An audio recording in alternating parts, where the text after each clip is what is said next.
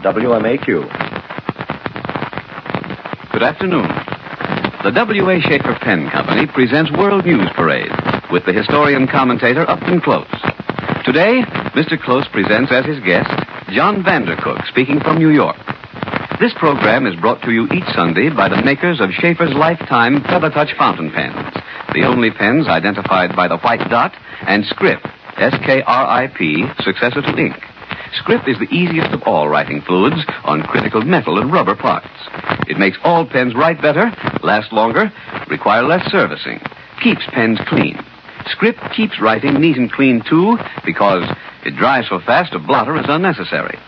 Get Scrip in the double-size Scripwell bottle. It saves valuable packing material as well as money. You get twice the quantity of the world's finest writing fluid for just a dime more. For better pen protection, always use Schaefer Scrip. And now, Mr. Upton Close. Headlining the parade, Allied air banners fly victorious from the Solomon Islands to Berlin. Big American bombers have raided the railway yards at Rouen, France. Overnight, the British dropped twice as many explosives on the German capital as the Luftwaffe ever dropped on London. Bombing of another Jap base in New Guinea puts the weird name of Wewak in the parade. McCarthy, finding 250 Jap planes grounded at Rabaul, has additional proof that an enemy move is in the making, while continued American raids on Kiska give similar warning to Tojo, who once again is operating at Attu in the Aleutians. Challenging the RAF for first place in the week's parade swim the sharks of modern war German U-boats. Pledged to kill and kill, they turn Allied sea lanes to graveyards with claims mounting hourly. Hitler, surrendering control of the army to Keitel, is reported in command of the Navy. As the Russian war front swings into view, Red armies drive on Smolensk. Unusual weather plays hob with the offensives of either side, and the Nazis' wedge from Kharkov hasn't widened dangerously. Better weather greets the parade in North Africa, but the Meretz line still blocks the path of the British 8th Army, although there are signs of an impending breakthrough. Germany prepares for the inevitable by building more forts and denuding occupied countries of manpower. Rebellion grows in France. Vichy'ites continue to desert Laval for Giraud, and de Gaulle, moving toward North Africa, paves the way to meeting Giraud with soft and, for him, conciliatory words. Mussolini's balcony exhibitionists duck for cellars as RAF planes roar overhead, withholding their fire because a near miss on Il Duce might mean a direct hit on the Vatican, where the Pope convalesces from influenza. But chalk scrawls on Malta's bomb-gutted buildings reading, "Bomb Rome," may be the handwriting on the wall for Rome. Dante's inferno of food problems burns up the parade. The mess indicates butcher shops and grocery stores should display doorway signs reading, "Abandon hope, all ye who enter here." Chester Davis runs for Washington to put out the fire and become the fourth boss man of that name, along with OWI's Elmer Davis, WLB's William Davis, and Norman Davis of the Red Cross. What a barbershop quartet they would make. A big tax clock ticks away, wasting time in the parade as the slogan becomes for taxpayers awaiting their fate, "Pay as you go, crazy." A picture of black-brown defiance, punctuated with an unlighted cigar, John L. Lewis romps through the Truman Committee. Lewis, his own food furnace, amply stoked, wants the bellies of his miners inflated, says no government agency, meaning WLB, can keep 238 economists on the payroll and get anything done, which makes better sense than his veiled strike threat. Empty float in the parade carries the banner of Madame Jiang Kai-shek, who is going to speak to you in person this morning on our Schaefer Hour. This charming ambassadress couldn't appear because of doctor's orders, but we'll hear something about her home life next week when a lady who lived with her family is going to talk here with me. The big end piece in the parade is ushered in with decidedly fishy aroma, advertising renewal of the Russo-Jap Treaty, and we'll interpret that news development after we hear from our guest. The first carload of Gaiuli sap went to market yesterday. That's rubber in the California parade, and Bill Jean turned out an experimental batch of his rubber with a 10-to-1 yield out of his Paris seed. And from England comes word that English private motorists will get some American rubber. And there are new weapons in the parade. Little Victory airplane carriers sliding down the line here in California, and the anti-tank rocket gun called the bazooka, making Victory music. John Vandercook, NBC and Schaefer correspondent, stands by in New York, ready to direct the parade for the next few minutes. John, from your wealth of experience and observation, do you think an enemy air raid on the United States is a possibility? I should say, Upton, that possible is exactly the right word. Air raids on the United States are a distinct possibility. A possibility, perhaps, rather than a probability. But both our Axis enemies today do possess the means to attack not only our coasts, but also points in the Middle West. The United States at present is in no risk of having to undergo any such heavy, incessant mass attacks from the air as the British have suffered, or what the Germans are now getting on a vastly greater scale. But sporadic raids can happen. Whether they will come is entirely up to the Axis leaders. That decision is out of our hands. Though what would happen to those enemy air raiders when they got here is a matter very much in our hands. Those hands today are clenched into very capable defensive fists.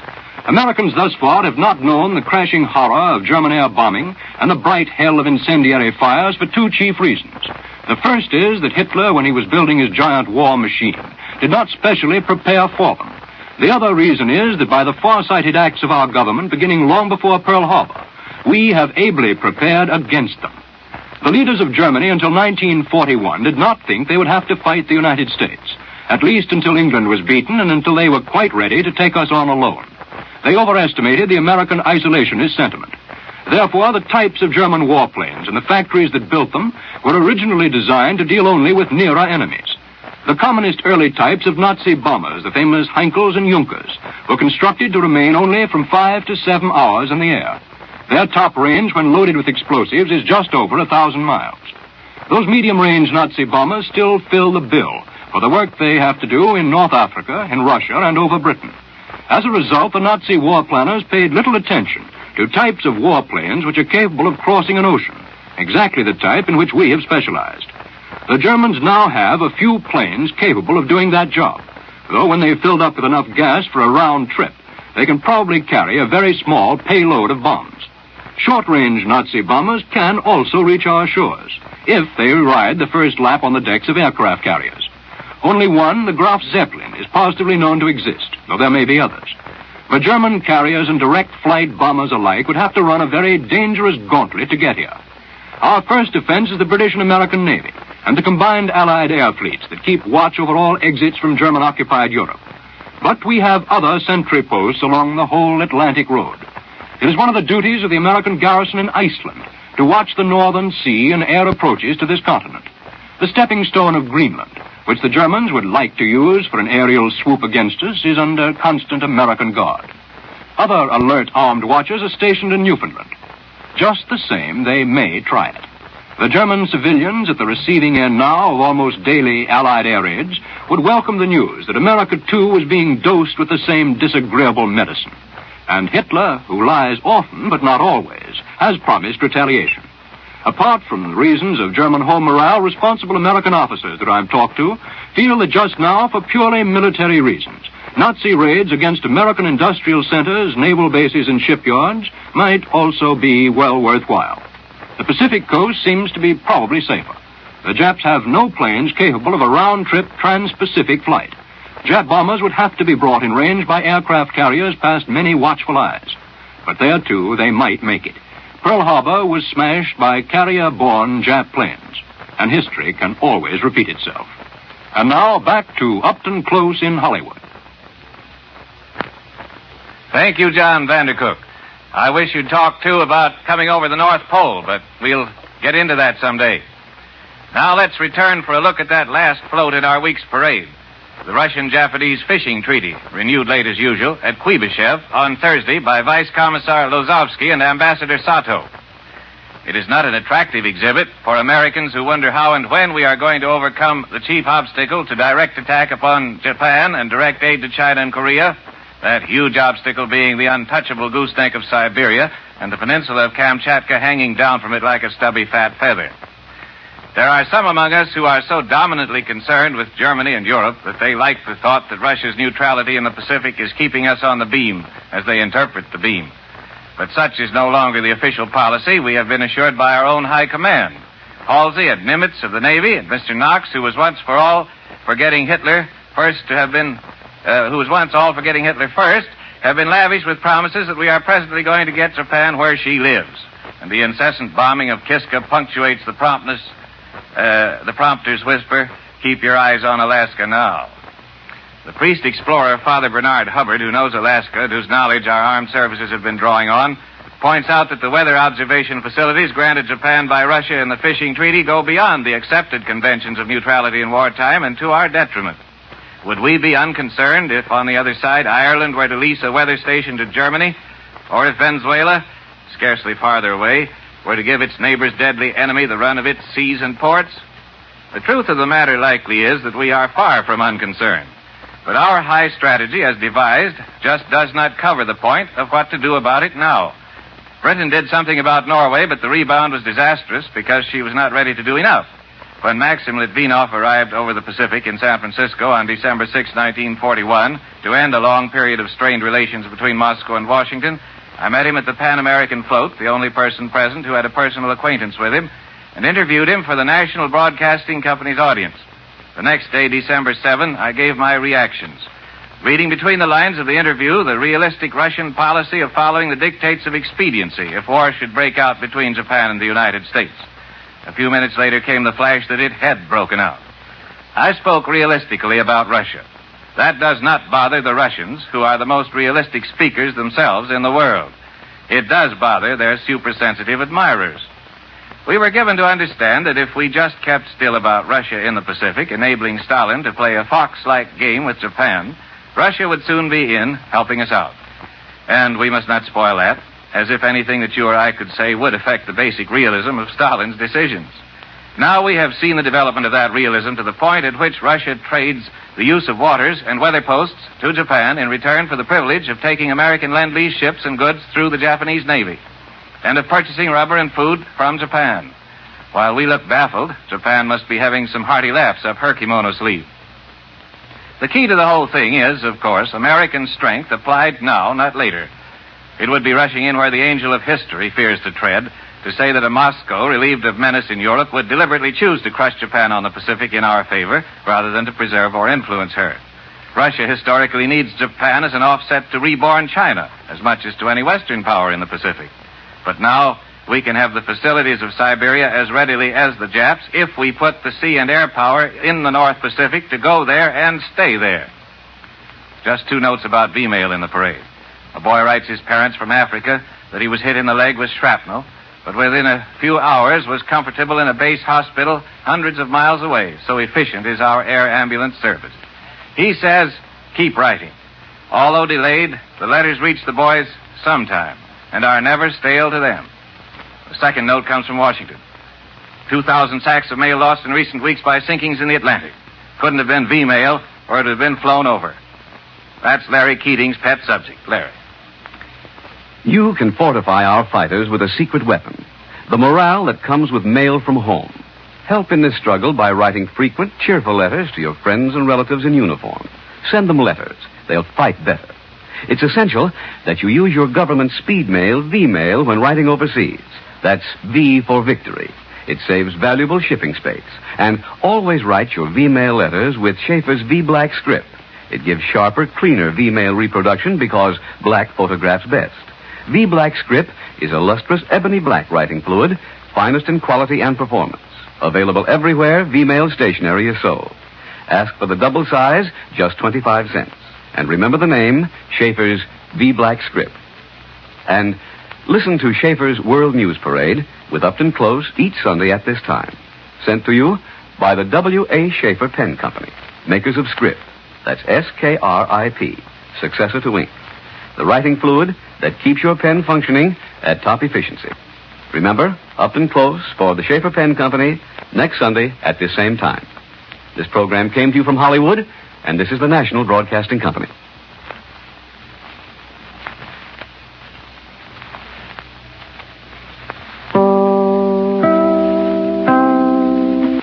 Chicago, WMAQ.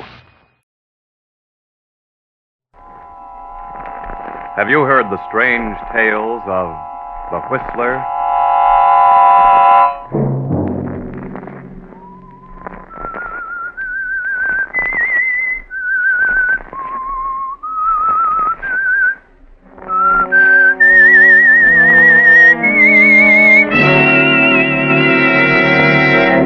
I'm the Whistler. I know John Blake isn't here. I know because he's disappeared. I know you're trying to keep it out of the press because you think he's been kidnapped. Another Sunday night, and again CBS presents The Whistler.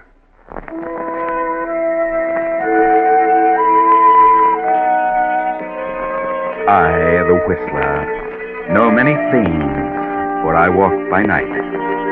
I know many strange tales, many secrets hidden in the hearts of men and women who have stepped into the shadows. And so I tell you tonight the amazing story of the penalty. Young Alan Harper stands at the window of his small office and stares gloomily out over the city as the lights flicker on in the dusk. Alan has troubles. Perhaps he should have kept his job as a private detective.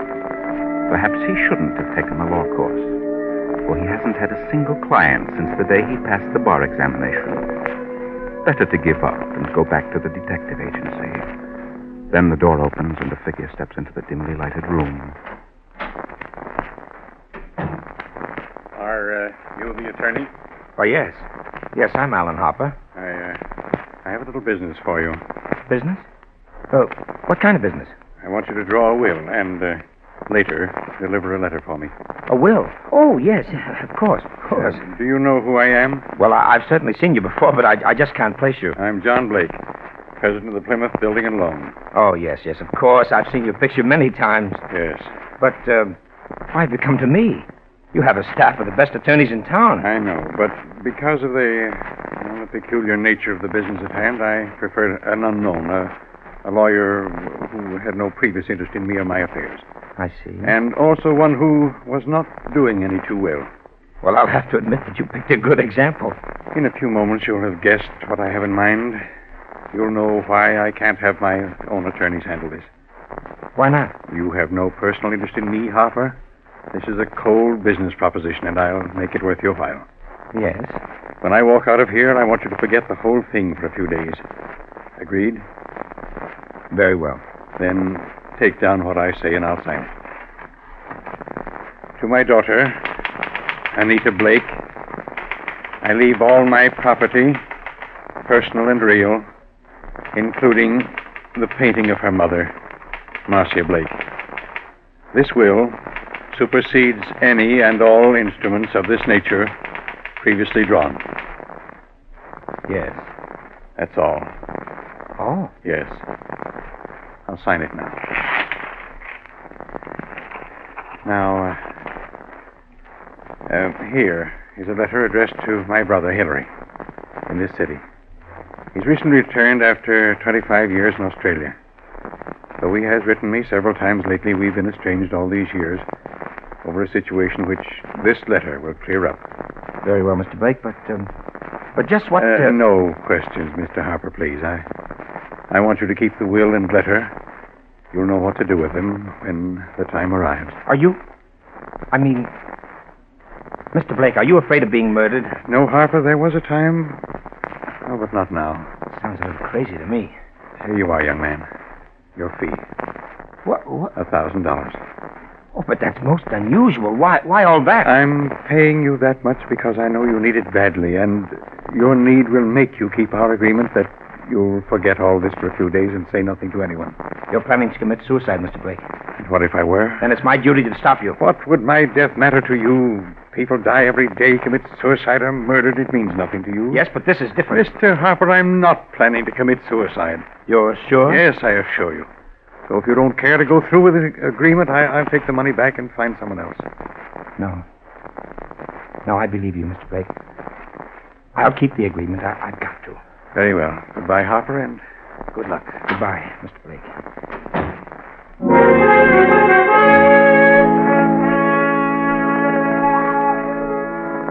Young Alan Harper sits pondering over the strange events.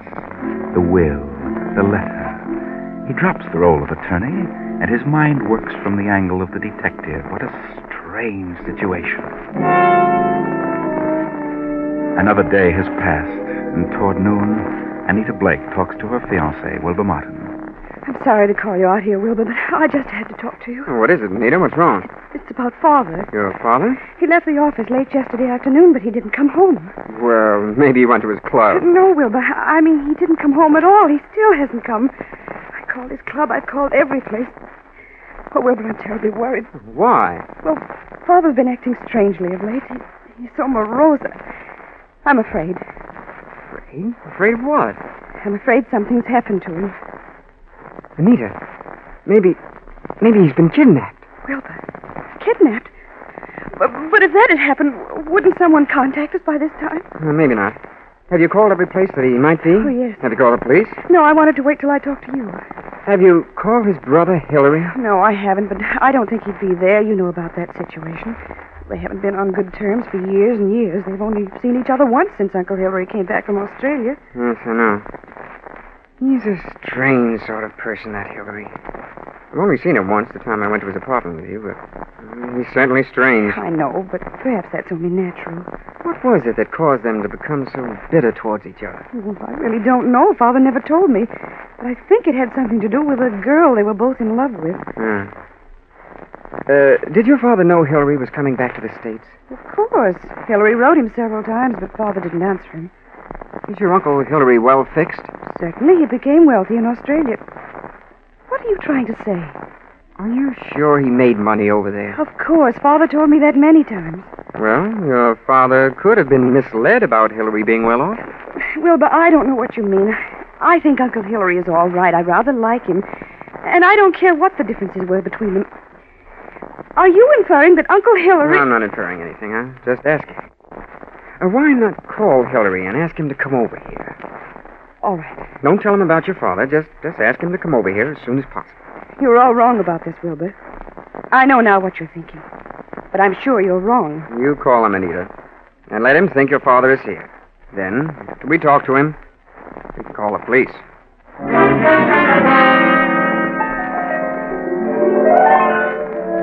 Wilbur is very clever. He may be right about Hillary. Maybe Hillary knows something about his brother's strange disappearance. But then Hillary is clever, too. Quite clever. A half hour later, Hillary arrives. What on earth is this all about? I'm awfully glad you could come so soon, Uncle Hillary. John Needle? Oh, you remember Wilbur Martin, Uncle, my fiancé. Yes, of course. What's wrong with you two? What's happened? Mr. Blake, how long since you've seen your brother? Why, it's been about 4 or 5 months, shortly after I came here from Australia. Wilbur, Would you like to have a few words with him? Why, certainly. What's happened? Wilbur, stop this nonsense. Uncle Hillary, Father is... Well, he isn't here. He's disappeared. What? Disappeared? Yes, and Wilbur thought maybe you knew where he was. I see. Well, but I don't know. I know that now, but, well, I just wanted to make sure. Don't let your imagination run away with you, Wilbur. Father didn't come home last night from the office, and I've called every place. Every place. Well, what do you think's become of him? Well, he's been acting very strangely. I'm afraid that he's committed suicide. Suicide? But Wilbur thinks that somebody may have kidnapped him for ransom. We could both be right. He could have been murdered. I suggest that you call the police at once and check the hospitals, the morgue, every place. Yes, of course. You call them, Wilbur, please. I can't. Yes, yes, darling. I'll attend to it.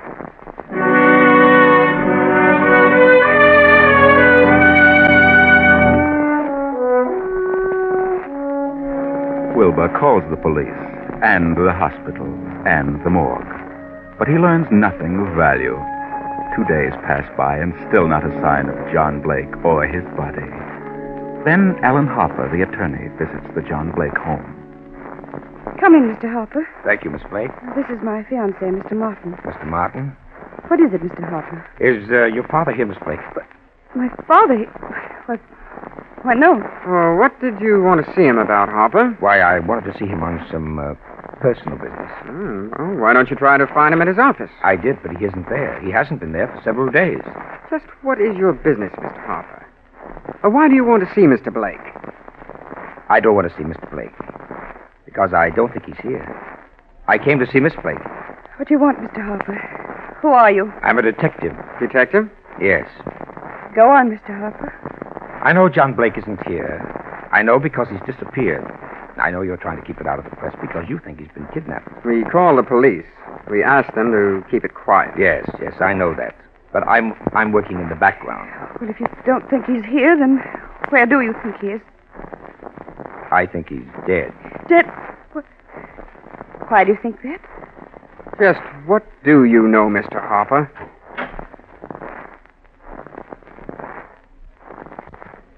Oh, here you are, Anita. I wanted to talk to you and... Mr. Blake. What? And who is this? Mr. Blake. Well, sir. You seem startled, young man. What's wrong? Oh, yes, I am, sir. I thought What did you think? Well, I thought you were dead, sir. That is... He's a detective. I'm sorry. I'm sorry, Mr. Blake, but... Well, I guess curiosity got the better of me. What are you talking about? Well, you remember. The agreement. What agreement? Wait a minute. Do you know who you're talking to? Yes, of course. John Blake. No, Mr. Harper. This is my uncle, my father's brother, Hillary. Hillary? Hillary Blake? Yes, my father's twin brother. Twins? John and Hillary were twins? Of course. Well, I didn't know that. Then apparently you know my father, John Blake. Yes. What did you know about him? You know where he is? Well, excuse me just a moment. I've never been so startled in all my life. Yes. Yes, now that I look at him, now that I recall his speech, there's a difference. And why do you think John Blake is dead, Mr. Harper? I've just come from police headquarters. You mean he's been murdered? No, not murdered. From all indications, he's committed suicide. Suicide? Are you sure? Oh, Father, I was afraid of this. This morning, a hat and coat and overcoat were found on the river docks. In the coat was a typewritten copy of a will made the day before yesterday. The hat bears the initials J.B. There was a will, you say? Yes. Could you identify the hat and coat, Miss Blake? Of course. Very well. Come in, Sergeant. This is Sergeant Hanlon. Do you recognize this coat and hat, Miss Blake? Yes. Yes, I do. They were father's. Oh, Wilbur. Yes, I can't understand it. But the hat and coat are not conclusive evidence. What about the will found in the pocket? Show them the will, Sergeant. You read it, Wilbur. Yes, of course. To my daughter, Anita Blake, I leave all my property, personal and real, including the painting of her mother, Marcia Blake. This will supersedes any and all instruments of this nature previously drawn. But no signature. I have the original. Here you are. It's the original and signed. Where did you get this, Harper? Look at the signature of the witness. Alan Harper. You witnessed the signature? I did. And how do you explain that, Mr. Harper? Because I typed the will for John Blake the night he disappeared. He signed it, and I witnessed the signature. But why should he come to you, a detective? It's true that I'm a detective, but I'm also an attorney at law. But Mr. Blake has his own attorney. Nevertheless, he came to me to draw this will. And if I hadn't recognized him from his pictures, I wouldn't have witnessed the signature. You recognize your father's signature, Anita? Yes. Yes, it's his, all right. I still can't understand the reason for his doing such a thing. He had everything in the world, everything to live for, money, position. He must have been out of his mind. Well, I'll admit he did act very strangely, but he seemed to be rational enough. But this still isn't proof that he's dead. There's no body, no proof that he committed suicide. The body may not be found for days, but this evidence at hand certainly indicates that a body will be found eventually. Maybe not, Mr. Harper. It's possible they could have... What were you going to say? Nothing. Miss Blake, in a way, I blame myself for your father's death. How do you mean? While he was dictating the will, I had a premonition that he was planning to kill himself. When I confronted him with my suspicion, he was able to convince me that he had no such intention. It's obvious now why he came to me. Why? He wanted someone who didn't know him personally. His own attorneys would have been able to see through his plan and prevent his carrying it out. But why did he make this new will if he'd already made one? Yes, that's what I'd like to know. Well, I'm still not convinced that he committed suicide. No? Well, maybe this will help. Here's a letter he asked me to deliver to Hillary Blake. A letter? To me? Yes. He said it would clear up a few things. Well, what does it say, Uncle? It says several things. Things he'd never have said unless he were going to die. Suppose you read it, Wilbur. Yes. Hillary, for 25 years now, jealousy and bitterness have kept us apart. I know why you stayed over there in Australia all these years. I know you loved Marcia, that she was rightfully yours. But I loved her too. I couldn't go on without her. I know you despised us both all these years, and I pretended to despise you. I had to pretend because I lied to Marcia. I told her you were engaged to a woman in Australia. Marcia is innocent. I was to blame. When Marcia died last year, you wrote that you were coming back. I knew that your resentment had faded, but I didn't answer you. I've kept away from you because I just couldn't face it. I told you all this because things have happened, which you will learn soon enough, that have decided me to close my book and write finite. I have made a new will, leaving everything I possess to Anita. Anita is young, Hillary. I beg of you to watch after her as though she were your own, which, but for my selfishness, she might well have been. Forgive me, Hillary. John. Well, this certainly indicates suicide. What does he mean by things have happened? That, Miss Blake, is the motive for which we'll just have to wait. Yes. For that and the body.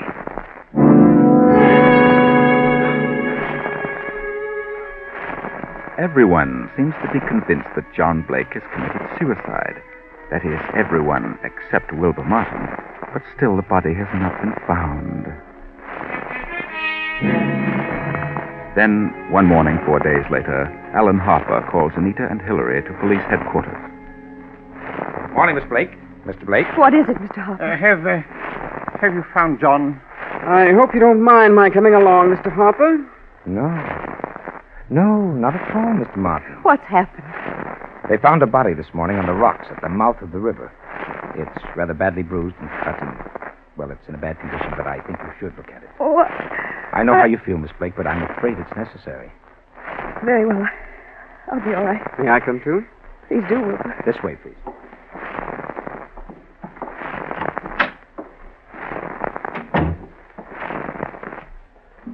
Here we are. Wilbur. What do you say, Miss Blake?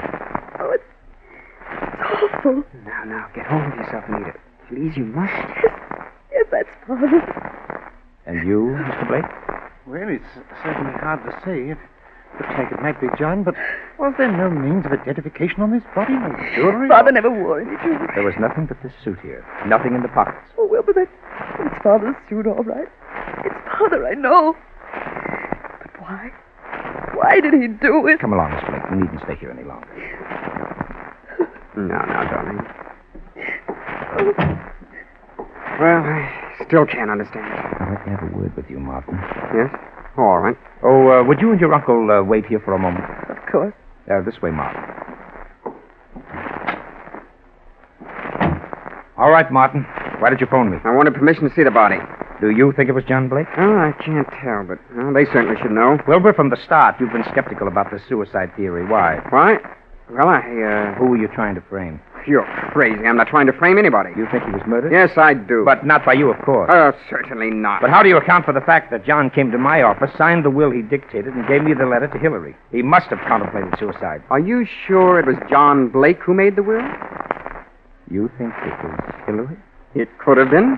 But John's temples were quite gray, and he had no trace of an accent. Hillary could have dropped the accent and grayed his temples. Go on. He could have gotten hold of John's clothes and hat. And after he left you, he could have killed John and thrown him in the river and left the evidence at the riverfront. And why would Hillary kill John? Well, there have been several reasons. Maybe because of Marcia. Several reasons. Did John Blake object to your engagement to Anita? No. Why should he? Anita Blake identified her father's handwriting on the will and the letter to Hillary. She identified the body, but you keep harping about murder. Maybe she only thought it was his handwriting. You'd better be careful, Wilbur. If you're trying to make a murder out of this, you may hang yourself. What? How? False accusation. I've still got the will and the letter to Hillary. I checked with papers at John's office. The writing is the same. Maybe Hillary is clever at forgery. Maybe. Did you have the experts check the writing? Not yet. Well, then how can you tell unless you had a sample of Hillary's writing? I take it you have a sample of Hillary's writing. You found the letters from Hillary to John? Yes. Found a packet of them. It's on his desk. Good. That, Wilbur, is what I was waiting for. Well, there they are. Several of them tied together. Now, I'll tell you something. I never thought John committed suicide. I think he was murdered. You do? Yes. And before you go, Wilbur, I'd like to have a sample of your handwriting. Here on this pad. Very well. Thank you, Wilbur. I'll see you tomorrow.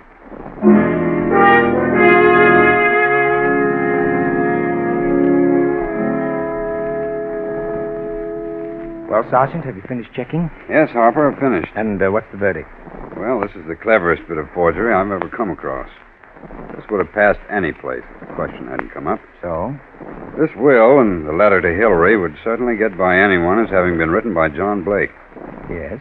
When comparing the suicide letter from John to Hillary with this letter Hillary wrote from Australia, we notice a difference, but a basic similarity. Would the fact that they're twins be the reason for that? No, on closer examination, we find characteristics which couldn't appear in both letters if they were twins. Then you agree with me that Hillary must have written the suicide letter and signed the will. I certainly do. It's a tough thing to prove. I think you're on the right track, but, well, all I can do is bluff it through, eh? I'm afraid you'll have to work on forcing a confession on this case. Did you check all these letters from Hillary? No, just those on top. Well, I'd appreciate it if you checked them all. Well, just as you say. Now, what about young Wilbur Martin? Well, so far I can't see much in him to worry about. But then you never can tell.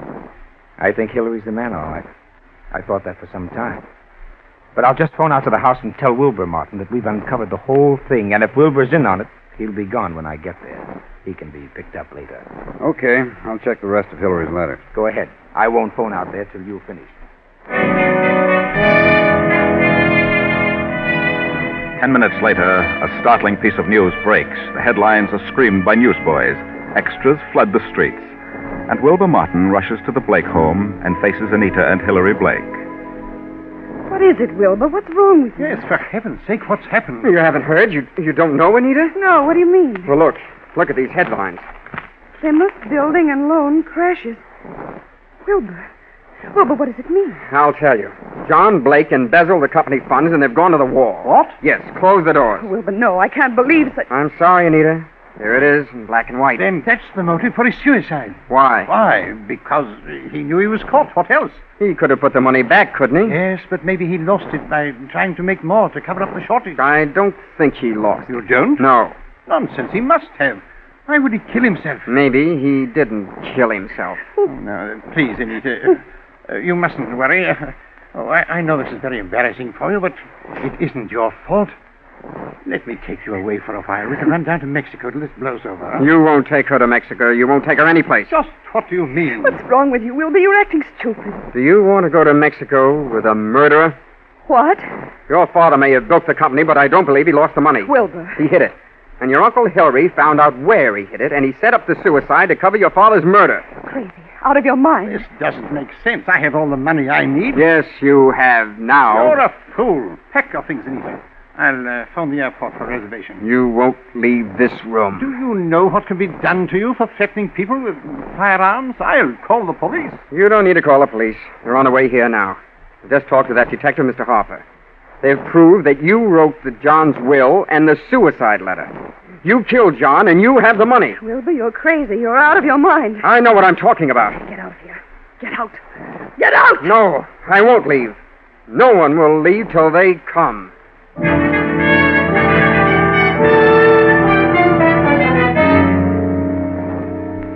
Well, you got here just in time, Mr. Harper. Hillary was going to Mexico on the next plane and taking Anita with him. Mexico? Yes, he knows everything. I just told him about the handwriting discovery. John Blake stole the money from the loan company. Hillary here found out about it and learned where it was hidden and killed John. He's talking nonsense. Mr. Blake, Sergeant Evans here is the police handwriting expert. He's examined the will and the suicide letter from John. He's also checked them with your recent letters from Australia. What? And your letters from Australia show a definite resemblance, the same characteristics which appear in the will and the suicide letter. You wrote the suicide letter? Definitely. And we can get a conviction on it. Ridiculous. But there's something else. The will mentions a painting of Marcia Blake, Anita's mother. Where's that painting? Well, there it is on the wall. Just a moment. I hope you don't mind, Miss Blake.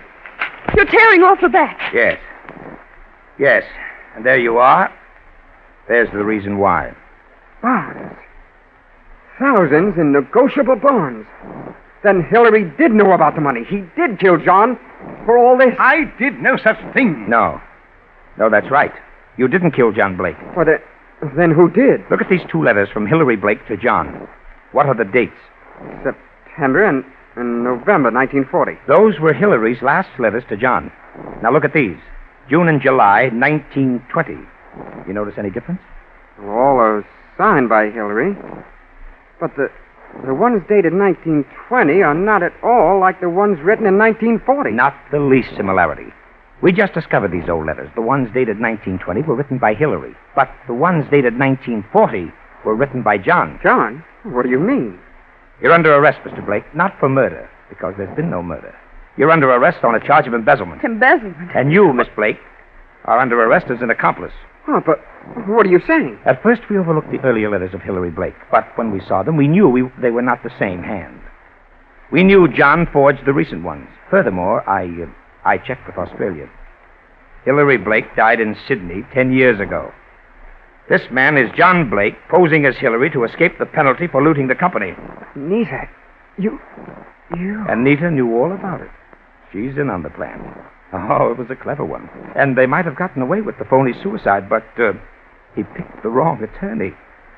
Oh, here's your $1,000, Blake. But I'm afraid it won't do either of you much good now. Well, that's the story. John had gone to great lengths in laying his plan, but he made a mistake by failing to destroy the early letters from Hillary, and he underestimated Wilbur's intelligence. John had covered every point. He had even established residence in an apartment as Hillary, had used the story of estrangement as an excuse for not associating with Hillary. And what of the body in the morgue? That's where they slipped again. The police knew the identity of the body. That was merely a trap laid by Alan Harper. Anita was too quick in identifying the first body she saw, too anxious. It was obviously not her father, but the finding of an unidentified body seemed so convenient that she jumped at the chance to declare it was John Blake. Yes, there's many a slip twixt, but you know the rest.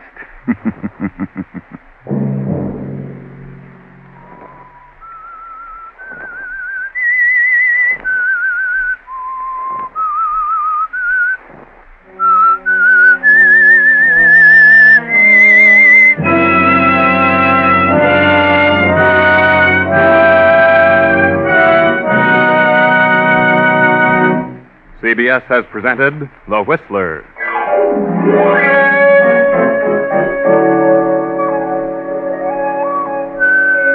Original music for this production was composed and conducted by Wilbur Hatch. The Whistler is written and directed by J. Donald Wilson and originates from Columbia Square in Hollywood. Next week, same time, I, the Whistler, will return to tell you another unusual story. Good night.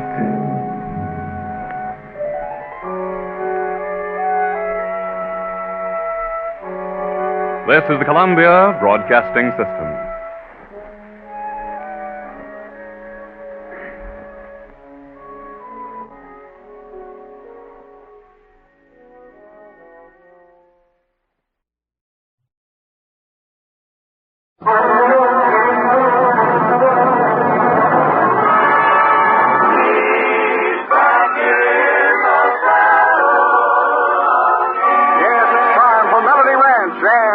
Autry. I'm back in the saddle again, out where a friend is a friend, where the longhorn cattle feed on the rolling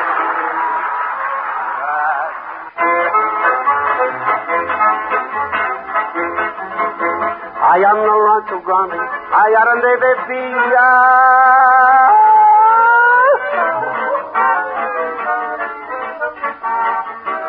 Una rancherita que alegre me decía, que alegre me decía.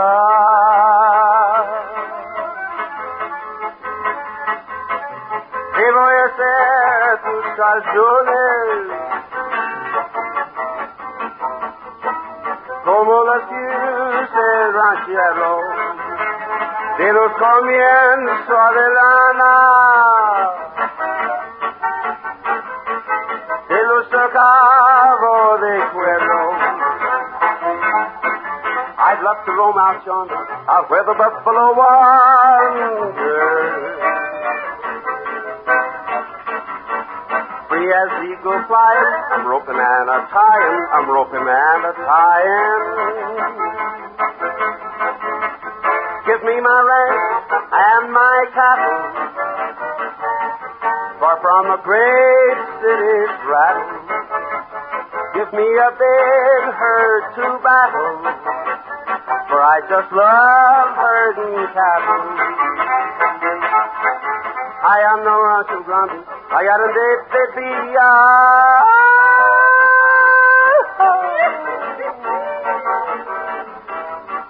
Había una rancherita que alegre me decía, que alegre me decía.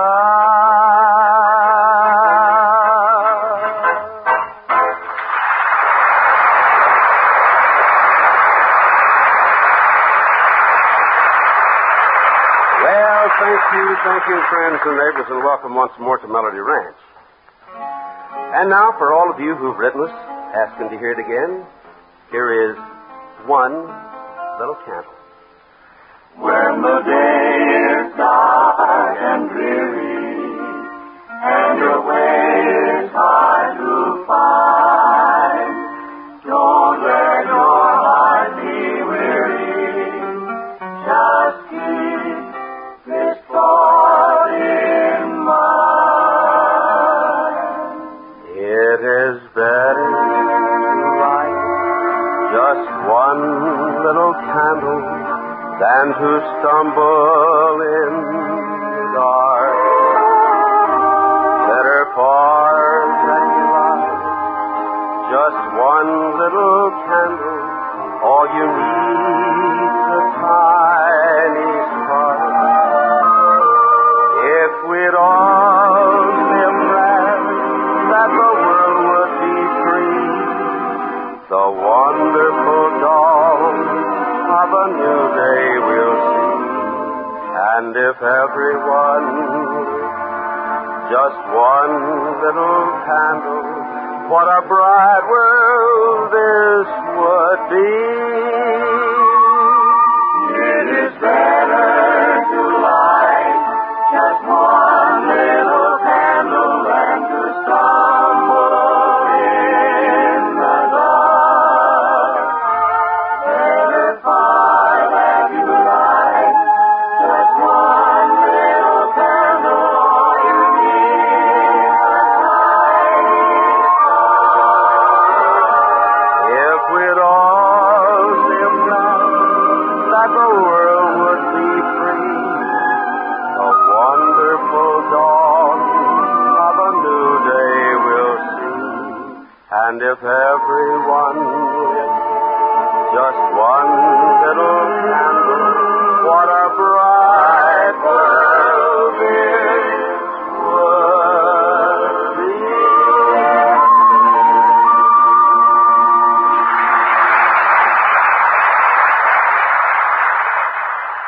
Patrick, old boy, here we are back in good old Chicago, the Windy City. Yeah, you think it's windy now, just wait till them political conventions get here next month. But you can say that again, brother. Say, by the way, Patrick, I imagine that Chicago is quite a bit different than your hometown, isn't it? Oh, you can say that again, Mr. Artery. Back in my hometown, Winston County, there ain't much to see, but what you hear sure makes up for it. Oh, I see. Folks really like to gossip, do they, kid? Do they? They never stop. In fact, as Papa used to say, we know whose checks is good and whose husband ain't. Well, now, incidentally, speaking of checks, Patrick. I shouldn't have mentioned it. The bank just returned that last one that you gave me here about 2 years ago for $200. Good. Now you can spend it again now, can't you? No, I can't spend it again. The bank says that you're overdrawn. Well, so try another bank. They can't all be overdrawn. Now, look, Bud, don't get so smart. For your information, your check came back marked no funds. Well, you're lucky. Most of them come back marked no bank. That reminds me, Mr. Artery, I got to look up my cousin Jerome while I'm up here in the big city. He's sort of the black sheep of the Buttram family, you know what I mean. The black sheep, huh? Yeah, the rest of us just kind of a dull gray. He's black. Well, now what's wrong with Jerome? Well, I'll tell you, when he was just a kid, he'd swipe things, little things, you know, but he'd always take them back. But now it's different. You've really got to give that kid credit. He's a crook. Where does he live? In Joliet. They accused him of stealing a watch, you know. Well, didn't he? Not according to Jerome, he didn't. Seems he had a good lawyer and a good alibi. There was only one little weak spot in his defense. And what was that? They found the watch in his pocket. Poor Jerome. Yeah, well, I forgot. I got to get going here. You see, I met a girl here in Chicago, and I got a date tonight. Oh, I might have known. Where are you going to take her? Over to Soldiers Field. Now, wait a minute. Oh, that'll be nice. Say, there isn't anything going on at Soldiers Field tonight. Don't worry, Bud. They will be when we get there. So long, Mr.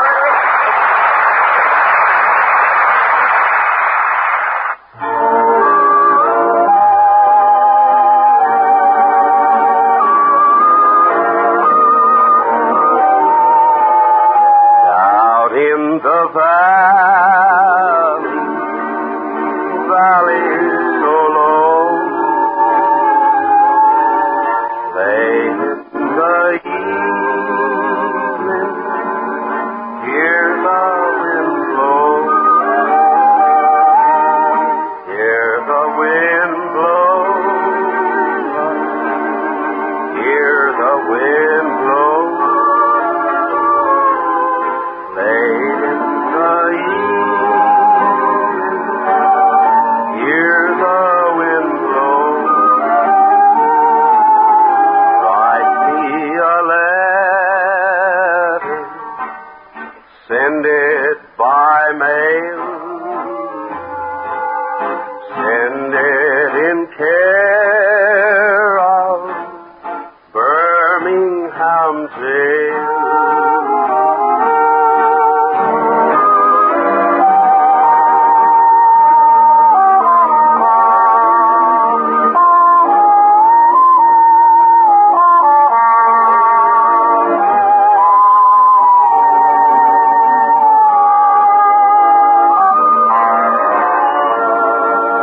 Roses love sunshine, violets love dew, angels in heaven know I love you, know I love you, know I love you. Angels in heaven know I love you.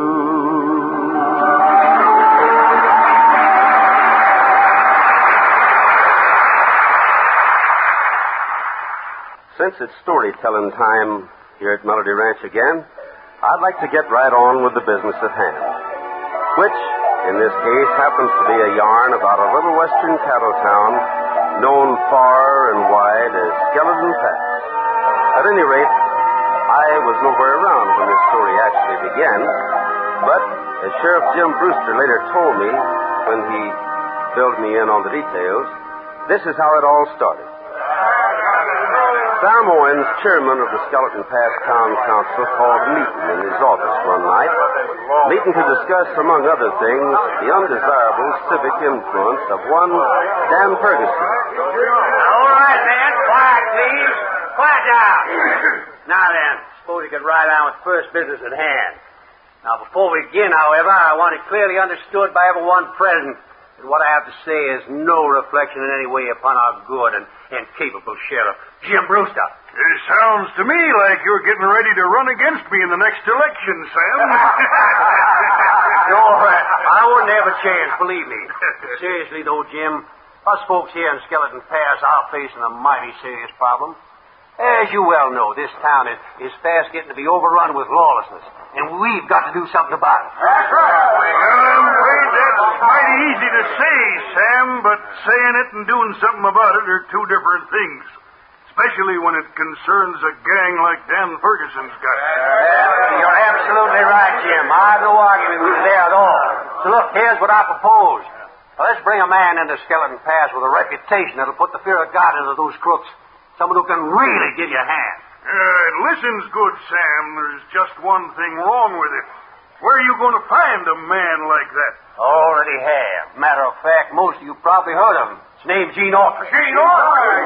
You mean the guy that owns that Melody Ranch spread about 30 miles north of here? That's the one, Jim. He's assured me of his help, and he's ready to come at once. Well, then what are we waiting for? I say let's get him over here as fast as we can.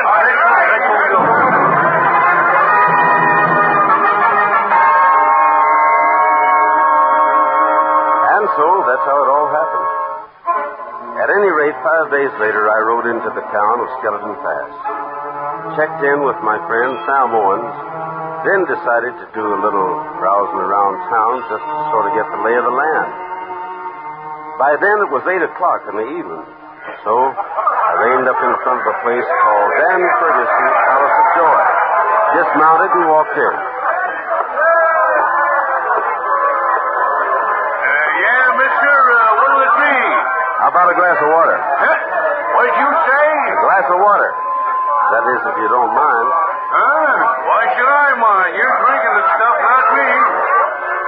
Here you are. Oh, excuse me a minute. Yeah, Ramrod, what'll it be? Not right now, Joe. Just wondered if you heard the news. You mean about that stranger, Gene Autry, coming in to clean up the town? That's exactly what I mean. Just watch the fireworks start now. He'll make this bunch of amateur gunsmiths around here hunt for cover and fast. No kid. You know him, Ramrod? Do I know him? Why, I saved his life once. Is that a fact? What's this, a fact? It was down in the Pecos country a few years back. Autry walks into this here saloon, and before he knows it, about 20 guys jump him. No. I could see they had him cornered, so I whipped out my 245. While Autry's bugging what's in front of him, I was bugging him that was bent on shooting him in the back. Anyway, after the smoke had cleared away, we walked out of that place without a scratch. And he sure appreciated what you done for him. I say he did. He says to me, Ramrod, old partner, I reckon I owe my life to you. No kidding. Oh, excuse me, stranger. Something else I can do for you? Well, yeah. You might give me another glass of water if you don't mind. Did you say water, mister? That's right. Why? Well, no special reason. Only this guy I just heard about Gene Autry. He used to drink water all the time, too. Oh, that's all? Yeah. Say, by the way, you're new around Skeleton Pass, ain't you? Yeah. Just got here this afternoon. Well, now, is that a fact? What's your name? Autry. Gene Autry. Incidentally, Ramrod, thanks again for saving my life.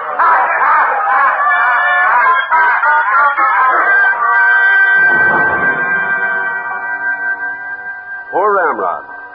He didn't have a chance after that. Anyway, getting back to the story, the next morning, Sheriff Brewster officially deputized me. 2 hours later, we started putting up signs all over town. Said in the beginning, noon the next day, it would be illegal to carry a gun on the streets of Skeleton Pass. Then, just to emphasize our point, I had a big barrel moved out in the middle of the town square. Well, sir, by noon the next day, I was mighty surprised to see how well my plan was working out. It's a good idea, all right, Autry, if everybody turns their guns in. But what about Dan Ferguson's gun? Now, wait a minute, boys. Don't worry about him. Don't worry. They'll be shown the same courtesy as anyone else. If they voluntarily turn them in, fine. If they don't, then I'll go after them. Well, in that case, I'm with you. Here's my gun. Well, thanks, boys. Thanks a lot. By the way, mister, what about you? The rest of these punks can do what they want. My gun stays where it is till Dan Ferguson gives me orders to take it off. Hey, listen. I'll ask you just once more. Put your gun in the barrel. And what happens if I don't? Well, I'll tell you. In a case like that, I generally walk over to the man that... I get what I ask for.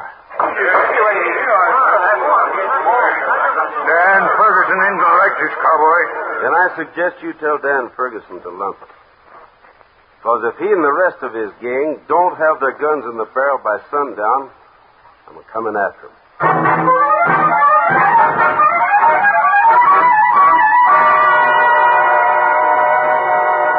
And go after my dead. Because sure enough, come sundown, not a single one of Ferguson's gang had voluntarily followed the sheriff's orders. So just shortly after 8 o'clock, I tightened up my gun belt, once more headed for Dan Ferguson's Palace of Joy.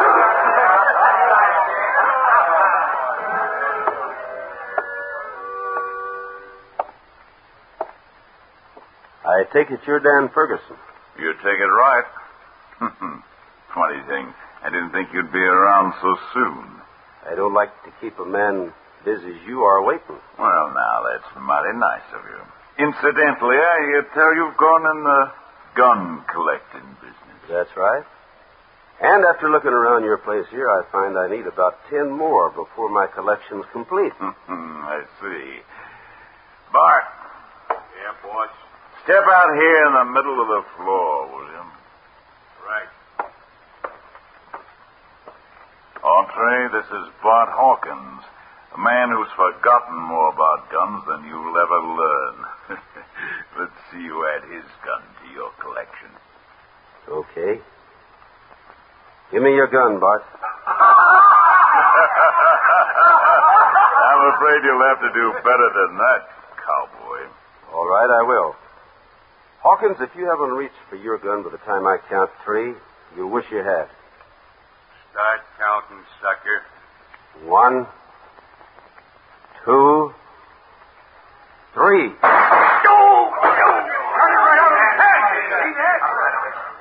Pretty handy with a gun, aren't you? Handy enough? There's just one small thing you're overlooking. Yeah? What's that? How long do you think you can get away with this? How long I get away with it isn't important. But one thing's sure. When I feel there'll be somebody else coming along to take up where I left off. Why, You haven't dropped your gun, Ferguson. Or maybe you'd rather reach for it. Which will it be?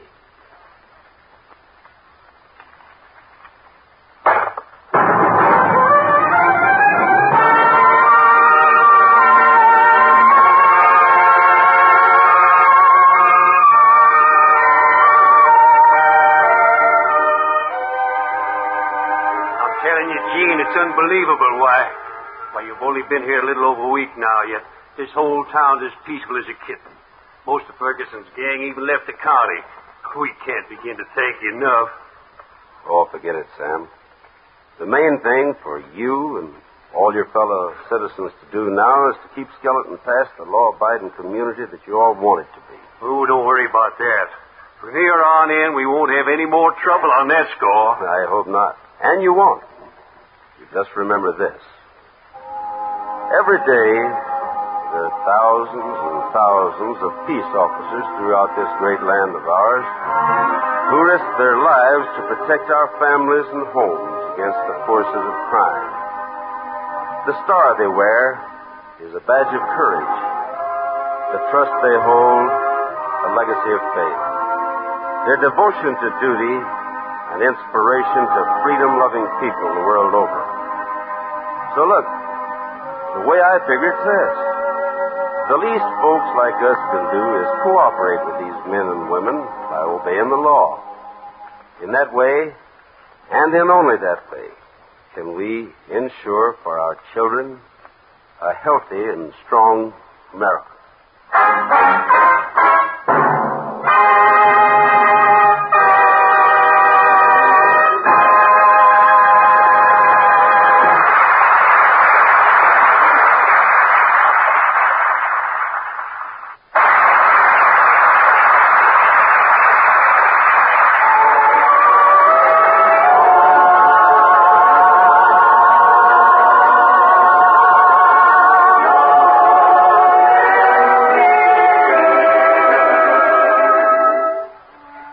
You know, when you mention the name of Cole Porter to most folks, they immediately associate him with some of the greatest music ever written for the Broadway stage. But strangely enough, his favorite, and the song that outsold all the rest, was a tune he wrote about the wide open spaces. Remember? Let me roam the wide open range. Oh, give me land, lots of land under starry skies above. Don't fence me in. Let me ride to the wide open country that I love. Don't fence me in. Let me be by myself in the evening breeze and listen to the murmur of the cottonwood trees. Send me off forever, but I ask you, please, oh, don't fence me in, just turn me. Let me straddle my old saddle underneath the western sky. On my coyotes, let me wander over yonder till I see the mountains rise.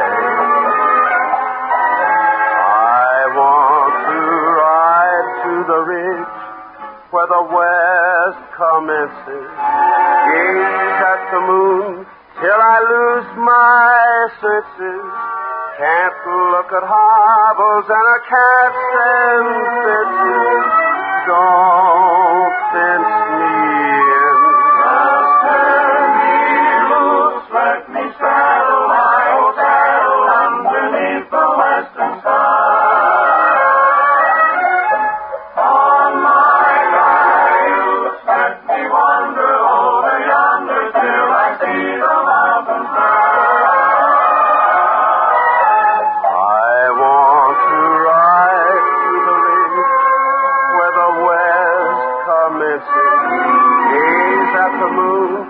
Till I lose my senses, can't look at hobbles and I can't stand fences.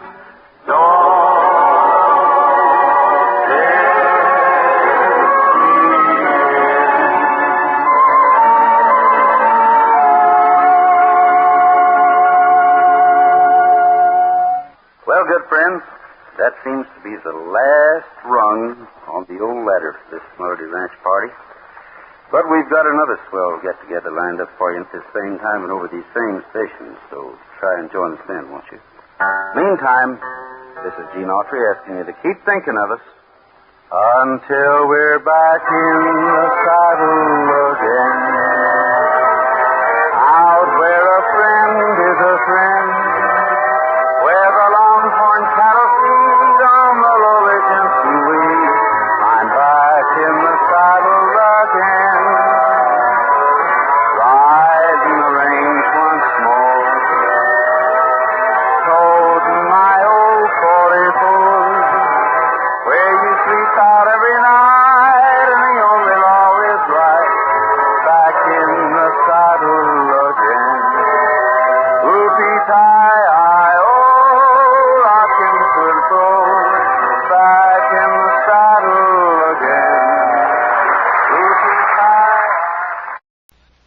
Kraft presents The Great Gildersleeve. The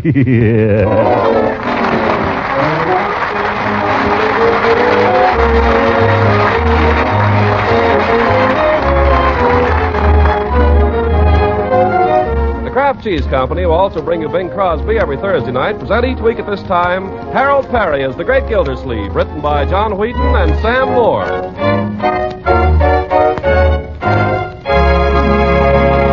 We'll hear from the Great Gildersleeve in just a moment. But first, if there are cheese lovers in your family, you're probably wondering how to adjust their appetites to your red stamp ration booklet. But that's easily solved when you learn how simple it is to extend such favorites as Pabstet, the delicious golden cheese food of 100 uses. You see, a great many of those 100 uses combine the unique cheddar cheese flavor of Pabstet with other foods for appetite-tingling results. So Pabstet becomes an economical luxury that you can use thriftily and often. Take leftover meats or vegetables or fish. Add a smooth, appetizing cheese sauce made with Pabstet, and you have another delightful main dish for another meal that's wonderfully good to eat and extra nourishing. Yes, besides adding flavor goodness when you melt or toast or slice it, Pabstet helps supply many of the milk nutrients your family needs. Milk protein, milk minerals, food energy, vitamin A, and vitamin G that's also called riboflavin. So remember the name Pabstet, the delicious golden cheese food that comes in a flat, round package. Pabstet, the nourishing cheese food of 100 uses.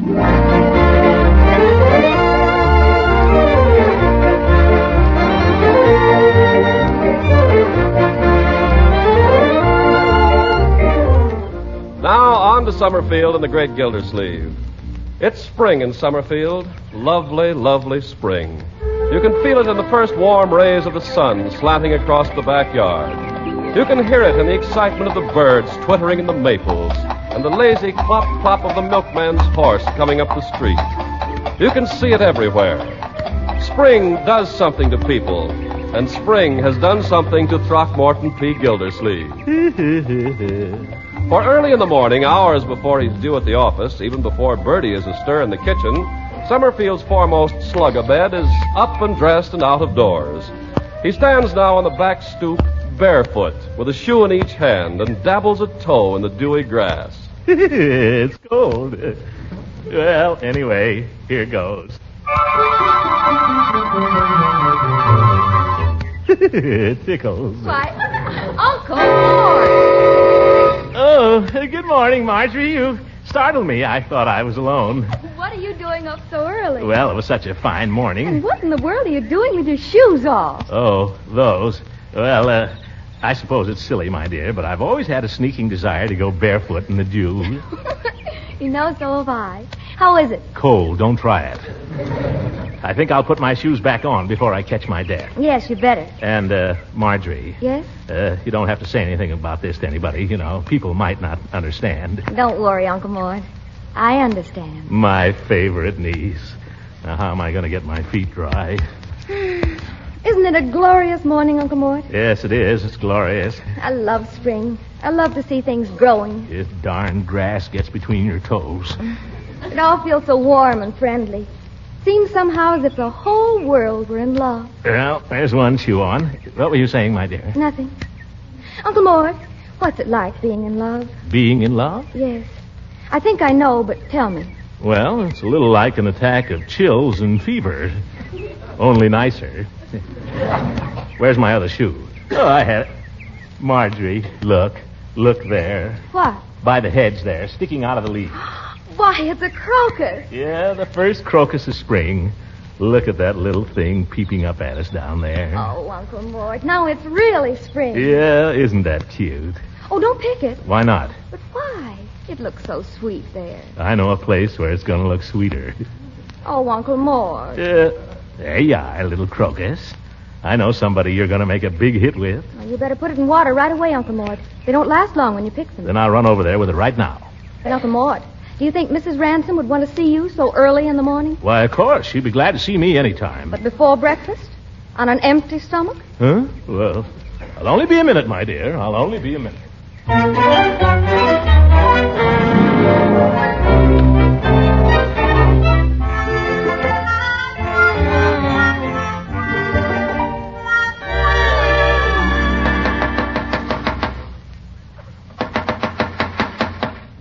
That's funny.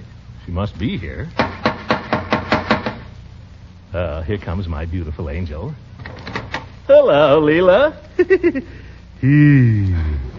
Throckmorton, what on earth are you doing here at this hour in the morning? I've got something for you.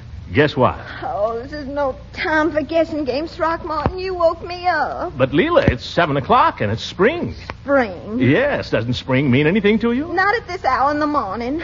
Please go home, Throckmorton. Oh, look what I brought you, Leela. The first crocus. Isn't it pretty? Yes, it's very pretty. Yeah. Let me put it in your hair. No, Throckmorton, and take your foot out of the door. Why, Leela. Just one little springtime good morning kiss? No, Throckmorton, you may not kiss me. What? No. In the first place, it's too early, and in the second place, you haven't shaved.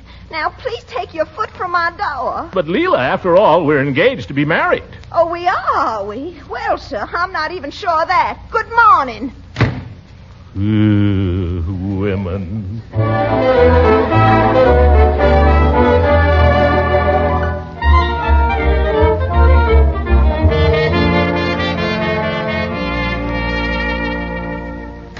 Is that you, Uncle Mort? Yes, my dear, it's me. Come on in. We have company for breakfast. Company? Oh, so it's you, hooker. Yes. Old goat, what are you laughing at? You look so darn silly with that crocus in your hand. Crocus? Oh, yes, I just picked it out in the garden. That's funny. When I came past Leela Ransom's house a moment ago, I could have sworn that you were trying to give that crocus away. No, see here, hooker. I didn't invite you here to breakfast. What are you doing hanging around this neighborhood anyhow at this hour of the morning? Well, I came to weed my victory garden. Oh, yeah. With that victory garden in the lot next door, I can see we'll get plenty of drop-in trade. Have some breakfast, Uncle Mort. Maybe it'll cheer you up. I'll try it. Bertie. Yes, Mr. Gildersleeve. Morning, sir. Good morning. Put this crocus in water, please, and then bring me 2 3-minute eggs, half a grapefruit, and plenty of toast and coffee. Yes, sir. Oh, Bertie. Yes, Judge? Seeing as how it's such a nice day, you can give Mr. Gildersleeve a few of those little sausages that I brought over here. Yes, sir. Did you say sausages, Judge? That's right, Gildy. Well, now, that was mighty friendly of you, although I hate to admit it. Yep.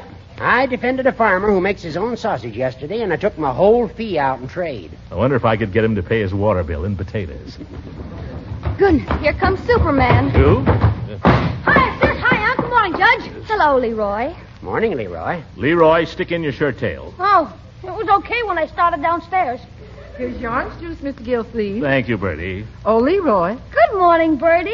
Don't soft soap me. Was you in my cake box last night? Why, no, Bertie. Now, Leroy? No, honest, I wasn't. Oh, Leroy, nobody's going to hang you. Why don't you own up? Oh, because I never touched the darn cake. Wait a minute. What is all this? It's a case of the people versus Leroy, Throckmorton. The charge is larceny of a piece of cake. Oh, cake? Oh. Bertie, it's just possible I took a piece of cake last night. You say it's possible, Mr. Gildersleeve? Yes. That's good enough for me. Case dismissed. Hang the jury in habeas corpus. Bertie, you could very easily become a lawyer. Don't go putting ideas into her head, Judge. She's a good cook. Get those sausages, will you, Bertie? I can smell them from here, and they're ready. Yeah, Mr. Gildersleeve, you're right. Them sausages has reached that 0 hour. Yeah. Then bring them on. A plate of sausages, a nice 2-hour nap, and I'll be ready to go to the office.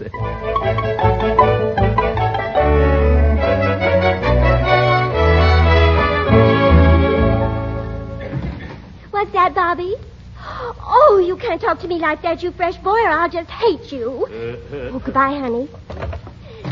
Good morning, Mr. Gildersleeve. Good morning. Good morning. Bessie. Thank you.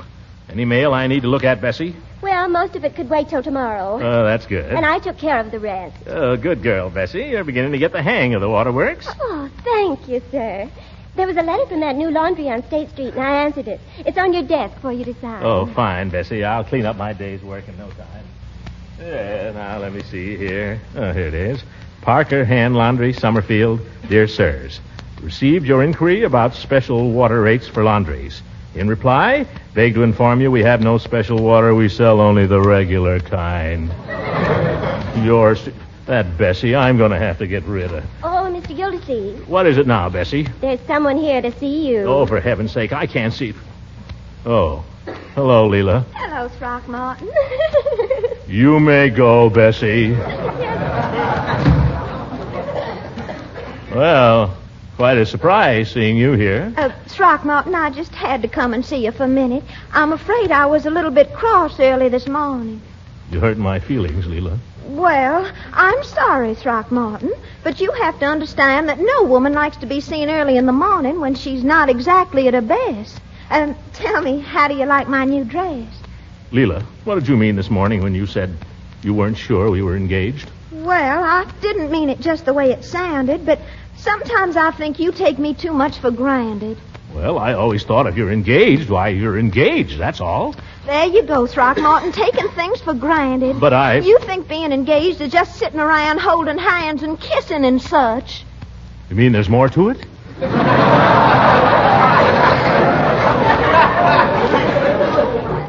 Of course there is. Our engagement should be a preparation for our life together, while we should be spending this time trying to develop some interests in common, things we like to do together.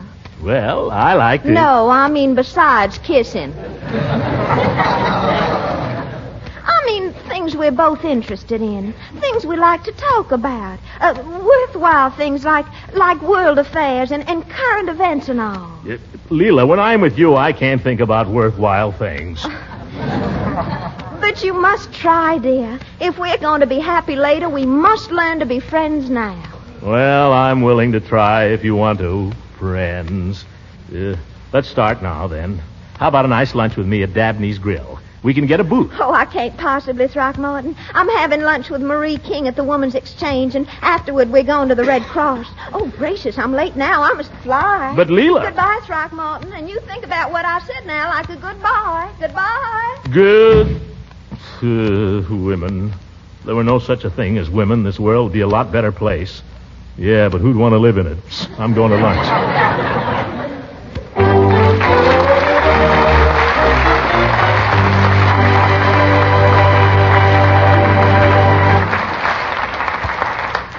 The Great Gildersleeve will be with us again in a few seconds. Meanwhile, let me suggest a really practical way to add extra nourishment and extra flavor to everyday meals. Dozens of ordinary dishes turn into very special treats when you add the delicious flavor of Pabstet, the nourishing cheese food of 100 uses. For example, use Pabstet in making a macaroni casserole and see how good tasting this economical dish can be with that grand cheddar cheese flavor baked in. Or melt Pabstet into a smooth cheese sauce and see how it transforms leftovers of meat or fish into exciting main dishes for the next meal and makes even the plainest of vegetables wonderfully appetizing. Pabstet slices perfectly, too. With fruit or pie or just by itself, it tops off wartime meals with a grand touch of cheese goodness. Yes, for real flavor and for some of the vitamins and minerals your family needs, ask your dealer for Pabstet. He may not always have it on hand because so much of the nation's dairy foods are going to war that supplies sometimes run low. But watch for economical Pabstet. Buy it when you can. Pabstet, the delicious cheese food of 100 uses.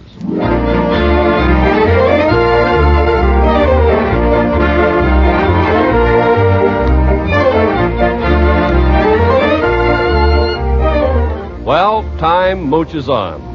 2 hours have passed while Gildersleeve, alone in Dabney's Grill, lingered over lunch, glaring at the women around him and muttering into his salad. And now, reluctant to get back to work, he's thought up an excuse to go out to the reservoir and confer with the superintendent. I hardly need to tell you that on a spring day, there isn't a pleasanter place in Summerfield than the reservoir. Cooler here. Charlie! Uncle Charlie! Might be in the pumping station. Charlie! Charlie Anderson! Not here. Well, it's a nice day.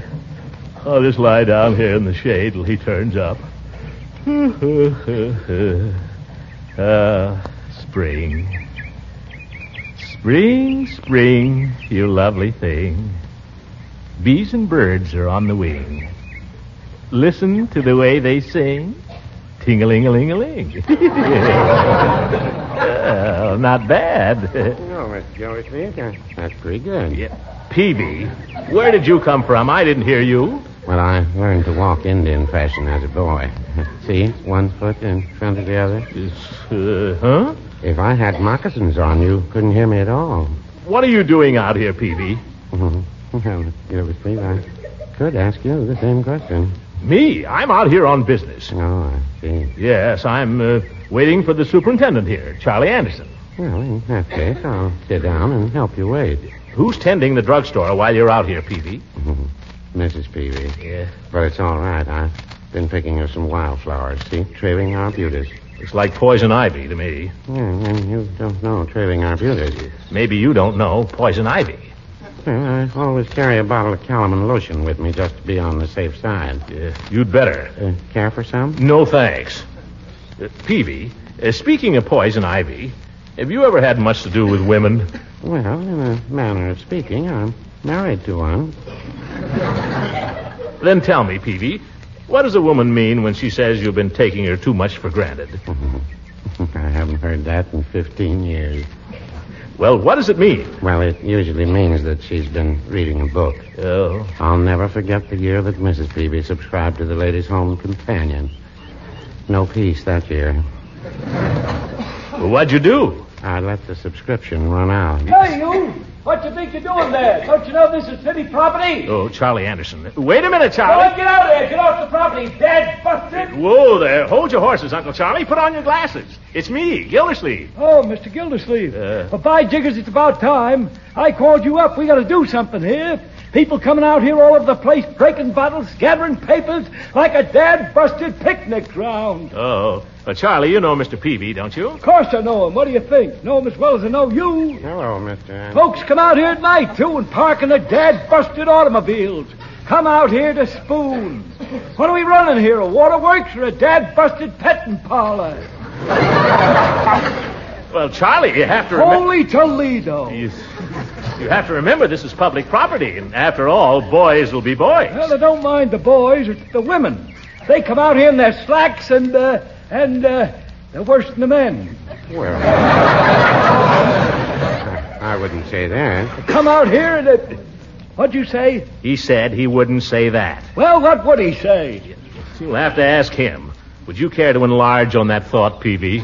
Well, my experience with the fair sex has been that they take a little understanding. I'll say. Now, Mr. Gildersleeve here has a problem. I don't know what your problem is, Commissioner, but I'll tell you the answer. Have nothing to do with women, Dad. Bust them. Especially this time of the year. Charlie, I'm inclined to think you're right. Well, no, I wouldn't say that. Don't keep saying that. For Pete's sake, what do you know about women anyway? Well, I've got one of them waiting at home for me right now. Can either of you gentlemen say the same? Well, Peavy's been a bad boy today. He's been playing a little hooky. Well, no, I wouldn't say... Dad, bust it! There he goes again. No offense, Mr. Anderson. Mr. Gildersleeve, if I might offer a suggestion. Yes, Peavy? Have you tried taking your lady friend a posy? They're usually well received. I took her a posy. That's what started all the trouble. What did? What did you take her? A dad-busted crocus.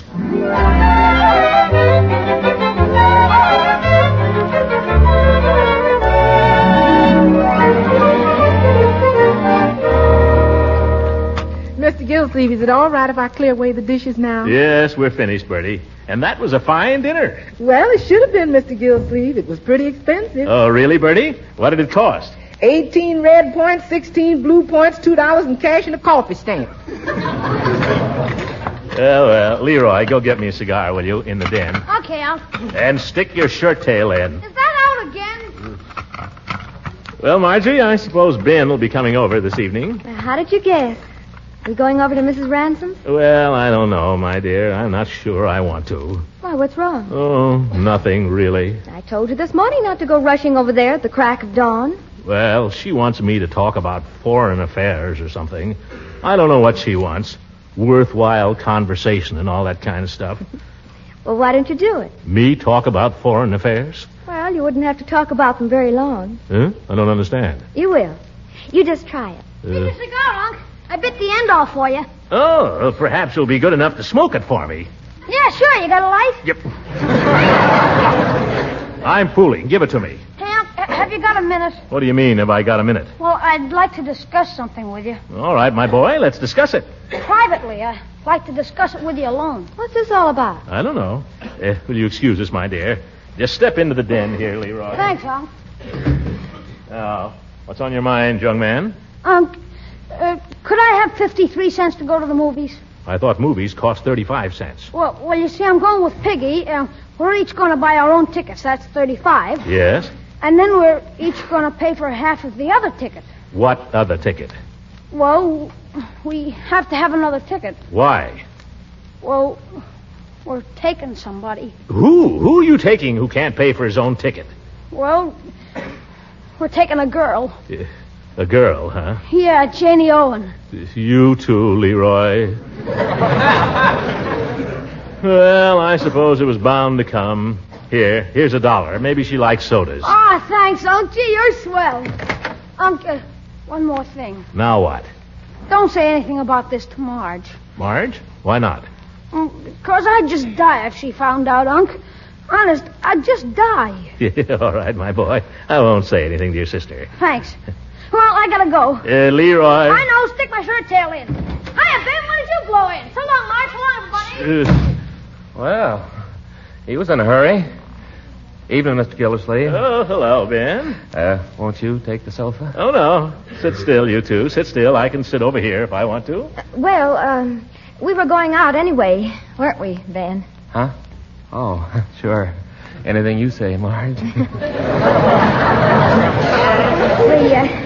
We thought maybe we'd go to the movies or something. Yeah, we just thought we'd go to the movies. Now, don't let me drive you out of here. I'll go into my den or someplace. Oh, now, we don't want you to do that, Mr. Gildersleeve. Ben. Stick around. We weren't going to do anything.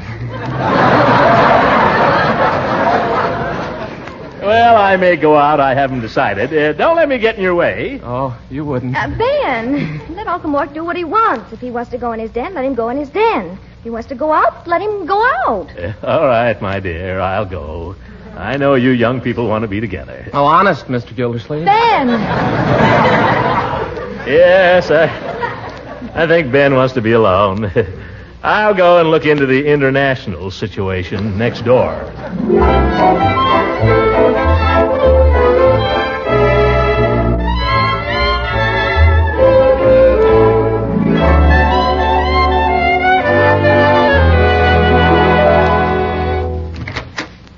Hello, Leela. Oh, hello, Throckmorton. I was hoping you might come over. You were? Yes. Come into the parlor, won't you? All right. What do you think I did after I got through with the Red Cross this afternoon? What? I took a walk out south of town. You know that big tall hill just before you get to the Mansfield Road? Well, I climbed up there all by myself, and I lay there in the grass and just let the spring breeze blow through my hair. I could just feel spring all over me. Leela, the Allied forces in North Africa made definite progress today.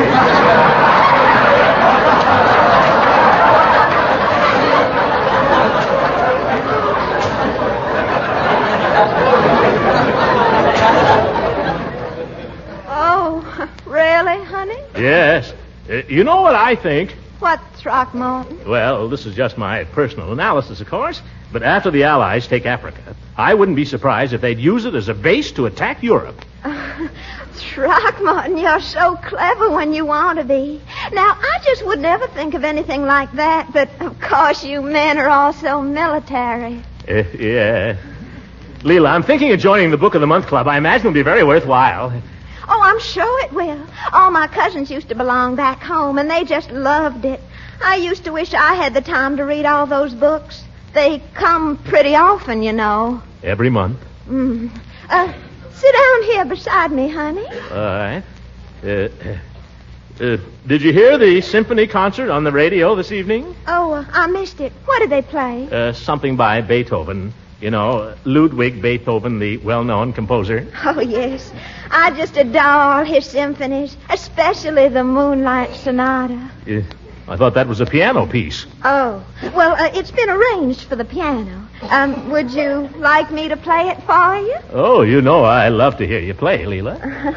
Strange I should think of the Moonlight Sonata when there's such a lovely moon outside, isn't it? Yeah, huh? Yeah. You're sure you want me to play? Oh, please play. Yeah. Beethoven was certainly a fine composer. Wasn't he, though? Very classical. What does moonlight make you think of, Throckmorton? Lots of things. Throckmorton, do you like this song?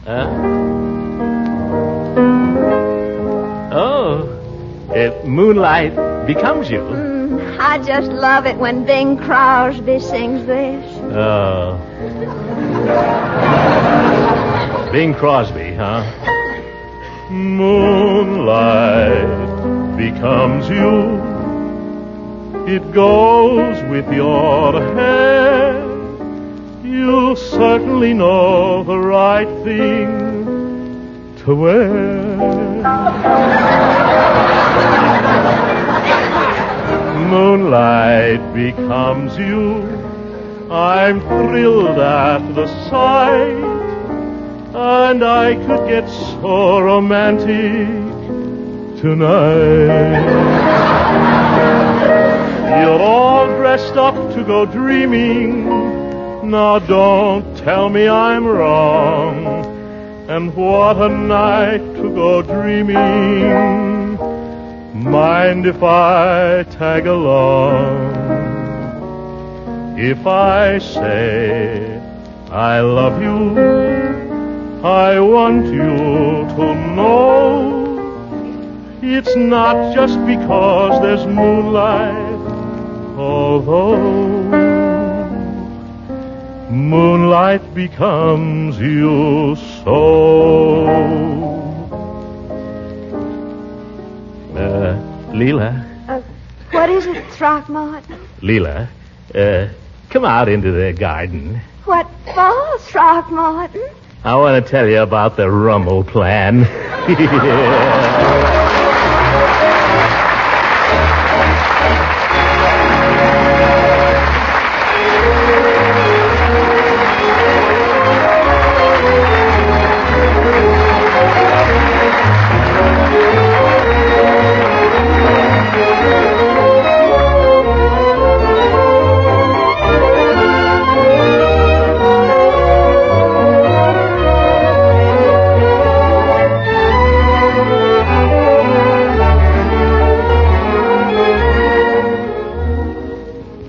Well, Leroy, did you and Piggy have a good time at the movies with your girl? No, not very. What's the matter? Wasn't the picture any good? Nah, just a lot of mushy stuff. Besides, after 2 hours, I found I'd been holding hands with Piggy. Yeah. Good night, everybody. Good night.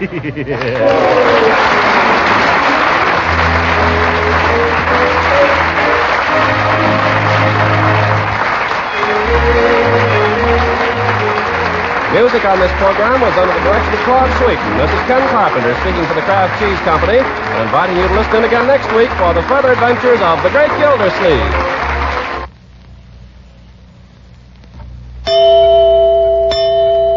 These days, the old saying, a penny saved is a penny earned, has a running mate. A point saved is a point earned. Stretching ration stamps has become just as important as saving dollars. And one of the best ways you homemakers can do both is to buy quality foods like Parquet margarine that are good tasting and nutritious and tops for many uses. Parquet margarine has a delicious, satisfying flavor that makes it just about perfect as a spread for bread. It's a wonderful seasoning for hot vegetables. And when it comes to baking, you can depend on Parquet because it is a real flavor shortening. You like it for pan frying, too. It doesn't spatter or stick to the pan. Every economical package of Parquet margarine helps supply the energy and vitamins your family needs. Is one of the best energy foods you can serve, and every pound contains 9,000 units of vitamin A. Now, if you can't buy Parquet the first time you try, it's because of wartime shortages. But Kraft is doing everything possible to keep dealers supplied and should be able to get it soon. Ask for Parquet, P-A-R-K-A-Y, Parquet margarine made by Kraft. This program reached you from Hollywood. This is the National Broadcasting Company.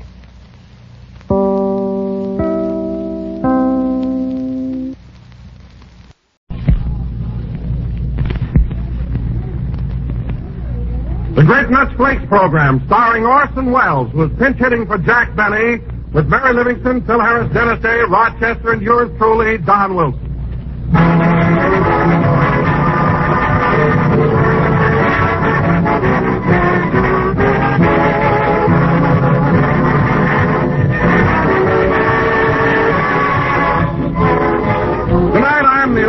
Glad man, friends, for aren't we all glad to get news of a thrifty, swifty, appetizing breakfast dish for these up-and-at-'em early mornings?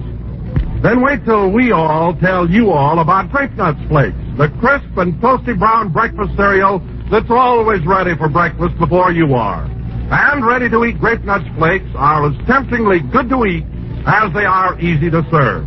It's your old friend of the famous Grape Nuts flavor, you know, turned out in delectable, crisp, and crunchy flake form.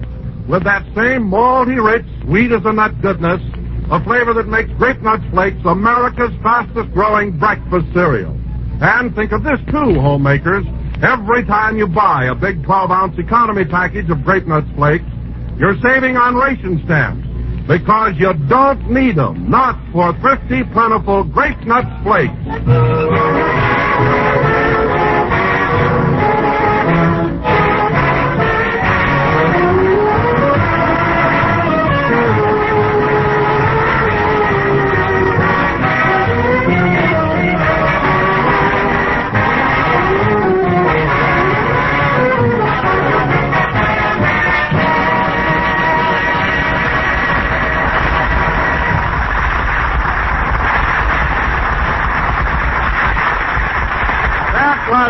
From there, played by the orchestra. Now, ladies and gentlemen, before we start the program, let us reenact for you a little scene which took place a short while ago in a drugstore near the NBC building here in Hollywood. The time exactly 15 minutes before this broadcast. Take it away, drugstore. One tuna fish on whole wheat. One tuna fish coming up. Gosh, it's crowded in here. Say, Don, do you think I have time for a sandwich before the show? Why, yes, Mary, if you hurry. I think I'll have a dish of Tutti Frutti ice cream myself. Watch it, Don. If you put on one more chin, you can throw away your vest. No kidding. Now, Mary, will you stop ribbing me about my weight? I'm not so heavy. Don, every time you step into an empty elevator, the operator says, "That's all, please," and up you go. Oh, Gilroy. What'll it be, Mary? Just a sandwich. I'll have a hamburger. A hamburger? Yes, ma'am. Oh, Radcliffe? Yes, Gilroy. Hitch old Dobbin to a bun. Oh, that'll be all. Would you mind taking my order, Bud? Gladly. What do you have, Wobble Tummy? Well, I'll have a dish of ice cream, please. Make it Tutti Frutti. You can have Tutti, but there's no more fruity for the duration. How's that, Radcliffe? Gilroy, you're really bumping your gums now.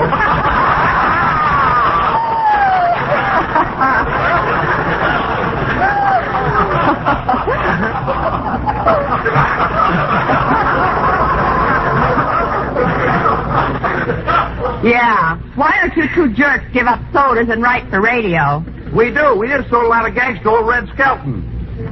Red Skelton? No, old Red Skelton, his father.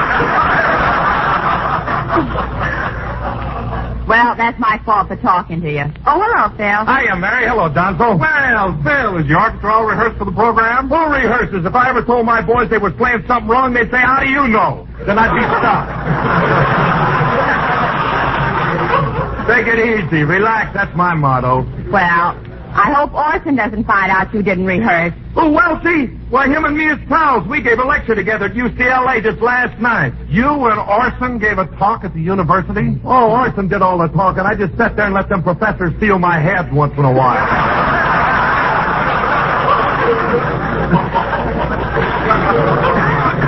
What? So. You should have been there. I started to pull a couple of gags and Orson wrapped me on the bean with his pointer. Get a load of this lump up there. What'll it be, Twitch? A bromo seltzer? No, thanks. I had one across the street. I just came in there to burp. Is that a Lulu? Oh, you and your Lulus. Say, Gil, is this man annoying you? No, Radcliffe. Put down that cupcake. Oh, that Radcliffe's really a demon. Oh, hello, Dennis. Hello, Miss Livingston. Say, how's the hamburger you're eating? All it needs is a jockey. Gosh, Mr. Harris, where'd you get that big lump on your head? From Orson Welles, that's who. Orson Welles. You want something to eat, Dennis? You better order. Now, what do you want? I think I'll have the special sandwich. Peanut brittle on whole wheat. You mean peanut butter. No, look, it says right here, peanut brittle. That's a misprint, kid. I'll bring you a peanut butter sandwich. Nothing doing. It says peanut brittle here, and that's what I want. Now listen. I know my rights. Dennis, if I wasn't a lady, I'd knock him right off that stool.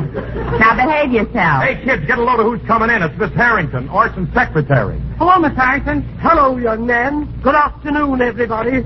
Hello, Butch. By the way, Miss Harrington, how's Mr. Wells feeling today? Oh, he's in a splendid mood. He found his yo-yo under the dresser. What's your order, ma'am? I want this place tidied up and this counter cleared. Mr. Wells is about to honor this hash house with his presence. Yes, ma'am. And incidentally, young man, when did you put on that shirt you're wearing? In 1937, when I left Stratford, Connecticut. Well, change it immediately. Yes, ma'am. And as for your gruesome friend with the wide part in his hair...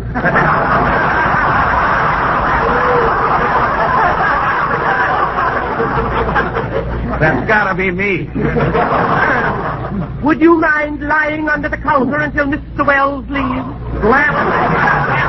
My feet is killing me. Attention! Attention, everybody! Mr. Wells is approaching.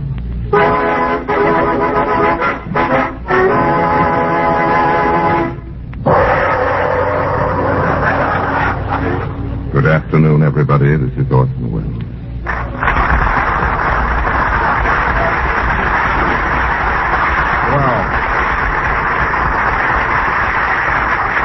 Well, Mary, you look lovely today. Thanks, Orson. I stopped by your house to give you a lift to the studio, but the butler said you'd already gone. The butler?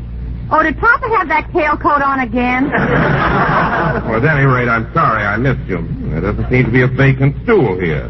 Take mine and I'll sit on your lap, baby face. That's sweet of you, Mary. Don't you think it's a little early in the day for romance? Well... Take it when you can get it. That's my motto. Dennis, please. Oh, boy! Yes, Mr. Wells? I'll have a cup of cold consommé madrilen, breast of guinea hen under glass, and a bottle of Chateau Lafite 1928. Hey, what do you think you're at, the Brown Derby? Get back under that counter! Yes, Mr. Wells. Whoop! Off my head.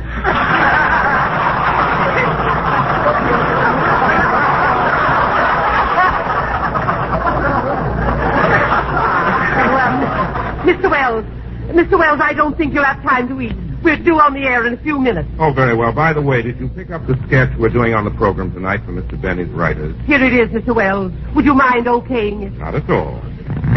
Oh, no. Well, that's awful. Miss Harrington, take this out in the alley and burn it immediately. Yes, Mr. Wells. Burn the script? But, Orson, what are we going to do for a play tonight? I shall write one myself. Hey, Mr. Wells, if you're looking for a comedy sketch, my partner and I wrote one that's terrific. Yes, dynamite. Get back under that counter. Yes, Mr. Wells.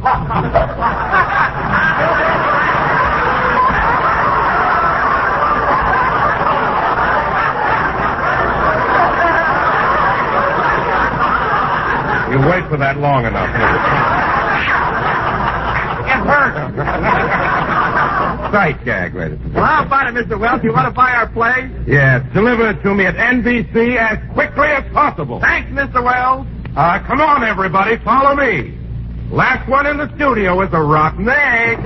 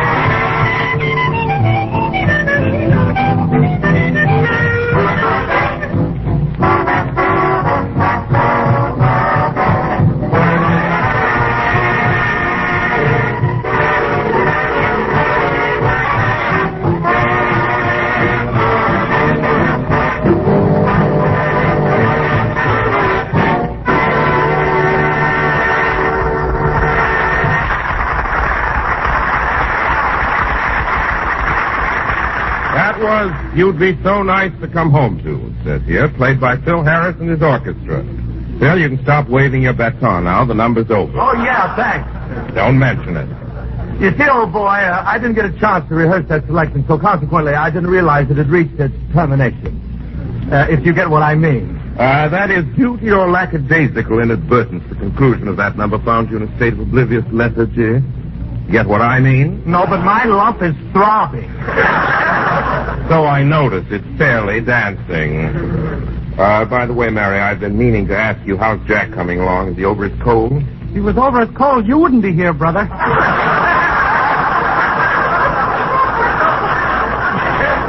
Dennis? Yes, Jack is much better, Orson. He's resting at the Arizona Biltmore in Phoenix.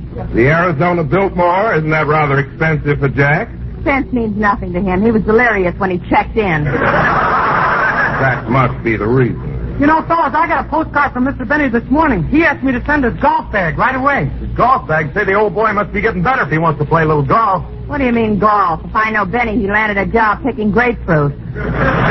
Now, wait a minute, Mary. Let's all be fair to Jack. He doesn't think of work all the time. Of course not. Jack can relax and enjoy vacation like anybody else. Oh, yeah?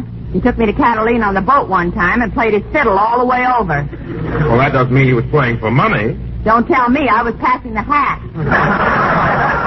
Just the same, I'm sure Jack is getting a good rest in Phoenix. Incidentally, that gives me a splendid idea. I think I'll call Jack and say hello to him. Right now? Of course, right now. Miss Harrington, get me Mr. Benny at the Arizona Biltmore in Phoenix. Yes, Mr. Wells. Imagine talking to Phoenix, Arizona just like that. Ain't a phone a wonderful thing? It sure is.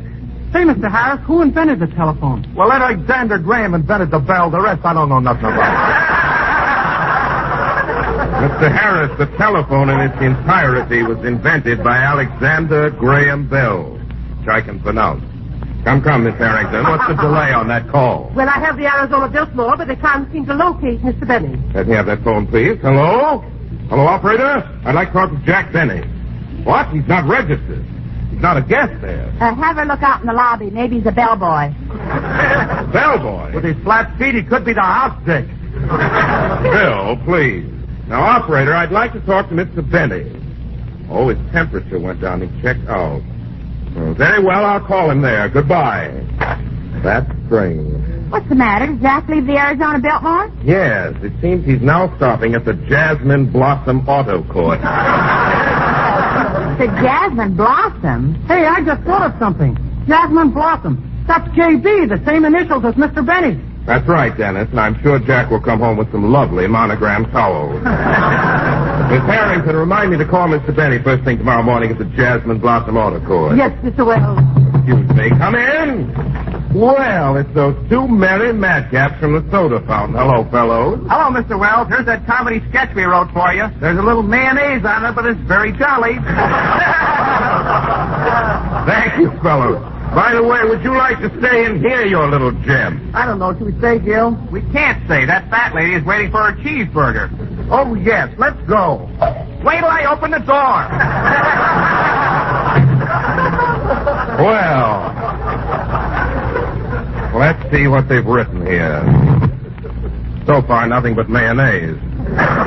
A little crude, but it'll get by. And now, ladies and gentlemen, for our feature attraction this evening, we are going to present a mystery melodrama entitled Death at Midnight or the Murder Case. On this drama, I will play the role of Inspector Wells, the police headquarters. Bill, you'll be my assistant, Sergeant Harris, and Dennis, you will be my other assistant, Sergeant Day. It is your duty to help me solve a horrible crime. Okay. But I didn't do it, I tell you. I didn't do it. You're a policeman. Of course you didn't do it. Don't be too sure. And Mary. So is a guy you never suspect, silly.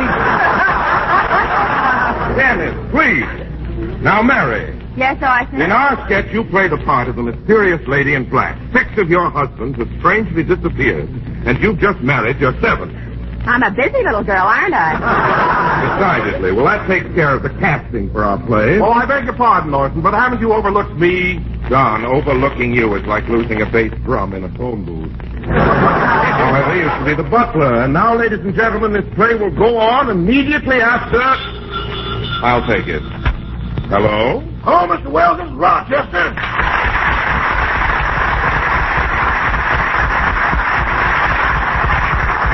Hello, Rochester. What do you want? Mr. Wells, up to now, working for you has been a pleasure, but trouble has reared its ugly head. Trouble? It's that Chinese cook of yours. We just don't speak the same language. Well, naturally. What's the difficulty between you and Chong? You know those pork chops I got at the market yesterday? The ones I had to use commando tactics to obtain? Yes. Well, that cook of yours wants to cut them up into little pieces for chop suey. That's vandalism. Now, calm down, Rochester. Any man that would treat a pork chop like that would pull the chair out from under Whistler's mother.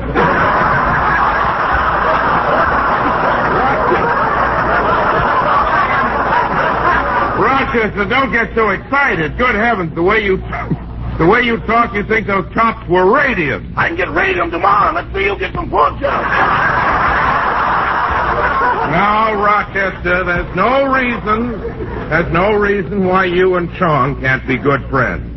Put Chong on the phone. Okay, here he is. Hello, Chong. Hello, Ma, Mr. Wells. Now, Chong, I want you and Rochester to get along with each other. What's all this quarreling about? 我冇法子咯，個黑鬼想食生字肉，我就叫佢洗乾隻口嚟啦，我咩嘢都唔俾佢識喎。So he told me. Anything else? 而喺望屋路住啦，這下等戰殺人，佢入到我廚房做咩啊？佢摸件入嚟住啦。You're absolutely right. Now, Chong, here's what you do. Cook the chop suey for us and give Rochester a couple of pork chops for himself. Okay, Mr. Wells. I'm very happy. Now put Rochester back on the phone. Rochester? Yes, Mr. Wells? Everything is all settled. John's giving you 2 pork chops, and you can cook them any way you want to. Cook them? I bought myself a gold flame. I'm going to hang them in my bedroom. So long, Mr. Wells. Goodbye, Rochester.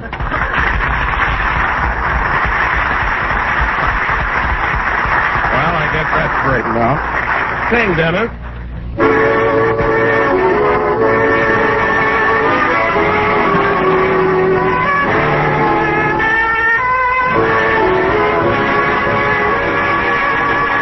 If it is wrong,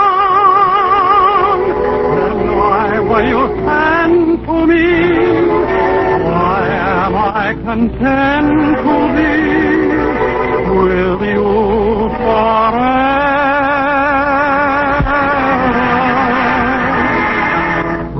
Wrong, would it be wrong to kiss?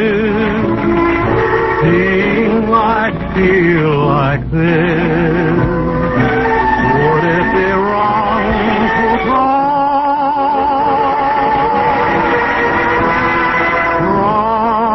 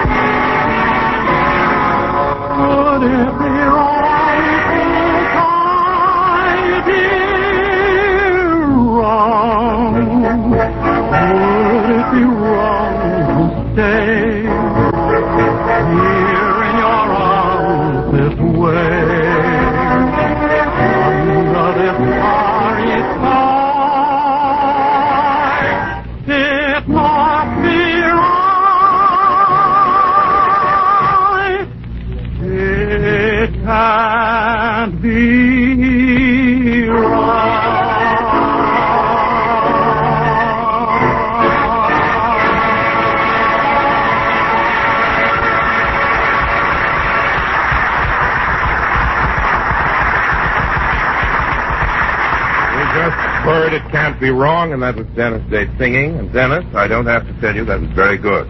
I'll say you don't. I heard it. Dennis, you shouldn't pat yourself on the back like that. It's quite hammy. You should talk, brother. Forgot something there. And now, ladies and gentlemen, go away, Dennis. And now, ladies and gentlemen, we will present our thrilling, baffling, spine-tingling mystery melodrama, Death at Midnight. As the scene opens, we find Inspector Wells in his office at police headquarters. Curtain, music!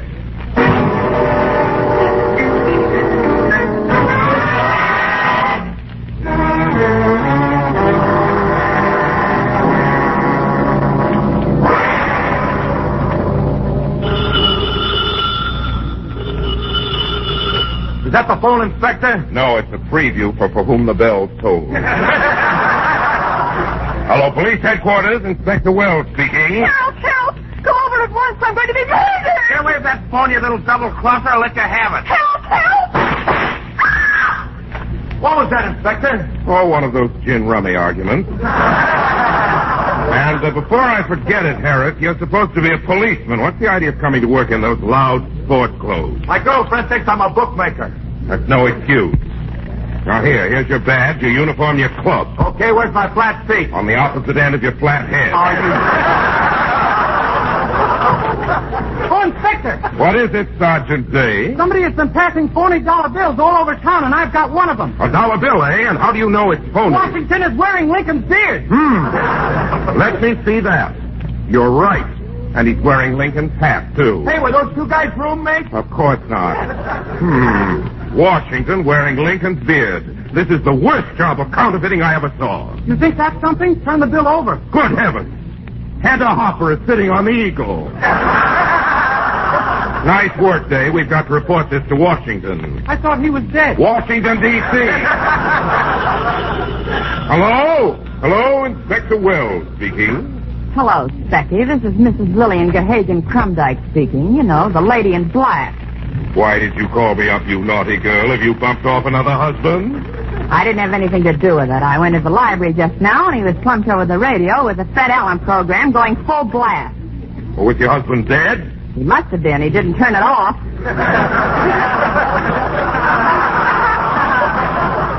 So long, Specky. Hold everything, Mrs. Crumdyke. I'll be right over. Sergeant Harris, Sergeant Day. Yes, Inspector. Come on, boys. We're going over to investigate a murder. And I have a hunch this crime was committed by who? I can't make this out. There's mayonnaise on it.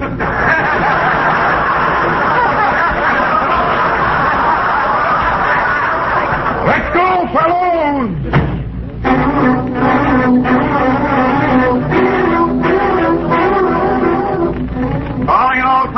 Calling all cars. Eddie Lamar locked in her closet. Take it easy, boys.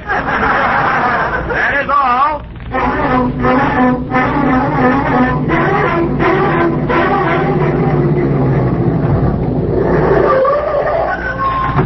This is the house right here. Harris, Day, break down that door. Yes, sir.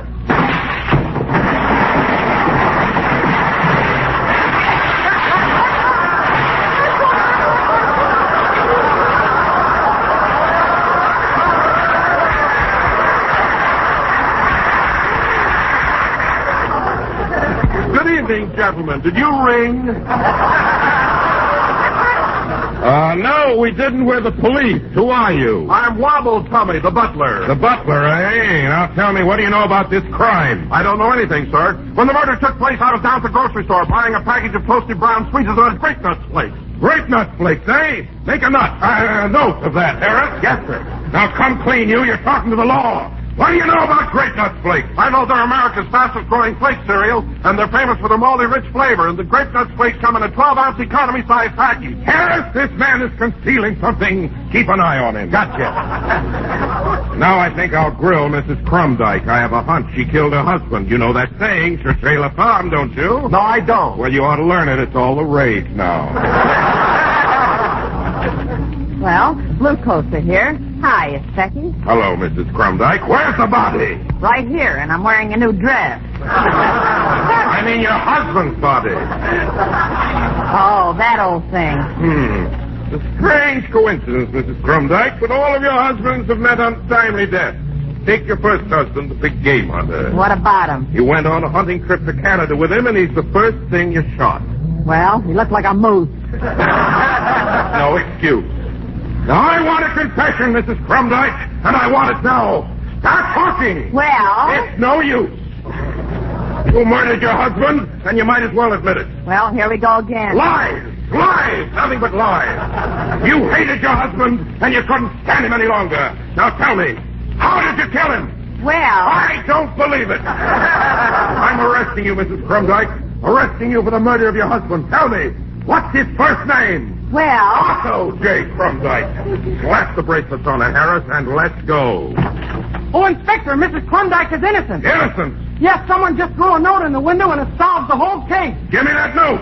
Where is it? I ate it. It was covered with mayonnaise. Come on, Harris. Let's get over to Hetty Lamar's house. She may still be trapped.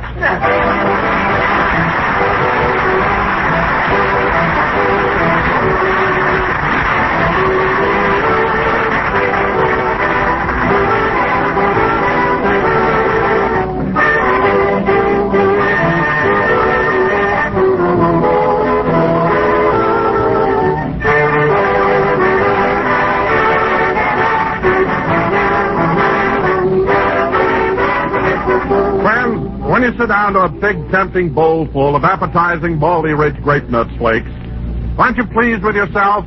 Well, you should be, because it's smart to go for a breakfast dish like that. One chuck full of swell flavor, plus wonderful all-around nourishment. And you're in good company, too, for your neighbors all over the country are also calling for grape nut flakes. The farmer, the salesman, the welder, the kind of folks who get things done. They start with a nourishing breakfast, and Grape Nuts Flakes are just that. For Grape Nuts Flakes are a whole grain cereal, crammed full of whole grain food values, including iron, niacin, and vitamin B1 for appetite, nerves, and tip-top energy. Vigor, vitality, vitamins. That's the eating for you with delicious, toasty brown Grape Nuts Flakes.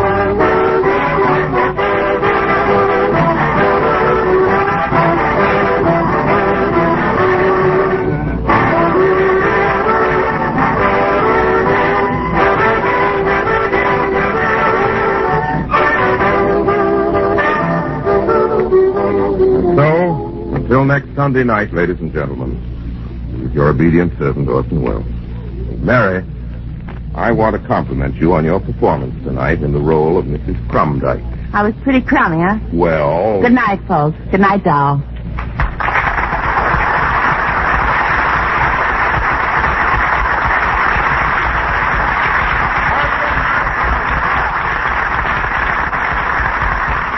This program was written by Radcliffe Morrow and Gilroy Beloin with mayonnaise by Orson Welles.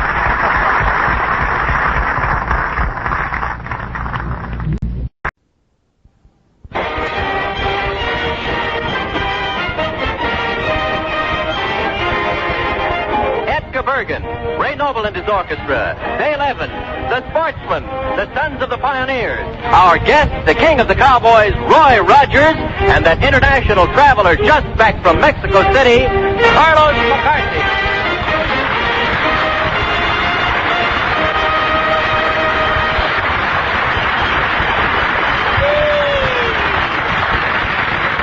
Buenos dias, Senor Twist. Me alegro de verle. I knew I couldn't say it. Very well, thank you, Charlie. ¿Cómo está usted? I imagine so, yes. Estoy muy bien. Estoy magnífico. Estoy terrifico. Estoy. How am I doing? I'm afraid so. Very good, Charlie. Well, Edgar, how did you like Mexico City? It's a wonderful place, buddy. It is. Wonderful climate. Beautiful senoritas, too. And there's historical buildings, you know, there. So? Yes, so. Beautiful senoritas, too, Charlie. And there are great works of art there, Bud. Interesting. Great works of art. And beautiful senoritas. Always. Well, you'll remember Mexico. I'll say I will. Till now, Mexico was only page 10 in my geography. Charlie, I want to talk to you. Yes, dear? What is it, my little muchacha? What is this about beautiful senoritas? I sort of promised you that, oh, yes. Well, I read a good deal. I'm waiting. Yeah, well, I'm fishing. What was the question, please?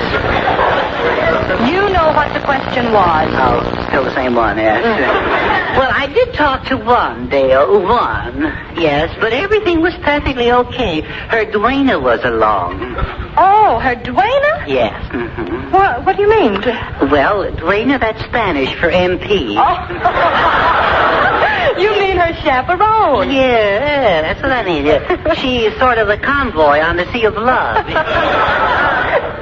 I forgot to tell you, Dale, I have a present for you from Mexico. Oh, you have? What is it? It's a dog. A dog? How wonderful. What's its name? Well, I call him Pancho Bergen. Now, please. He's my Mexican hairless chihuahua.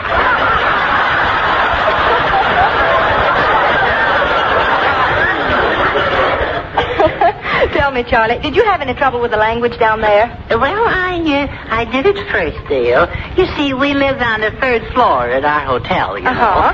And every time I got in the elevator and I said trays, you know. That means 3rd floor. Yes. I'd say trays, and they'd always let me off at says. Oh. Well, what did you do, Charlie? Oh, I fooled them good. I said quattro and walked down one flight.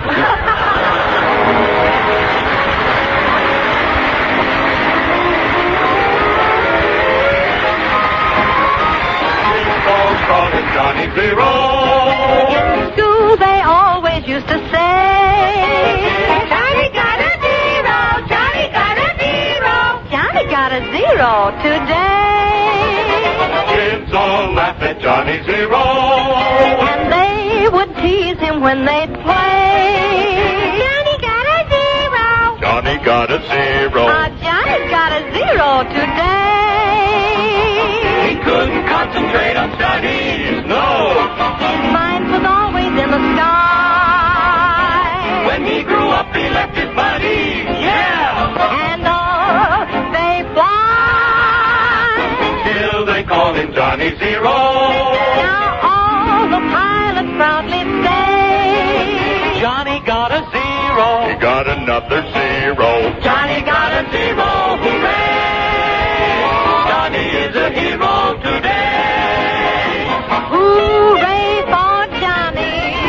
He's a hero in a great big way.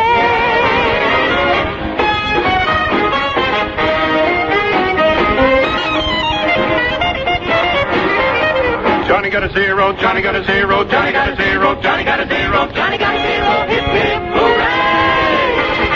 Johnny got a zero, Johnny got a zero, Johnny got a zero, Johnny got a zero, Johnny got a zero, zero, zero, Johnny, a hero today!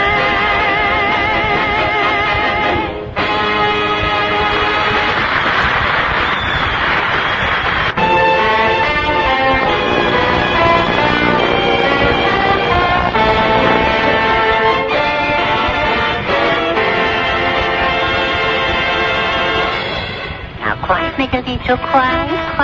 Mr. Twist didn't mean to excite you, Miguelito. What have you got in that box there, Charlie? What have you got in that box? Oh, nothing. Something, nothing. What's in that box now? Well, it's a bee, if you must know. A bee? Yeah. Oh. I brought him all the way from Mexico. Oh, I see. He's a genuine Mexican bee. A Mexican bee? Yeah. He's full of the old Spanish tradition. Oh, he is? He's very polite. Well, that's fine. But he will sting, won't he?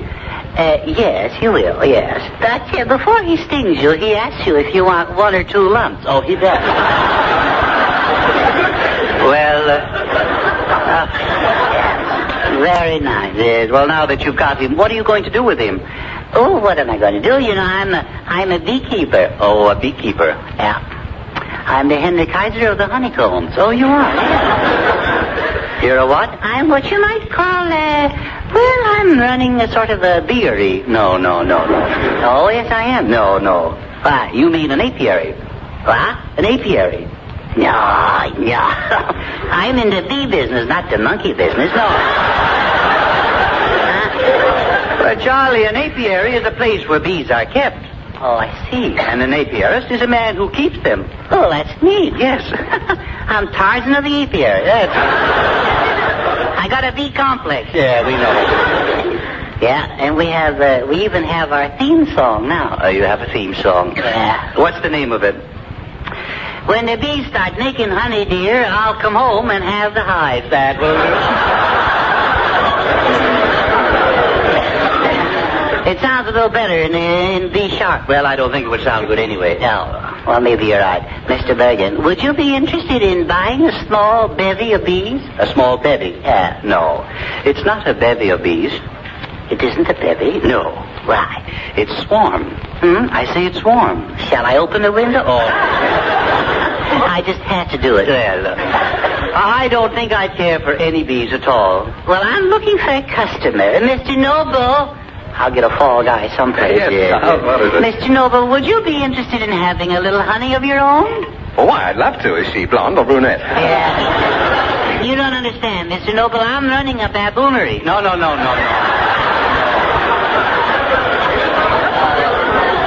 I'm in the bee business. Bee business. Yeah. Oh, that's splendid, yes. Well, how's business? Oh, they're buzzing, cousin. Yeah, they're buzzing. Mr. Noble, if you're interested in going into the bee business, I could let you have a very attractive queen for $5. Well, of course, if it costs that much, I really don't think I could afford a queen bee. Couldn't afford a queen bee, huh? I could let you have the nice duchess for $1.50.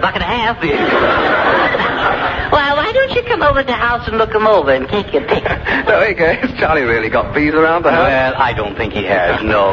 You haven't been in your den lately, have you? Oh, my goodness. My den? Yeah. Oh, don't tell me. Well, you'd find it out sooner or later. Charlie, don't tell me that you have bees flying around in my den. Oh, no, they're not flying around, you might say. I have them in a hive. Oh, you have them in a hive? Yeah. And where is this hive? Well, I'm using, now don't get mad. Well, what is it? I'm using your top hat. Oh, my top hat, that's right. My top hat? Uh-huh. I see. You got bees in your bonnet. All right. Well, then it's not safe for me to go in my den, is it? Oh, it's perfectly all right. Just be careful where you sit down. Oh. I suppose you think that's funny. Well, it gets a rise out of most people. Charlie, as usual, you rush into things before you have any knowledge of the subject. The keeping of bees is a scientific study. Due to hell. Yes. To be successful, your hive must contain 3 different types of bees. Really? Yes. Now, do you know what they are? I think so. There's the honeybee, bumblebee, and vitamin bee. Oh. No, I was thinking of the worker, the queen, and the drone. Oh, I guess I wasn't. No, I guess you weren't. Now, do you know that among insects, the bees have developed one of the highest forms of social colonization? Really? Yes. And do you know that the queen bee will lay from 2,000 to 4,000 eggs in one day? Oh, that's wonderful. What are they getting for the eggs these days? I must call my broker and get a quotation.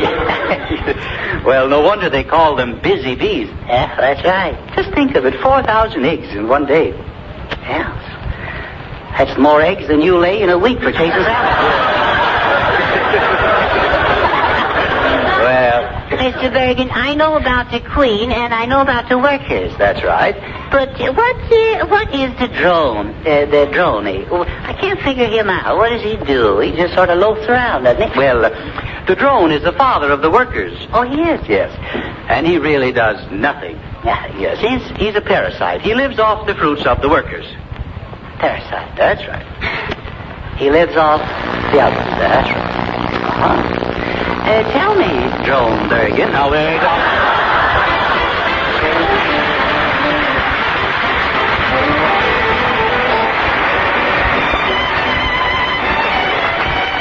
Let's get lost in the lilt of a swell new tune, because it's day 11 singing Let's Get Lost. The party's rather dull, isn't it? We'd love to shouldn't we? So let's not even ask, should we or shouldn't we? Let's get lost in each other's arms. Let's get lost, let them send out alarm. And though they'll think us rather rude, let's tell the world we're in this crazy mood. Let's defrost in a romantic mist. Let's get crossed off everybody's list to celebrate the night we found each other. Let's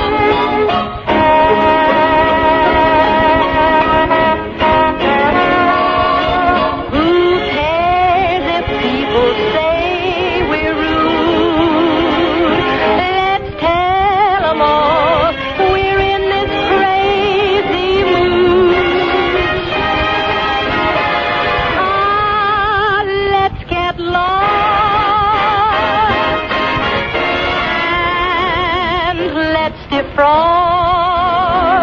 To celebrate the night we found each other. The party's slow, don't you know? So let's go get lost.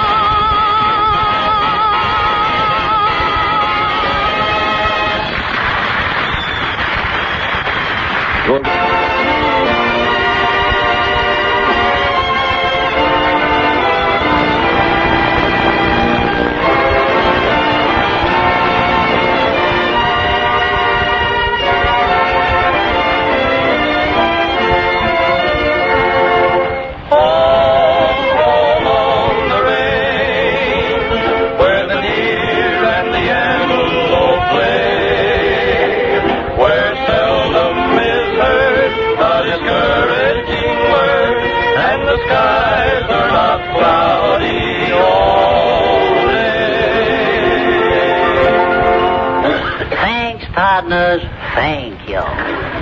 You know, partners, I loves the West. That music takes me back to the good old days in Creeping Girdle, Nevada. Yeah, had quite a stretch out there. Fellas, I reckon I want to thank you the way you for singing that song. That was fine. Little cowboy tune in my honor, I reckon it was. Charlie, it wasn't in your honor. It weren't, you say? No. Weren't in my honor? No. Well, why weren't The boys were singing it for a real cowboy. Yeah? Roy Rogers. Roy Rogers? Yes. Republic Pictures' King of the Cowboys. First time I ever heard of the king in the Republic. Hey, now, I heard what you said, partner, and I'm a-resenting it. Bergen, who is this hombre? This is Roy Rogers. Oh, so you're the king of the cowboys, eh? That's what folks calls me. Well, folks lies, that's what folks do. Yeah, now, what you talk, my half-buckaroo? I'm in a mad mood today. Yeah, what you mad about, partner? Some varmint stole my irons. Your shooting iron? No, my curling iron. It's a catty trick, that is. And I knows how you feel, too, partner. Where you from, partner? All over. Mighty a pretty country up there. What's your brand? B-Bar X. What's your brand? Standard brand's Chasing Sand. Just as I thought, Charlie, I knew you didn't know a thing in the world about the Wild and Woolly West. I don't know. Why, I'm an old hand at bulldozing. You know? You're a what? I say I'm an old cow catcher. Yeah. All I mean is I'm an old cow rustler. What? Look out. Razzler, Rizzler. What are you trying to say, Charlie? I don't know. I'm talking bow-legged. I'll tell you one thing, partner. I can ride anything with 4 legs. You ride? Why, you couldn't even stay on a kitchen table. Smile when you say that, partner. All right, I'm smiling. So what? Mild of 30 teeth you have, mild. I got out of that, didn't I? Roy, in your adventures in the West, you must have a lot of hair-raising experiences, don't you? I sure have, Edgar. Should I tell you about the time I fought off 500 Indians single-handed? No, please don't, please don't. All right, I will. There I was with a pistol in each hand and a shotgun in the other.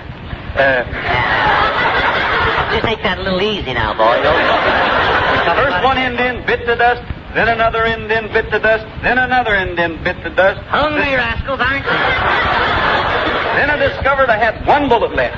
How was I to escape? I don't know. What did you do? The situation needed some clever thinking. Oh, I see. You gave up. No, sir. I confused them.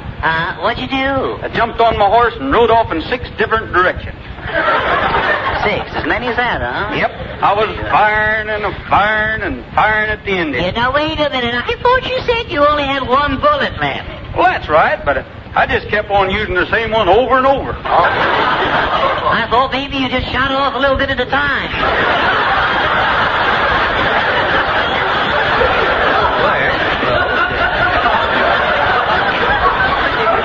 That's what you call a dribble shot. That's what you call it. If you want to call it, and I don't want to call it. In case you did, that's what it is. All right, all right. Well, tell me, Roy, did you get away? Yes, Edgar, I did. Lucky I wasn't killed. Yeah. Better luck next time. No. Aren't you ashamed of yourself? Now, get back. Now it's my turn, fellas. It's my turn. What do you mean? I think I got the hang of this stuff now. Yes? Stand back, fellas. All right, go ahead. We're listening. Go on. I was out riding the range one day when I came plumb against a mountain lion. A mountain lion, eh? Yeah, plumb mountain lion. He was plumb ugly, he was, too. So I whipped out my plumber. I mean. Oh, shut up.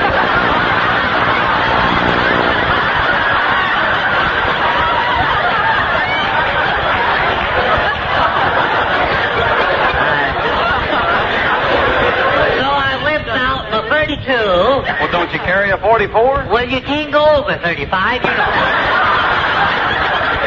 So anyway, I whipped it out, and I took care of the lame, and with 1 shot, bang! I got him in the head and in the foot. Now, wait. Just a minute, Charlie. Now, just a minute. You know you couldn't hit him in both places with 1 shot. Oh, yeah. Well, what did I say? You said you got him in the head and in the foot. Oh, that's good shooting, isn't it? Yes. All right, what did you do about it? How did you do it? Well, that's a darn good shot, you know. Yeah. Well, I'll tell you how I did it. Yeah. He was scratching his head at the time.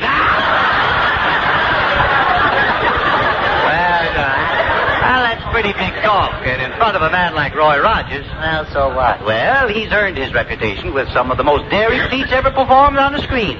Well, so what? So what? Why, he endangers his life 6 times in every picture. Yeah? Dude. I know what you mean, too. I heard him sing. I'm resenting that, partner. Yeah. Did you see my last picture? I did. And I'm resenting it. Now, look what you've done, Charlie. You have offended Mr. Rogers. Well, that's all right, Edgar. I don't mind the boy's dribble. Well, I'm thanking you, Mr. Rutgers. Oh, forget it, Charlie. Just to show you I ain't hankering any grudge, I got a job for you in my next picture. Oh, you need help, huh? No, I need something to tie my horse to. Roy, I've seen you capture some mighty tough badmen single-handed without firing a shot. I know that's a pretty good trick. Now, I'd like to know how you go about doing that. Well, it isn't hard, Edgar, once you get the hang of it.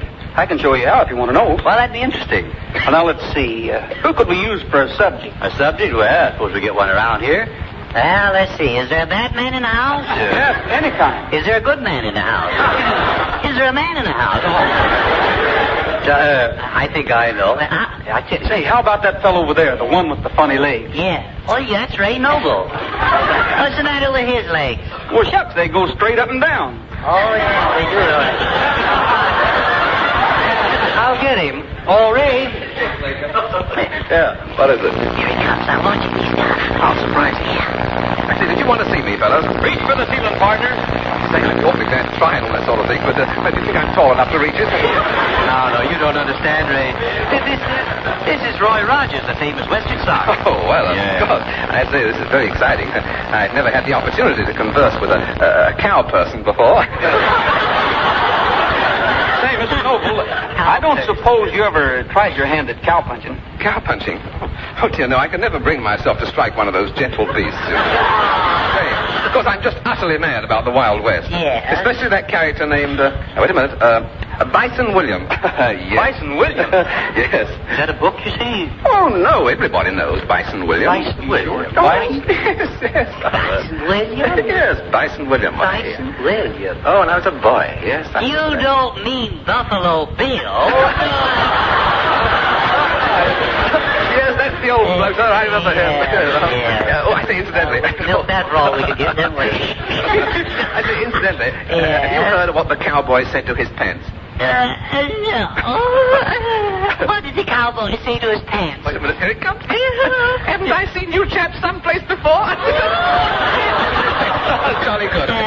Ray, are you busy? No. Well, then get out of here. You know, Roy, I'd like to visit your ranch sometime. Do you think that could be arranged? Well, I'd like to have you come out, Edgar. Thank you. I didn't know you were interested in riding. Oh, yes. Yes, as a matter of fact, I am. I'm quite a lover of horses. You? Yes. Lover of horses? Oh, yes. Is that why you ride with your arms around their neck? Oh, now, wait. Well, I can understand your feeling about horses, Ed. Now, you take my horse, Trigger, for instance. Well, he's more than a horse to me. He's my bread and butter. Yes, I believe that. And the way things are going, he may be your steak and horse burger. Careful now, Charlie. Now, take it easy. I love my horse. He's just like one of the family. Well, you know your family better than I do. I resented it first. There's only one way to put a stop to this foolishness, partner. Yeah, what do you mean? What's that you drawing there, bud? Don't worry. It's only my guitar. Oh, your guitar. What's the idea? Well, nowadays, cowboys have to be quick on the draw. The guy who gets his guitar out first gets to sing. I know what you mean, partner. I heard of the cowboy who fell and broke his guitar. What happened? They had to shoot him. Oh. Well, I've got 4 notches on my guitar, and I'm hankering to put another on right now. Well, go ahead, Hank. But I want you to know I'm the resenting it.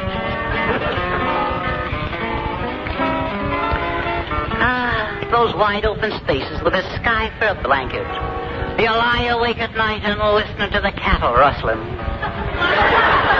Sing me a song, partner, while I throw another horse on the fire. Well, I'll do that, Charlie. Me and the Sons of the Pioneers, we'd like to do a little song about the life of the West. Rainy Tuesdays born, I go riding, yippee-yay. Over the wide open plains I roll, yippee-oh. Till the sun through the hills goes hiding, yippee-yay. There will always be someone glad when I come home. Yippee-yay, yippee-oh. In the day, home we go. For a cowboy has to sing, and a cowboy has to yell, or his heart would break inside of him At the gates of the home corral. There's a tired pony glad that it's over. Yippee-yay. With a song in my heart, so am I. Yippee-oh. For tonight we'll be dreaming of clover. Yippee-yay. And we always will until the day we die. Yippee-yay, yippee-oh. In the day, home we go. For a cowboy has to sing, and a cowboy has to yell, or his heart would break inside of him At the gates of the home corral. Now the long day is through on the prairie. Yippee-yay. There's a low-hanging sun in the sky. Yippee-oh. Round the home corral we will tarry. Yippee-yay. And we'll sing of the roundups in the days gone by. Yippee-yay, yippee-oh. In the day, home we go. For a cowboy has to sing, and a cowboy has to yell, or his heart would break inside of him At the gates of the home corral. Home we go.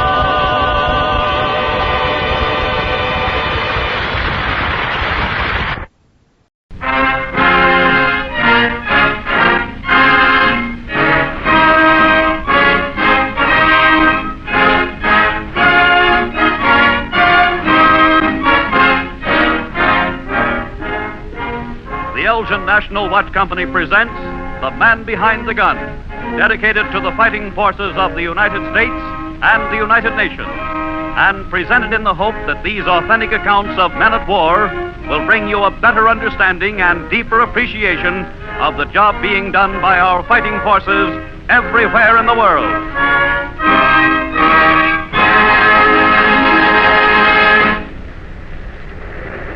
Battle control from Director 1. Control aye, Director 1. Shell and powder up in all gun turrets. Very well. Load. Load. Aye. Range 10 to all directors. Stand by for action. Range of the night is 20,000 yards. Wind relative from bearing 280. Speed 20. It is now exactly 2348 minus 15 seconds. Minus 10 seconds. Minus 5 seconds.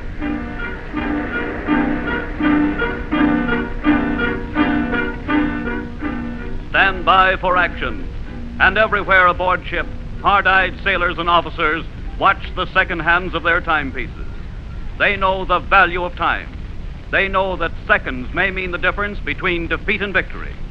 On the flying bridge, in the director tower, the plotting room, in the gun turrets of the warship, and on your own wrist, Elgin timepieces measure the priceless ingredient of victory, time. For 78 years, Elgin has been making fine American watches. And today, the skill developed by Elgin craftsmen and passed on from father to son through 4 generations has gone to war. The finest scientific equipment in the watchmaking world now turns out the tools of victory. For Elgin's resources today are completely devoted to the production of precision instruments for war.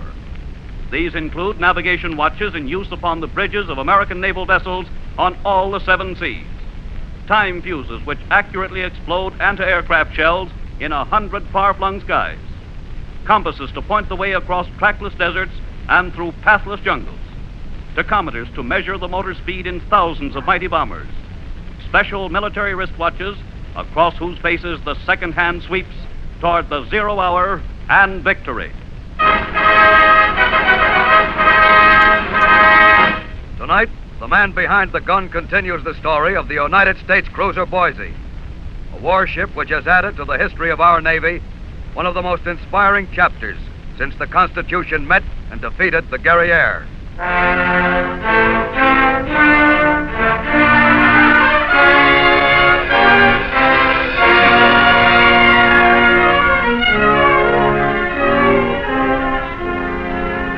You're a chief bosun's mate aboard the Boise, a gun pointer, the guy that points and fires the 15 big guns of the cruiser.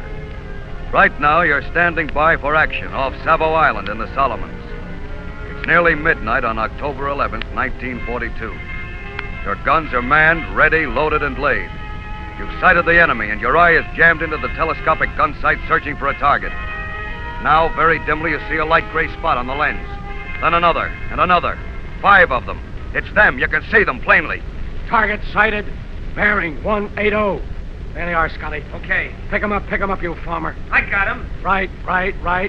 Steady now. Left. There. You're on. On target. Mark. Trainer on target. Pointer on target. Control from Director 1. On target. Repeat, Director 1. Are you on the target? Director 1, aye. I'm on 5 targets. Very well. Pick out the biggest one and stand by to commence firing. Aye. Pick up biggest target. Left a little. Left.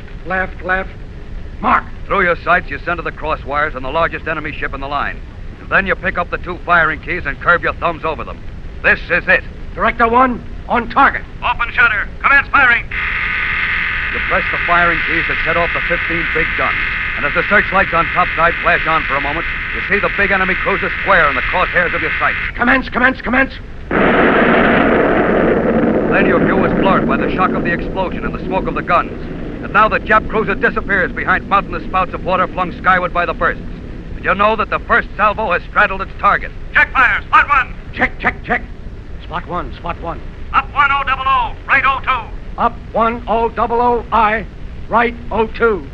Right. Resume fire. Resume fire.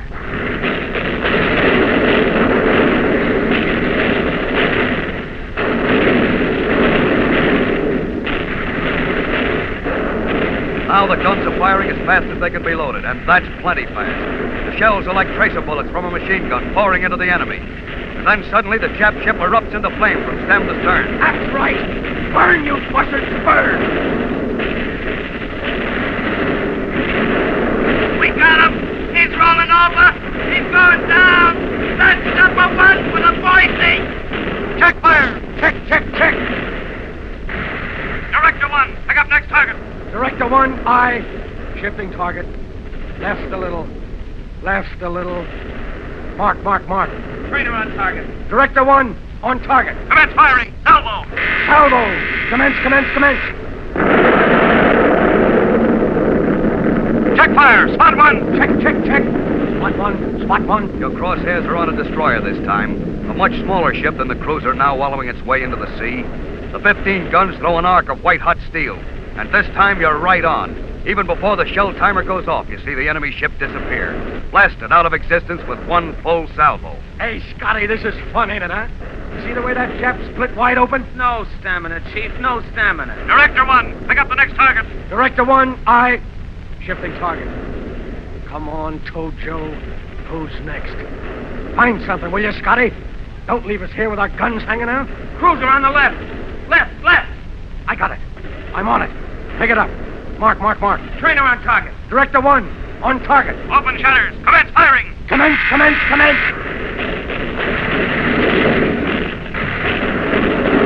Now the main battery of the Boise is pumping shells at the second Jap cruiser. In less than 10 minutes, 3 enemy ships have been destroyed. A cruiser and a destroyer by the main battery, and another destroyer by the secondary battery. This is the 4th Jap ship, and you pour everything you've got into it. You can see her plainly, silhouetted against the blazing ruin of the first cruiser you hit. And you can see the shells from your battery marching through the sky and hitting into her. Ain't that pretty? Look at that, Scotty. Ain't that pretty? Ask me later. You're throwing everything but the kitchen sink at the Jap. You can see the smearing glare of ricochets from his armor plating. Most of them go in.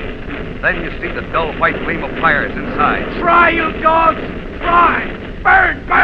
Keep waiting for the Jap to explode, but he doesn't. He's taking everything you've got. Now you see huge balls of fire arching away from his forward deck. Suddenly you realize what it means. Why, the dirty jerks! They're shooting back at us. They're shooting us. What are you expecting to do? Throw your kids? Come on, keep your thumbs on that firing key. If you don't like the way I handle this key, you can shove it overboard. Check fire. Check. The second cruiser's going down, now a flaming hulk. You take a quick look around and you see another Jap destroyer on her side and burning. The secondary battery has picked off another one while you were busy on the cruiser. 5 Jap ships sunk in less time than it takes to tell. Not bad. Boy, we'll get a medal for this. You'll break your arm, Pat. Hit! We've been hit. There's still some more Japs around. Where are they? They know where we are, Bud. Report the position of the hit.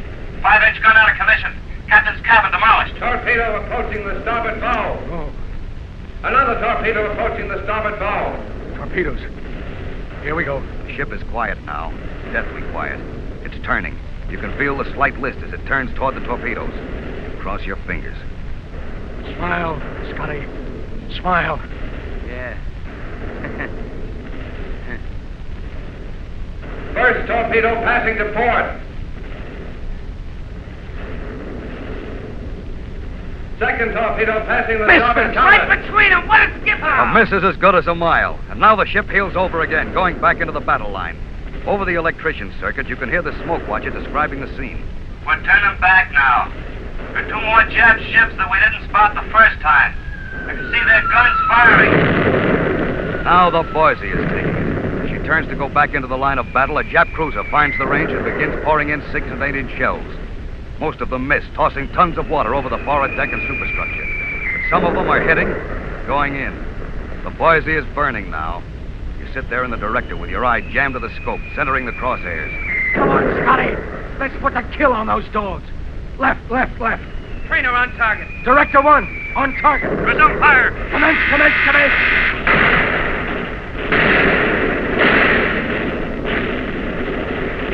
You're on target again and firing, but not as fast, not as smoothly, and you're getting hit. You're taking it from stem to stern. You can feel the ship heel over and pick up speed, and you shout for the smoke watch. Hey, Money, where are we hit? Can you see anything? Hey, Money, where are we hit? He must have stopped one up there. We're hit bad. We're a fire forward. Is that you, Money? We thought you was dead. No, I ain't dead. Explosion knocked down my phone plug. I'm all right. Looks pretty bad. Number 1 turret to control, sir. I have a shell hit on the faceplate of number 1 gun turret.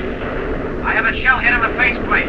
Sticking through the armor. I think it's a dot, but it's still buzzing. I don't...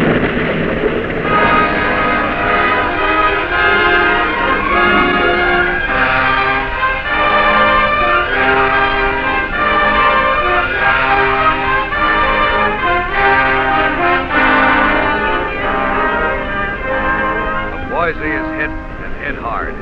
Number 1 gun turret is filled with flame and smoke. Its guns are silent. Up on the bridge, the captain looks out over his ship, and what he sees isn't pretty. Fire. Fire in number 1 turret. Fire forward. Fire below. And the ship down by the head. You really caught it that time, sir. Yeah. Get on the pipe. See if you can raise anybody in that gun turret. Turret 1, control testing. Answer, please. Turret 1, answer, please. Is anybody alive in there? Turret 1, control testing.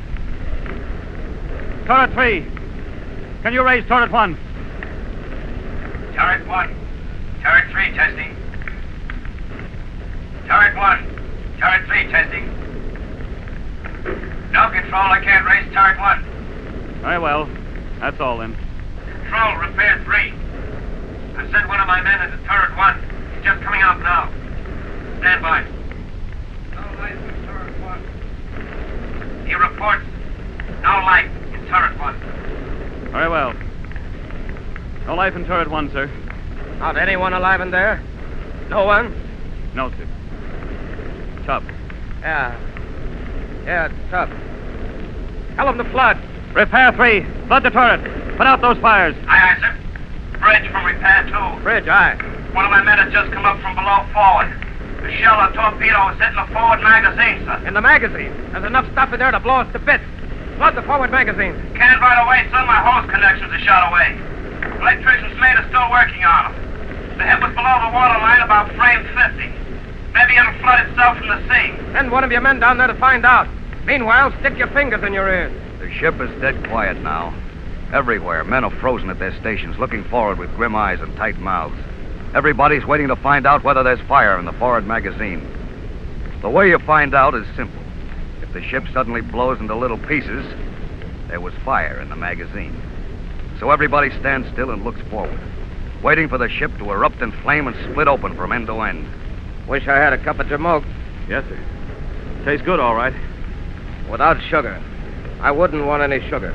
No, sir. Repair 2 to control. Control, aye. Forward magazines have been flooded by the shell hit, sir. No fires. Very well. Repair parties from repair 2 and 3 go below and make a full report on the bulkhead. Aye, aye. Aye, aye. Find out if there's any other damage, mister. Aye, aye, sir. Control to all stations. Any unreported damage? Repair 1. Aye, a 5-inch shell hit at frame 78. Very well. 5-inch shell hit at frame 78, sir. Thank you. Now, let me think. Shall we re-engage the enemy or withdraw? The skipper stands there talking to himself, thinking out loud. And there's plenty to think about. One gun turret is blown out. The ship is down by the head and the forward magazines are flooded. There are dead men aboard the Boise now, and fire. We can go back into the fight and go down still throwing steel. Or we can leave the kill for the other ships in the task force, withdraw and save ourselves from sinking, with 6 Jap ships to our credit. 6 is enough for one day. We'll retire. Hard left rudder! Hard left rudder it is, sir.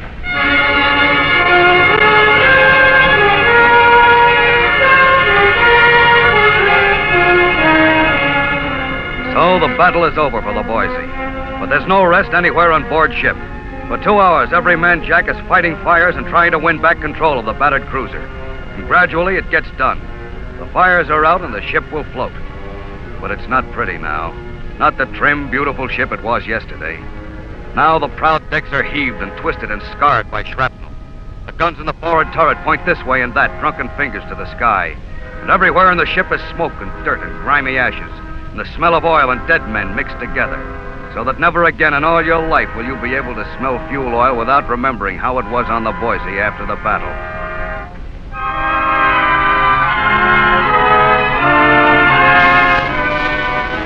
Finally, the Boise is under control again, and you turn back toward the scene of battle. The two task forces have moved away, still fighting, and you pass by dark and nameless shapes moving in the water. Life rafts crowded with Japs who stare at you sullenly as you go by. And then over the loudspeaker, the word is passed. Target sighted, bearing 180. Can you make her out? Looks like a large ship or group of ships. Commence tracking. All hands to battle stations. Stand by for action starboard. All hands, man your battle stations on the double. You take your station in the director turret again. Sit there, staring into the dark through your telescope, waiting for the order to resume firing. That's all you think about now. Your mind seems dead and heavy. All you're waiting for is the order to resume firing. That's all you know or remember. Yeah, I'm pooped. You're pooped. Man, I'm 6:30 all the way down the line. Range 10. Estimated range 15000. I'd be just as happy if these ain't Japs we're closing with. A while ago, there wasn't enough Japs to suit you. Right now, I could take 100 years shore leave. Range 10. Estimated range 13000. Range is closing fast. Now, you ain't kidding, brother. Too fast. Well, we might as well get it over with. Yeah, I can hardly wait. Range 10. Range is 11000. We'll soon know whether they're Japs or not. Either way, it's okay with me. Don't give up the ship, I always say. Hey, look, John Paul. Go bag your head with it. Range 10. Range 9000. Stand by to commence firing. Stand by to commence. Pick 'em up, Scotty. Pick 'em up. Left a little. Left. Mark. On target. Trainer on target. Director 1, on target.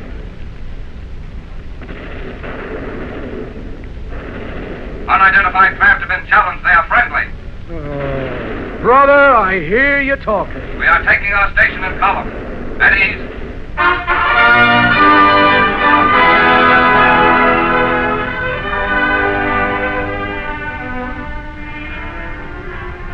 At ease. But there's no at ease aboard a crippled ship. No at ease in waters where there are more Jap subs than fish. And when morning comes, the submarines come with it. Every 45 minutes, there's a torpedo alarm, and the destroyers alongside the wallowing Boise rush up and down, dropping depth charges in a steady pattern. All day long. And you sit there at your battle station ready for anything. You sit there where you've been sitting for 19 hours straight. And no time and a half for overtime. You tired, Scotty? Heck no. I only look this way because I'm anemic. Very funny. I wish something would happen. Not serious or anything like that, but, something to occupy my mind. I felt good when we was fighting, but now, I don't know. I sure feel low down. Yeah. You and me both. Well, it's the reaction. That's something to do with the nervous system. Huh? Yeah, I read about it in the books once. That's how I know. Yeah, I guess you're right. They taking the men out of the turret yet? Yeah. All morning. They found Johnson. What do we do with a picture of his kid? I don't know. They found him just the way he was standing when the blast went off. Just reaching back for the powder bag like he was still alive. All of them was like that in there. Even the electrician's mate. He was sitting down with his arms on his knees, looking right straight ahead, just like he was when the blast went off. Ain't that funny? Maybe we ought to send the picture back to his wife. What do you think? Well, I don't know. Listen, Scotty, why don't you get some shut-eye, huh? Go ahead, hit the sack. I'll toss you for it. No, I ain't sleepy. You go ahead. All right. Hey, look. Yeah? Make sure you wake me up if any Japs come along. Yeah, sure. I'll do that.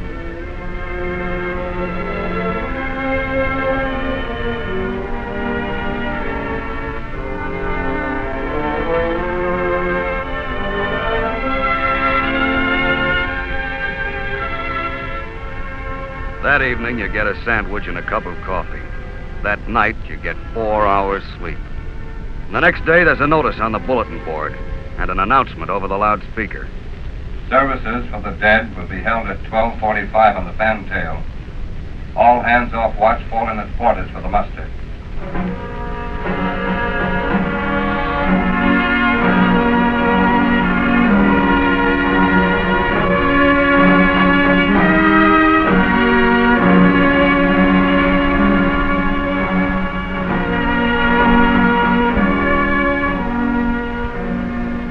And so the men go aft.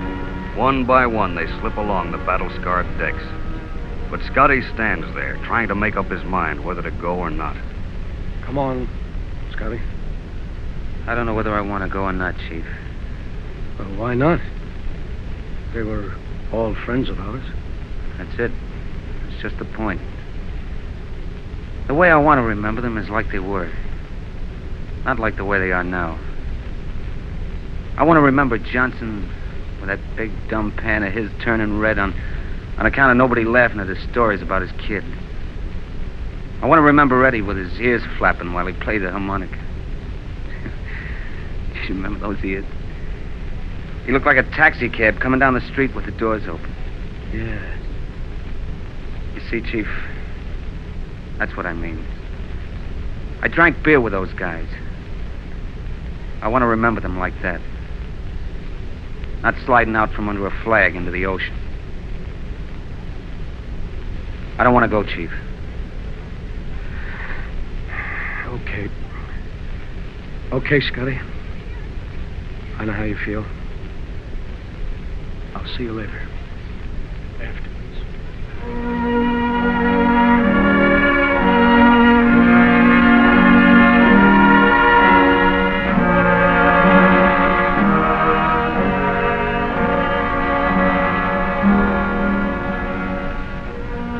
Aft alone, past the twisted, battle-scarred turrets and the shell-pocked superstructure. Aft to join the silent crew of the Boise, formed into a hollow U on the fantail. Astern, as far as you can see, the white boiling wake of the ship is like a broad highway. Then the captain comes and climbs up on a capstan and reads to you. You can't hear everything he says, but sentences come back to you as the wind shifts and changes. I am the resurrection and the life.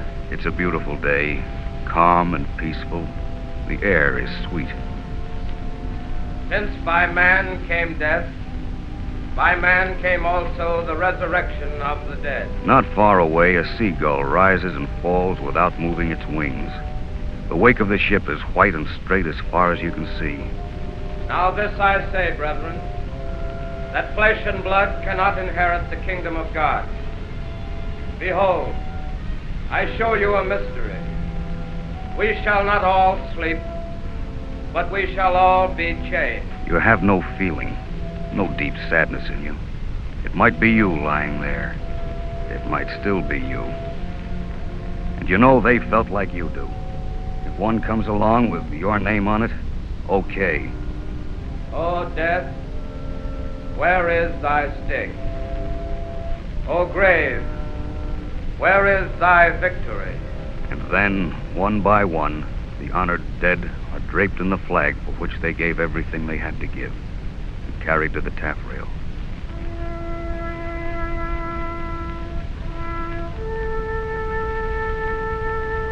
Adams, J.B., Seaman, 2nd class.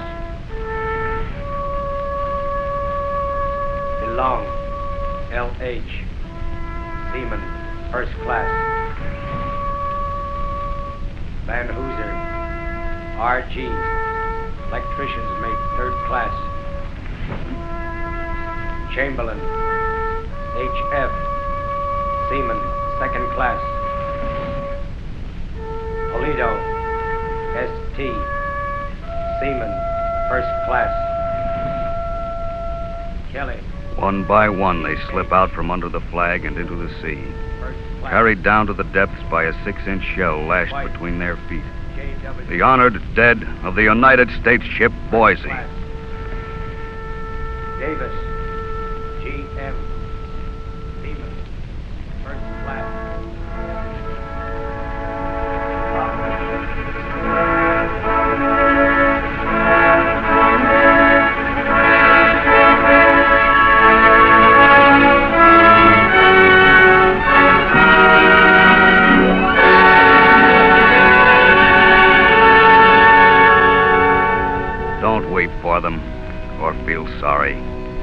One doesn't weep or feel sorry for men who have given their lives for their country.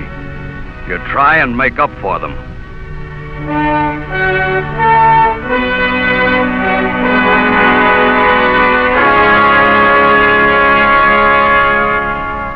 "100% of the Boise's crew was ready to give 100% for victory.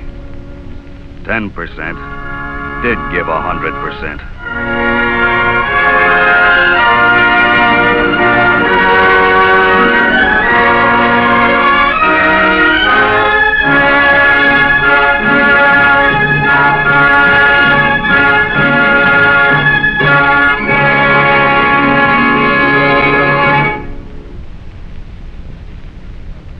10%.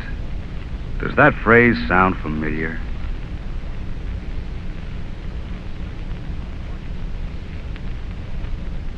These broadcasts are made available to you by the Elgin National Watch Company. Before we tell you about next week's program, may we ask you to listen for 39 seconds to a message from Elgin. Aboard warships like the Boise, and in sand-scarred tanks and bullet-riddled bombers, the precise hands of Elgin instruments point the way to victory. With Elgin skill completely converted to war production, naturally few Elgin watches will be available for civilian use. And you can scarcely expect foreign-made, imported watches to substitute satisfactorily for such high-quality American timepieces. So take care of the Elgin you now have. Wind it fully every morning. Treat it gently. Guard it from sudden shocks. At least once a year, have it inspected by your Elgin jeweler. Remember, time. The time on your wrist is vital to victory.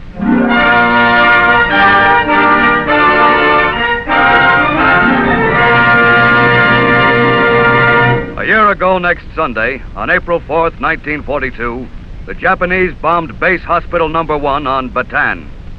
On that day, the fate of Bataan was sealed. And on that day, when Zero dive bombers made a target of a bright red cross, we began to realize what kind of an enemy we faced, what kind of a war we must fight. Lest we forget, next week at this same time, we commemorate the bombing of Base Hospital No. 1, when the man behind the gun will be a woman, an Army nurse on Bataan.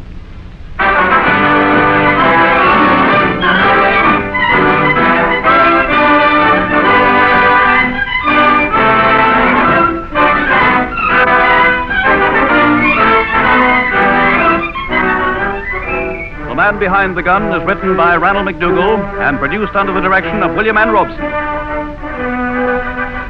Jackson Beck is the narrator, and the original score is composed and conducted by Nathan Van Cleve. The Man Behind the Gun is presented each Sunday night at this time by the Elgin National Watch Company, makers of precision instruments and timing devices for the Army, the Air Corps, the Navy, and Marine Corps. This is the Columbia Broadcasting System.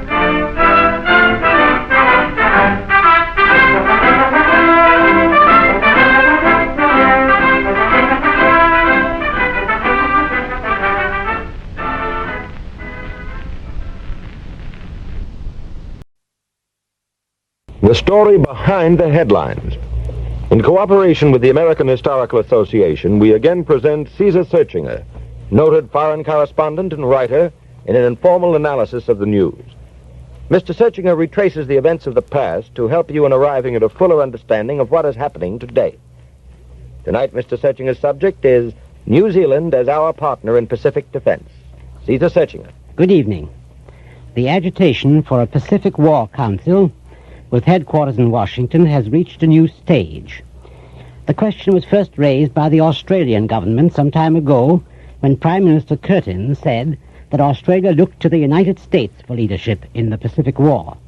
Another phase of this Pacific defense problem was Australia's demand for representation in an Imperial War Cabinet in London, which has now reached its sequel in the appointment of Richard G. Casey, Australian minister in Washington, to the British War Cabinet as Minister of State.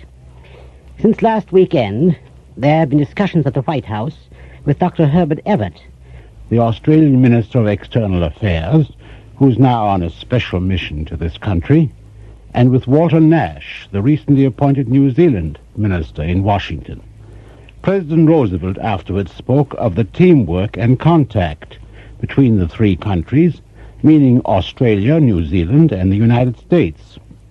By the end of the week, it seemed that the creation of a Pacific War Council was on the verge of formation, pending, of course, the expected concurrence of the British government.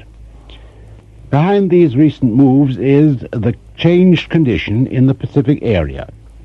The old ABCD command, Australian, British, Chinese, Dutch, has, as the President put it, gone out of business with the fall of the Netherlands Indies.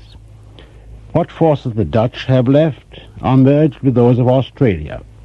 China is collaborating closely with the British forces in Burma, and its function in the Pacific area is now confined to its internal defense. British naval and land forces are fully occupied in other theaters of war, and General Wavell's headquarters have been moved to India. The Pacific area is therefore completely in the hands of the Pacific countries, Australia, New Zealand, and the USA. The arrival of General McCarthy in Australia and the recent activities of the Japanese in that area have focused our attention on that continent. But New Zealand is an equally vital factor in the strategy of the United Nations, so I'm going to say a few things about that. It is no less necessary to hold New Zealand as Australia itself, for if the Japanese were to land in New Zealand, they would be able to cut our communications with Australia, and they could outflank any offensive which we might launch against Japan. In such an offensive, New Zealand may become a secondary base of operations. Even now, Auckland and Wellington are chief termini of our trans-Pacific supply lines. And New Zealand is, of course, an essential supply base, especially as regards that most vital material of war, namely food.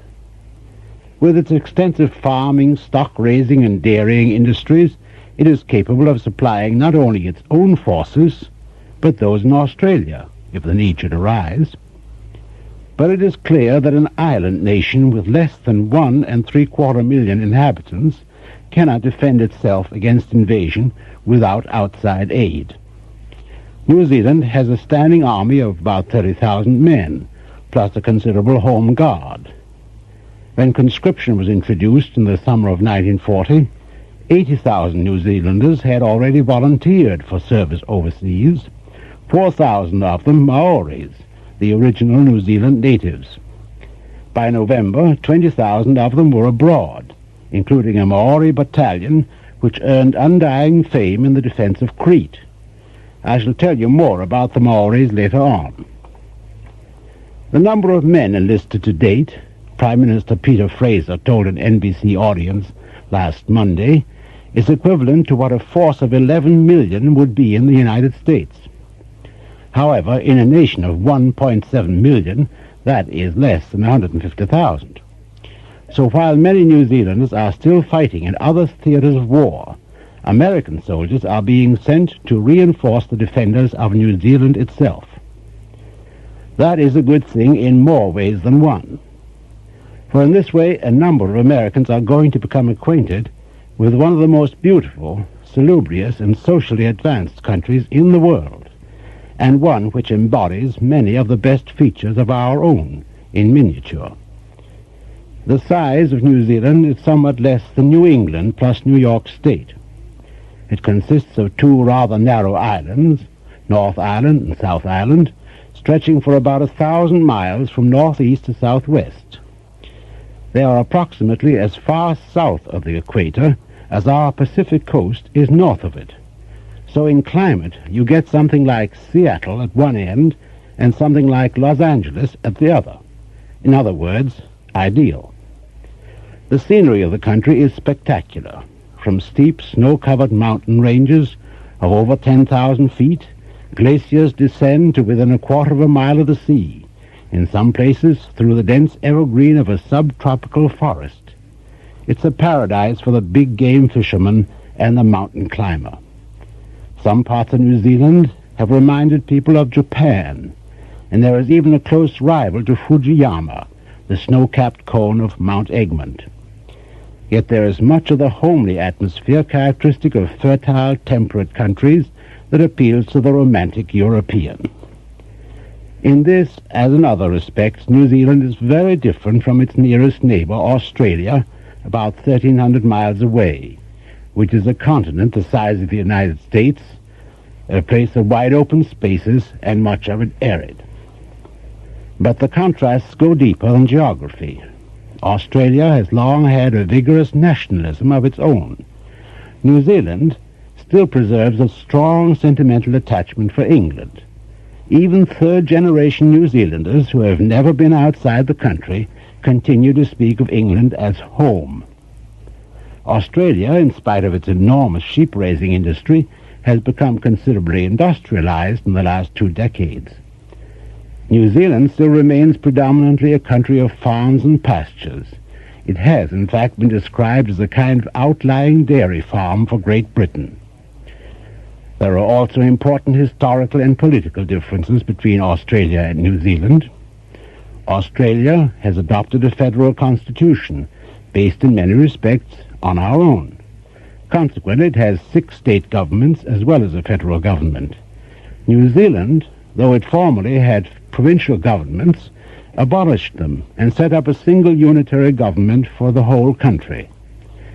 In other respects, however, their political institutions are similar.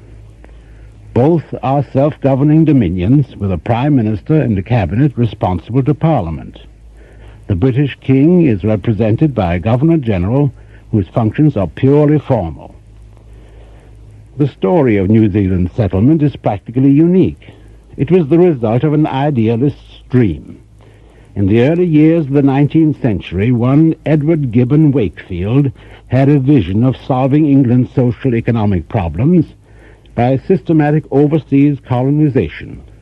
His idea was to transplant a replica of English society from the country squire and the urban capitalist to the farmhand, artisan, and clerk to somewhere overseas.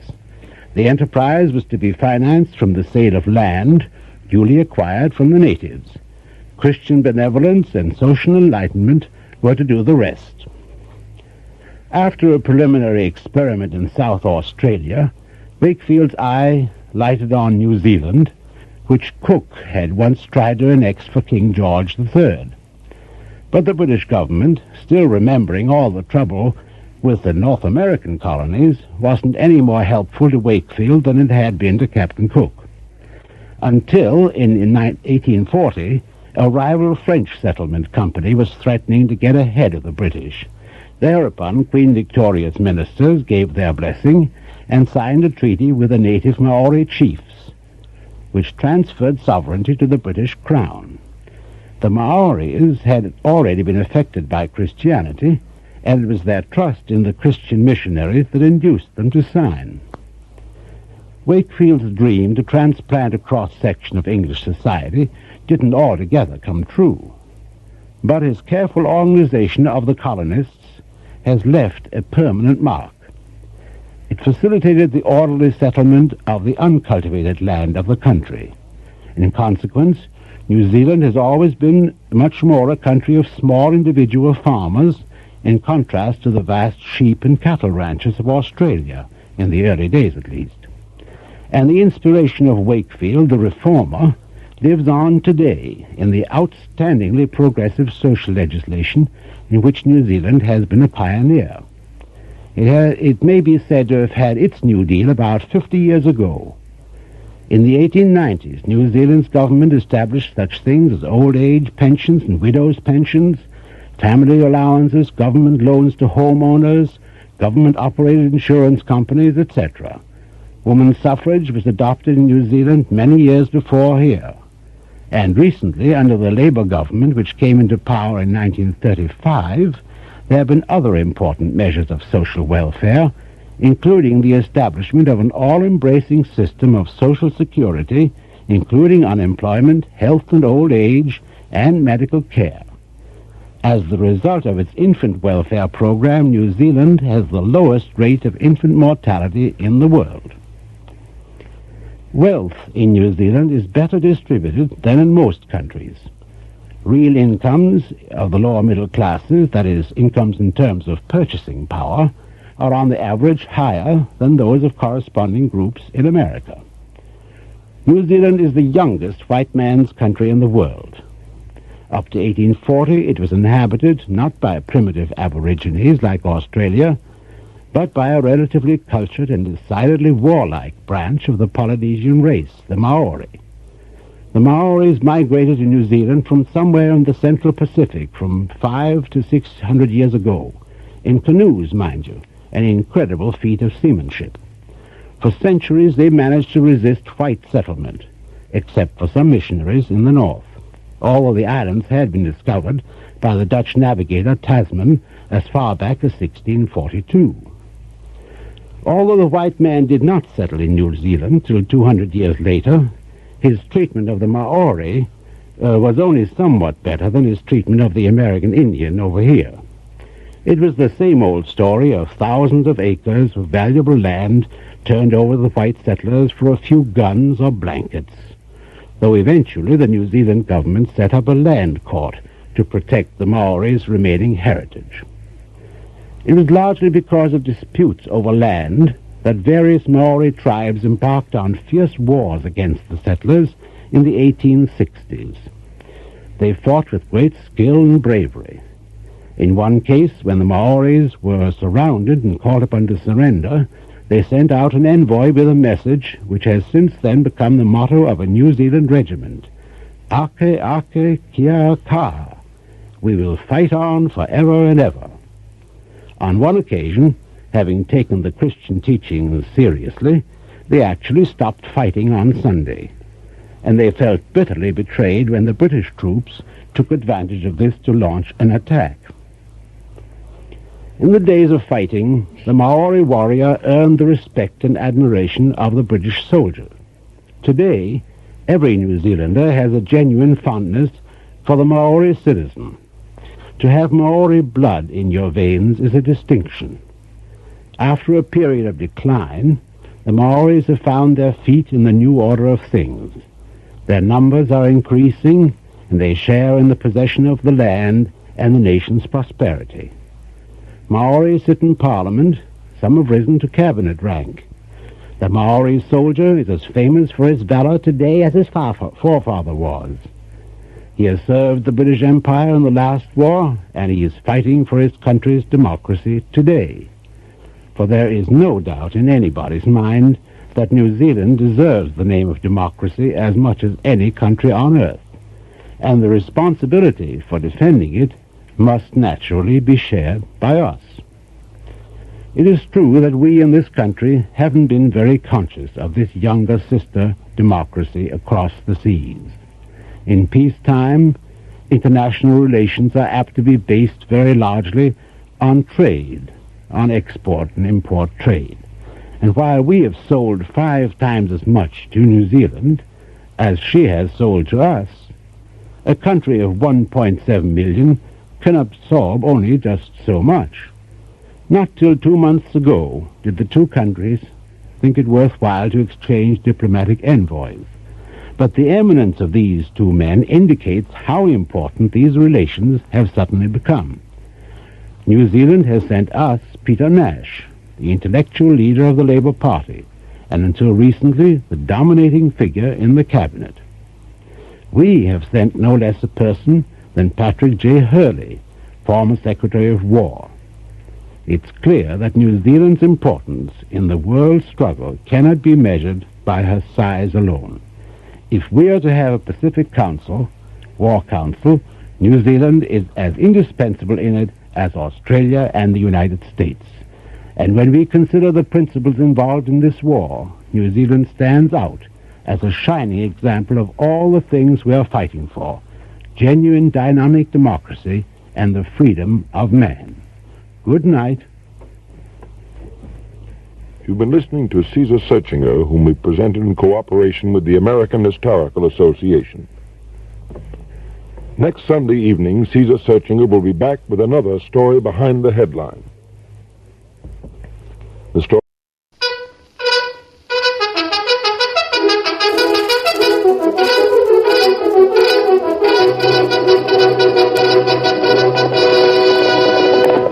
Hi-yo, Silver!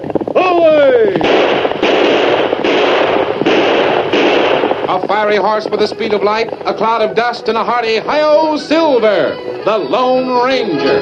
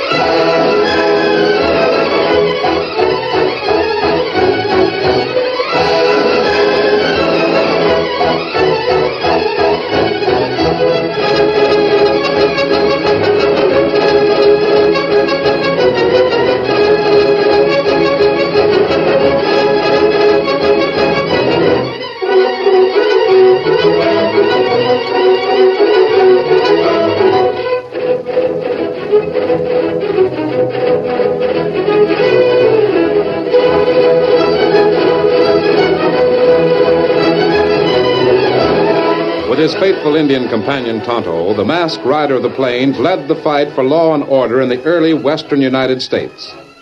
The stories of his strength and courage, his daring and resourcefulness have come down to us through the generations. And nowhere in the pages of history can one find a greater champion of justice. Return with us now to those thrilling days of yesteryear. From out of the past come the thundering hoofbeats of the great horse Silver. The Lone Ranger rides again. Come on, Silver! We're heading for the Mexican border. Hi-yo, Silver!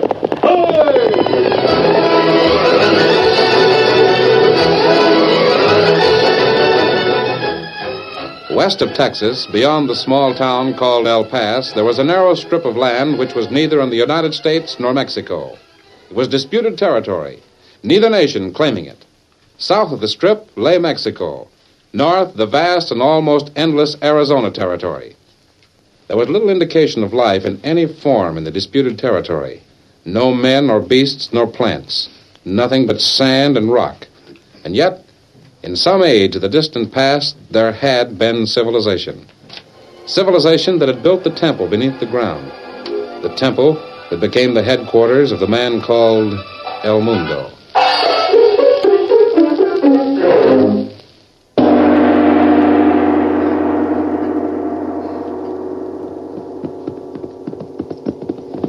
Hot.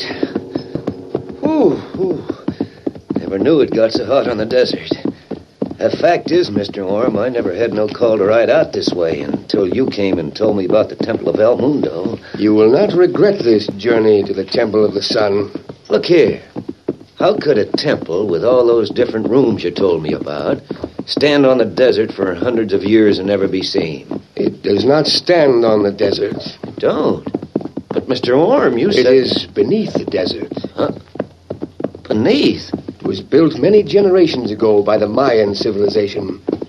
The only sign of its existence is the entrance, made of rock slabs which rise but a few feet from the ground. Oh. But why weren't those rocks at the entrance seen? They were buried beneath the sand until a short time ago. They were brought to light by the Master.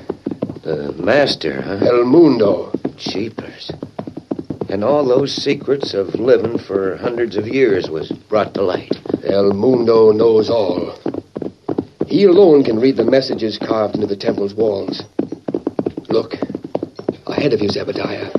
Is that the place? It is.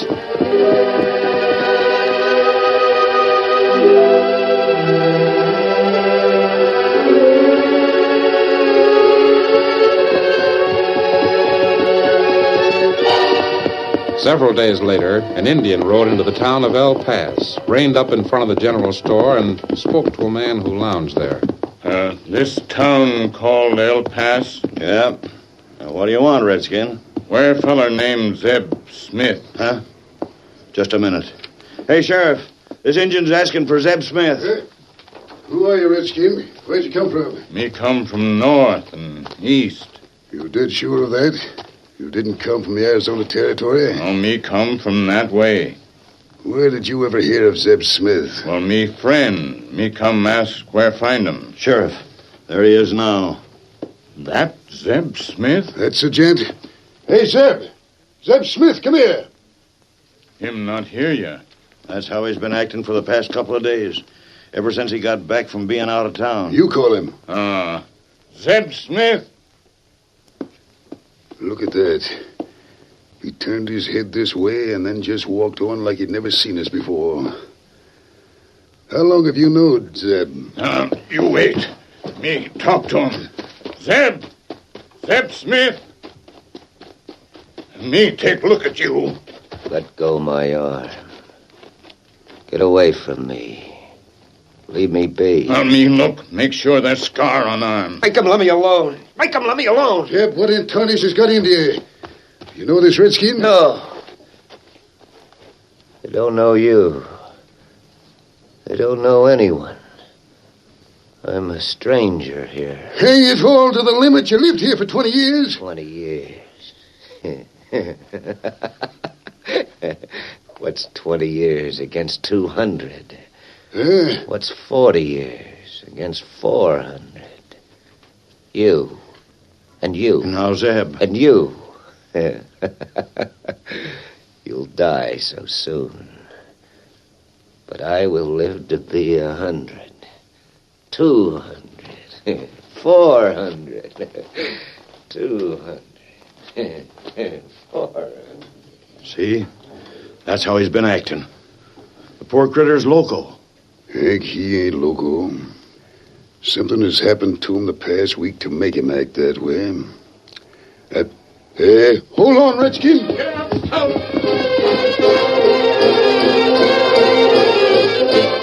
Tonto hurried to a cottonwood grove near town and reined up beside a small stream where Dan sat fishing. Oh, Scout, go, fella, go. Hey, Tonto. Golly, I'm glad you're here. I've been teaching Victor a new trick. Well, that good, Dan. But where Lone Ranger?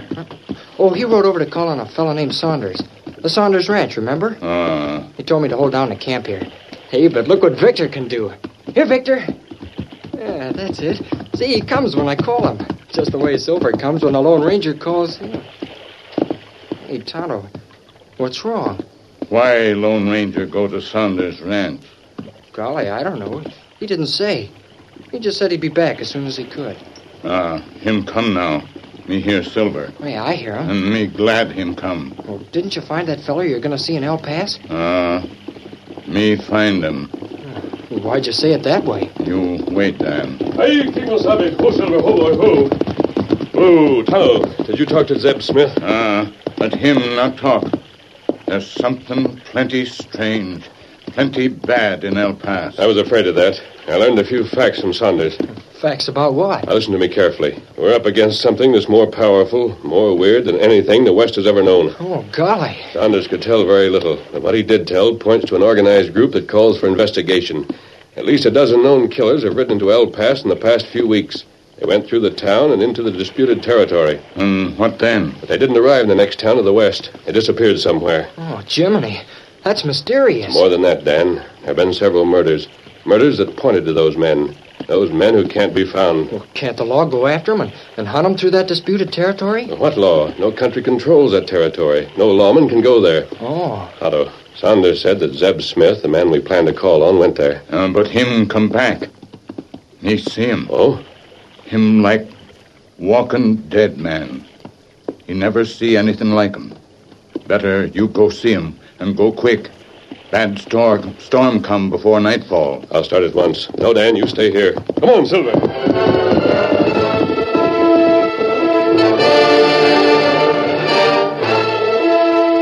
The Lone Ranger headed directly for Zeb Smith's large ranch house without pausing in town. He noticed a strangely deserted atmosphere about the ranch. Silver, there's no sign of life around this place. Zeb had a big ranch. He had a lot of men here. Where are they all? There's the first thunder of the storm Tonto mentioned. Strange how he sometimes knows what will happen. Well, we'll stop here, old boy, and see if Zeb's home. Whoa, fella, whoa, whoa. Hey there, Silver. Why are you so nervous? Take it easy, Silver. Silver, take it easy. Must I holler you? You've never been afraid of thunder. You're used to a flash of lightning. Stay here now, and I'll see if Zeb's home.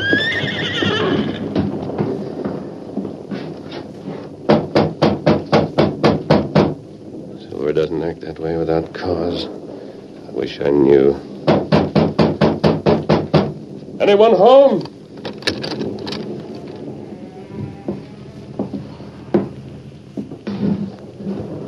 Zeb, what's happened? Dead. Silver, quiet, boy. Someone coming. Hey there, you! Sheriff, he's masked. Stand where you are, don't move! All four of us have got you covered, mister. Don't you make a move or we'll let you have it. I'm glad you're here. Sheriff, a friend of mine is in here. We heard. What have you done with him? Hey, Zeb! He can't answer you, Sheriff. He's dead. And you killed him. Dead, eh? That's what I suspected. There's no mark of violence. No indication of what caused death. You know what caused it? Now, 1 minute. Who sent you here? We were told about the plot to murder Zeb. We were tipped off we'd find him dead. Who tipped you off? None of your business. Watch him, boys, while I look things over. Make a move, stranger, and we'll let you have it. What's your name? None of your business. Take off that mask. We'll see who you are. You knew Zeb had been acting strangely, didn't you? Strange ain't the word for it. He was downright scary acting. How long had he been that way? We ain't answering your questions. You're to answer ours. There's no sign of violence about the place. Hang it all, I'd give a heap to know what happened to Zeb when he was out in the Arizona Territory with that stranger. Mighty odd change came over him. Yeah. The poor critter kept saying that he'd live to be 200 years old. He said that? Yeah. After he came back from the Arizona Territory? Yeah. Sheriff. Now, see here. Tell me one thing. Who sent you here? Well, Speak up, man. Well, it's a note, that's all. I found a note under the door of my office. But see here, doggone you, you're under arrest. I want to know why you're here. What part did you have in the things that happened to Zeb Smith? No part, Sheriff. But I'm going to deal myself a hand in the things that happen from now on. Like fun you were. Hey, why you... Hey, get off me. Let me up. Get up. He's getting away. Come on, Silver.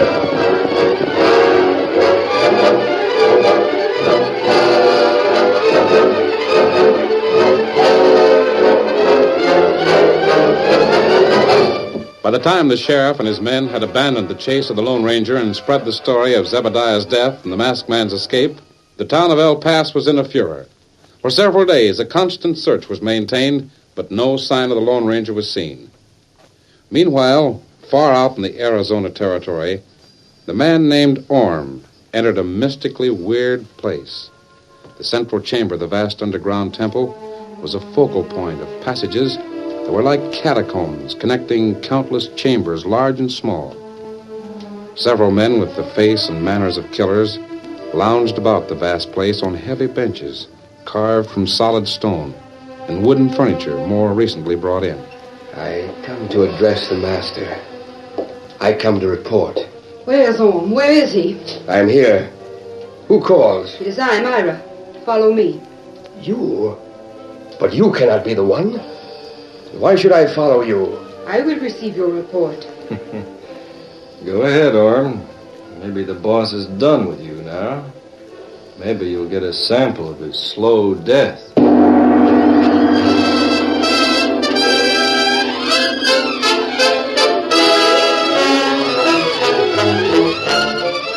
The curtain falls on the first act of our Lone Ranger story. Before the next exciting scenes, please permit us to pause for just a few moments.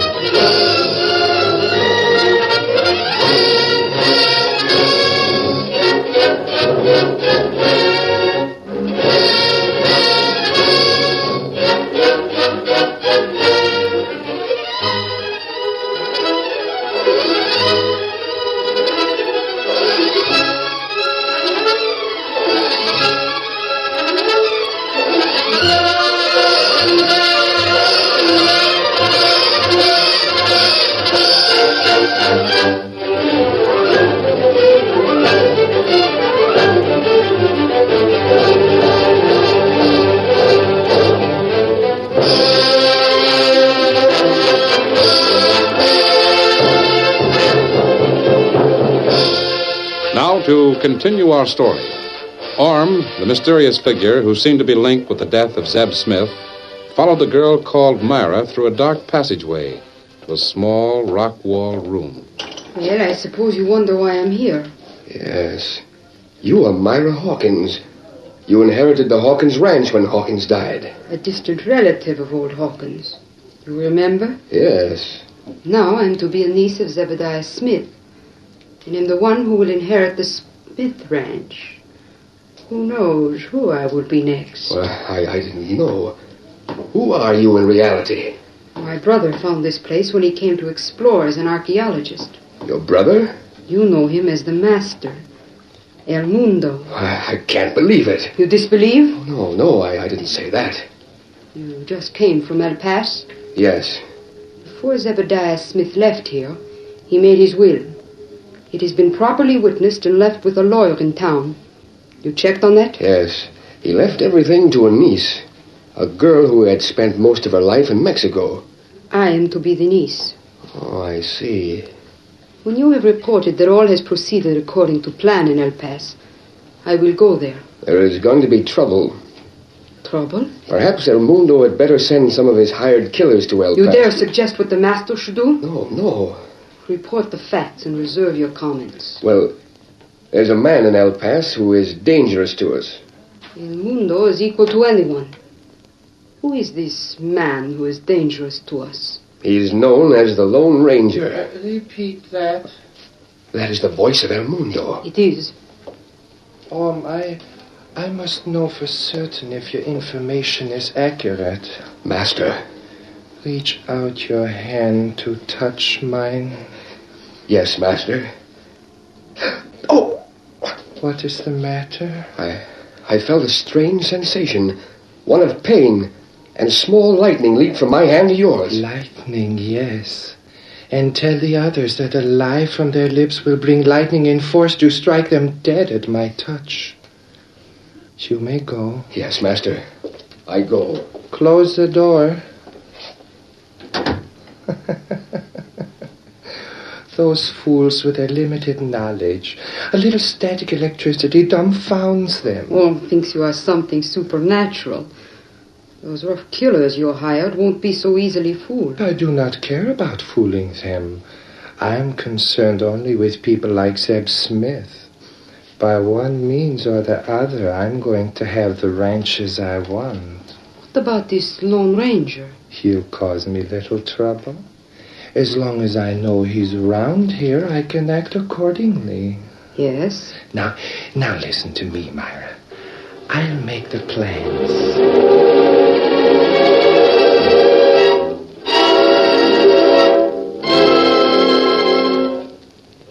When the Lone Ranger realized the immensity of the enemy's powers, he took Dan Reed to the Sanders Ranch, where there would be a greater measure of safety. He remained in hiding while Tonto spent his time in El Paso, gathering what information he could gather.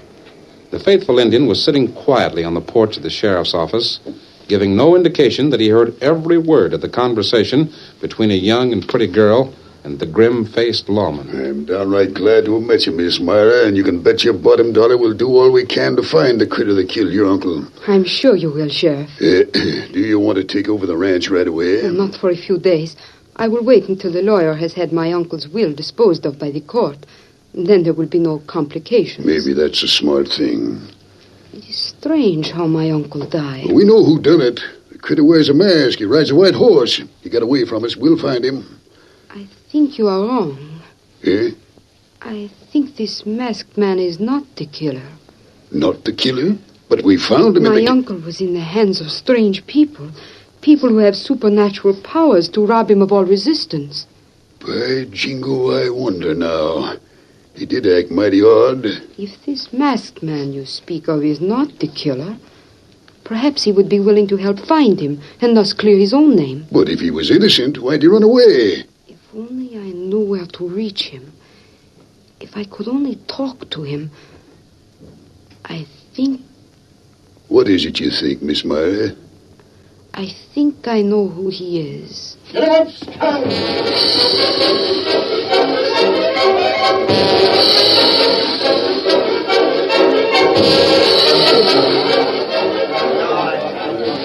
Miss Myra, I've had the boys trying extra hard to find that masked man since we talked about him this morning. Oh, thank you, Sheriff. Please pardon me.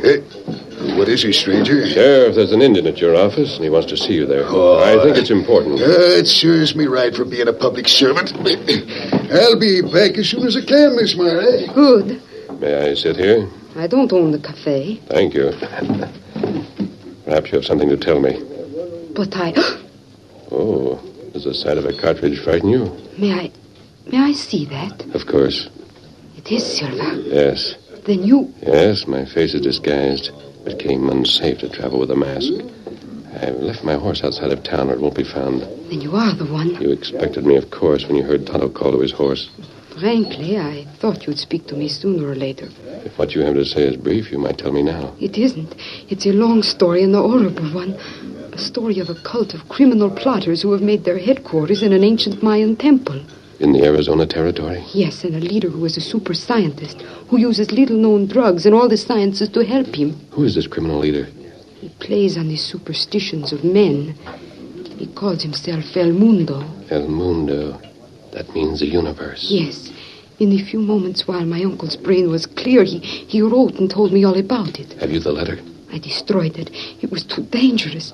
If I had kept it and members of this cult had found it, they would have killed me to seal my lips. Did your uncle tell you how to reach the headquarters of the gang? I think I can give you directions. But you could not take many people with you. No lawman would go. Why? It is in disputed territory. You would have to go alone. I see. And preferably at night under cover of darkness. Oh, but it is too much, I ask.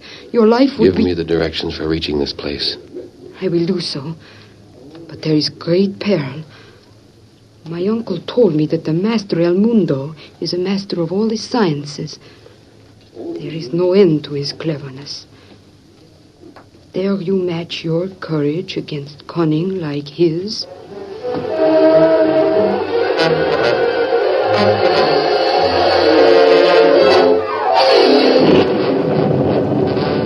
That night, the thunder rumbled about the temple, and frequent flashes of lightning made jagged streaks across the black sky. Inside the temple's central chamber, Orm waited with another member of the cult. What does that mean? The master, El Mundo, will speak.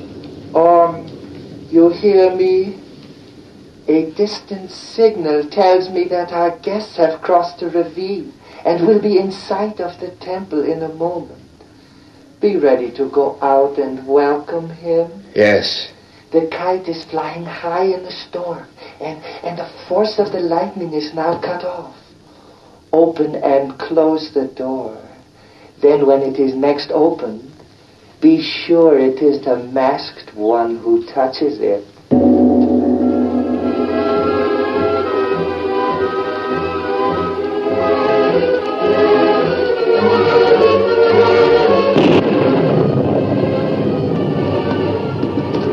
Otto, you see the temple in that lightning flash?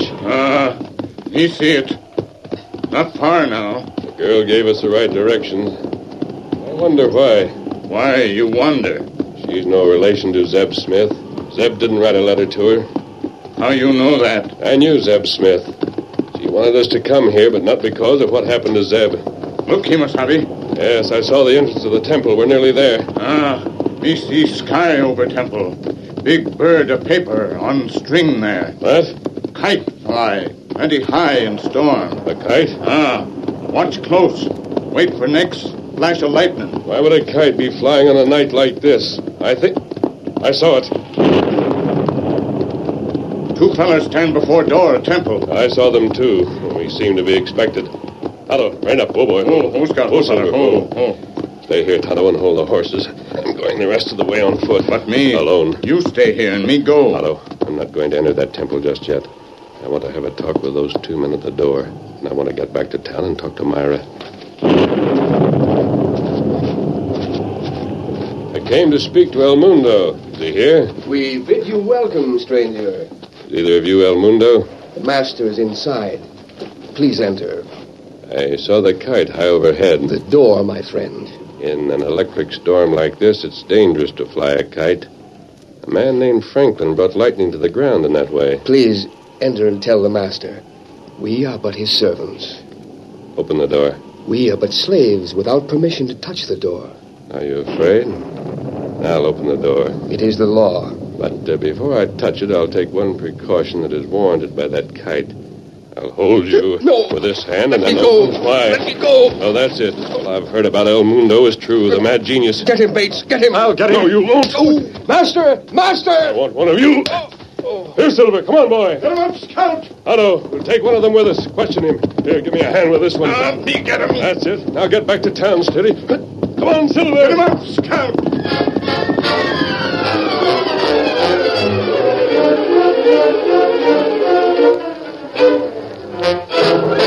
Otto, Myra left town. I've talked to the sheriff. What about fellow you capture? Imosabe, we're up against the smartest, most dangerous criminal we have ever met. He has a grip on his men that will make it hard for us to defeat him. The man we brought in from the temple is... Him talk? Tell about temple? No, Kemosabe. He won't talk. Well, maybe me make him. He is dead. Oh. How that happened? Nobody knows. He was dead without a mark on him.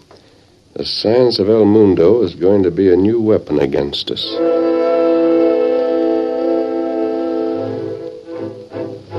Well, the Lone Ranger is up against a master of crime.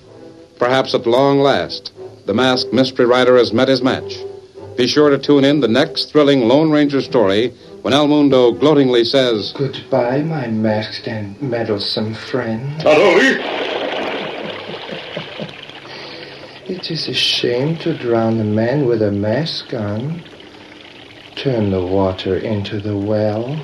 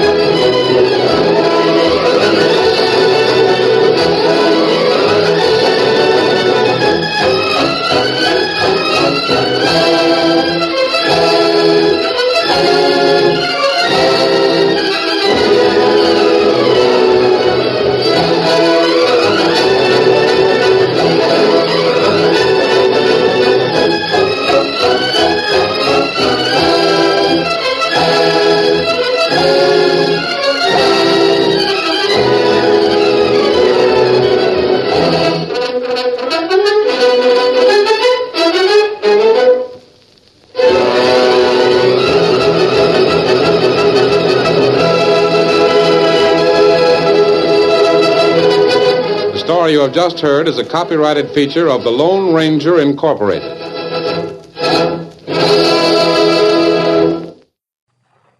The Cavalcade of America, sponsored by the DuPont Company, maker of better things for better living through chemistry.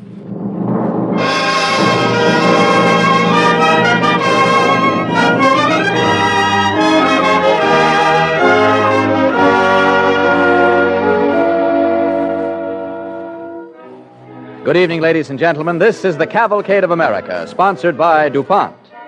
Tonight we present a comedy melodrama, The Cook on the P.T. Boat Writes Home. William Bendix is our star, and our play is written by Frank Gabrielson. All characters and code signals used in tonight's play are fictitious. DuPont presents The Cavalcade of America with William Bendix as Joe Caldwell in The Cook on the P.T. Boat Writes Home.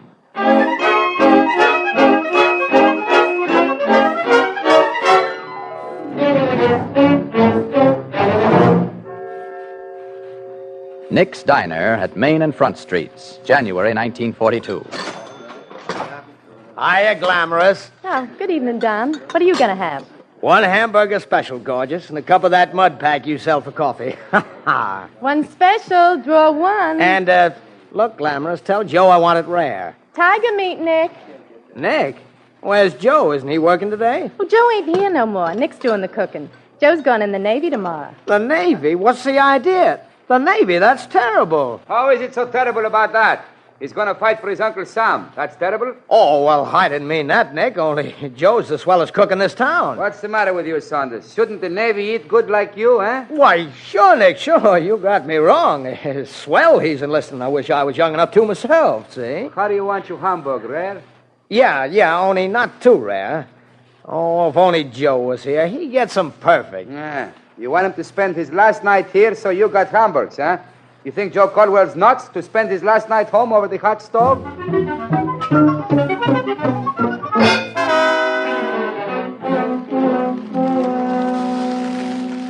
That's the prettiest sound in the world, Sally. What is, Joe? A steak broiling. We need about 2 minutes more on that. There, the broccoli's done. Say, where's your mother keep her paprika, Sally? I want it for the baked potatoes. I'll get it, Joe. Sure was nice if you'd asked me for dinner tonight, honey. It's nothing at all, Joe. No trouble. Here's the paprika. Thanks. This is my idea of heaven, messing around the kitchen with you. Oh, Joe. What's the matter, honey? I don't want you to go away. Oh, I'm coming back, honey. You and me are going to get married. Oh, Joey. And someday we're going to have that place we dream about, Sally Lou. Red leather booths and chromium and a big jukebox. Oh, gee, Joe. You make everything sound so romantic. I thought of a name for it, too. What, Joe? Joe's Place. Oh, Joey. Oh, now don't cry no more, Sally. I'm going to be okay. You know, I think I'm going to like the Navy. Will you promise to write? Sure. I'm going to try and get on a PT boat, Sally. They're all volunteers practically, and the officers are all college guys. It ought to be a very high-class bunch of appetites.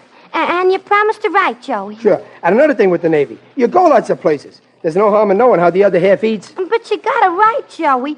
You may be off you don't know where. Panama, Hawaii, the South Sea Islands. All right, Sally. Think of it, Joey. The South Sea Islands. All right, Sally. All right.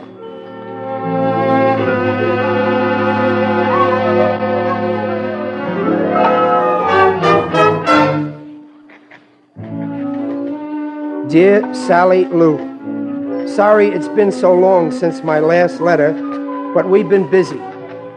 I shouldn't ought to write now as my icebox needs cleaning, but I got to tell somebody about last night or bust. It was like a bad dream, just one of them nights when everything went wrong. To begin with, I cook a fine supper for our boat captain, who is Lieutenant Gilling, only we call him captain on the PT, which he is captain of even if he's only a lieutenant. Anyway, I cook him a fine supper, and he didn't eat one bite hardly. Not one bite. It made me feel like 2 cents, Sally. I guess the captains don't realize an army travels on his stomach, even in the Navy. Oh, say, that fish looks good, Cook. Thanks, Captain. Oh, what kind is it? Some kind of tropical fish, sir. Notice how much bigger they are here than home? What's bigger? The tropical fish here, sir. My mother's got a whole tank full of them. There ain't a mouthful in 100. Captain Gilling! Captain Gilling! See who that is, will you call him? Yes, sir. The captain's below. Who wants him? Commander Bond. Oh, the commander. Yes, sir. It's a squadron commander, sir. Yes, I know. Tell him I'll be right up. Oh, he's coming below, sir. There's enough fish, sir, if you want to ask him for chow. Thanks, Caldwell. Hello, Commander. Hello, Captain. Sorry to interrupt your chow. Will you join me, sir? Not now, thanks. What I want to know is when your boat will be ready for duty again. Not before tomorrow, sir. Those motors are in tough shape. Do any of them work now? Well, there's one motor we can depend on, sir. Well, patch up the other two the best you can and prepare to put to sea with the patrol tonight. Tonight? Well, you won't have much speed, sir. My orders are that every motor, torpedo boat, in the squadron must be off Guadalcanal tonight, ready for action. I take it there's something up, sir. There's a Jap task force somewhere in this area. We expect them to attack during the night. And you know what our naval strength is here at the present moment. Yes, I do. Commander, I wonder if I could get a couple of replacements. 2 of my crew are in the hospital. There aren't any replacements, Captain. I see, sir. I'll get busy on those motors. And, look, if you can't get your speed up to what it should be, don't risk going in close to fire your torpedoes, or you'll never get away. 1,000 yards at the inside. 1,000 yards, you think, sir? Yes. With an unreliable boat, anything closer could be suicide. I'll remember that, sir. I'll expect you on the patrol then, Captain. We'll leave Talaga here at 1900. Yes, sir. I brought you another helping of fish, sir. It's more butter sauce. No, thanks, Caldwell. I didn't eat all this. Say, if Ensign Stack comes looking for me, I'm forward in the engine room. Yes, sir. Shall I keep some fish hot for you, sir? Don't bother, Caldwell. I'm not hungry tonight.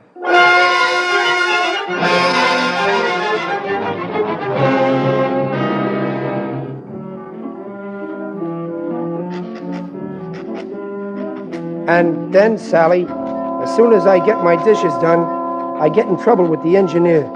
He yelled at me and ordered me out of the engine room. Right in front of the Betts brothers, too. They're the ones I wrote you who like ketchup on everything. Why should the engineer humiliate me like that, Sally? All I did was ask him a civil question, and he throws me out. I don't get it. There, you see, Captain? Purr, just like a cat. Is that the best you can do, Hanson? I'm not Thomas Alva Edison, Captain. Turn that thing off a minute. All right. Hanson, I don't care how you do it, but I want all three of those motors in some kind of shape 1 hour from now. Listen, Captain, I'm not... I know you're not Thomas Alva Edison, but we go on patrol tonight. 2 of those motors are in awful shape. They're not in half as bad a shape as those Marines on Guadalcanal will be tomorrow if we don't stop those Jap ships. I don't know what I can do, Captain. I'll do something. Okay, Thomas Alva. Wonder who he thinks I am. Superman? Say, Hansie, listen to this number 2 motor. Turn her over, Ed.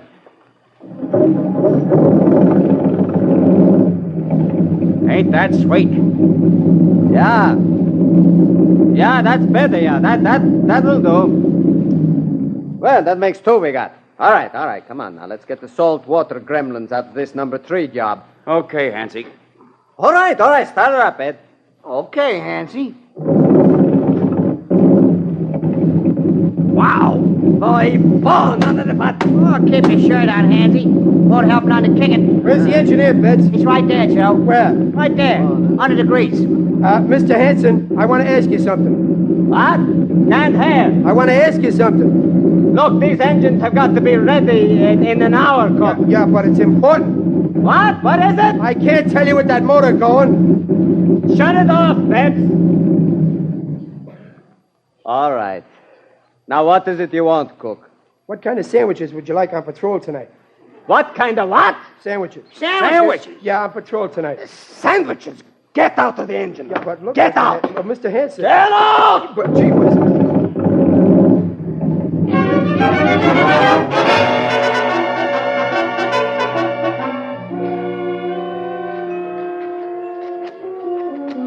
On top of everything else, we got 2 guys sick, Sally. So I made some broth out of that receipt of my mother's. Guess what? They never even got it. Gee, what a night. Did you check your tin fish tubes? Torpedoes okay, Captain. 1, 2, 3, 4, check. Depth charges? Check, Captain. Now listen, Tubes, Mackey won't be with us tonight. Chablowski's still laid up, too, isn't he, sir? Both of them. You know who's wearing quarter stations, do you? Yes, sir. In action, it's Ed Betts aft on the Ehrlichen gun. I take the starboard twin mount. Cook takes the port mount. Yes, be sure you let them both know you're taking over for Mackey. I'll tell him right away, sir. Very well. We shove off in 5 minutes. Cookie! Sparks, you seen Joe? Yeah, there he is, coming down the dock. Thanks. Hey, Cookie! Who wants me? Where you been? We're almost going to shove off. I took some broth for Mackey and Jablowski. That hospital food ain't so tasty. Did you see him? No, I left it there for him. Some broth, too. Popeye got a spoonful of that, he'd give up spinach. Sure could use those 2 boys tonight. Why? Looks like Jiu-Jitsu's coming to call. Oh, who cares about them Japs? Them Japs can fight, Cookie. How can they fight? They don't eat right. They ain't got blood inside, they got rice. Ah, listen. I take over for Mackey. If there's action, you know your station? Yeah, that gun there. What's it of that? Maybe more than you think, Cookie. Well, I gotta tell the captain I'm back. He gave me leave to go. Reporting back for duty, sir. All right, Caldwell. Hello? Engine room, calling Captain. Engine room on the phone, sir. Oh, thanks. How are you coming on the motors, engine room? Well, we got them running, sir. Good work, Hanson. Yeah, but they can't be depended on, though, sir. Well, do the best you can. Stand by to get underway, Hanson.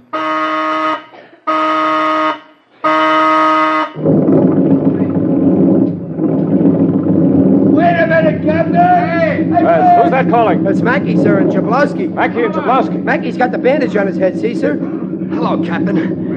We're reporting for duty, sir. How did you 2 get out of the hospital? The doctor said it was okay, sir. Oh, he did, huh? Yes, sir. Yes, sir. He agrees with us that salt water would be very good. Oh, really?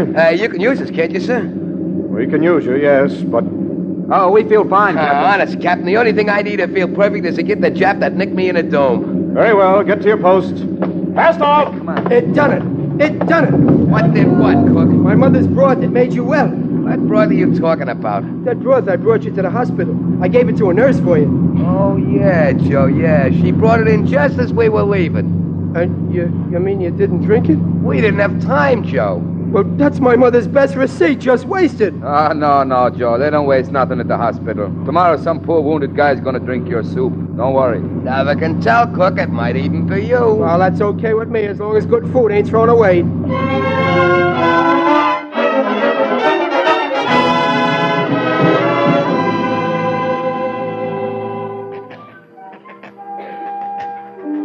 Some night, Sally. The radio man spilled my salt over the whole boat almost. Before that, I caught Ed Betts with his greasy hands in my condiments.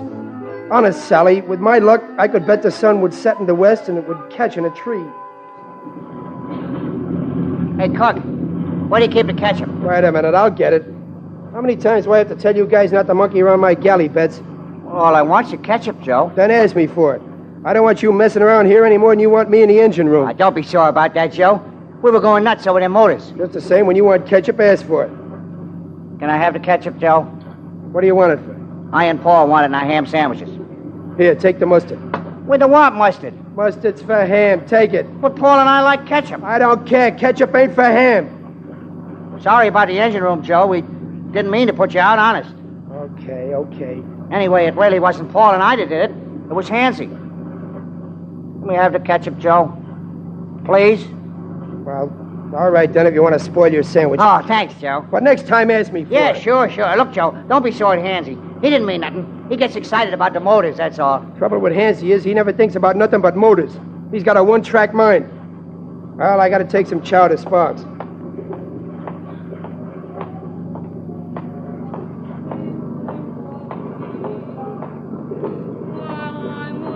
That's a nice tune on the radio, Sparks. Yeah, it's got a good tone, that portable.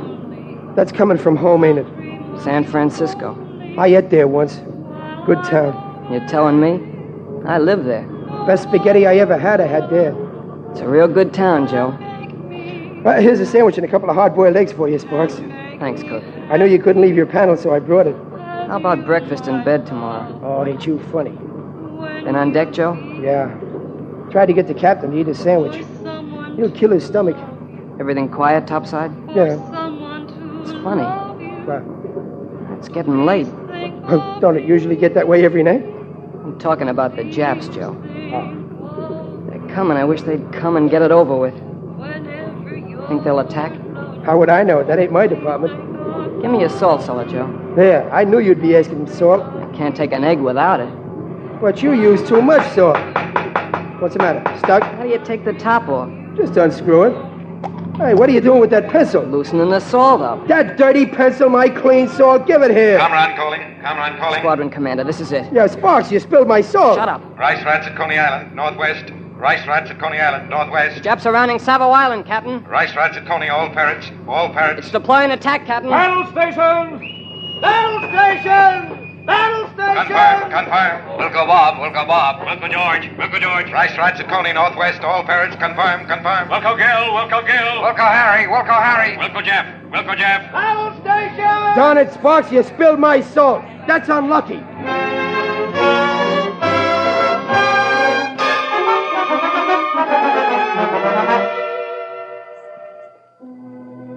You are listening to William Bendix as Joe Caldwell in The Cook on the PT Boat Writes Home on the Cavalcade of America, sponsored by DuPont. Joe, a PT boat cook who mans a gun but loves his pots and pans, is writing home to Sally Lou. Joe had a bad night last night, and he's writing her all about it.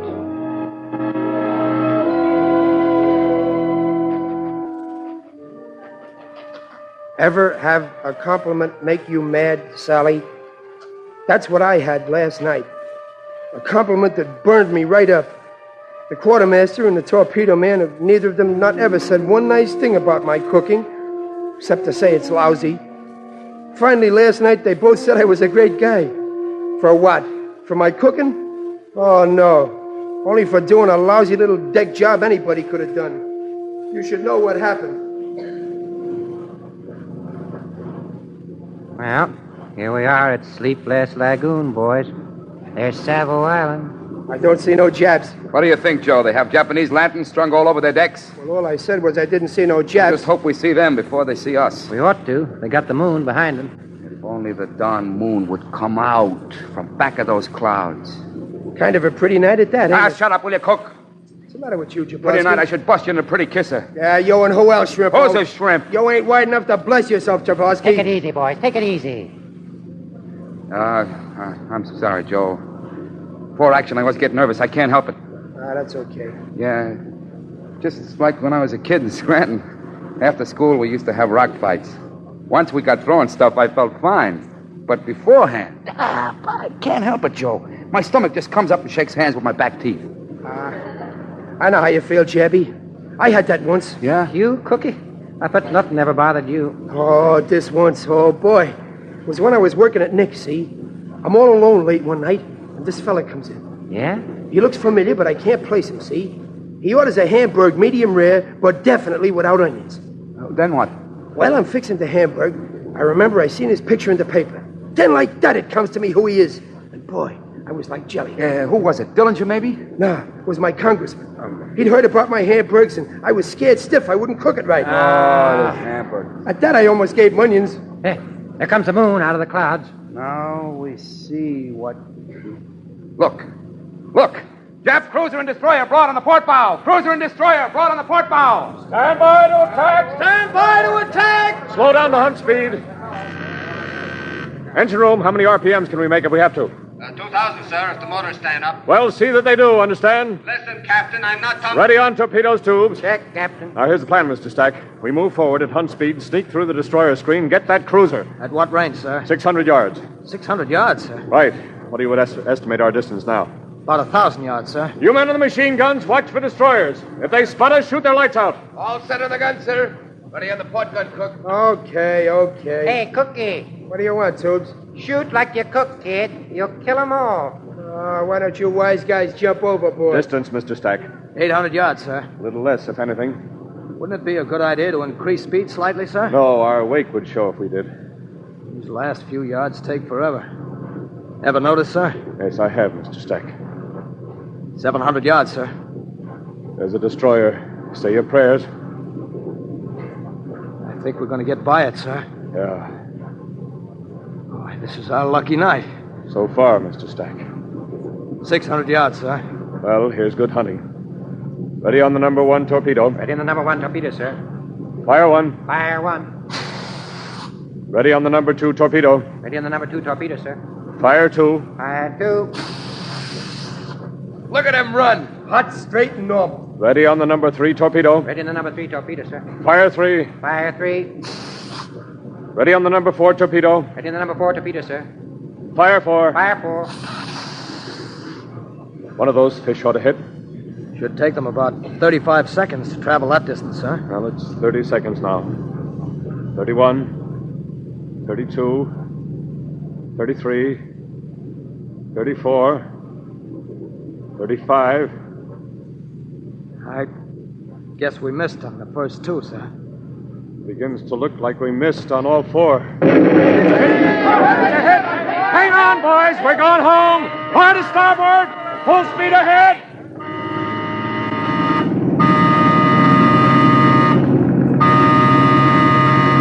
Here comes the destroyer, sir. Shoot out their lights. Shoot their lights. Look, shoot for their lights. Shoot for their lights. Is that how you mean? Cook shot their lights out. Cook shot their lights out. Cookie. Attaboy, Cookie. Attaboy, Cookie. You're a great guy. If I'm such a great guy, Tubes, why didn't you eat my pie crust? Hello? Motor's beginning to kick up. The engine room says the motors are starting to go, sir. Go below, Stack. See what can be done. Yes, sir.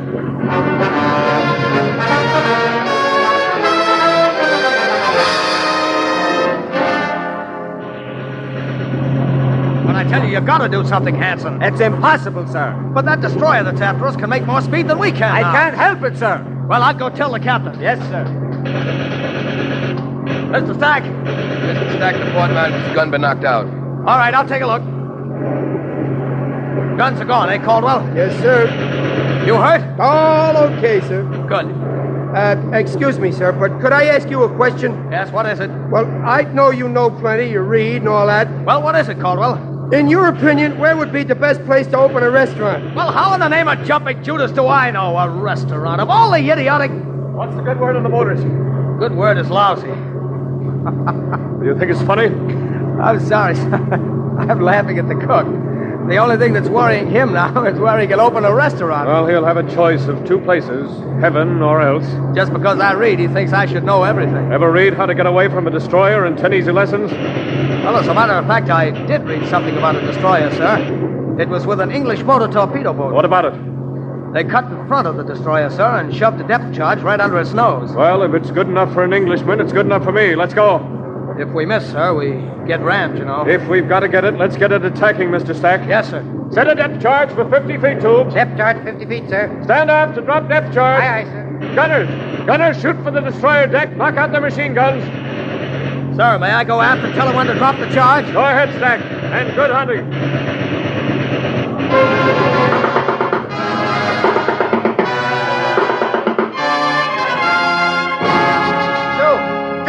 Joe, look. We're heading right for the destroyer. So what? We haven't any torpedoes left. What are we going to do? Hit him with our fists? Ah, the captain knows what he's doing. Not if he's trying to ram a destroyer with a PP boat, he doesn't. Maybe we're going to do something with this depth charge. Stand by on the depth charge. Standing by, sir. Standing by, sir. Look at the destroyer, sir. They're going to run us down. Drop charge! Drop our tubes.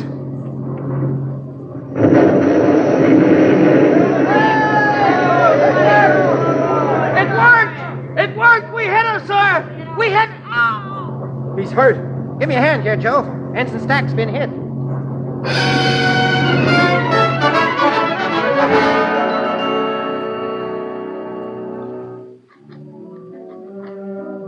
This is a P.S., Sally. It is 2 hours later. I took time off to clean the icebox. Also, to take some broth to Ensign Stack, who was in the hospital today. He felt fine after he drank it. He said we should open Joe's place in Tokyo. Do you think he was kidding, Sally?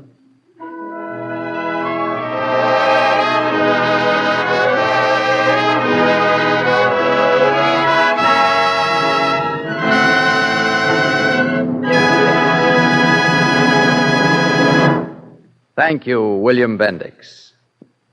Ladies and gentlemen, we'll hear again from Mr. Bendix in a few moments. Before we do, we would like to tell you what Lamont DuPont, chairman of the board of the DuPont Company, said today in commenting on the country's all-out production for the war effort. Mr. DuPont said, quote, "Times certainly have changed in the chemical industry since the First World War.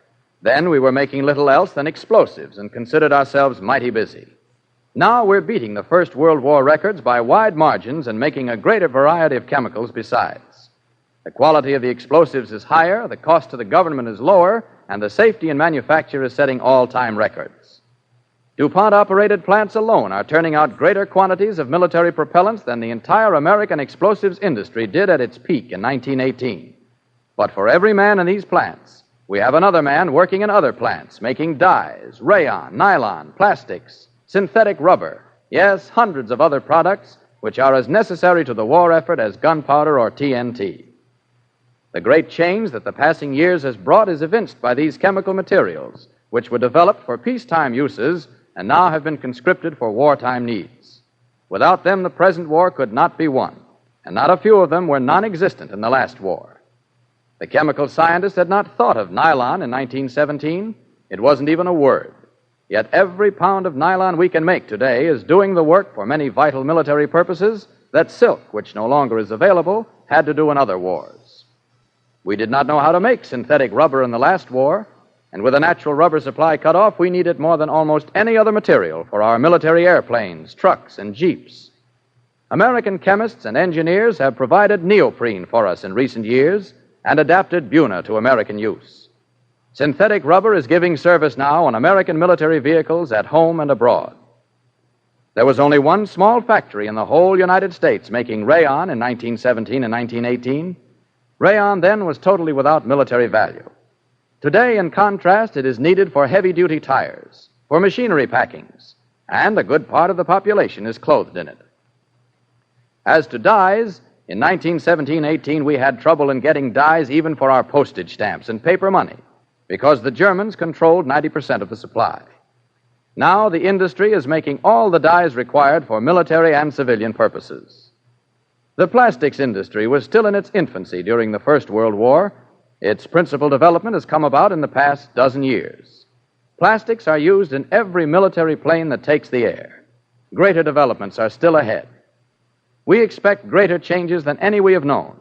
The public is looking for new things, more and more of them. And incidentally, it isn't going to be disappointed. As a people, we have developed an unprecedented degree of faith in the power of science to remake the world for the better. The chemical industry must maintain a discreet silence as to any accomplishment since the war started. But this much can be said. Science has a good chance to succeed in doing what the people want, thus providing better things for better living through chemistry. And now, Cavalcade star of the evening, William Bendix.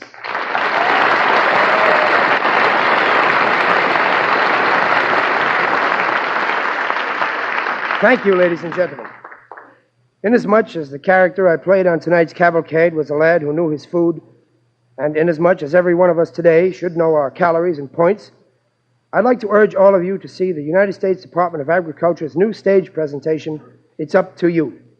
It opens here in New York in a couple of days, and soon it will play throughout the country. Your local papers will announce the time and place. I've seen a preview. It's a splendid presentation of a problem every American will want to share so that the men behind the guns will get the best first. Thank you.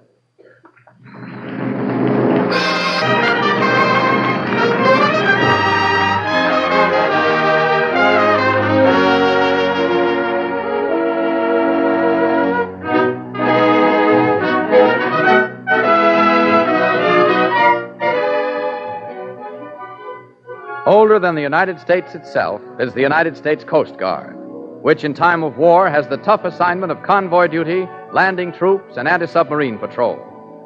Our play next week is about the Coast Guard. It is called Submarine Astern, and our star is the popular screen player, Ray Milland.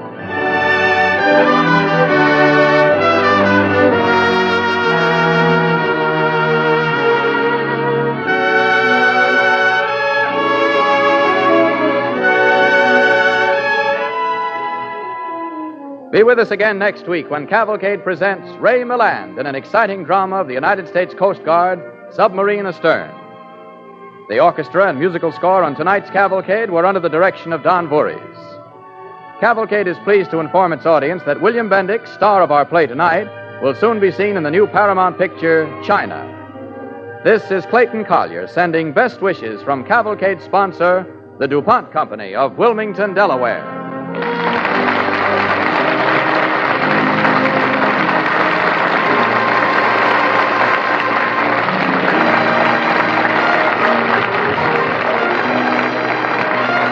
This program came to you from New York. This is the National Broadcasting Company.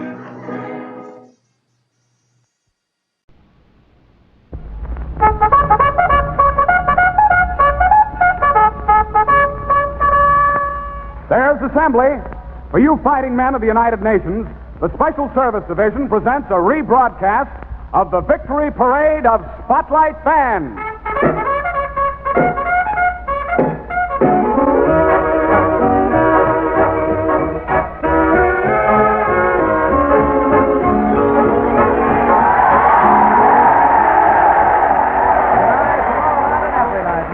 Saturday, the Coca-Cola Company sends the greatest bands in the land to entertain the soldiers, the sailors, the Marines, the Coast Guardsmen, and war workers. Tonight we're at Fresno, California, playing for the officers and men of Basic Training Center Number 8 of the United States Army Air Force's Technical Training Command. Presenting in person and in the spotlight, Tommy Dorsey!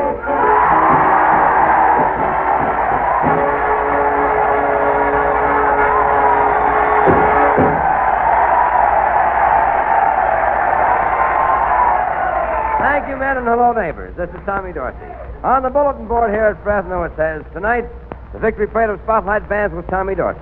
Well, they've got the right program, they've got the right guy. And then down at the bottom it says, playing America's favorite music for America's favorite sons, which also means they've got the right idea. That's what it says on the outside, and here's what it sounds like on the inside. The first spot in tonight's Spotlight calls for the whole band to hitch a ride on March of the Toys.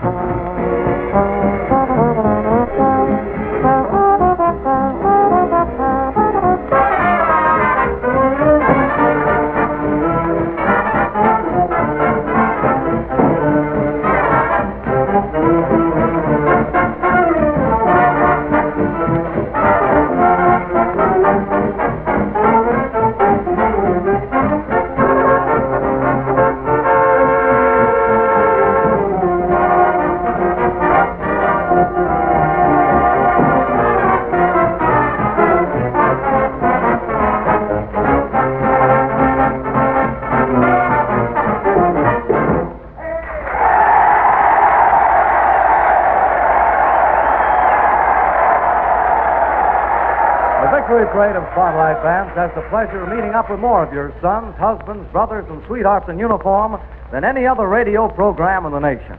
That's our pleasure. And now, for their pleasure, we're presenting Tommy Dorsey to the men of the Basic Training Center at Fresno, who in turn presents Barbara Canvin singing As Time Goes By.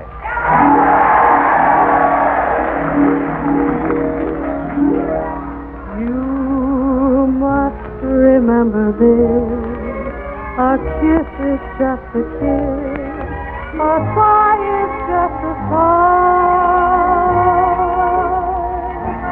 The fundamental things apply as time goes by.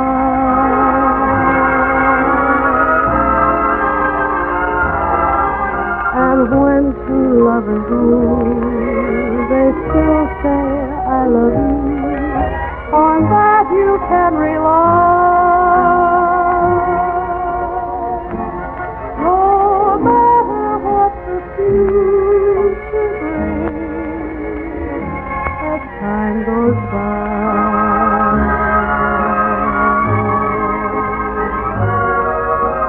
Moonlight and love songs, never out of date. Hearts filled with passion, jealousy and hate. Woman needs man, and man must have his mate, but no one can deny. It's still the same old story, the fight for love and glory, a case of do or die.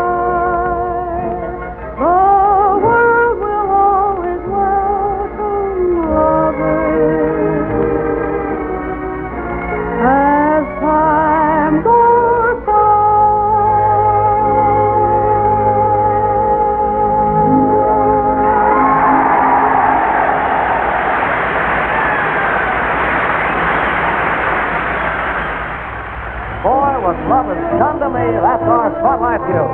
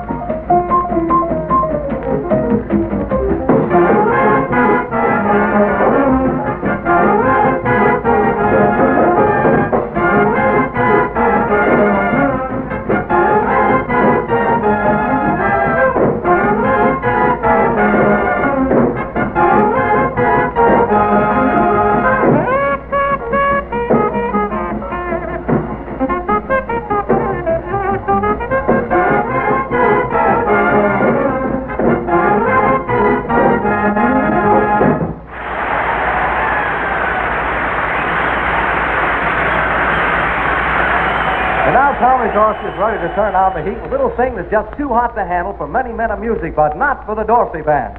A high-flying arrangement of I Know That You Know.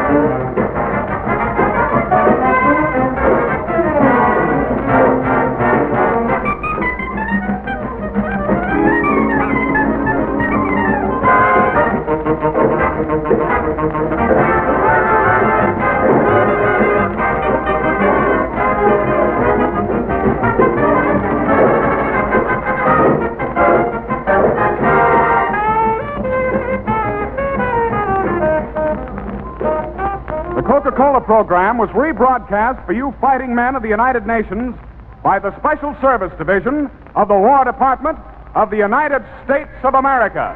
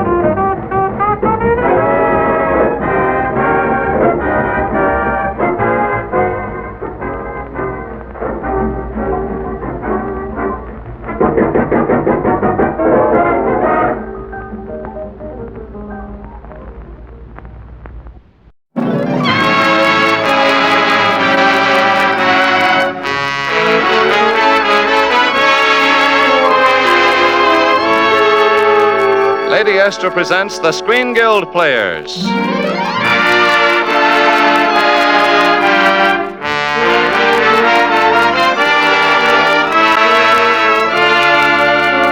The Screen Guild play tonight, This Thing Called Love.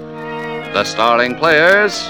This is Alice Faye. This is George Brent. And this is Alan Jocelyn.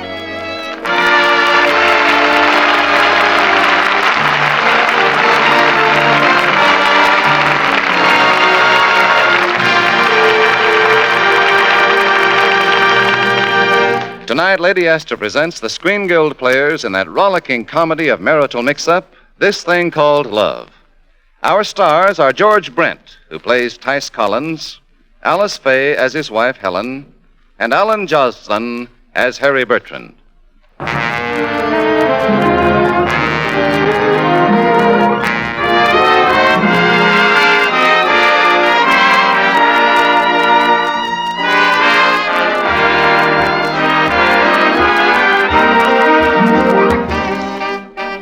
Insurance policies, canceled because of divorce, cost insurance companies thousands of dollars each year.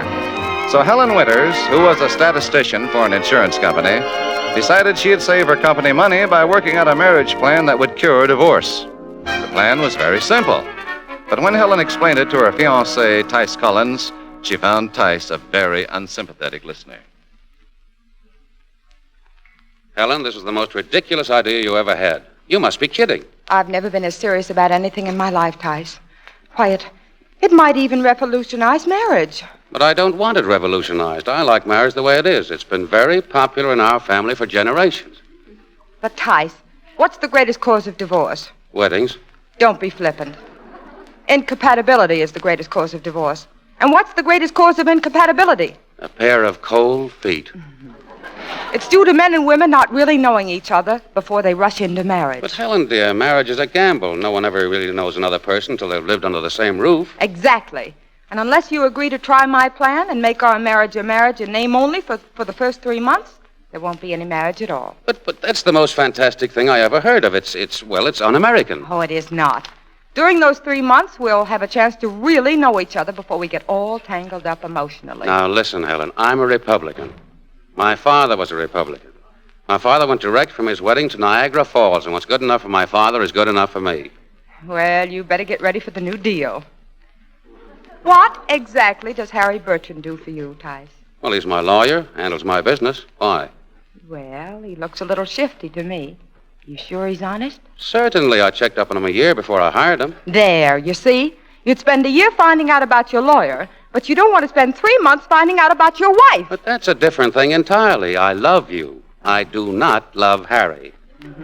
Harry does not attract me in the slightest. Oh, how can you say that, Tice, after all we've meant to each other? What are you doing here? There's the little matter of arranging the financing for your mine, or had you forgotten that? Well, if you'll excuse me, I have to get back to my office. That's perfectly all right, Helen. Go ahead. And after we get this mining business settled, I think I can convince Tice that he should marry you under your conditions. Thank you, Harry. And please listen to him, Tice, because if he doesn't convince you, there won't be any marriage. Now, what do you mean by promising Helen I'd marry her under those silly conditions? I didn't say that. I promised her that I thought I could convince you that you should marry her under her conditions. Well, start convincing. Okay, she won't marry you unless you agree to her plan, right? Right, but so what? So marry her under any condition she wants, and then, after you're married, you change your mind for her. Oh, do you think I could? With your charm, Tice? Why, when you want to be, you're irresistible. I am? Certainly, after all. What's George Brent got that you haven't got? Well, nothing, really. And you're very nice looking? Well, you may have the right idea. I do have a great many good points. Ah, you're too modest. Yes, I guess I am at that. But do you really think I'm irresistible, Harry? Hey, wait a minute. It's Helen you want to marry. Oh. I'm the guy who came here to talk about that dull $1 million we're trying to promote from Diestro, remember? Well, that can wait until after I'm married. Right now, I'm going to see a man about a license.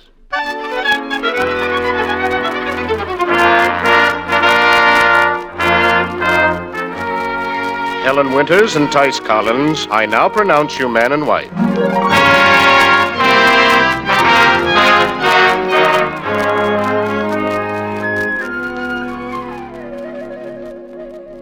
Oh, this is really a lovely house, Tice. It is now. When I rented it, though, there was something terribly wrong with it. There was? Yeah, there was no lady of the house. Now it's complete. Oh, Tice, that's charming. And it rates a kiss. Oh, well, you're sure that wouldn't violate the conditions of your marriage plans? Oh, no. Well, all right then. Oh. Yes, isn't it?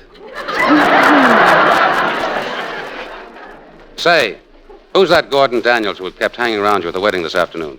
Oh, he's the president of the insurance company. My boss. Oh, well, he seems to have a great deal of personal interest in his employees. Yes. In fact, he proposed to me yesterday. Well, wasn't that friendly? When I turned him down and told him I was going to marry you, he practically insisted that you and I be the first to try my plan for marriage. Oh, he did? Mm-hmm. He said it's only fair that I should try the theory first. You mean he came up with that idea after you turned him down? Mm-hmm. Well, then I really owe our beautiful platonic friendship to Gordon Daniels? In a way, I suppose you do. Well, someday I'm going to kick him so hard it'll cost me 2 ration stamps to get my shoes back. Oh, I'll get it. Hello? Oh, hello, Gordon.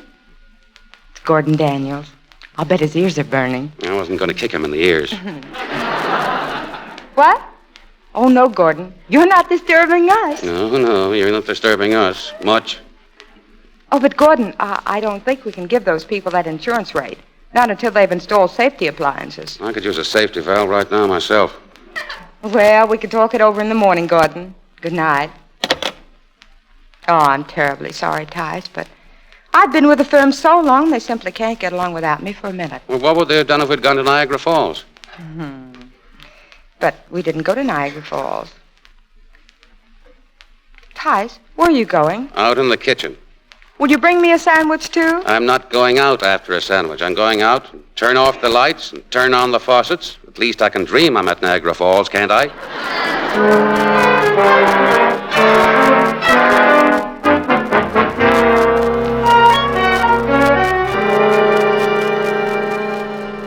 If I didn't need you as a lawyer, Harry, I'd...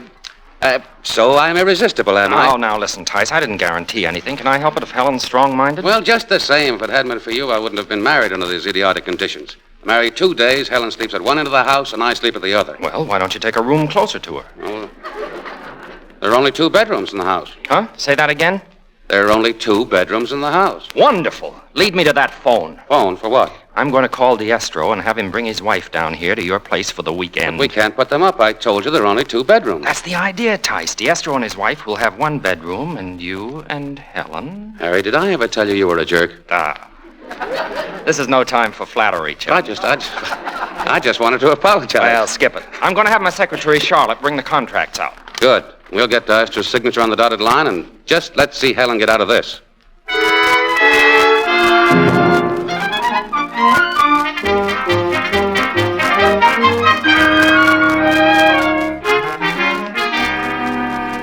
Now, just a minute, Tice. Did you say these Diestros they're going to stay with us for the weekend? Well, Helen, they practically invited themselves. Didn't they, Harry? Sure. He's going to finance Tice's mine, Helen. Tice couldn't very well refuse. Well, but we've only got 2 bedrooms. Where are they going to sleep? Well, darling, what could I do? I had to give up my room and move my things in with you. Oh, I see. Well, of course, they might change their minds. Oh, no, I don't think so. Then you're going to need more than 3 months to know me. Now, just a second, Helen. You wouldn't do anything to jeopardize Tice's chances, would you? Certainly not. Then you and Tice will have to share that room tonight. Why? Well, you see, Senor and Senora Diestro think you and Tice are going to have a baby, and they might think it was strange. Going to have a baby? Who's going to have a baby? You and Tice. Well, Helen, dear, why didn't you tell me? Tell you what? What? Well, that we were... Oh. Our baby is just another of Harry's brainchildren. Harry, I ought to... Now, Tice, I had to tell Diestro you were going to have a baby. Why? Because he doesn't believe a man is dependable unless he has children. He says he owes all his success to his 9 kids. 9? Well, we don't need to be that successful. I should hope not. Not right away, at least. Well, anyway, you can see for yourself, Helen, that we mustn't let the Diestros think we're sleeping in separate rooms. Of course not, dear. Oh, you're a great sport, Helen. But I just had a phone call from a sick sister, and I'll have to go into town and spend the night with her. What? Uh-huh. It was a great idea, Harry, but it worked. Good night. Oh, I ought to break your neck. All right, but first we got to get Diestro's signature on the contract. Yeah, well, you get his signature. I'm going down to the lake for a swim.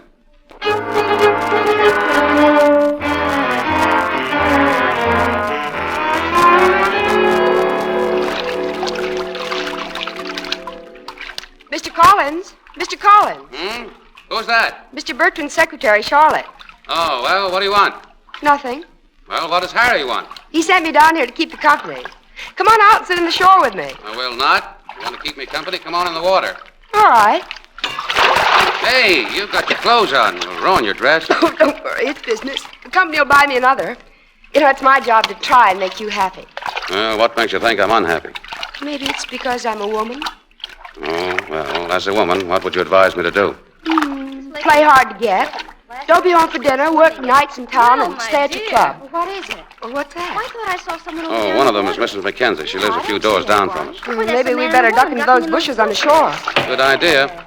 She's an awful gossip. She couldn't possibly believe that your boss sent you here to take me out of a mood. Well, we'll know by tomorrow. They'll both be itching and scratching. What's she talking about? Interesting. I don't know. See what happens. I wish they'd leave.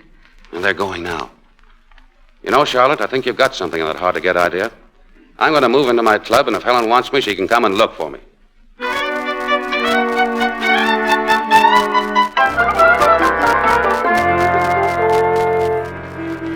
That secretary of yours is a darn smart girl, Harry. Yeah, she caught up from me. Call for Mr. Tice Collins. Call for Mr. Tice There Collins. must be Helen calling again. It's the 4th time. You better answer. Well, I hope this advice is better than the rest you've been giving me. Bring the phone here, boy. Oh, yes, sir. Hello? Hello? Look. Now, look, Helen, I'm having dinner here at the club with Harry. Oh, but Tice, I've been planning dinner here at home for just the 2 of us. It's very important. Important? Yes, dear. I've been thinking things over, and it's just possible that my plan for marriage isn't as practical as I thought it was. Do you mean that? Well, for us, I mean. Might be all right for somebody else. Would you be home right away? Will I? I'm practically there. Oh, Tice, Yes? tell Harry that it might be a good idea for him to keep his eye on his secretary, Charlotte. Huh? What do you mean? Well, Mrs. Mackenzie saw a man and woman swimming in the lake last night. Well, what's wrong with that? Oh, nothing, I suppose, but when the man and woman saw Mrs. Mackenzie, they ducked into some bushes on the shore. Well, how does Charlotte figure in that? Well, she was the woman. Oh, but Mrs. Mackenzie didn't say... Well, how does Mrs. Mackenzie know? The bushes the couple ducked into were poison oak. And Charlotte called asking to tell you to tell Harry that she wouldn't be at the office tomorrow because she has a terrible case of poison oak. Oh. Thank goodness you and I stayed away from the lake and those bushes. Oh, yeah, thank goodness. Well, hurry home, dear. Oh, I'll yes, be waiting. Yes, dear, I'll get there as fast as I can. Harry, you're fired. Now what's wrong? Nothing, not a thing. Only another one of your brilliant ideas has just backfired. What do you mean? Well, Helen just called, wanting me to come home, wanting to make up, wanting to put our marriage on a conventional basis. Well, what are you waiting for? Why don't you go? Because I can't. Your secretary and I have poison oak. What? Because you sent your secretary down to console me when I was in swimming last night, we had to duck into some bushes. When some people came by, and the bushes were poison oak. Charlotte called Helen and told her she had it. Oh, well, don't worry. Maybe you won't get it. Won't get it. I've had it all day. I had to see a doctor this morning. Now I don't dare go home. Well, what are you going to do? You can't stay away indefinitely. Well, I've got to stay away until I get over this poison oak. Here, give me that phone again. This is Tice Collins, Kirk. Will you get my home? Now, don't get excited. I'll think of something. Oh, you do, and I'll kill you in cold blood. Oh, hello, Helen. Yes, darling. Where are you? Well, I'm still at the club. But I have to leave for Cheyenne right away. There's a friend of mine in an awful jam. Oh, but couldn't you leave tomorrow morning? Oh, no. This is much too close a friend to take a chance like that. We'll just have to wait, dear. Oh, but Tice. Now, dear, if I was willing to wait 3 months for you, you ought to be able to wait a few days for me. Oh, I suppose so, but Tice, I'm a conventional Republican now, too. Well, so am I, dear. But under the circumstances, we'll just have to postpone the convention till I get back.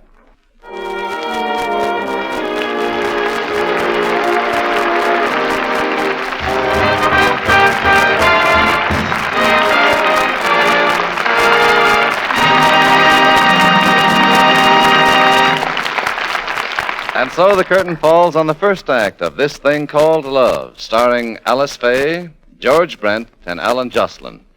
Before the curtain rises on the second act, a word from our hostess, Lady Esther.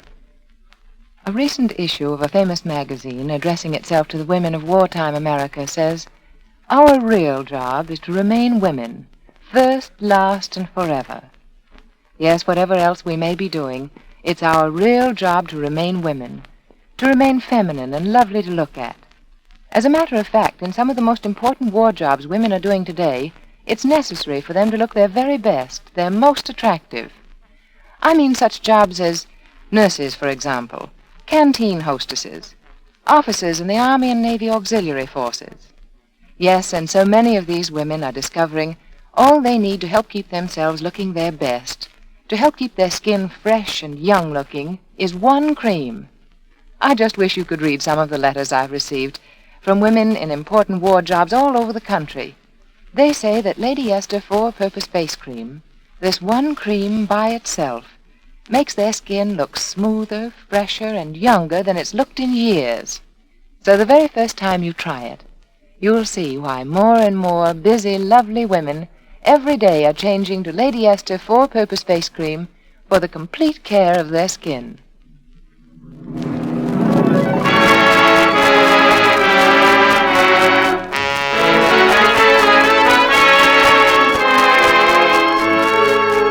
And now the curtain rises on the second act of This Thing Called Love, starring Alice Faye as Helen Winters, George Brent as Tice Collins, and Alice Jocelyn as Harry Bertrand.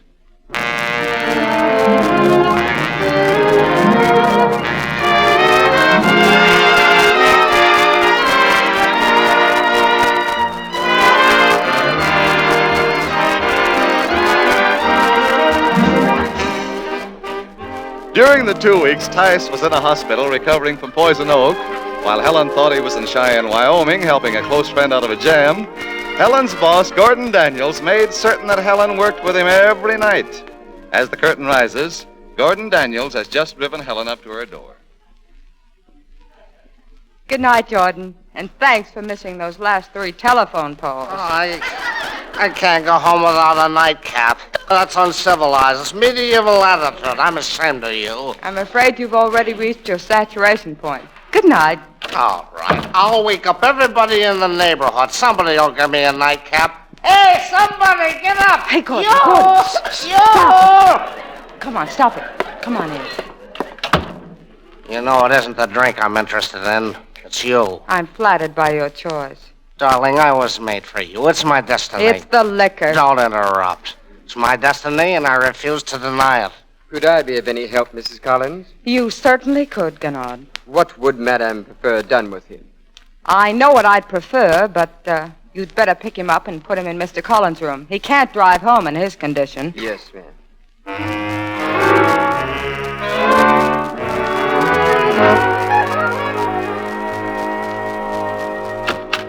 Yippee! Wahoo! Yippee! Is there a lady in this here bedroom to welcome home a wandering cowboy from Cheyenne? Oh, Tice, I wasn't expecting you tonight. Why didn't you let me know you were coming home? Why? Don't you like surprises? Oh, Helen, I've been an idiot, a lunkhead, a dope. Oh, gee, that doesn't sound like you. Imagine, after you abandon that diabolical plan of yours, I get noble and have to help a friend of mine out of a jam. Well, look, Tice, tell me all about your trip. Were you able to help your friend? I'll tell you about it later, when we have more leisure. I'll just go into my room and get my pajamas, my... Oh, no. Don't you dare go clear down to your room. Oh, no. Let me get them. No, I'll do it. Oh, no, you won't. No, you won't. You're not going to leave me. Not after 2 weeks alone. Hey, where's my nightcap? What was that? Oh, it's the people next door. They're having a party. In our house? Well, why don't you come and fly away with me? That sounds like a party I ought to investigate. Gordon Daniels, the guy who proposed to you. Yay? You see, Tice, Gordon got sick. So he put on my pajamas. If you'll just stop acting like the irate husband for a second, I'll explain it to you. Don't bother. Will you listen to me, I Tice? have for weeks, and you seem to have a new plan for marriage each week. What's that? What? Nothing. It's just a bottle. Let me see it. Well, it's really nothing. Then you shouldn't have any objection to my looking at it. Well, no. But... Good. I think I've seen a bottle like that before. Let me see the label. Oh, poison oak lotion. Apply freely. Yeah, that was the jam my friend was in. Poison oak. And I suppose you're even carrying his red spots out of friendship. Spots? Oh, they must be birthmarks. Whose birthmarks? Charlotte Campbell's? Oh, don't look so surprised. If you remember, it was I who told you she had poison oak. Helen, I can explain the... Did you have adjoining rooms in the hospital? I'll bet that was romantic. You could even scratch each other. Now, listen. Now, wait a minute. You hired the person to give me the 3rd degree with your boyfriend dancing around the house in my pajamas. Why, you self-righteous baboon, I explained why Gordon was here. All right, I could explain, but you won't even listen. If your angelic soul has been offended, why don't you get out? Don't worry, I am. I'm going so far away from you, you couldn't even reach me on a C card.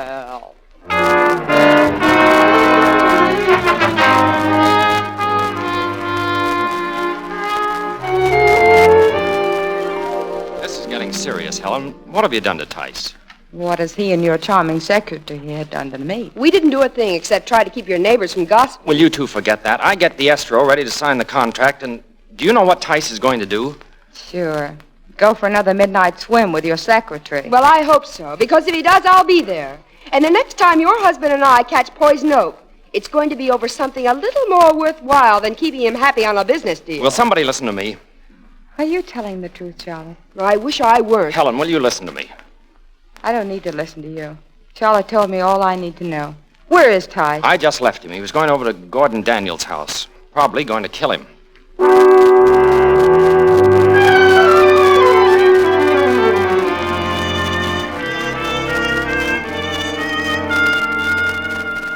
Now, Tice, let's be calm about this. I'd like to apologize for last night. Apologize? What good will that do? You know, Daniels, what I should really do is kill you. What? Well, that's illegal. You should talk about what's illegal. Now, what happened last night? I want the truth. The truth? Well... Don't tell me. You don't have to tell me. I know nothing happened. Man has to trust his wife and have faith in her. Oh, you're absolutely right, old man. I know nothing happened. Well, just look at you. I can tell she'd prefer me to you. Oh, of course. My shoulders are broader and I got more hair. Oh, and your eyes are prettier. And besides, I'm not neat. Look. Of course, I've been silly. I've been a beast. Oh, not a beast, old man. A wolf, maybe, but not a beast. Yeah. I can see the whole thing was innocent. Absolutely. Just one thing. You did pass out last night, didn't you? Yes. Oh, sure, I knew it. Why, you've got to have faith and trust in the little woman. You didn't come to at any time, did you? Oh, no. No. Oh, thanks. Well, I knew all the time that Helen was telling me the truth. You've got to have faith and trust, and now I'm going home and tell her so.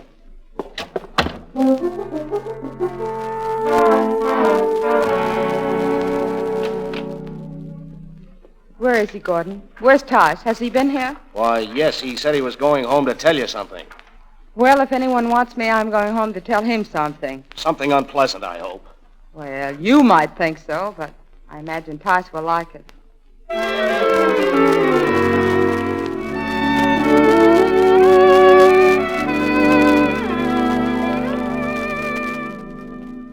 No more advanced ideas about marriage or things? No more advanced ideas. Well, isn't it customary to kiss while making up? It's a little old-fashioned, but the record shows it's nice. Have I mentioned that it's very nice being married to you? Maybe if we don't make a sound, it'll go away. Better answer it. Might be important. Nothing else is important at a time like this. Might be Harry. Well, if it is, he can wait. I promise not to go away. Well, all right. Hello. Hello, Tice, Harry. I've just come from talking with Diestro. He's going to give us the money. There's only one catch to it. We're going to have to wait a while before he does. Good. I wasn't anxious to talk business for a few days anyway. Well, I'm not talking about a few days. Well, what are you talking about? I'm talking about a while. I tried to talk Diestro out of it, but he's still a little suspicious. He says he'll definitely put up the money, but here's the catch. Until you have something to bounce around on your knee, he refuses to go into business. I heard that. He's stubborn, isn't he? Mm-hmm. But I'm not.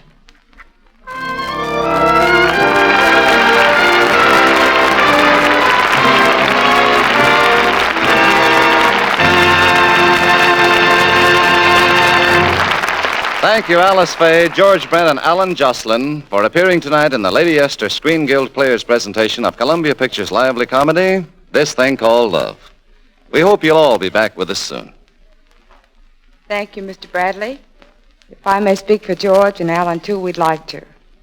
The Motion Picture Relief Fund, which benefits from these programs, is our own organization, and we're all familiar with the wonderful work it performs in the industry. In just a moment, George Brent will return to tell you about next week's play. But first, I'd like to hear a word from one of our best-known beauty authorities, Lady Esther. Thank you. Thank you, Miss Faye. The month of March is a windy, blustery month that can sabotage your skin, if you let it. It can make your skin look dry and flaky, can make it look drawn and parched. Now, if you've noticed that your skin is developing little rough, flaky patches here and there, and especially if you're outdoors more than usual these days, as so many women are, be sure to safeguard your skin with a rich, satisfying cream. And by rich, I don't mean greasy. You know, a greasy cream may fill up the tiny pore openings and lock in the dirt, and in time, that may distend the pores and make your skin look a little coarse. But that can't happen with Lady Esther Four-Purpose Face Cream, because it's rich and satisfying to your skin without being greasy. Lady Esther Face Cream not only safeguards your skin in blustery weather, not only smooths away the dryness and keeps your skin youthfully soft and pliant, but it also helps prevent that tense, drawn look so many women have in these anxious times. Helps combat the little dry lines that can form so quickly around your eyes and mouth. You see, Lady Esther Face Cream acts 4 ways at once to freshen and beautify your skin. And it does all these 4 important things so quickly, so easily. You just smooth on Lady Esther face cream, wipe it off, and here's what it does. It thoroughly cleans your skin. It softens your skin. It helps nature refine the pores, and it leaves a perfect non-sticky base for powder. Now, when one cream can do all this for your skin, why bother with other more complicated methods? Just try Lady Esther Four-Purpose Face Cream and see how much fresher and younger, how radiant your skin looks after just a few applications. And now, here is George Brent. One of the season's most wonderful pictures is the story of an American foreign correspondent and two little English war orphans. It's entitled Journey for Margaret and will be presented by the Lady Esther Screen Guild Players next Monday. It will star Robert Young, Anita Louise, and the two children, 4-year-old Billy Severn and 6-year-old Margaret O'Brien.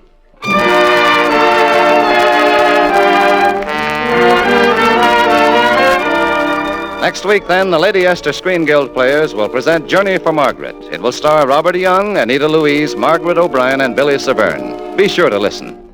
Alice Faye can now be seen in Hello, Frisco, Hello. Alan Jocelyn is currently appearing in Heaven Can Wait.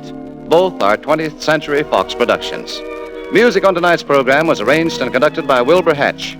Radio adaptation by Bill Hampton. The Screen Guild Players are presented every Monday night at this time by Lady Esther.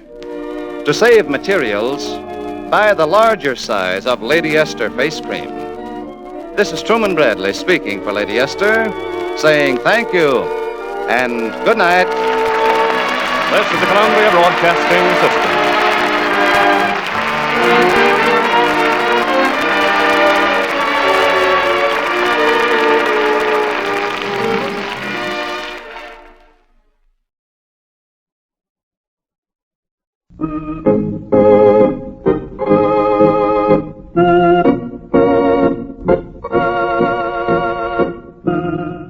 Adventures in Research.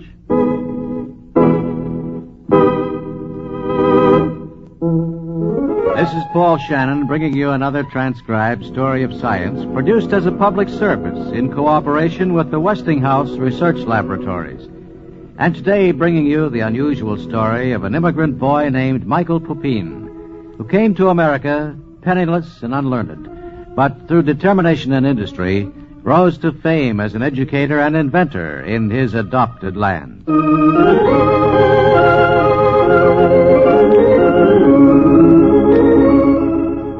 Some 80 or 85 years ago, in a small Serbian village of Ivor, there lived a farm family by the name of Pupin. Life was hard, and everyone had to do his share of work, even young Michael, 12 years of age.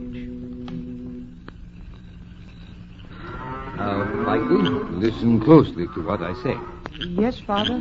I have brought you here tonight to the pasture to watch the oxen. It's very dark and no easy task for a small boy.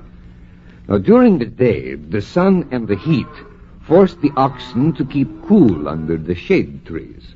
But at night, they are hungry and wish to feed. Now, do you see that cornfield over there? Yes, Father. When a breeze from the cornfield carries the sweetness of the young corn to the oxen, they will stray into those fields unless you watch them. Oh, I will watch them closely, Father. Very closely. Watching is not enough. A greater danger hides in the cornfield. Danger, Father? Cattle thieves. They hide in the cornfields at night, and whenever an ox strays there to feast on the corn, they steal the animal away in the dark. How shall I prevent this? See this long knife? Yes, Father. Now, I stick it deep into the earth. So. Now lie down, Michael, and press your ear against the earth. Close. Now, are you ready? Ready, Father. Now I will strike the wooden handle of the knife. Do you hear it, son? Oh, very clearly. Now press your ear against the handle of the knife. Tell me, what do you hear now? I hear... Yes, it is the sound of the hooves of the oxen moving about in the pasture. That is right. Why is this, Father? In Serbia, among the farmers, it is an old custom. We know that sound travels through the ground far better than through the air, and hard earth carries sound much better than plowed-up earth. So, Michael, it is your duty to lie here at night with your ear pressed against the knife's handle. Should you hear the oxen stray away into the cornfields, strike the handle of your knife sharply. Now, that will signal other boys in the pasture nearby, and they will come running to help you. And the cattle thieves, will they not hear our signal? Where they hide, the earth is soft. They will not hear your signal.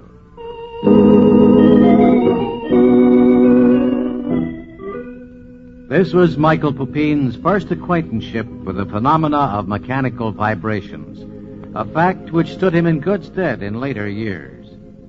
A few years later, the Pupin family gave permission to Michael to leave for America, there to seek his fortune. My son, we are poor, and therefore cannot send you out into the world blessed with riches. But advice from a father's heart, this I can give to you. Michael, my son, if you wish to make your name in the world, provide yourself with another pair of eyes, the eyes of reading and writing.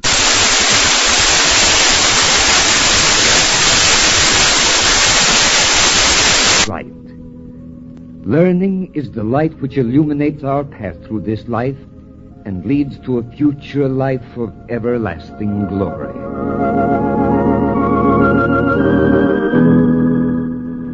The ship carrying young Pupin to America docked at Hoboken, and the immigrants transferred to Castle Garden to be questioned by the admittance officers. How old are you, boy?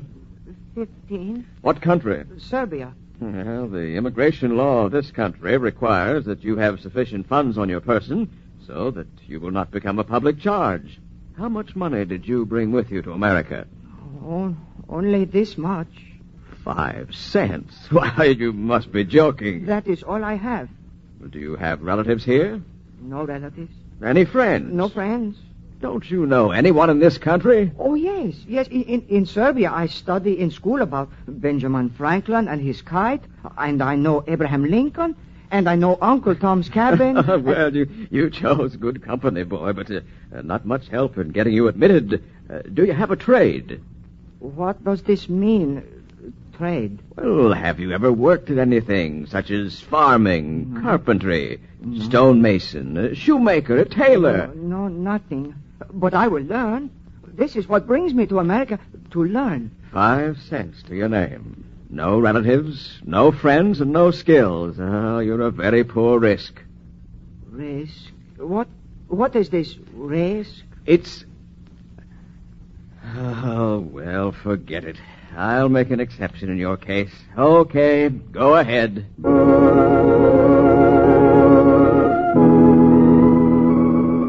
Michael Pupin was permitted to enter America.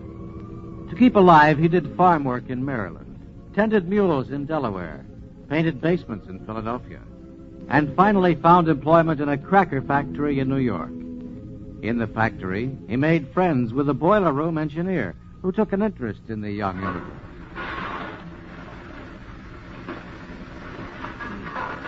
That's enough, Cole boy. Shut the door. Sit yourself down and rest. Well, you still want to be a fireman when you grow up, Michael? Oh, yes. A boiler fireman like you, Mr. Jim. No, my lad. You must aim higher, much higher. That takes book learning. Here, I brought you a present. It's second-hand, but it's still good. Oh, a book. Oh, thank you, Mr. Jim. It's a dictionary. And the first thing you've got to do is learn English. Every time you come across a new word that you don't understand, you just look it up in this book. Oh, I will look it up, yes. Next, you must go to school. That is my dream. A cousin of mine goes to Cooper Union Night School. I'll talk to him, see about getting you into classes. Oh, thank you, Mr. Jim. I wish to learn very much. Well, that's the right idea, boy. This is a growing country. There's opportunity all over this land. Study. Go to school. Prepare yourself for when your chance comes.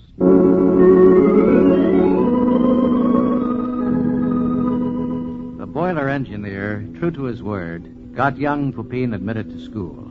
Every spare moment at work, he made his young pupil memorize famous personalities and documents in American history. For the people shall not perish from this earth. Very good, Michael. Very good. I am speaking English better, yes? Oh, much better. Tomorrow we'll try my favorite poem, The Village Blacksmith. Mr. Jim. Yes, Michael? In the library at school is a big picture with many fine-looking men. Some sit, some stand. What about it? These men, who are they? Names like McCormick, Morse, Howe, Whitney, Morton. Mr. Jim, what did these men do? Well, let's see. Morse invented the telegraph, McCormick the reaper, Howe the sewing machine. Most of these names belong to inventors, men of science. Like Benjamin Franklin and his kite? Well, that's right, like Franklin. This is what I wish to become. A man of science, like these men in the picture.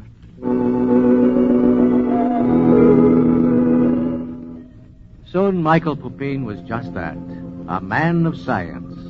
At 21, he entered Columbia College, winning the coveted Tyndall Fellowship for advanced study at Cambridge.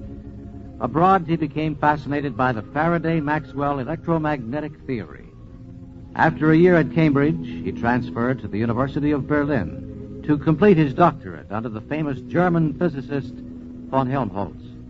On his return to America in 1889, Dr. Pupin was assigned to teach mathematical physics in the new Department of Electrical Engineering at Columbia.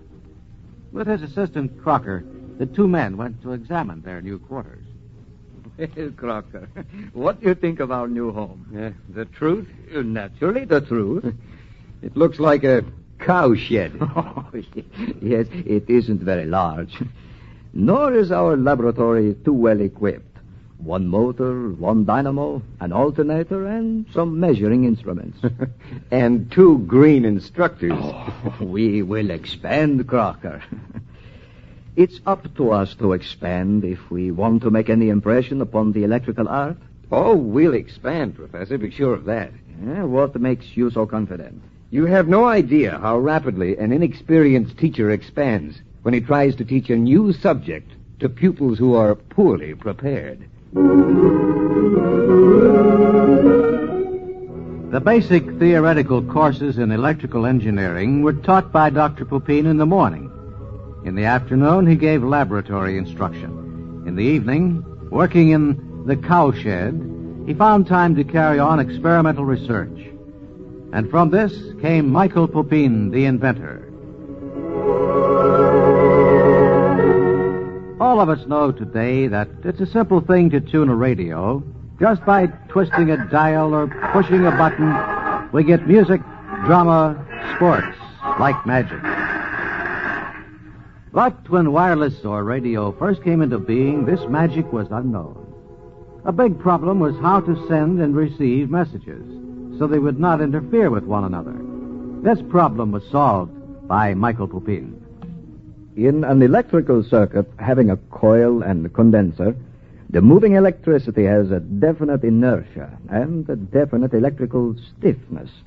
Hence, it will have a definite pitch or frequency, just like a tuning fork or even a vibrating knife stuck into the hard ground. It is obvious, therefore, that an electrical resonator, the pitch of which can be changed by adjusting its coil or condenser or both, is a perfect parallel to the acoustical resonator. I call my invention selective tuning. Electrical tuning was not the only invention of the immigrant inventor. He perfected a type of telephone repeater or induction coil, which first made possible long-distance telephony. The electrical vibrations in a telephone line can be likened to the simple mechanical motions in a vibrating string. Small weights placed along the string at several intervals of the wavelength will enable the desired frequencies to be transmitted much more efficiently than otherwise. So it is with the telephone line. Localized induction coils placed at predetermined intervals in the line will maintain the desired tone distinctions and power of signal. Michael Pupin was indeed a versatile man of science. He discovered secondary X-ray radiation and made a long list of contributions to the wide field of telegraph, telephone, and wireless communication. And honors and prizes came to the immigrant inventor. The Elliott Cresson Medal for Distinction in Physics. The presidency of the Institute of Radio Engineers. The Edison Medal. The Ibert Prize of the French Academy. The presidency of the New York Academy of Science. 18 honorary degrees.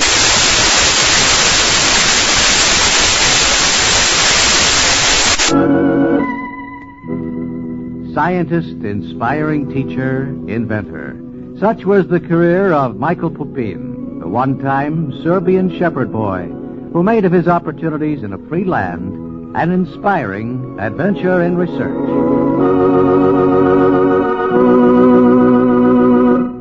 And that's today's Adventures in Research, produced in cooperation with the Westinghouse Research Laboratories.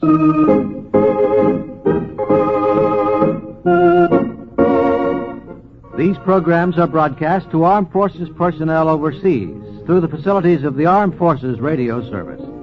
Join us again next week for another transcribed story of science on Adventures in Research.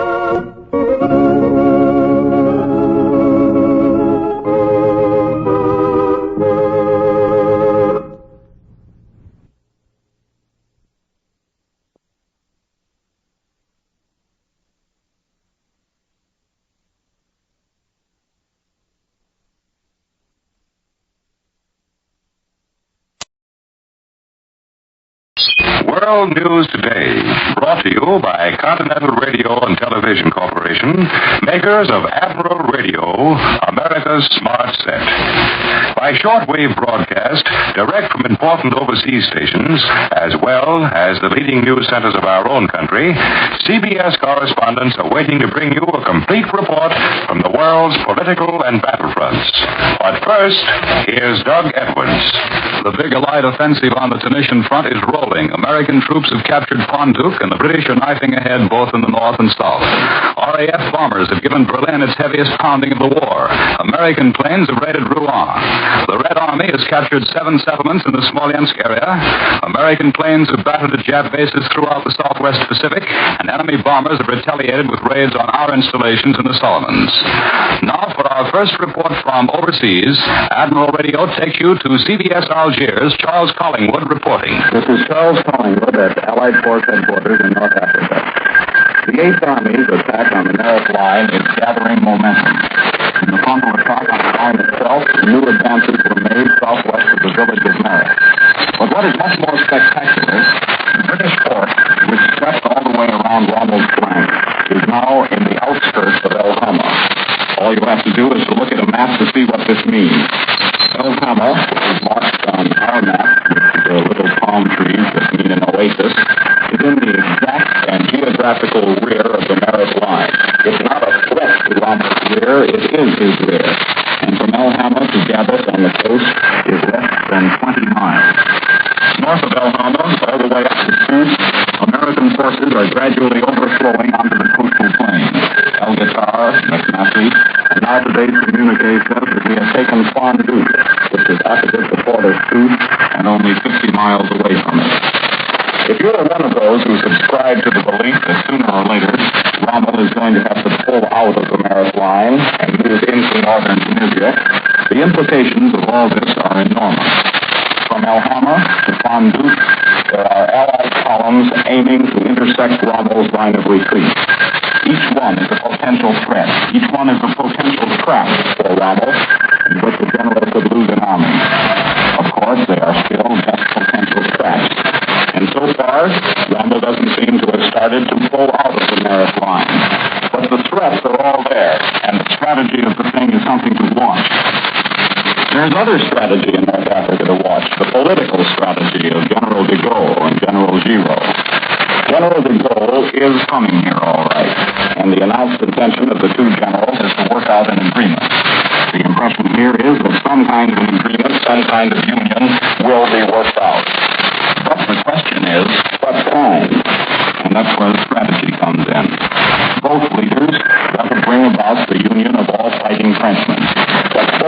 want to keep their own individuality and the individuality of their organizations. The Gold Zero meeting won't be exactly a battle, but it won't be exactly a love feast either. This is Charles Collingwood in North Africa, returning you to New York. More news in just a moment. But first, here's Warren Sweeney with a word from Admiral Radio. Should we begin planning now to meet the problems of the post-war world? According to recent surveys, the majority of people say we should. Whether or not you agree with that opinion, you'll want to hear all proposals and views, for the post-war world will be your world. Radio, now and in the future, will present every plan and opinion. Because it will, you'll want to be certain your radio is ready at the flip of a switch to bring in any program you want to hear. Admiral dealers have devised a simple, effective, and economical method to relieve you of worry about radio failure. Simply call your Admiral dealer and ask him to check your radio twice a year regularly. In other words, put the responsibility for keeping your radio in perfect condition squarely on his shoulders. Your Admiral dealer will accept that responsibility gladly. He'll anticipate trouble, order any replacement you might need in advance, and probably have it, despite shortages, in time to keep your set in continuous action. Above all, your Admiral dealer, backed by the entire Admiral organization, will put his knowledge and facilities at work so that your radio gives tip-top performance throughout the duration. Relieve yourself of worry. Call your Admiral dealer. Ask him to check your radio twice a year regularly. He'll do the rest. And now, back to Doug Edwards. On the vast Russian battlefield, the Red Army appears to be consolidating its positions and beating off Nazi attacks. For a direct report on the situation, Admiral Radio takes you now to CBS Moscow. Bill Downs reporting. This is the first time that this phrase has appeared in the Russian communiques since last summer's lull in the fighting. It is true that the fighting has slackened all along the Russian front, but it can hardly be called a lull. There still are attacks and counterattacks on the Smolensk front, and the Germans are still trying to gain effective initiative at Belgorod and on the Bryansk sector. The army continues its painful advance through the mud of the Kuban. It's true that the front is comparatively quiet, but it's the kind of quiet you would get if you put a lid on a live volcano. The Red Army's railroad battalion has achieved something of an engineering miracle. In a little over 2 weeks, they have succeeded in opening the vital Moscow-Veliki Truck Railroad. The first military train moved over this railroad yesterday. The repair of this stretch of 280 miles of railroad was one of the most difficult assignments any engineering corps ever had. The railroad has been the center of the battlefield since the early days of the German invasion. It has been bombed by both German and Russian planes. Soviet partisans have blown it sky high in 100 places. But even before Veliki was taken, the Red Army Railroad Corps went to work. They found that besides widening the gauge of the railroad tracks, they would have to virtually reset every railroad rail. You see, the Germans not only destroyed all switches and frogs, but they also sent men along the lines with heavy sledgehammers who every 50 feet or so just knocked out a piece of railroad rail. I've seen this type of destruction every place where the German army has passed. You probably couldn't run an American streamliner at the speed of 100 miles an hour with the reconstructed Veliki Moscow Railroad line today, but you can jog along at 20 to 30 miles an hour with heavy freight and munitions and arms. And that's what's happening today as the Soviet command reinforces its Veliki garrison, the garrison which is closer to the borders of the Soviet Union than any other group pushed to the east by the Axis invaders. And this is Bill Downs returning you now to CBS in New York. Within the past hour, our Army and Navy announced new air blows against the Japs in Burma and in the North and South Pacific. For this news and details on the rationing program, Admiral Radio takes you to CBS Washington, Lee White reporting. There's been a flare-up in the area warfare in the South Pacific. A Navy communique reports 6 more American raids on Japanese positions and 2 Japanese bombings of American positions. Instead of bombing Nauru Island once last Thursday night, it now appears that we made 2 attacks. Nauru is an isolated, once British, now Japanese-held base 770 miles due north of Guadalcanal. Catalina patrol bombers raided it the first time, starting fires. And in the second attack, the one already reported, liberators scored hits on enemy installations. Light bombers and fighters made 2 more attacks on Munda, one on Vila and one on Rendova Island in the South Pacific. And in the North Pacific, a force of Mitchell medium bombers scored hits on the airdrome and camp on Kiska in the Aleutians. The Japanese bombed Canton Island in the Phoenix Group on Thursday night. And early Friday morning, 7 enemy planes made 5 sorties over Guadalcanal. But in only 2 of them were they able to drop any bombs. From India, the Army Air Force reports that 2 formations of liberators bombed Rangoon on Friday night, scoring hits on the railway station, the airdrome, and the harbor area. Meat rationing begins tomorrow, and from the looks of things, most butcher shops are going to be short, at least for a time, until the rationing machinery can get underway. The OPA estimates it will take at least 2 weeks for things to start running smoothly, and meanwhile, Americans will just have to be patient. Senator Ball and a number of other senators and congressmen, however, are thinking about increasing the rations for people doing heavy labor. They think the current rate is plenty for white-collar people, but that the average worker in a war plant ought to have more than 2 pounds of meat and fats a week. Maybe he will, even without congressional action, for the OPA is prepared to raise the ration just as soon as supplies are plentiful enough to warrant such a step. Last night it removed dried fruits from rationing altogether, and it revised the point values of other processed foods depending upon the demand. Some went up and some went down. I now return you to CBS New York and Doug Edwards. Now here in our New York studio is Columbia's military analyst, Major George Fielding Elliott. The news from the Pacific is interesting because of a shift in location out into the middle of that vast ocean. The Japanese have made a light raid. Probably its actual purpose was reconnaissance on our base on Canton Island. And we have made 2 raids on the Japanese installations on Nauru Island, as Mr. White has just told you. Canton Island is a way station on our main trans-Pacific line of communications from Hawaii to Australia and the Solomons. Canton lies a little over 2,000 miles south-southwest of Pearl Harbor and about the same distance northeast of Guadalcanal. It has long been recognized that the Japanese, from their outpost positions in the Gilbert and Marshall Islands, which lie west and northwest of Canton, might at any time try to raid our line of communications. They could hardly hope to seize and hold any of our well-defended bases along this line, of which Canton is one. But if they were willing to pay the cost in ships and aircraft, they might cause us enough trouble so that we would have to divert our attention to protecting this area, at least for the time being, and thus they might prevent us from getting set for a large-scale offensive toward Raval, for instance. To do this in one way or another, at a minimum cost, is one of the main Japanese objectives now. The storm is gathering, and the Japanese are trying to keep it from breaking over their heads until they are better prepared to receive it. Our raids on Nauru are entirely consistent with the possibility of Japanese preparations for mid-Pacific raids. If such preparations were underway, Nauru would be an important transit base for Japanese aircraft. It lies almost midway between Guadalcanal and the Marshalls. But Nauru has other values.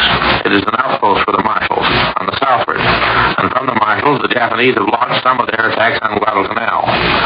We might be intending to move toward the Marshalls ourselves. In that case, Nauru would also be important. On the whole, therefore, we can only say that the spreading out of the air operations on both sides is interesting and may forecast future developments which may come suddenly and dramatically if they come at all. Vice President Wallace, on his South American tour, is now visiting in Chile, where he's addressed a special session of the Congress. For a direct report on Wallace's activities, Admiral Radio takes you to CBS Santiago. Charles Griffin reporting. For the first time in history, a Vice President of the United States visits Chile. Vice President Henry Wallace's plane reached Chilean territory on Friday at 10:15, and on his southbound trip, overflew the rich nitrated fruit deposits of Pedro de Valdivia and Maria Elena, the enormous copper mines at Chuquicamata and Potrerillos, among the largest in the world, and close at its right, the important iron iron ore deposit at El Pozo. All of these powerful enterprises are American-owned, and millions of tons of these essential war minerals are shipped almost every day to the United States. Those by two for hours could be seen, the almost unprotected coast which the Japanese cannot reach in spite of repeated threats because of the control of the United States fleet over the South Pacific. In Santiago, after one of the greatest public demonstrations ever staged here, Vice President Wallace established personal contact with prominence in different fields. Yesterday, President Rios invited Vice President Wallace to a private lunch in his country residence overlooking the capital. The vision of these tremendously important northern enterprises of vital significance during the war was in the minds of all as conversation covered the problems of increased production, transportation, and protection. Today, Vice President Wallace will be the guest at the National Open Air Stadium, sitting 80,000. And tonight, President Rios stages the dinner at the Moneda Palace, sitting close to 200. Tomorrow, the party leaves by train for the southern provinces and the coal fields. Chile has ambitious plans for hydroelectric power development, for increased capitalization of her industries, for shipping facilities, for raw materials and new markets, but above all, for permanent and stable post-war economic conditions for the United States.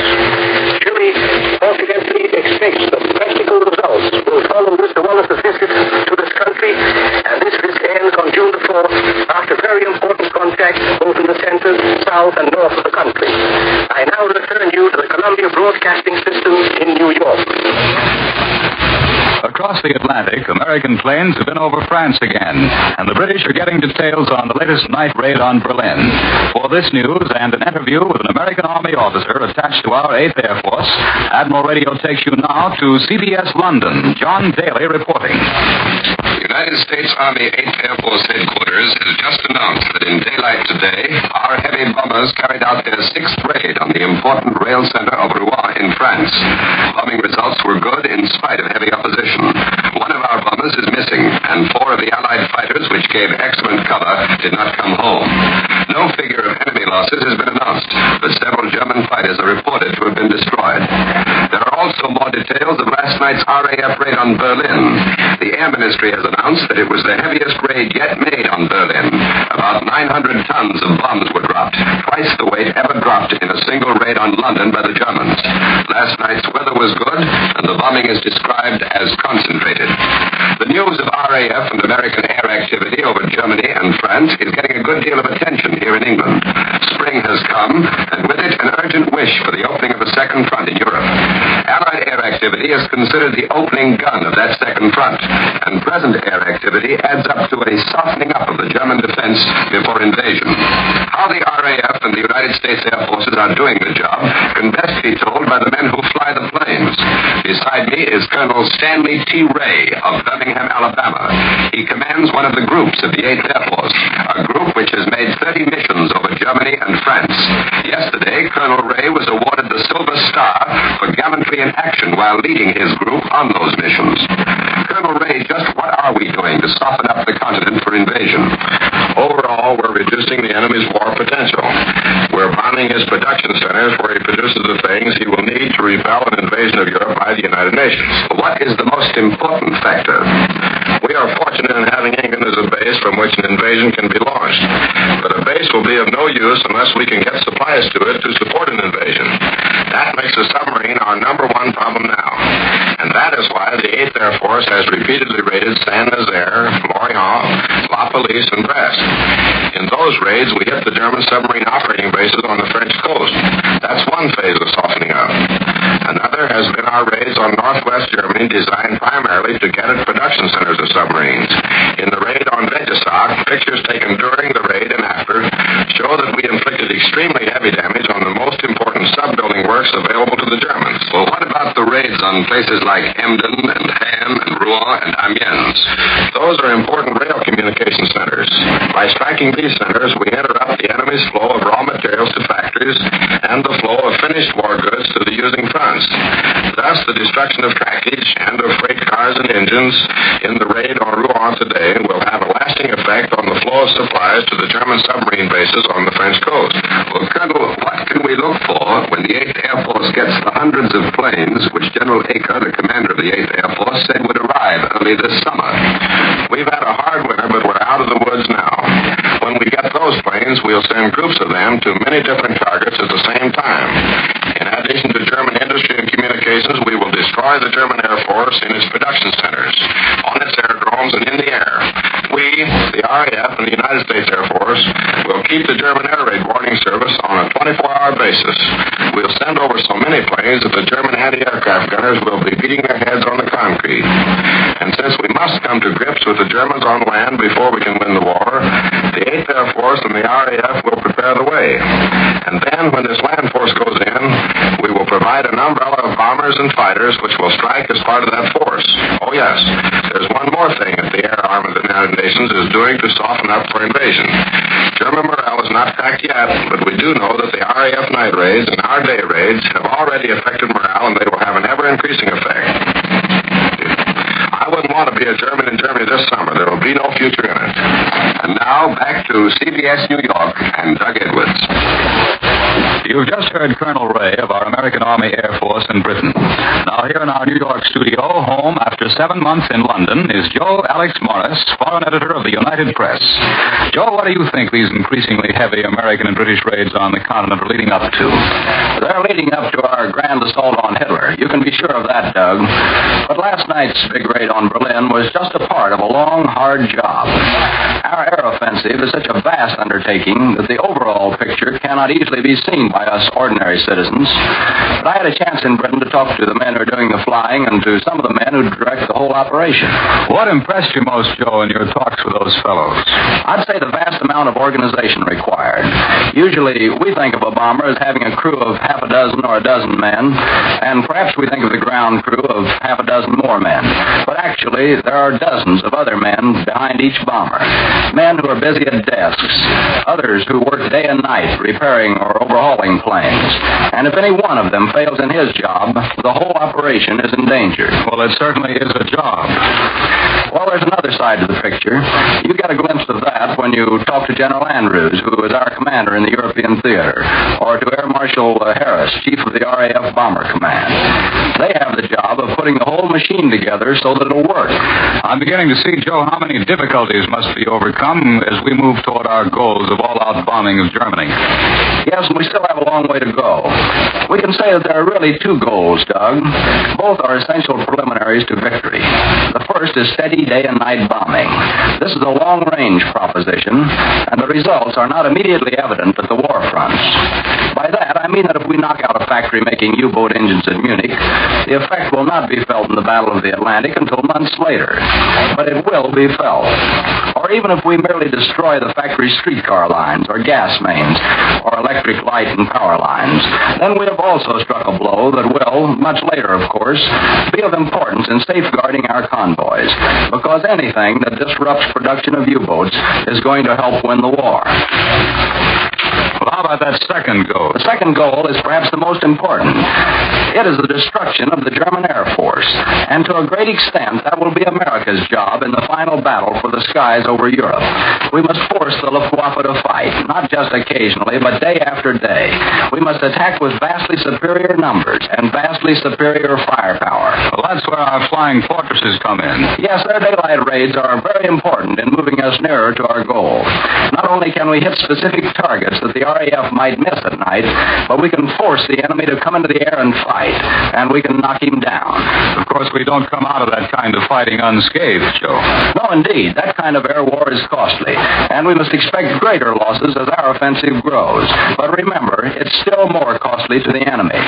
The Germans have learned what it costs to tackle a formation of flying fortresses, to fly into a battery of fortress guns that may fire 100 bright, ugly chunks of steel every second. They have learned, and they will profit by their lesson, but they won't like it. Thank you, Joe Alex Morris, foreign news editor of the United Press, for telling us what you observed about our Allied air offensive during the 7 months you've just spent in Great Britain. Now, here's a message from our sponsor. Walk into either of Admiral Radio's two great plants. What will you see? Batteries of punch presses, screw machines, electric welding apparatus, and countless other intricate devices, all being operated at top speed by the capable hands of Admiral workers. You'll see Admiral research technicians, radio and electronic engineers, busy in their laboratories where developments that might take years in peacetime are often crowded into a few brief months under the pressure of war. You'll see a never-ending stream of radio and electronic equipment flowing from Admiral assembly lines off to America's fighting Army and Navy on the battlefronts. Admiral, like all America, believes in the principles for which this war is being fought. For Admiral is firmly convinced that when the Axis is destroyed and all men receive the blessings of the four freedoms, we will enjoy a new and lasting prosperity. Thus, Admiral, in peacetime, the world's largest manufacturer of radio phonograph combinations with automatic record changers, is now employing every facility, bending every effort to build the radio and electronic equipment America's fighting men need to seek out the enemy and destroy him, and so bring us nearer to freedom for all men. Mail from home is the greatest of all morale builders. Write to that man of yours in service. Write often, even though he doesn't always have an opportunity to answer. And when you write to men stationed overseas, use V-mail, so your letters will be delivered in the shortest possible time. Your post office or your stationer can supply you with special V-mail stationery, so get some and write. World News Today is brought to you each Sunday at this hour by Continental Radio and Television Corporation, makers of Admiral Radio, America's smart set. Be sure to listen again next Sunday when Admiral brings you World News Today. This is the Columbia Broadcasting System. Well, hello. Come right in. Oh, George, we've got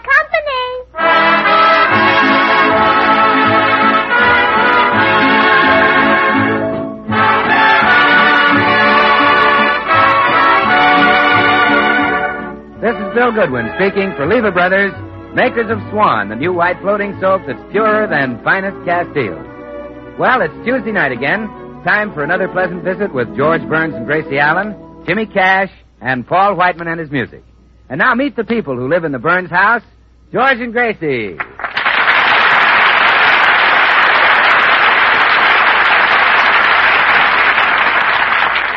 Well, now it's just after breakfast at the Burns house, and we find George and Gracie still in the dining room. George reading his morning paper, and Gracie deeply engrossed in a fascinating new book. Let me see. The blue ones are for canned goods, and the red ones are for meat, butter, fat, Gracie, what are you mumbling about? Nothing, dear. I'm just looking at my ration book. Say, 2 pounds of short ribs equal 1 pound of butter, unless they have the bone taken out.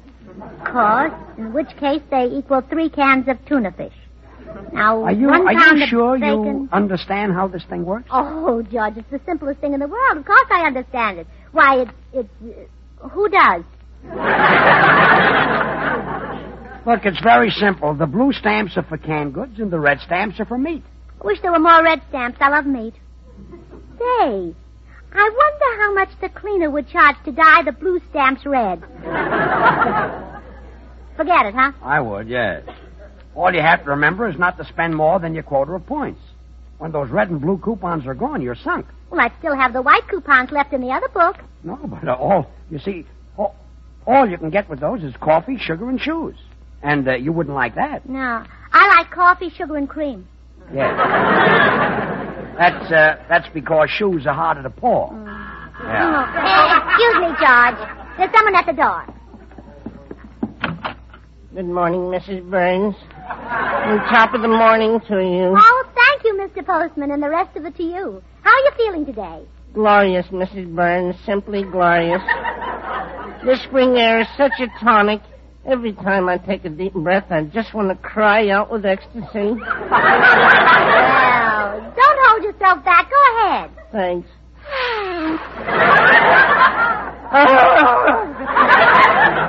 Oh, now I feel better. Well, I must try that sometime. Any mail for us this morning, Mr. Postman? Yes, indeed. A whole raft of seeds and gardening magazines. Oh, yes, I sent away for those. I'm going to surprise George. We're going to have a victory garden in the backyard. Oh, your husband will love working in the garden.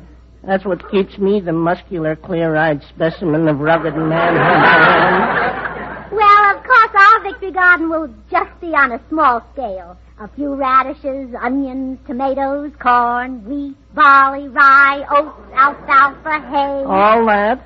Well, the cow will have to have something to eat. Are you going to keep a cow in the backyard? Oh, well, I can't keep her in the house. You should have heard the fuss George raised when my mother stayed with us. Oh, goodness. You're going to have a regular farm. Yes, we're even going to raise chickens.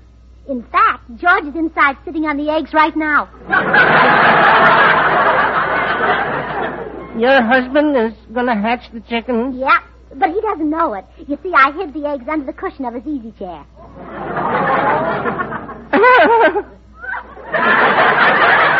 You're a character, Mrs. Burns. Well, lots of luck with your farm. Oh, well, thank you, and goodbye, Mr. Postman. Goodbye, Mrs. Burns. Remember, keep smiling. I wonder if it'll be hard for me to change from Gracie Allen, the beautiful, sophisticated city girl, into Gracie Allen, the farmer. Let's see now. Morning, Mrs. Higgins. Can I help you turn margarine? Why, it's easy. Who was that, Gracie? The postman? Yep, sure was, by Cracky. By Cracky? Yeah, that's farmer talk by Heck. Gracie, do you feel all right? Tolerable, Hiram, tolerable. Hiram? Tolerable? What is all this? Well, George, we're through with the hollow sham of city life. We're going back to the soil. I've decided to plant a victory garden. Well, that's fine. A victory garden is a swell idea. But we don't have to make ourselves for Lum and Abner. Oh, well, you love being a farmer, George. It's so healthful, breathing in that fresh, clean, sweet morning air as you feed the pigs. Oh, stop. I know a lovely poem about country life. Would you like me to recite it for you? Well... Of course you would. The curfew parts the toll of homeward day. The weary cows wind slowly up a tree. The world plods o'er the lea when Nell's away and leaves the plowman in the dark with me. Beautiful, huh? Yeah, the greatest thing of its kind. Look, we're not going to have a farm. All we're going to have is a victory garden. Yeah, just a sweet little victory garden. And I'll be at your side singing an old country song to cheer you on. We'll work together with a yo-ho-ho. You ho and I'll ho. We'll both ho? I thought maybe you'd like to yo and I'll ho. Don't you love getting up at 4 o'clock every morning to milk the cow? Yes, I'll yo and you'll yo, yeah. Look, if I had a cow, I couldn't milk it. Oh, you could, too. You squeeze oranges beautifully, and they don't even have a gadget on them.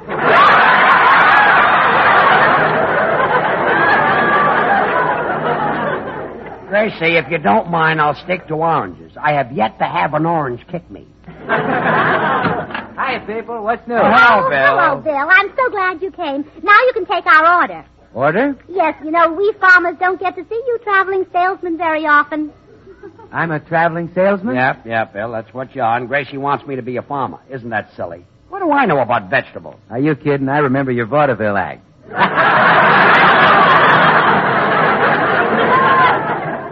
I don't see anything funny. Gee, Gracie, I wish I were a traveling salesman because I'd like to travel from one end of this country to the other and tell everybody about the wonderful offer the Swan people are making. Now, they'll send you a rainbow assortment of 8 gladiolus bulbs, including a special feature bulb called the Swan White for only 10 cents and the wrapper from any size cake of Swan soap. Really, Bill? Oh, yes. And these gladiolus bulbs are the kind florists use for their choicest cut flowers. And they'll grow in a few weeks into big, satiny blooms of all colors, with as many as 16 flowers to each stem, some of them as large as 4 inches across. Oh, Bill, can I get some to beautify our farm? How do you get them? Well, Gracie, we'd like to have the people write into you for the gladiolus bulbs. They just send a dime and 1 swan wrapper to Gracie Allen, Box 7, New York City. Gracie Allen, Box 7, New York City. Well, I'll have to sit right down and write myself a letter. Well, Gracie, I'll be running along now. Well, come back later, Bill. We may have a quilting party or something. A quilting party? Yeah, now that we're farmers, we'll have quilting parties, husking bees, square dances. Square dances? Uh-huh. Well, Gracie, that's my meat. You know, I love to call a good square dance.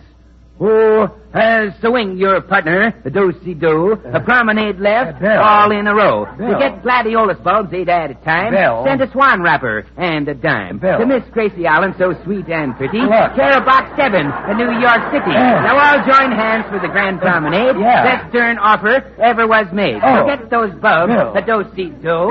Bill, go.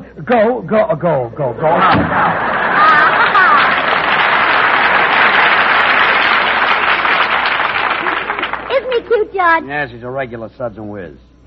Oh, I have a wonderful idea. Let's adopt Tootsie Sagwell.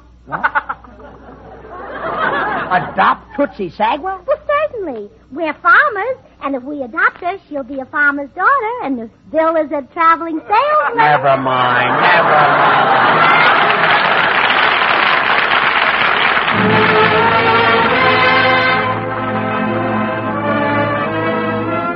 This is Paul White.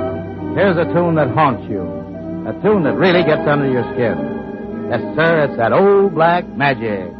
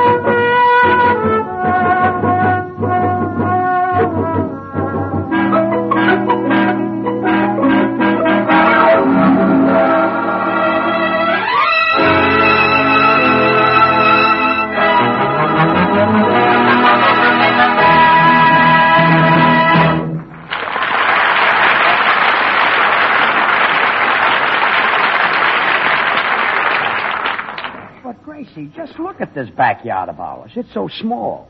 By the time we put a victory garden in here, we just won't have room for one of those. George, we've got to have one. My grandfather's farm had one.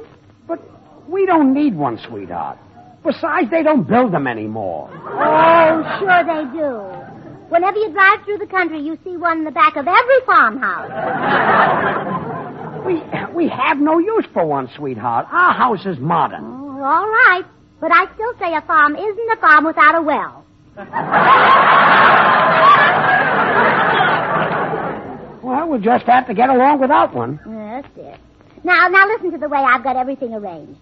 Right over there, we'll plant one radish vine or bush or whatever it is. That'll give us enough radishes for years and years. From one plant? Oh, George, you don't know anything about farming. Haven't you ever heard that radishes repeat?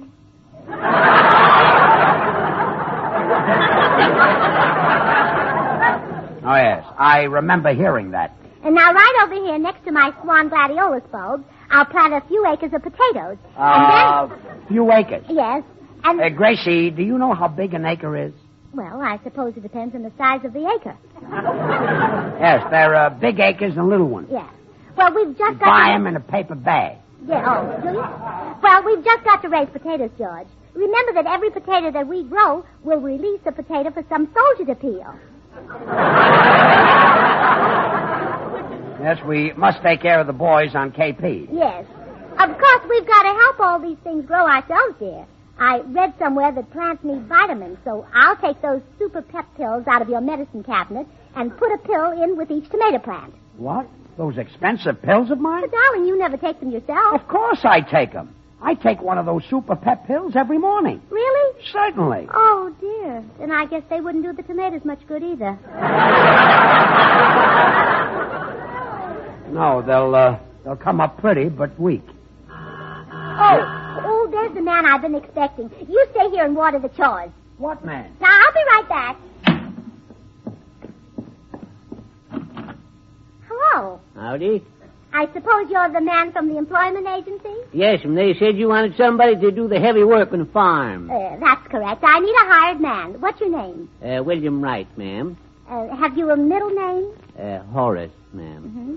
William Horace Wright. Yes. I'll call you Zeke. Yes, ma'am. Have you had any experience on a farm, Zeke? Oh, yes. I've spent most of my life on one. Never done much else. Well, of course, that may be true, but before I hire you, I ought to make sure that you're really an expert. Yes. Do you mind if I ask you some questions about farming? No, go ahead. Go right ahead. Oh. How many legs has a sheep? 4. Good, you're hired. Thank you, ma'am. Thanks. But where is this farm? Right out there, see? Where? There.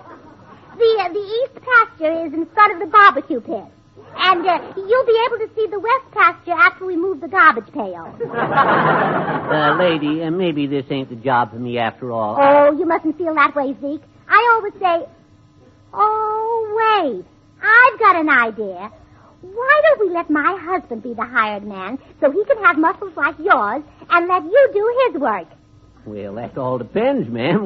What does your husband do? I said, what does your husband do? Just a minute, I'm trying to think. Oh. You have breakfast about 11, then read the morning paper until you've won the war, then you go into the den to work. What kind of work? Well, I'm not sure, but after a few hours, you come out and see if I bought another new hat. And I seldom disappoint you. Is that all I do? Oh, no. You've got to hate my mother, too. What? Oh, and I almost forgot. 2 nights a week, you fool me completely. How? Well, on Tuesday nights, you tell me you're going to a conference. That's a poker game. Yeah. And on Saturday nights, you tell me you're going to a lecture. That's a burlesque show. Well, lady, I'm just a farmhand. You might as well start to work right away. Just put your feet on the table, and I'll bring you some cigars. Oh, it ain't real. Stuff just like this just don't happen. Gracie, I finished the, Hey, who are you? I ain't sure, but I think I'm the hired man. Hired man? Hired to do what? Smoke cigars and go to burlesque shows. Are you a little bit nuts? No, but the lady who hired me might be.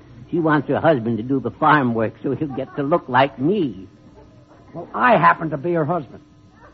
Oh, gosh, if I do your work, I might get to look like you. Goodbye.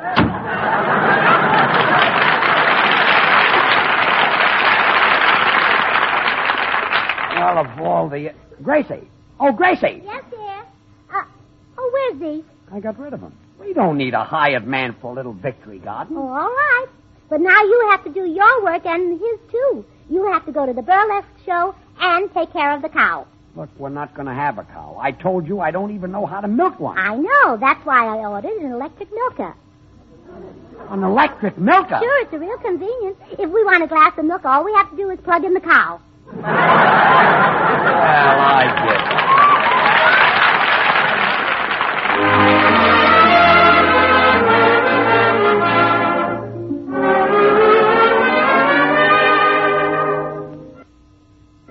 Jimmy Cash has a favorite tune, and maybe it's a favorite of yours, too. Can't you hear me calling Caroline? All right, Jimmy.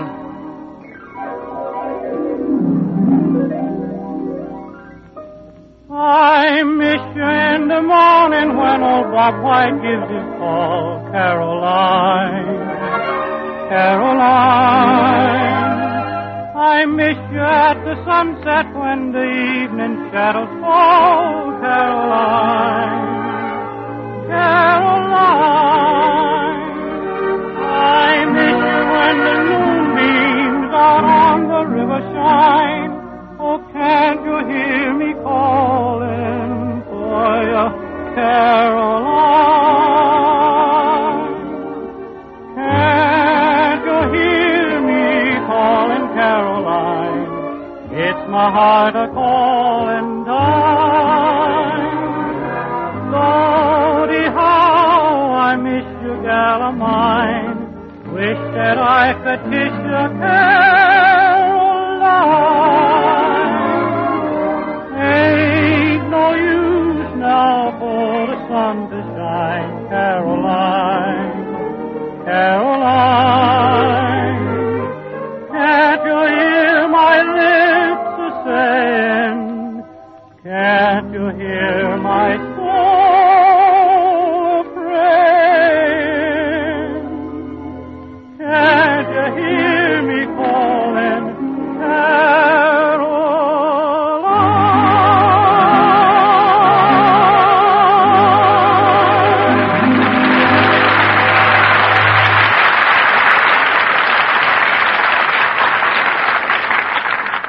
Gracie, let's just settle for a little victory garden. We don't know anything about farming. Well, I do. My grandmother and grandfather had a farm, and when I was 6 years old, I spent 2 whole days on it. So naturally, I know all about farming. Oh, naturally. You're an authority. Yes. Yes. You see, dear, you just didn't marry an ordinary woman. You're telling me. And besides, dear, I want you to be a great man. And practically all of our great men came from farms. Look at our presidents. Thomas Jefferson, Abraham Lincoln, Floyd Bunce, Calvin Coolidge. Floyd Bunce? Yes. Floyd Bunce was a president? Sure, president of the Can't Creep Girdle Company. Oh, yes. He's been associated with some of our biggest national figures. Now, look, sweetheart. Oh, it's my darling little ducky. Oh, Mama has some wonderful news for you, Herman. We're going to be farmers just like my grandma and grandpa. Yes, really. The farmer in the dell. The farmer in the dell.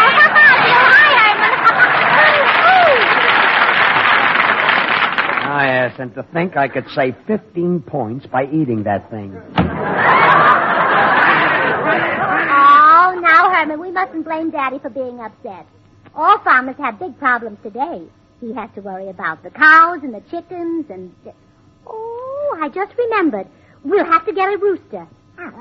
A cute little rooster. Oh, Herman. Herman, you're jealous. Oh, well, don't worry, darling. We won't get one. Would you like to be Mama's little rooster? All right. Now, the first thing every morning when you get up, you ruffle your feathers, you spread out your wings, and lay an egg.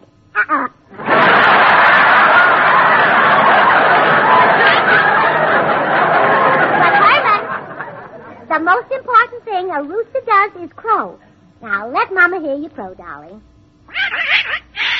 Now, try again. Well, that's not bad for a little duck. Now, let's show Daddy. Oh, George, come on in. Oh, Bill, are you back? Yes, Gracie. Oh, boys, Herman has just learned to do the cleverest thing.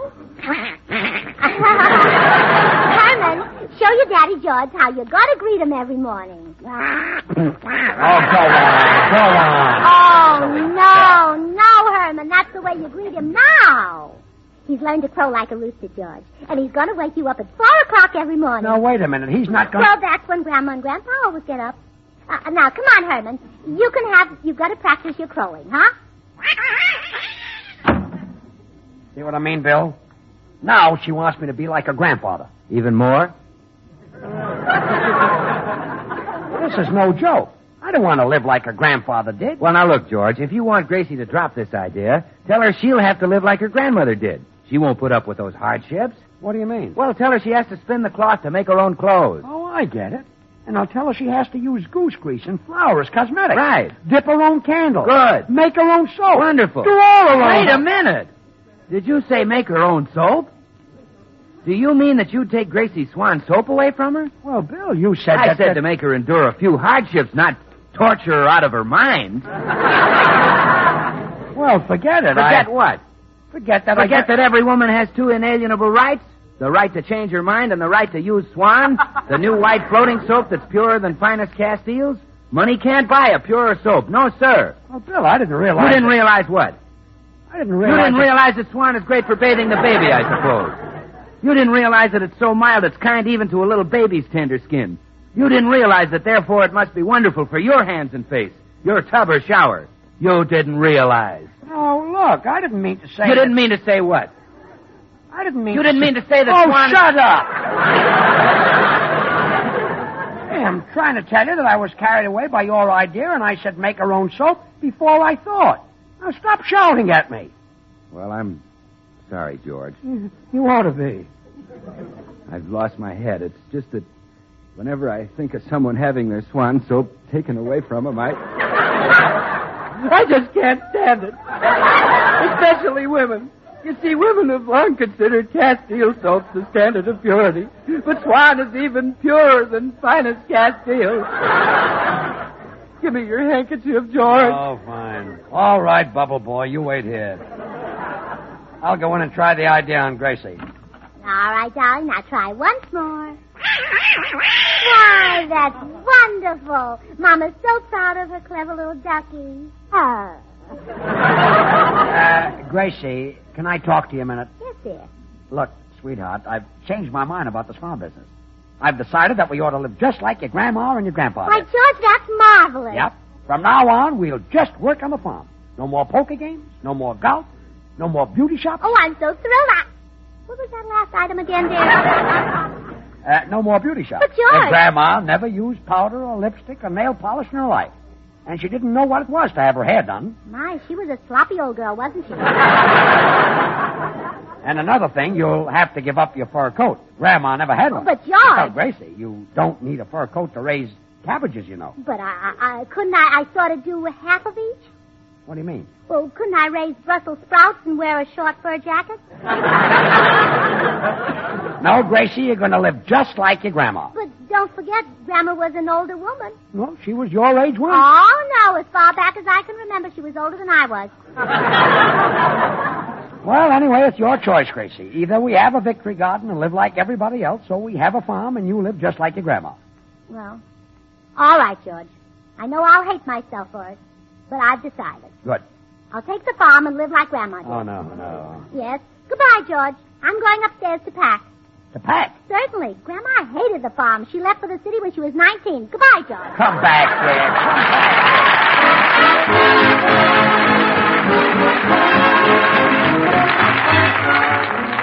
back. George and Gracie will be back in a moment. Meanwhile, friends, don't forget to send for Swan's Rainbow Gladiolus Garden. 8 gladiolus bulbs to brighten up your victory garden or your yard. And you get them all for one Swan wrapper, any size, and only 10 cents in coin. Just send to Gracie Allen, Box 7, New York City. These bulbs are from pedigreed stock, just the kind florists use for their choicest cut flowers. They give you a rainbow of big, beautiful blooms, including a separately wrapped feature bulb, the amazing Swan White Glad. So don't delay, friends. Send a Swan wrapper and a dime for each set of 8 bulbs to Gracie Allen, Box 7, New York City. And now here are George and Gracie. Well, you were right all the time, George. We'll just have a sweet little victory garden. Good. We'll plant some asparagus. And we'll plant some beets on top of it. On top of it? Uh-huh. So when the asparagus starts to come up, it'll tickle the beets on the bottom and they'll come up sooner. Oh, no.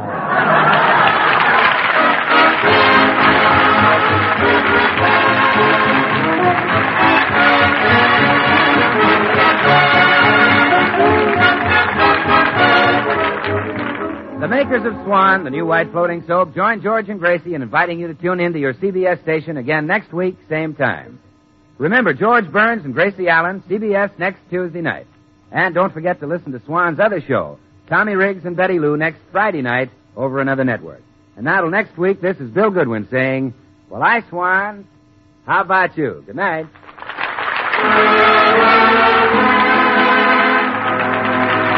This is the Columbia Broadcasting System.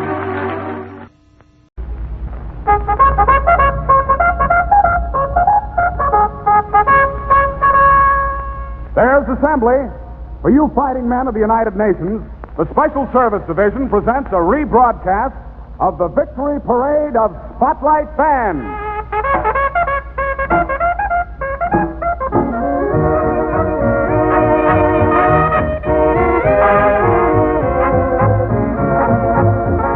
Tonight, tomorrow night, and every night, Monday through Saturday, the Coca-Cola Company sends the greatest bands in the land to entertain the soldiers, the sailors, the Marines, the Coast Guardsmen, and the war workers.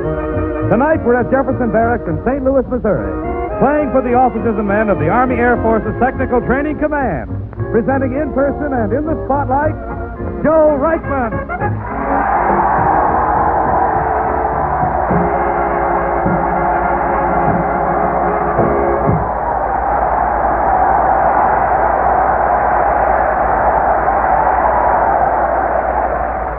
And tonight, the spotlight swings into action as Joe Reichman, the Pagliacci of the piano, swings into Begin the Begin.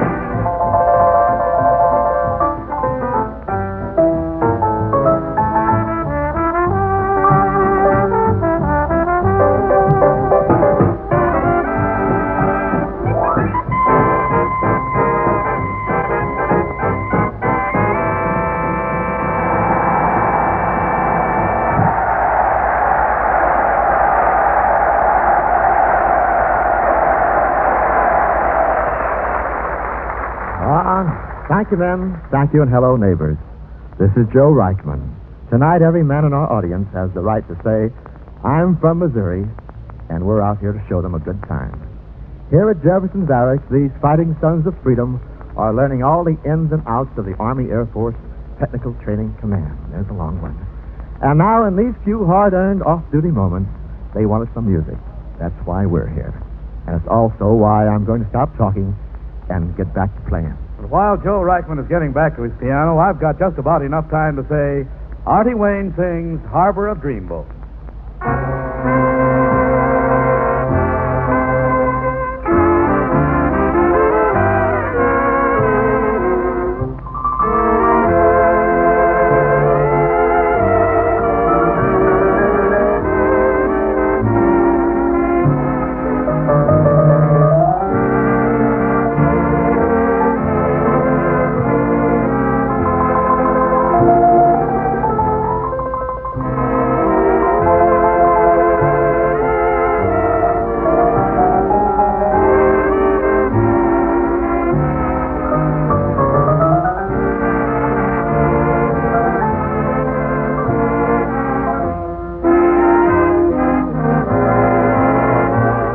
There's a harbor of dreamboats anchored on Moonlight Bay, anchored because their skipper went away.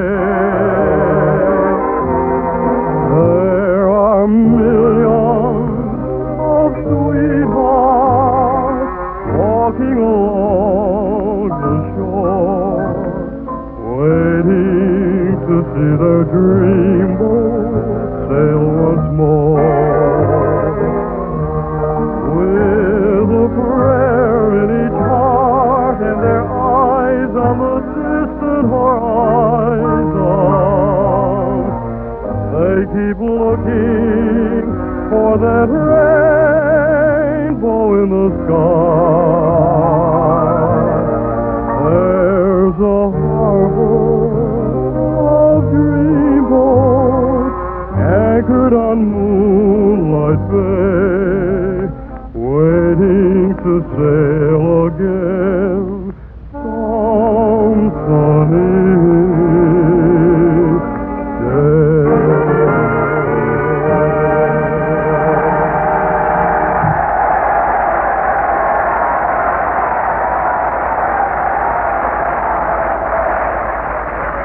Well, look where we are, Jefferson Barracks of St. Louis, Missouri. Well, look who's here.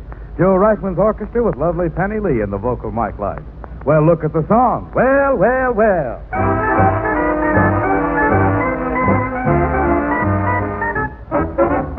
Well, fancy meeting you here. Well, this is my lucky year. Well, so you're calling me dear. Well, well, well.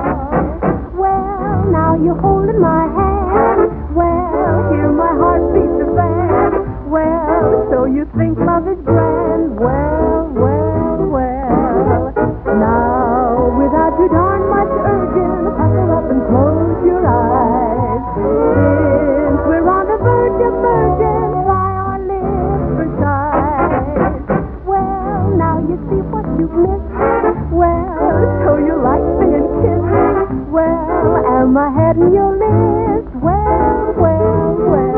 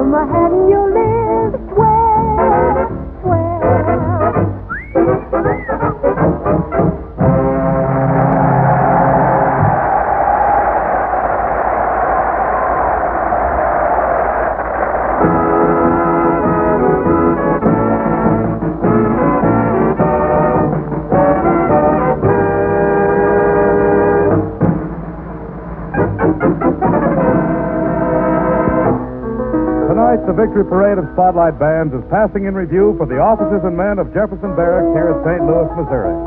Joe Reichman's making the music that we sincerely hope is making these fighting sons of freedom happy. Next up is a standard favorite of yours and mine, Smoke Gets in Your Eyes.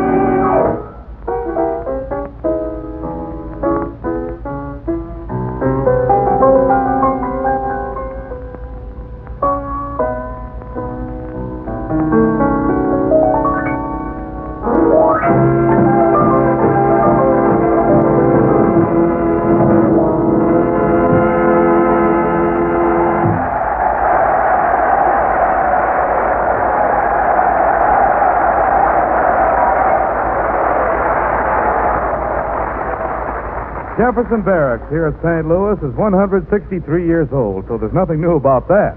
But there is something new about this, for it's the newest song on tonight's Spotlight program, played by Joe Reichman, sung by diminutive Penny Lee. Slender, tender, and tall.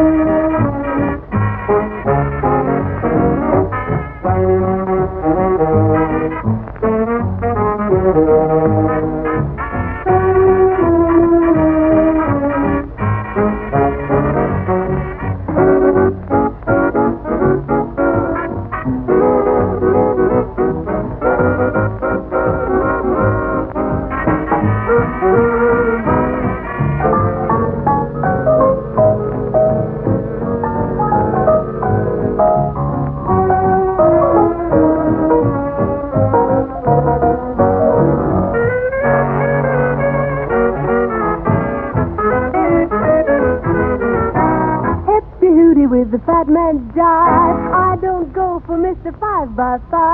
6 for 3 is a style for me. Beat me, daddy, long legs. Whenever I go to a ball, you never see me hugging the wall. I get a kick 'cause the gates that I date are slender, tender, and tall. They go for my big brown eyes. They go for my little white lies. I get a kick 'cause the gates that I date are slender, tender, and tall. Got a lot of boyfriends, short and fat. Their job doesn't mean a thing. When I go out dancing with the thin ones, I find those babies know how to swing. Those boys are hip. They're ready to follow my steps. I get a kick 'cause the gates that I date are all slender, tender, and tall.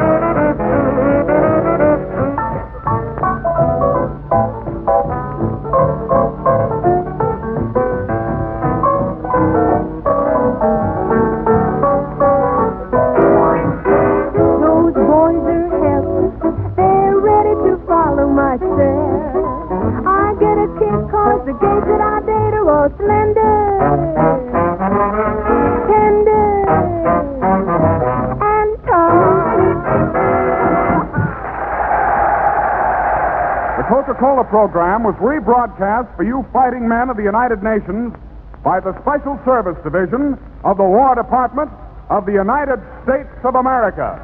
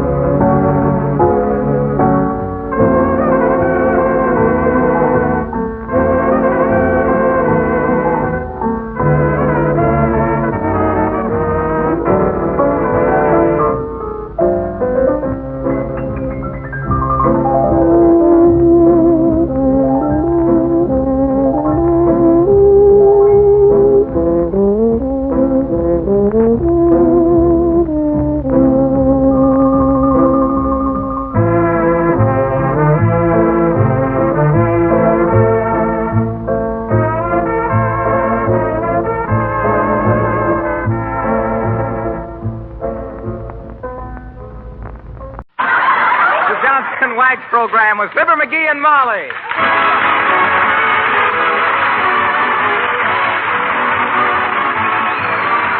The makers of Johnson's Wax and Johnson's Self-Polishing Glow Coat present Fibber, McGee, and Molly, written by Don Quinn, with music by the King's Men and Billy Mills Orchestra.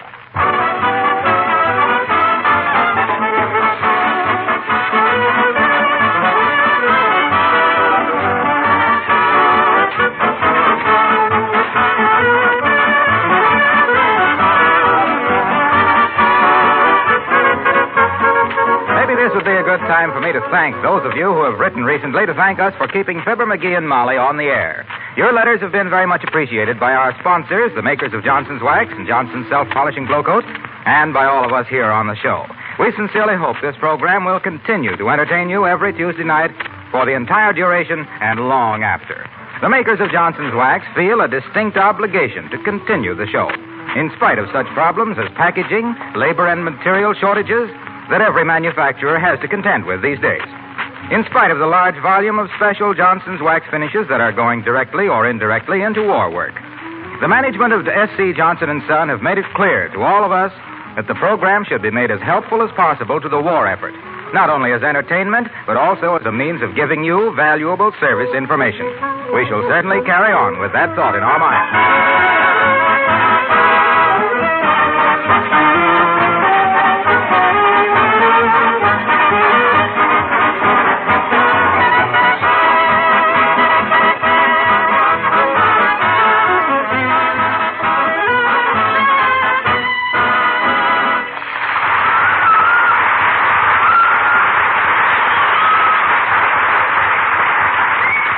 Do you know the difference between truth and rumor? A truth has only one father, but a rumor is adopted by thousands. We will now witness some adoption proceedings by the squire of 79 Wistful Vista, who is walking along minding his own business. Mr. McGee of Fibber, McGee, and Molly.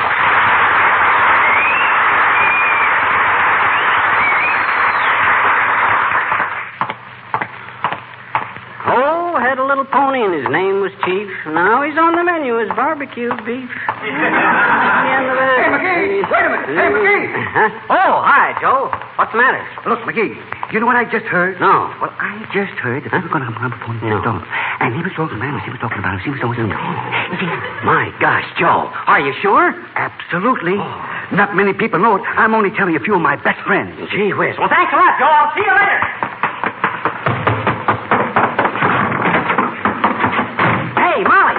Where are you? Hey, Molly. What's the matter, McGee? What are you so excited? Hey, give me some money, quick. Come on, hurry up. Give me some money.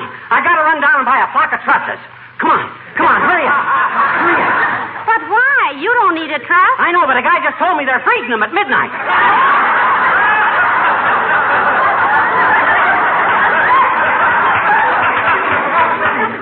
Listen, dear, for goodness sake, calm yourself. Huh? If we're going to rush out and buy things we don't need just because there might be a shortage of them, why don't we stock up on Flandeckers?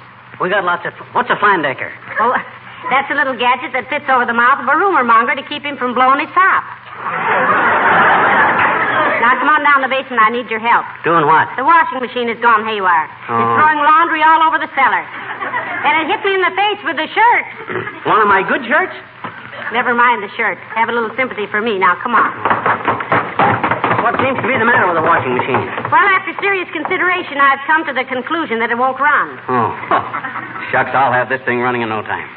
Now, let me see. Gearbox probably needs adjusting. Where's the monkey wrench? I don't know. Anyway, I tried adjusting the gearbox. I don't think that's it. I think this machine is just dying of old age. Impossible. It was guaranteed for a lifetime. Sure, and the company that made it went out of business in 1912.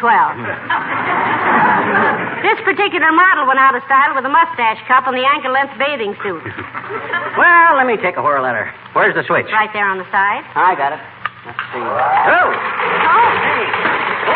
Look out, McGee. It's all coming apart. It's throwing wheels. Let it go. Hey, shut it off! Shut it off! I can't. It threw the switch into the fruit cellar. Oh, dear, oh, dear.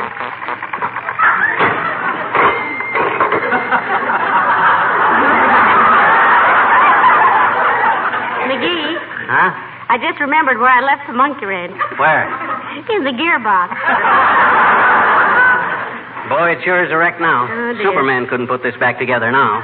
I haven't seen so many crooked parts since my nearsighted uncle sold his barber shop. Well, what do we do now? Just stand here and wait, I guess.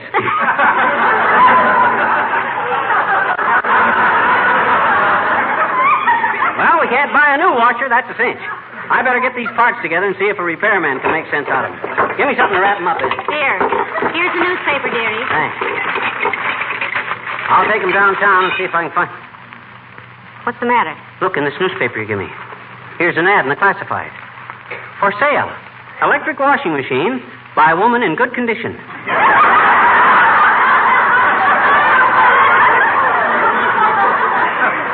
With ringing and ironing attachments. Must sell before April 1st. April 1st? Hey, that's the day after tomorrow. Says telephone Mrs. J. Benchley Mokes. Wistful Vista, 9807. Heavenly days. Talk about coincidences. If this happened on the radio, the listeners would just sneer, wouldn't they? Well, there's a power that watches over me, baby. Come on, let's get on the phone. Dear, I hope we're in time, McGee. You know, these days, no washing machine is going to stand around wringing its pillowcases from lonesomeness. Don't worry. Providence didn't put that paper under my nose just to let somebody else beat me to it. Hand me the phone. Here. Thanks. Hello, operator. Give me Wistful Vista. Hand me that newspaper, man. Okay. Wistful Vista, 980. Is that you, Mert? We haven't got time for that now. How's every little thing, Mert? There's that. What's say, Mert? Your sister. Studying to be a what? A gunner. What on earth for, McGee? The sailor she's going with wants to be a gunner's mate. Hey, Mert, give me 9807, will you? Huh? Disconnected. I warned you, McGee. There's been so many calls, she shut off her phone. Well, look, Mert, what's the address at that phone number? Oh, I know you ain't allowed to, Mert, but gee whiz, this is... Huh? She is? Okay, Mert, thanks a lot. Come on, Molly, get your hat. Did she give you the address? No, they ain't allowed to, but she says the party that had that phone was always calling up Jimmy Sale's grocery. They'll know. Oh, good. Wait just a minute while I put my face on. I'll be with you in a jiffy, dearie. Hey, wear an old dress, Molly. We don't want them to think we can pay too much for this washer. I'll be wearing my newest one and still get 40% off. There's a good kid. I bust her washing machine all to pieces, and she never says a word. Just gives me a dirty look and lets it go at that. If I ever have it... Ah, dear. Come in. Hi, mister. Oh, hello, little girl. Now, I haven't got time to stand around and fan the breeze with you today. Mrs. McGee and I are going out. Where? Is it any of your business? No. Well, then, if you don't mind... If it was, I'd know where, I betcha. Huh? I said, look, sis, now, I'm very busy today, so why don't you just tuck your little skull between your sinuses and hit the grit? Okay, mister. But I thought maybe you'd help me with my arithmetic a little bit. Why don't you ask your father? I did, mister. My daddy says after what he went through on March 15th, he didn't want to see any figures for the rest of the year. Including Paulette Goddard, Rita Hayworth, and Veronica Puddle. That's Veronica Lake. Well, my daddy knew her when she was little. Oh. What problem you stuck on? I'm not stuck on any of them, I bet you. I hate them all. Well, so do I. So now you better run along before Mrs. Have you got time to guess a poodle, mister? A poodle? What's a poodle? Well, it's a riddle you can't get through your noodle. Oh. Well, what is it? What is it? Why does President Roosevelt smoke cigarettes in a long black holder? Why does he? I give up. Because a cigarette is a smoke, and where there's smoke, there's fire, and where there's a fire, there's LaGuardia, and LaGuardia is a mare, and a mare is a horse, and a horse eats grass, and grass is green, and green is for Irishmen, and an Irishman is Pat, and a Pat talks to a mic, and so is President Roosevelt.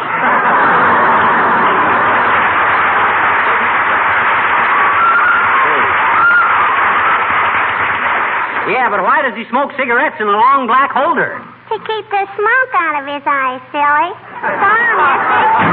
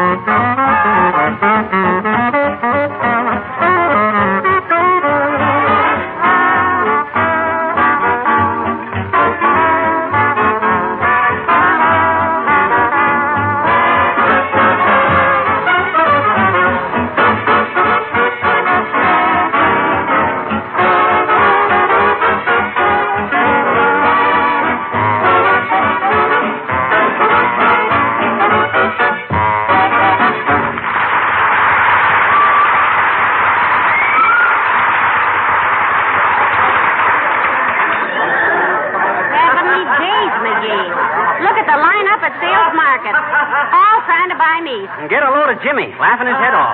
They probably got him so nervous he's hysterical. Yoo-hoo. Can we see you a minute, Mr. Sales? Hello, Mrs. McGee. Hello, Mrs. Fibber. Look at him. Just look at him. I am Jimmy, but what's the joke? Oh, spending all their precious coupons to load up on chops and steaks and roasts. No, but half of them never ate meat twice a week in their lives. That's so funny. Funny to me. I'm a vegetarian. Well, look, Jimmy. If you can control yourself a minute, we want some information. We're trying to buy a washing machine. I'm not the washing machine business, McGee, I'm sorry to say. No, but look. You know, there's an ad in the paper, Jimmy, about a woman who wants to sell one, and the telephone operator told us you knew her. It's Mrs. J. Benchley Moak. Yeah, where does she live, Jimmy? Where does she live? I don't know, McGee. She doesn't trade with me anymore. She gave a dinner for the British ambassador once, and I wouldn't put silk knee breeches on the lamb chops. Yeah, but you must know where she lives. No, she never had a charge account. Well, the delivery boy must know. Oh, he probably does, McGee. Well, let's ask him. Where is he? In Guadalcanal, I believe, Mrs. McGee. Come on. But I can give you a clue. Mrs. J. Benchley Moakes is a good friend of Mrs. Huffington's. Well, cheers, fella. Much obliged, Jimmy. Come on, Molly.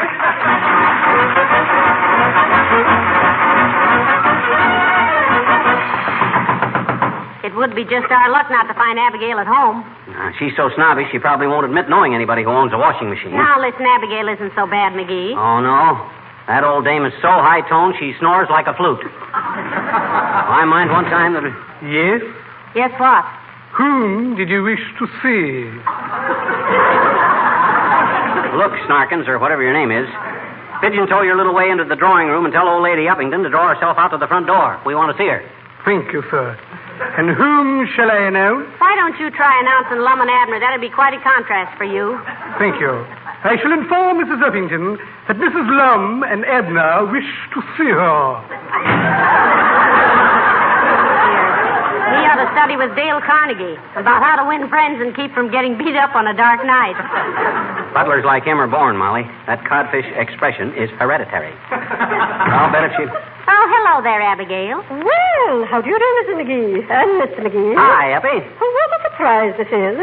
Remington told me that Dick and Sade or Amos and Andy or someone wished to see me. No, Lum and Abner, Abigail. Oh. And look, we're on the trail of a washing machine. Now, do you know a woman named Mrs. J. Benchley Moak? Oh, my dear. I know Mrs. J. Benchley Moak like my own sister. Oh, gee, you do? Well, who is she? She is my sister.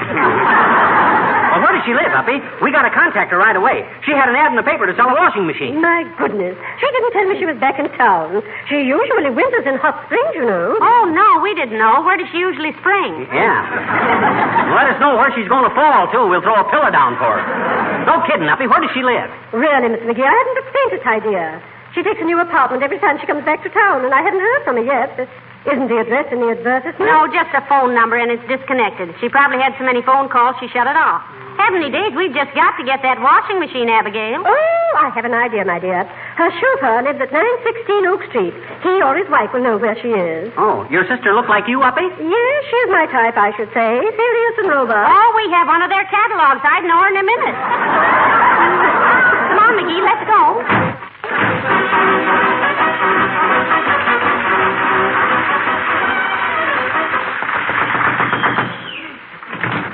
Yeah? How do you do? We're looking for a washing machine, and we were told that Mrs. J. Benchley Moak's chauffeur would... You're looking for a what? A washing machine. Washing machine. One of them things that stands in the basement and washes your clothes.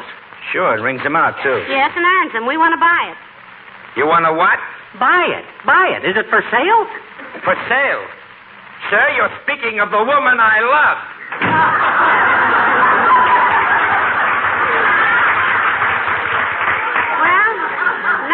McGee. Hey, I got an idea. Wilcox. What about him? He knows every woman in town from Sullivan Johnson's Glow Coat. He'll know how to find Mrs. J. Benchley Moakes.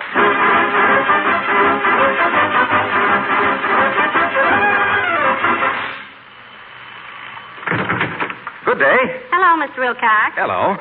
What can I do for you? Oh, how do you like that? What could he do for us? Look, Junior. I'm afraid you have the advantage of me, sir. Have we met? Have you met? Why, you've been bumping noses every week for 8 years. What goes on here? Who is it, Paul, and what do they want? Who's that? That's my brother, Harlow. Well, then, who are you? I'm Paul Wilcox. Well, I'll be... Are you guys twins? Well, yes, but we're not identical twins. Harlow likes nutmeg in his malted milk, and I like cinnamon. Well, that must be a lot of trouble going to the drugstore to find out who is who, huh? Who is it, Paul? Who is it? Mr. and Mrs. Fibber McGee, Paul. It's Mr. and Mrs. McGee, Harlow. What do they want? What was it you wanted? Can little Harlow come out for a minute? No, he's taking a shower. Anything I can do for you? Won't you come in? No, thank you, Paul. We're trying to find a Mrs. J. Benchley Malks. She advertised a washing machine for sale, and... Hey, Harlow, they're trying to find a Mrs. Malks. Oh, she's the one I told you about, Paul. Sell Fibber and Molly. Who? Fibber and Molly. Fibber and Molly, that's Mr. and Mrs. McGee. Oh, yes, Harlow was telling me... Yes, Harlow was telling me about a Mrs. Malks this morning. It seems that she had just been in her new place a very few days, and the linoleum was in pretty bad shape. And Harlow was telling her how Johnson's self-polishing glow coat would make it look practically new again, and bring out the original colors and how it would look. Yes. We know about glow coat, Paul. Yeah. These guys are certainly twins, all right. They only got one subject of conversation between them. But where does Mrs. Malks live? Well, I'll ask Harlow in just a minute. But I wanted to tell you how happy Mrs. Malks was with Johnson's glow coat. Oh, sure. Harlow said that when she discovered that you could just pour out a few drops, spread it around, let it dry in 20 minutes or less to a beautiful, protective, dust and damp-proof finish, Harlow said she was just ecstatic. Look, Paul, never mind what Harlow said. Where does Mrs. Malks live? We've got to see her. Yeah. Well, I know it's somewhere in this neighborhood. I'll ask Harlow. Say, Harlow. Yes, Paul. Where does Mrs. Malks live? Search me, Paul. Well, that won't take long if he's in the shower.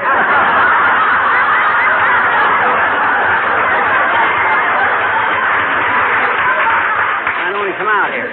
Hey, Harlow! What are you... Oh, wrong. I lost Paul here someplace. What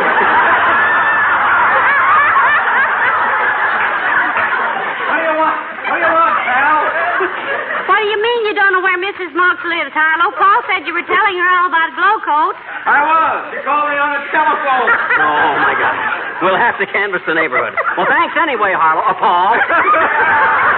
Don't mention it, folks. Goodbye. Goodbye, Paul. So long, Harlow. Goodbye.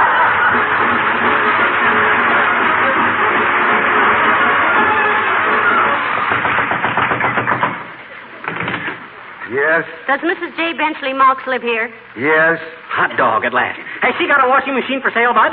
Yes. Is it in good condition? Yes. Well, will she take $10 for it? Yes. What? She will? Yes. What make washing machine is it, Bud? Yes. What? Yes. Now, look, Bud.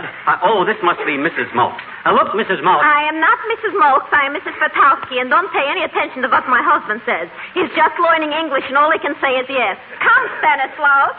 Yes.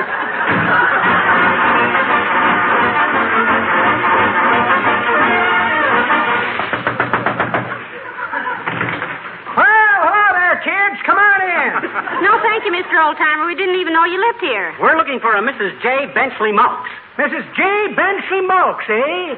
Tall, heavy-set gal with gray hair, drinks gin all day, belongs to the Book of the Month Club. Is that her? No, that's my sweetheart, Bessie. Is this Malks woman anything like her? We don't know. We never met her, Oldtimer. All we know is she lives somewhere in this neighborhood. Yes, I don't know her. Sorry, kid. Oh, that's all right, Mr. Oldtimer. Say, are you and Bessie married now? Not yet, daughter. Bessie ain't back yet. Bessie isn't back from where? Africa. What on earth is Bessie doing in Africa? Matter of fact, daughter, we ain't sure it is Africa. Oh. Might be Alaska, Iceland, Solomon Islands, or Texas. Well, wherever she is, how'd she get there? Flew. Well, what's she doing wherever she is?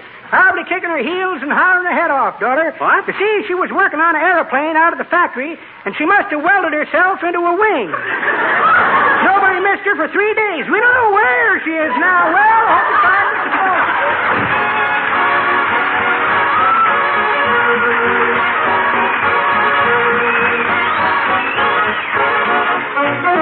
The King's Men sing, I'm an old cowhand. Step beside you, ornery, tender feet, whilst I sings my song.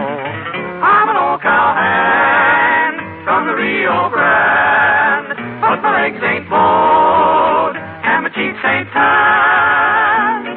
I'm a cowboy who never saw a plow, never roped a steer, never milked a cow, and I sure ain't fixin' to start in now. Yippee-I-O-Ki-yay, yippee-I-O-Ki-yay. I punch cattle when they're fried in the pan. I can hardly tell beef from pork, except on Tuesday. The only leather I ever pulled was in the subway in New York. Oh, get along, little doggy, get along, old cowhand. Rio Grande. Learn to ride, or I learn to stand. I'm a character tougher than an Arkansas mule. Never missed on the draw, never lost a duel. And the horse I ride is a drugstore stool. Yippee! Ki-yay. I'm an old cowhand from the Rio Grande, and I love the plain and the desert sand. I know all the songs that the cowboys know, but the big corral where the doggies go. 'Cause I learned them all on the radio. Yippee-I-O-Ki-yay, yippee-I-O-Ki-yay, yippee-I-O-Ki-yay, yip, yip, yip, ki-yay.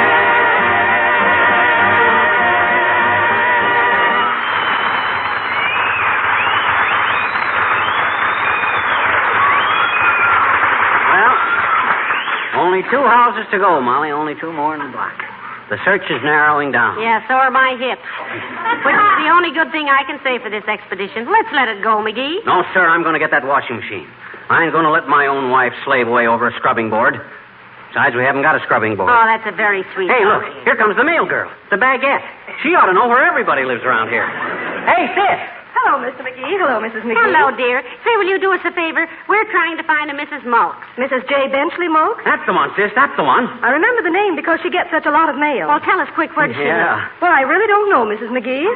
Why, doggone it, sis. How can you deliver her mail if you don't know where she lives? I don't deliver it. She picks it up at general delivery. Well, nice to see you. Good day.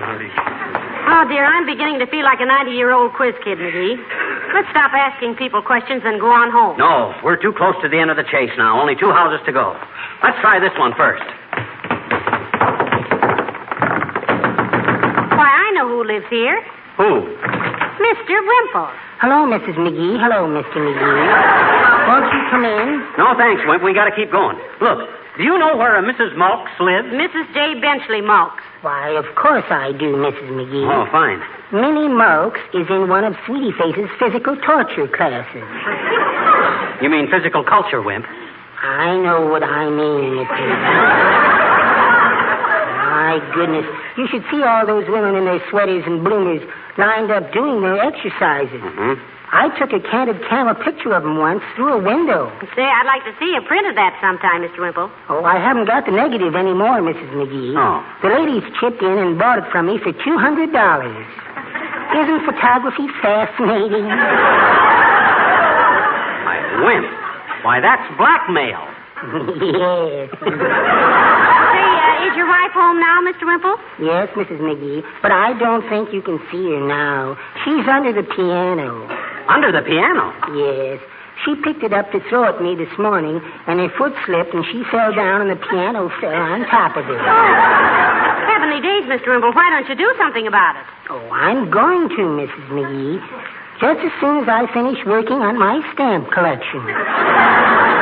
But you wanted to know where Mrs. Mulks lived, didn't you? Yes, we did, Wimp. She's advertising a washing machine for sale, and we want it. Does she live near here? Oh, indeed she does. Well, where, Mr. Wimple? Right here.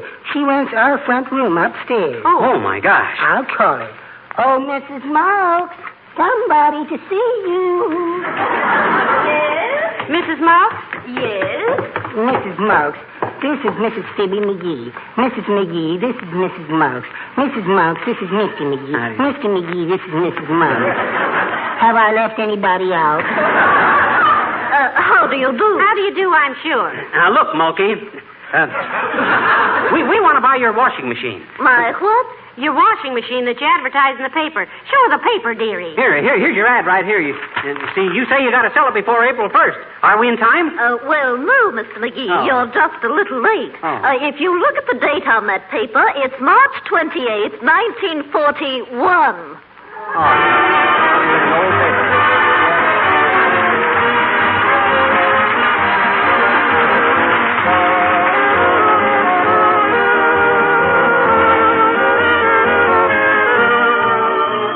When you put a beautiful piece of linoleum down on your kitchen or bathroom floor, what do you say to yourself? I wish it would always look this nice? Or maybe I hope it wears forever? Chances are that's what you think, even if you don't say it. Now, suppose you already know all about how Johnson's self-polishing glow coat protects linoleum. Then what would you say? Probably something like this. I know this linoleum will always look nice and will wear practically forever because I'm going to protect it regularly with Johnson's glow coat. You might add, if you wanted to, because Glow Coat makes linoleum last 6 to 10 times longer.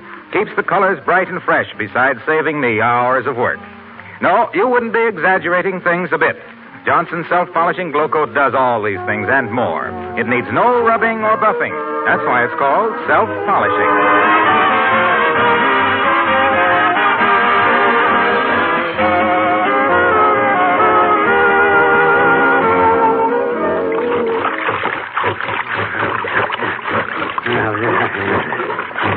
Oh, hey, Molly. Yes? Isn't bluing supposed to make clothes white? Yeah. Well, then you got the wrong kind.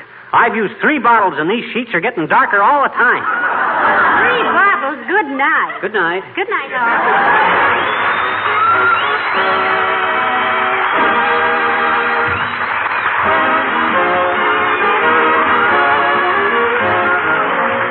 The characters of the old-timer and Wallace Wimple heard on this program were played by Bill Thompson. This is Harlow Wilcox speaking for the makers of Johnson's Wax Finishes for home and industry, inviting you to be with us again next Tuesday night. Good night. This program has come to you from Hollywood. This is the National Broadcasting Company.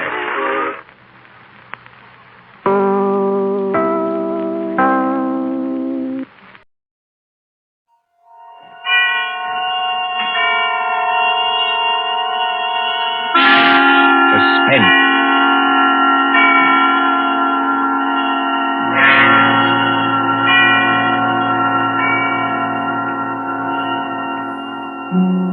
This is the Man in Black, here again to introduce Columbia's program, Suspense. Our stars this evening are 3. The order of their appearance, they are Walter Hampton, one of the theater's proudest names for 2 generations, and Susan Hayward and Lee Bowman, 2 of Hollywood's brightest younger stars. The story called The Dead Sleep Lightly by John Dixon Carr is tonight's tale of suspense. If you've been with us on these Tuesday nights, you will know that suspense is compounded of mystery and suspicion and dangerous adventure. In this series are tales calculated to intrigue you, to stir your nerves, to offer you a precarious situation, and then withhold the solution until the last possible moment. And so, with The Dead Sleep Lightly, and with the performances of Walter Hampden, Susan Hayward, and Lee Bowman, we again hope to keep you in suspense. Ashes to ashes, and dust to dust. Meadowvale Cemetery, not far from New York. Meadowvale Cemetery, on a dim gray morning in early April, when rain forms a mist across leafless trees and white gravestones. You see, over there, the group of silk-hatted gentlemen, each with his protecting umbrella, gathered around an open grave. You see the clay soil freshly dug. You can hear perhaps the creaking of support as the coffin is lowered into its everlasting house. And the droning voice of the clergyman. I am the resurrection and the life, says the Lord. He that believeth on me, though he were dead, yet shall he live. Live? Quiet, Mr. Templeton, please. What's wrong with old Templeton? Please, sir, remember where you are. She's not alive, I tell you. She's not alive.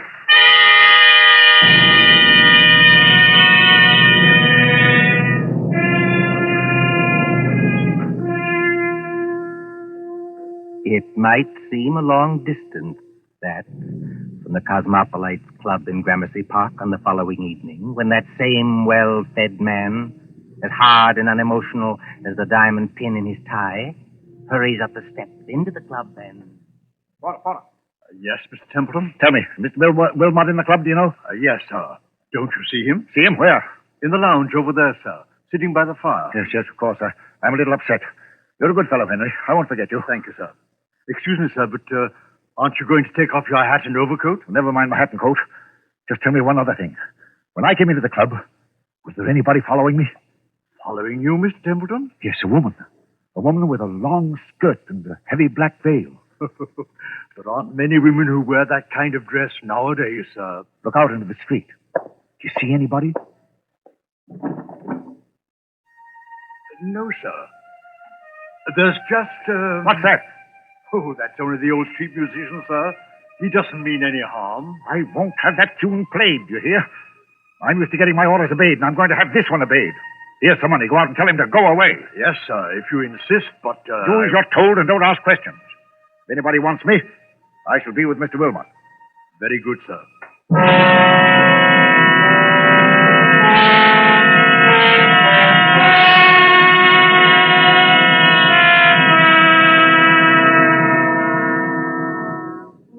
Good evening, Wilmot. Mind if I sit down for a minute? Oh, not at all. Pull up a chair. Have some coffee? No, thanks. I'll get down to brass tacks right away. Yes, you always do. I've noticed that. Well, I'm a pretty self-sufficient kind of a fellow, Wilmot. I made a name for myself, even if I do say it myself. But, well, the fact is, I need advice. A successful publisher asking advice from one of his own authors. That's something new, isn't it? Now, look here, Wilmot, I'm serious. All right. I take it back. What's on your mind? Well, you've studied what we'll call the supernatural, haven't you? I've lectured and written books about it, yes. And did you ever meet a ghost? No, I can't say I ever did. Have you? It might only be my own imagination. Yes, that's what scares me. You get on in years, and your arteries harden, and you don't take enough exercise, and you think something ought to be done about your waistline, but you never bother. You see, Wilmot, I went to a funeral yesterday. You did? Whose funeral was it? The person who died has nothing to do with this. It was old Simpson of Harley and Sons. We thought it was only decent to make up a party and go to the funeral. And I took my secretary along, a girl named Molly Carroll. I'm leaving for Washington tomorrow. Besides, I'm moving house. So there was a lot of work to do. What I couldn't stand was that infernal cemetery in the rain. We must have gone in by the wrong gate, because we were in a neglected, desolate part of the cemetery where the rank grass grew over the graves.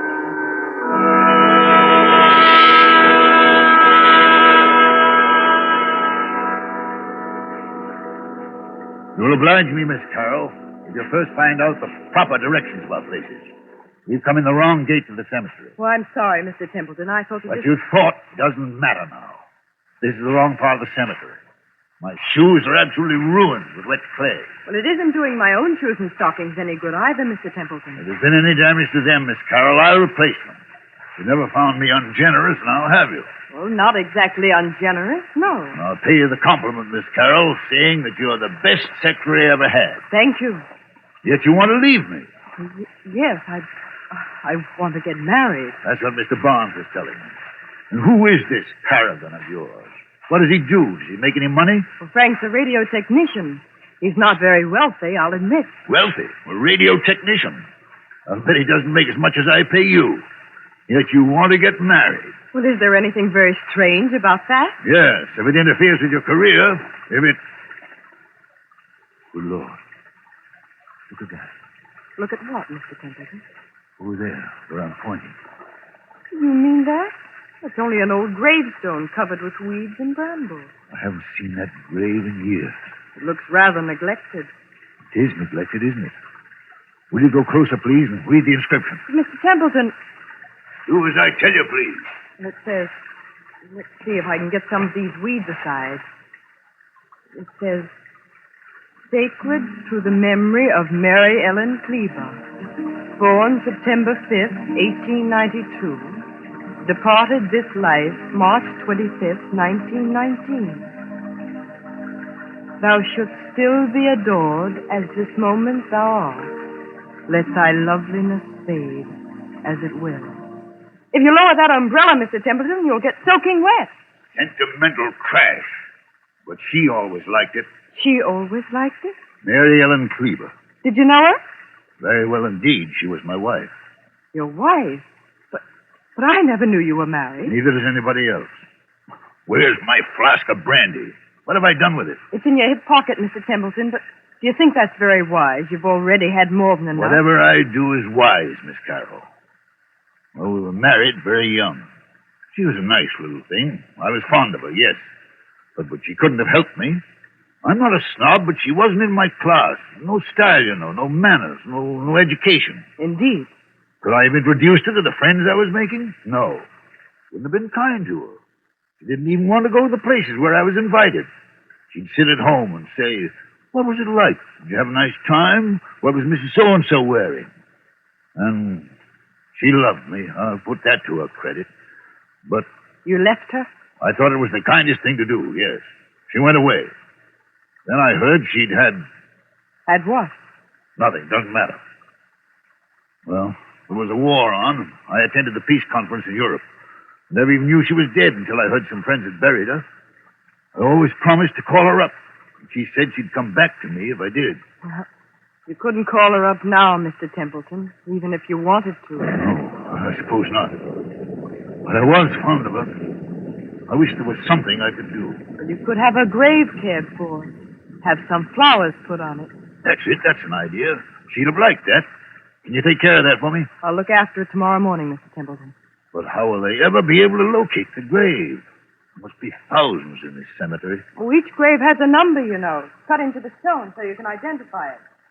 This is number 1212. 1212. Sounds like a telephone number, doesn't it? Yes, doesn't it? Meadowvale 1212. Poor girl. I was fond of her. Please, Mr. Templeton, come along and please, no more brandy. You've got a funeral to attend.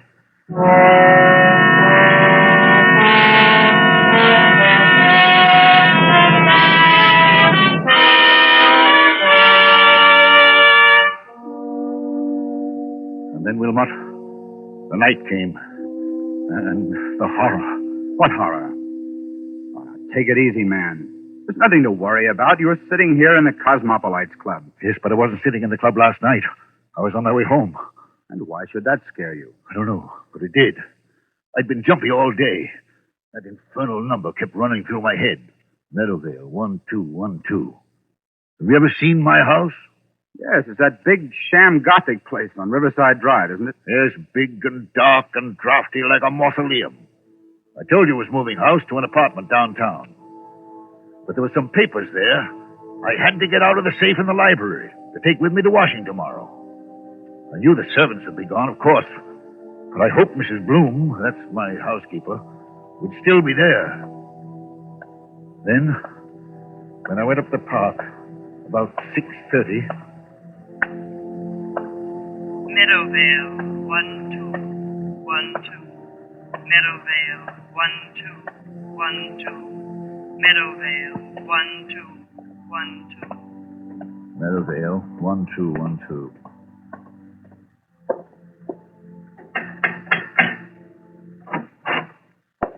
Mr. Templeton, this is a surprise. Sorry to trouble you, Mrs. Bloom. I seem to have mislaid my key. The other could have sworn I had it on the key ring this morning. It's no trouble, Mr. Templeton. Only, I hope you're not planning to spend the night here. No, I'm going to a hotel. Why do you ask? Because they've disconnected everything except the electricity and taken away most of the furniture. I haven't touched anything in the library. No, sir. I told them you said to leave that. But it does seem a pity in a way. What seems a pity? To break up a lovely home like this after all these years. Home? This big, ugly picture gallery? It's been a home to me, sir. Well, I've treated you generously, haven't I? Yes, sir. I'm sorry. I've got several hours' work to do, Mrs. Bloom. A whole safe full of papers to sort over. I'm going to the library and... What's that you're hiding behind your back? I'm not hiding anything, sir. All the same, what is it? It's only a music box, sir. I found it in the attic when the moving men were here. If I hadn't known there were, well, no ladies in your life, I'd have said it belonged to one of them. I love to hear them, sir. May I? Mrs. Bloom. Yes, sir. If you don't want me to smash that music box, turn it off. Yes, sir, I'm sure I'd never... I'm going to the library. If you can find any sandwiches and coffee, bring them. Yes, sir. Excuse me.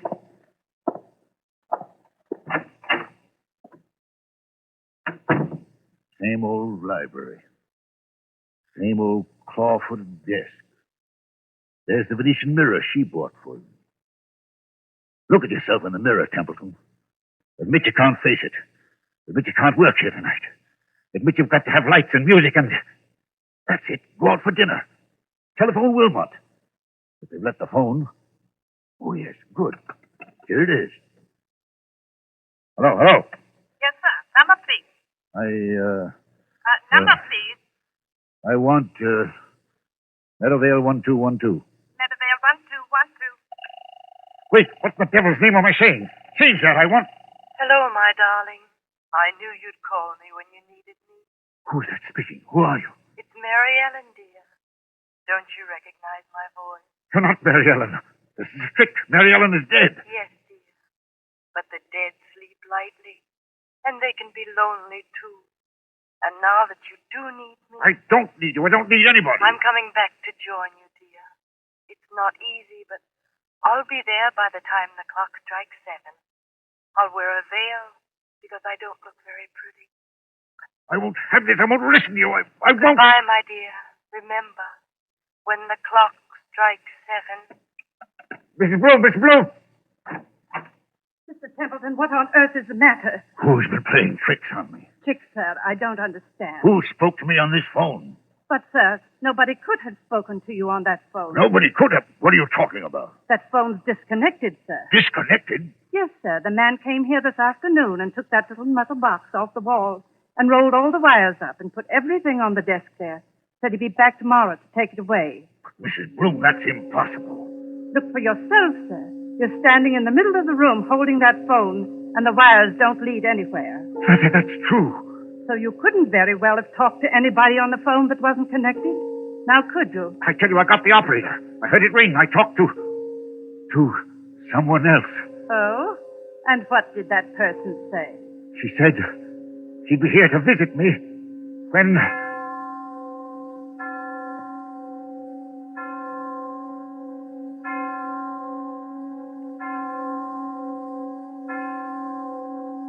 Mr. Templeton, what's the matter?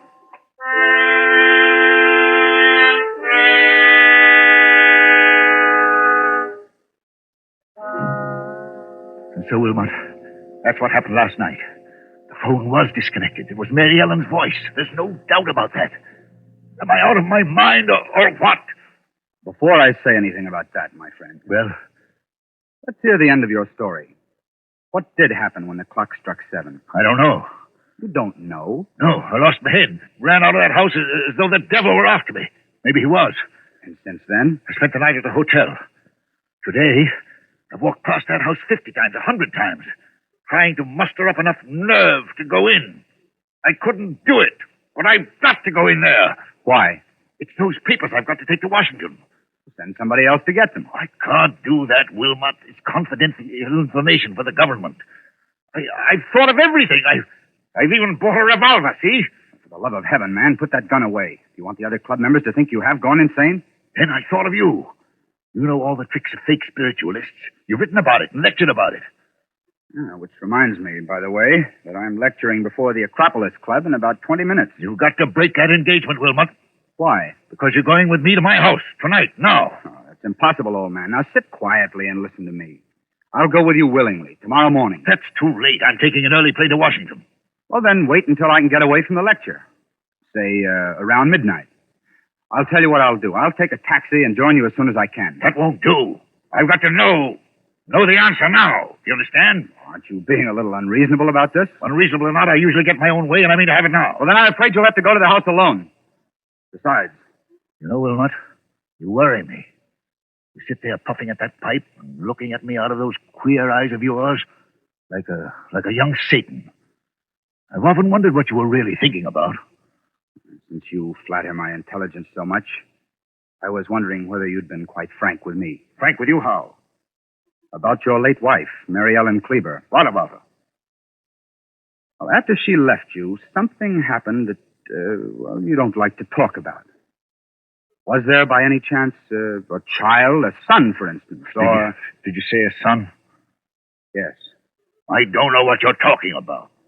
Well, then let's agree not to understand each other, shall we? Now, are you coming with me or aren't you? I tell you, man, I'll get there as soon as I can. All I can think about is the wet red clay in that cemetery, and the dismal grave in the rain, and what her face might look like if she raised the veil. And what am I going to see in that house? What am I going to see in that house?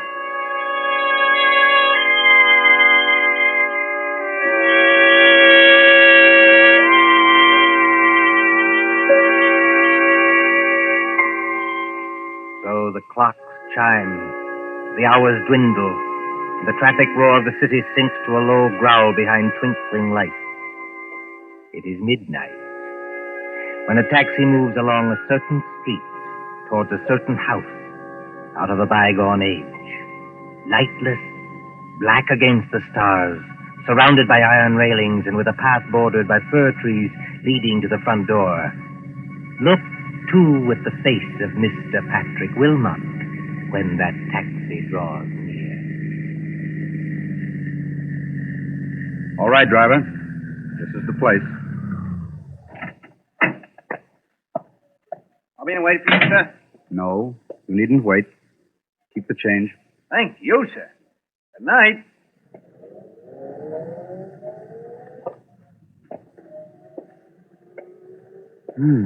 So the front gate is open. And he did go in. And... I beg your pardon. I didn't mean to bump into you. Mr. Wilmot.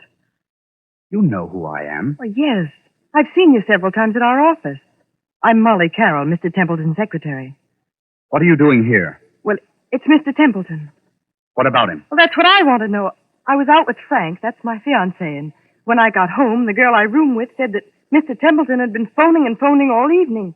She said he sounded drunk or something. He wanted somebody to go with him to this house. Evidently, I wasn't the only person he applied to. Shall we go in? Yes, but the whole house is dark. Suppose he isn't there. He's there, all right. You don't know men like Bert Templeton. But I'll push the gate wider. Now, straight up the walk to the front door. I've got a flashlight. What are we going to find? Something rather unpleasant, I'd better warn you. How do you know? I have my ways of knowing, Miss Carroll. Oh, look. What is it? That French window to the left of the front door. Yes. It's partly open. Well, there's nothing in that, necessarily. Templeton said he'd lost his key. He might have had to open a window. Oh, that's true, but... So you see it, too, do you? See what? There's a footprint across the sill of that French window. A footprint made in wet clay. It's like the clay of the cemetery. So I should imagine. Will you go in first, or shall I? Into that dark room, I will not. Well, then stay here, please, until I get some lights on. No, wait. I'll go. Let me take your arm. All right, be careful now. Yes, I thought so. This room is the library. And there are more footprints of somebody or something walking in. They lead... Who's there? Who's there? It's only me, sir, Mrs. Bloom, the housekeeper. Then what's the idea of standing in a dark room in the middle of the night with what sounds like... It's only a music box, sir. I left it behind along with some other things and came back to get them. I've got my own key. I thought I heard a noise in here. But why aren't there any lights? The electricity's cut off, sir. It was cut off today. I see. If Templeton is here, or was here, he must have had some kind of light. If I turn this flashlight on the desk, maybe... Be quiet, Miss Carroll.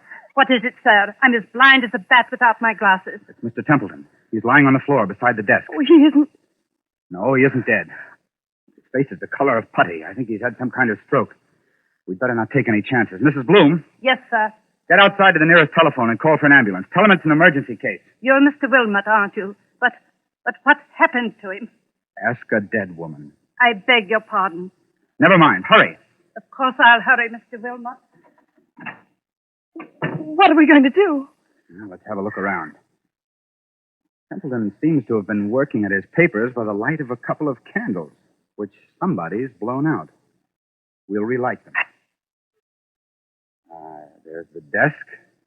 There's all the papers scattered round Mr. him. Wilmot, please. What happened to him?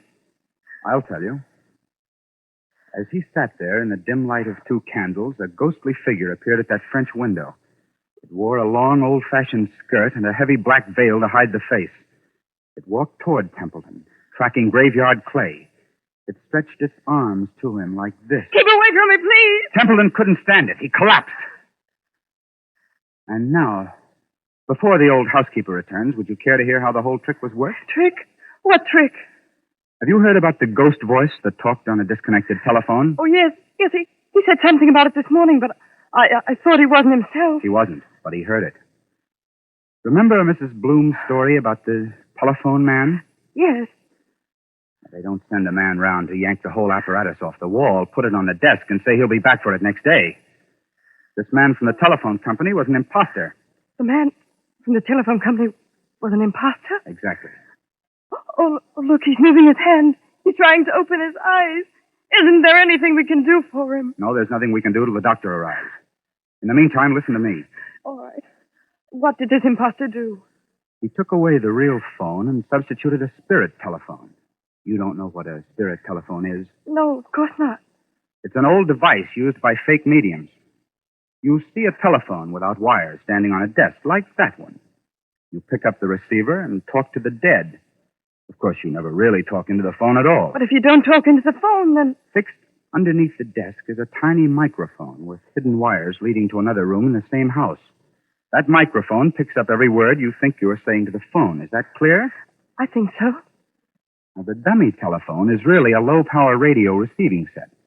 Somebody in another room can talk back to you after hearing what you say on the wired microphone. Then, Mr. Templeton... If Templeton hadn't rung Meadowvale 1212, then rest assured that same number would have rung him. Well, then the scheme couldn't fail either way. But, you see, there's one thing in this matter I haven't got quite clear even yet. And what's that? Tell me, Miss Carroll, just why did you work this whole trick? Why did you try to scare your father to death? My father? Templeton is your father, isn't he? That might be rather difficult to prove, Mr. Wilmot. By George, I admire you. Thanks very much. I'm flattered. Expressionless as ever.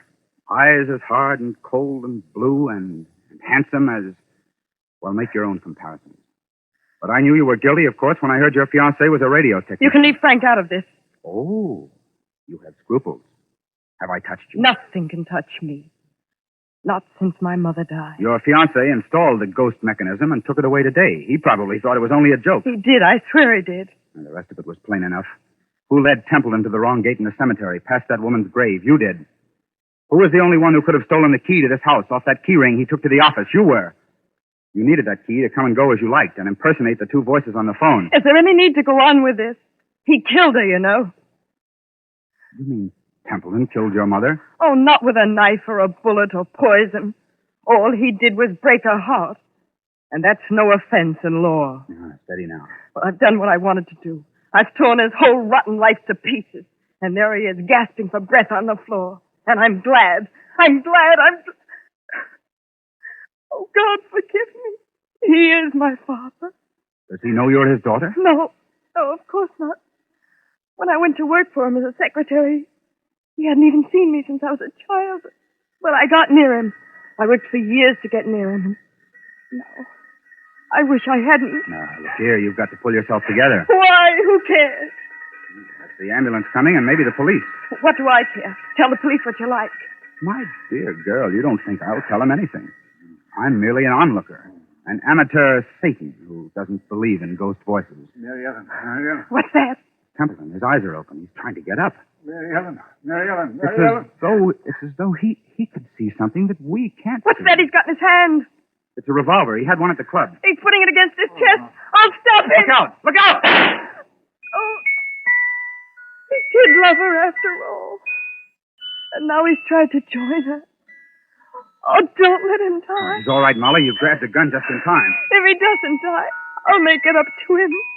I swear I'll make it up to him. I tell you now, he's not going to die. But Mary Ellen. What? Mary Ellen. But what? But what? Mary Ellen. I was just wondering, is there a ghost in this room tonight?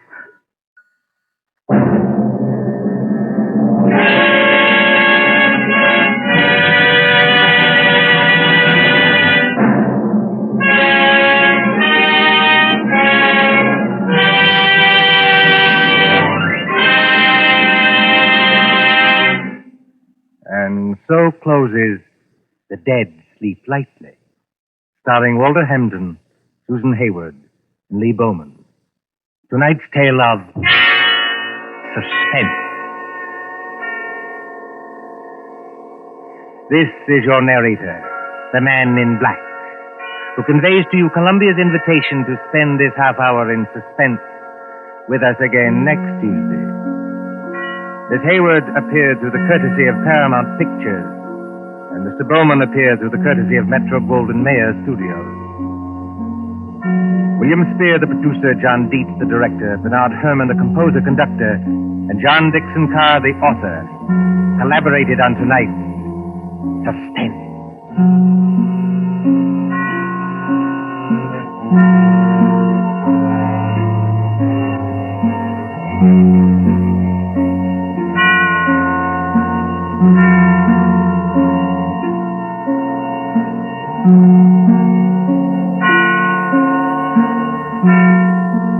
This is the Columbia Broadcasting System.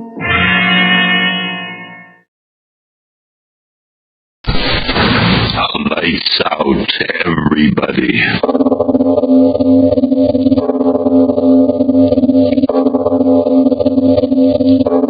It is later than you think.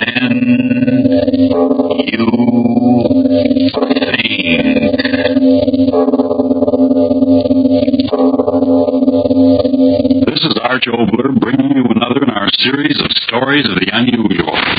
And once again we caution you, these lights out stories are definitely not for the timid soul. So we tell you calmly and very sincerely, if you frighten easily, turn off your radio now. 2 cents, 3 cents, 4 cents, 5 cents, 6 cents, 7 cents, $2, $3, $4, $5, $6, $2 million, $3 million, $4 million, $5 million, $6 million.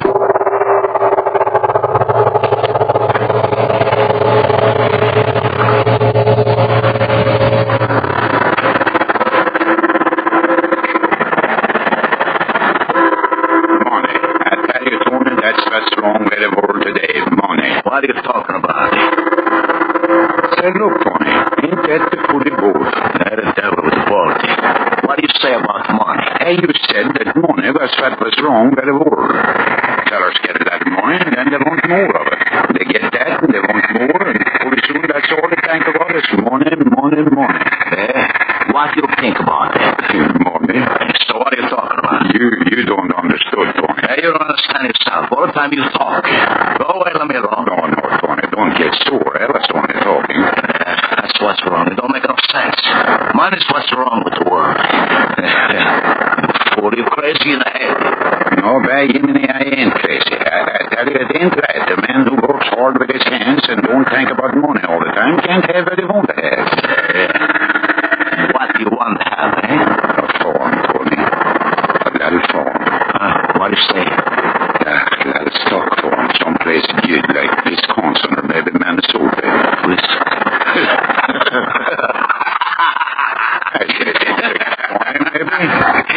Farm, That's funny. It's not funny. For 13 years I work on the ship and I have to save my money for farm.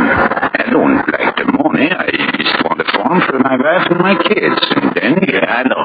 That in 29 the bank should go bust and you back where you start, eh? Actually, I tell you, Tony, it ain't right. I work so hard. And my wife and my kids. They wait for me to bring the money to buy the farm so we could all be together. Oh, shut up. I don't know why a smart guy like me wastes time with a dumb guy like you. Just because I work on the same ship with you don't mean I gotta listen to you shut off your mouth all the time. But I work so hard. So what? Here, the work will make man rich. It's the break. Yeah, the break. Oh, I'm the best deep water diver in the whole Pacific. So what? Never get a break, so I'm still eating the ship, slopping and walking the docks. Yeah, Tony, that's what I say. Someday, when a man works hard... Oh, shut up. You don't know what you talk about. You gotta get the dough, big dough. And you can't get a big dough with work. Someday the break is gonna come my way, and then Tony's gonna be a big shot. Tony ain't gonna take nothing from nobody. I'll grab that dough any way I can get it. No, Tony. Money, if I ain't honest, don't make a fella happy. You lunkhead. Telling you, when I get a chance, I'm gonna get that dough if I have to make the devil my brother. I tell you... All right, sailors, move on. No coming around the dock. Yeah, officer, we go. What's that you said? No, officer, he don't say nothing. That is Mr. Tony, officer. He's the best deep water diver in the whole Pacific. Yeah? Well, if he said what I think he did, he's going to be doing all his diving in the King product. No, believe me, officer. Tony, he don't mean nothing what he says. He's a good man. Shut up and get out of here, the both of you. Come on, Tony. And tell that big mouth diver friend of yours to get a job and dive out of town or I'll run him in. No, Tony, please. Come this way. We don't want no trouble shoving me around. Me, Tony. Best man will ever put on a diving rig. We go have something to eat, eh? Shoving me around. Money don't make no difference, eh? But I didn't say that, Tony. I said that the devil will work. Money, that's what you gotta get. Any old way but Gary. Gary and you, they eat out your hand. They kiss your feet. Come on, Tony, in here. We get a cup of coffee. That's what they say, dog eats dog. I'm telling you, sweet, me, I'm gonna be the big dog. And tell them what to do. Yeah, sure. Come on in, I pay. That's nice and warm. What are you going to have, boys? 2 cups of coffee. Well, maybe you like soups, eh? I got a nice hot soup. No, you just want coffee, please. And get the lead out of your pants. Okay. 2 coffees. So you want to go for a skip the farm, eh, Swan? Yeah, my wife, she won't. Who cares about your wife? Farm, for 13 years, I worked. Okay, here you are, boys. Nice coffee. There you are. Yes, please. Yeah. Yeah, coffee is good when you call, eh? Yeah. You know, that guy was winning. He don't drink coffee tonight, I bet you, eh? What guy? Well, the guy was winning the sweeping stakes. You know, the stellar sweeping stakes. What's the matter? Don't you get it? So what's this guy brawling about? Well, I'm telling you. The stellar sweeping stakes. Everybody is buying tickets. $3,000 first prize. You betcha. He's in the paper. He's winning. Yeah, boy, he's a lucky guy. Okay. Give me some more coffee. Okay. No. Wait a minute, mister. Yeah? This fella, that one, you say his name is in the paper? Oh, yes, yeah, sure. Here, I got the paper here. You get my coffee. No, wait, Tony. I won't forget. Read it, mister. Okay. He said, winner, first prize is somebody who give the name of farmer. That's smart, Switz. Tony, quick. Where is he? Hey, that's my paper. Tony, come on, quick, come on. Hey, crazy square, wait for me. Wait, you crazy fool. I'll smile you. Where you go? Listen, it's me. Me what?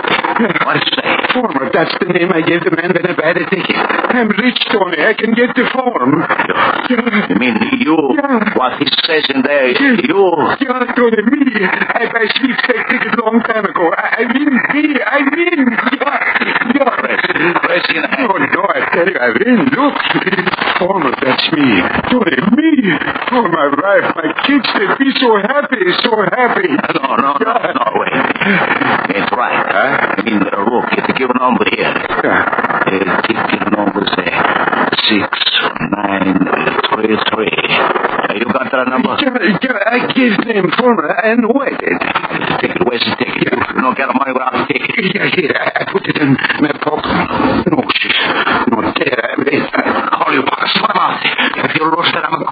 No, I got it here. I got it, Tony. Let me see. No, please. 13 years, I wait. Smarty, you ain't gonna hold it. I just want to look. 6, 9, 3. Just like I say in the paper. Yeah, Tony, I win me. Oh, my honor. $3,000 and we wait so long. $3,000. I get to see, Tony. By farm. Oh, my honor, my kids and me will be the happiest people in the whole world. I buy the best farm in all Minnesota. Come on, Tony. I go get my money. No, wait. Don't go now. It's pretty late. But my money. But no, I tell you, they'll be close now. You better wait till tomorrow. No, I can't wait. 14 years I wait. I got to get money. But they're going to be close, I tell you. Oh, come on. We go on down dock and see what is supposed to boat there. Boat? Sure. So right away tomorrow quick, when you get the door for the ticket, you can catch a boat home to the wife and the kid. That'll be good, eh? Oh, yeah, Tony, yeah. Oh, my friend, they're going to be so happy. All my life I've worked so hard. And now, $3,000. $3,000. When I give you what you need, Tony, you are my friend. I want you to have something, too. Hey, well, come on. Let's get down to the dock. Yeah, sure, Tony. Anything you say. We go look at the ships in the water. Then I get my farm. I won't get seeing such things again, eh, Tony? No, of course not. That policeman, I wish we meet him now, huh, Tony? What's that? Why you want the car? I show him we ain't no bombs anymore. $3,000 this ticket is for. By giving a man's no bomb with $3,000. No, you bet your life is smart.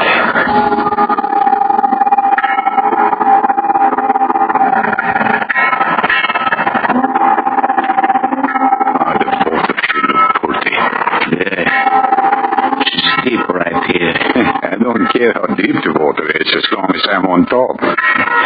You swim? No, that's a funny thing, isn't it? 14 years a sailor and I couldn't swim. Well, there's plenty of other fellas like me. Anyway, the man, he don't have to know how to swim to work a farm. Oh, the water is so dark and pretty. Suspense. Yeah? Hey, let me look at the ticket. Ticket? There's slips there. Oh, you think maybe she ain't good, Tony, huh? Yeah. I know she's good. Right away, when I heard that fella say the farmer in, I know that's me. Here, Tony, there it is. See, it says farmer on it. That's me, see? Lean over it there. Can't see. That's sure. You see the numbers? That says 6, 9...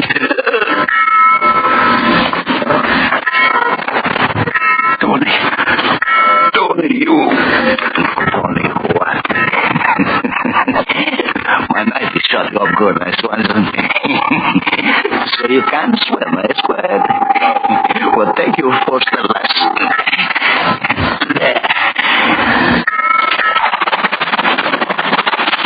Where's the Swanson? You forgot the sweepstakes ticket. Oh, okay, I got X for you from $3,000. At last I get a break.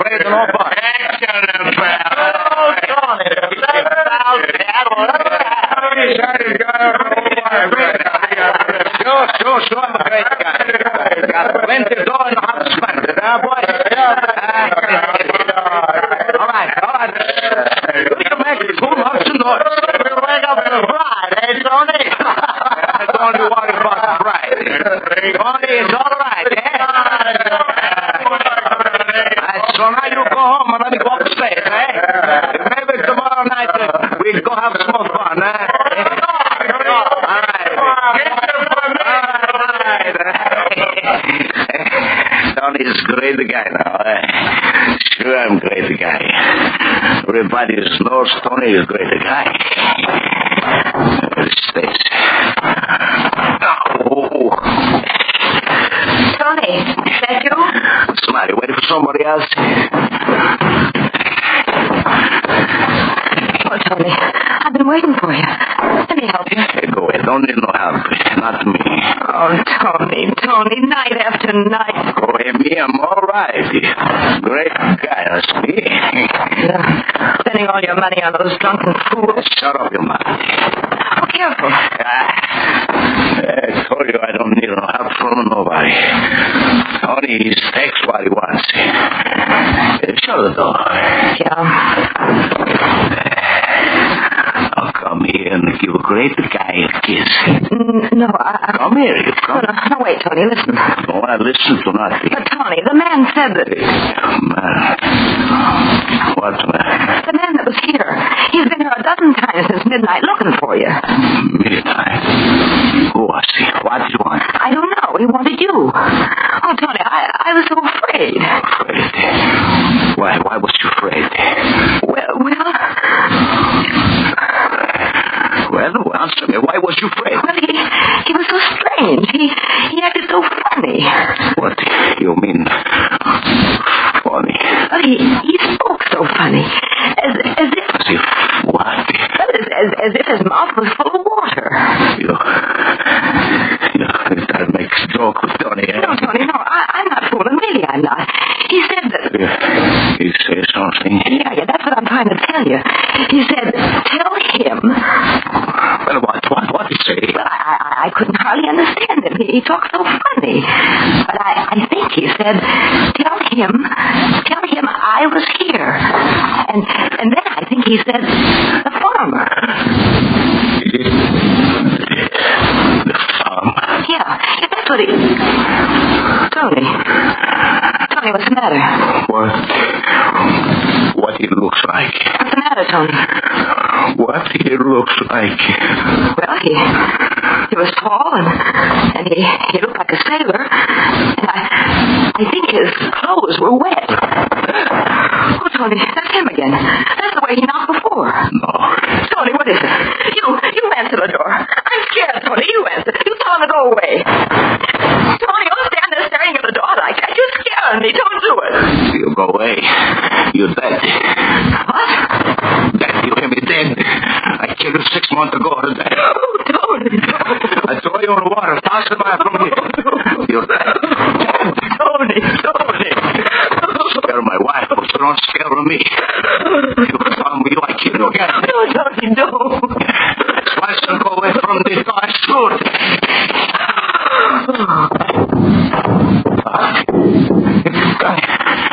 Connie, I don't want to shoot you. Shoot him through the door. Connie, get up. Connie. Open up in there now. Open up. Connie, I don't want to kill you.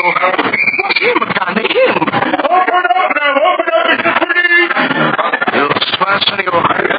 You think you got me, eh? You think you got me in a hot fix, eh?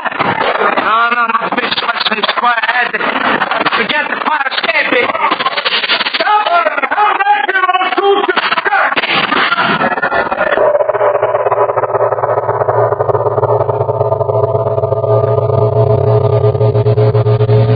Listen, Mike, you gotta help me. You gotta. Oh, take it easy, Tony. Take it easy. Every cop in the town, he shot me down like a dog. Well, you killed one of them. What do you expect? I'd kill them all. Nobody can stop me. Nobody. Oh, Mike, you're my friend. You gotta get me out of town. How much dough you got? I got nothing. You lie in your teeth. You won the sweepstakes in Frisco, didn't you? But I'm gonna tell you, Mike. No. Listen to me, cop killer. They got every road, every depot, every dock in this town covered.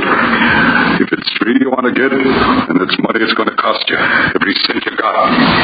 You'll get me out. So far out, there ain't a cop in the world can get you. Listen, at midnight tonight, the USS Probus is pulling out to go down through the canal and then over to the coast of Ireland to go hunting for gold. Gold? Are you crazy? Watch your tongue, me bucko. Gold, I said, and gold it is. Only they're going under the sea for it. What? You heard me. Under the sea. $1 million in gold in the hold of the Tanya sunk by a sub. And these boys are going there to die for it. Die? Yeah. And if you decorate the mahogany in front of me with every cent you got in your pocket, you'll be on board that ship. You hear that, Swenson? You're diving for gold. $1 million. And me, I'm going to be on the board.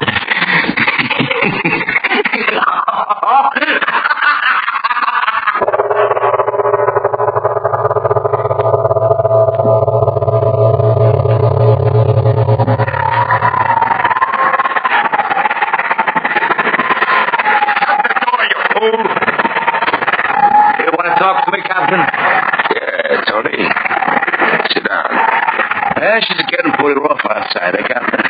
Yeah. That's what I wanted to talk to you about. I'm listening. While you were sleeping before, the rest of the divers had a meeting. Yeah? Yeah. They looked over the weather reports and they decided they ain't gonna do no more diving. The white-bellied lot. Wait a minute. You mean we're gonna turn it back? Well, what else can I do? 3 months out here in the open sea. And when we finally do locate the wreck, every mother's son of them turns chicken on me. So that's why you want to talk to me. Because even if you are no good rat, you're the best diver of the lot.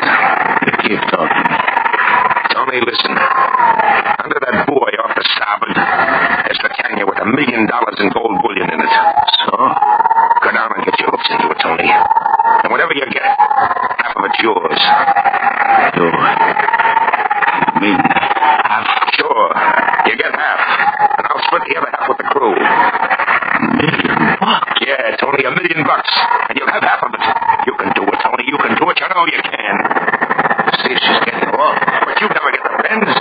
They tell me you've gone down in rougher water. Yeah, but I don't know what she's called. Half an hour and I'm finished. That room with the gold, who knows where she is? Tony, listen. I know just where that gold is stored. You're trying to fool me, huh? No, as God is my judge, I'm telling you the truth. Jake located the room on his last dive yesterday. He told me, only me about it. So, don't you see, Tony, it's the chance of a lifetime. I got cold enough for one more day out here. If we turn back, we'll never locate the wreck again the way that sea's running. $500,000 in gold for you, Tony, right under your feet. Don't be a fool, man. Take a chance and go down and try to get it. And if you win, you've got the world right in your hand, Tony. Well, will you do it? I'll get away from him. Huh? Him? Who are you talking about? Who's talking to you? What are you sitting there for? Get me read. Get the pulse to go.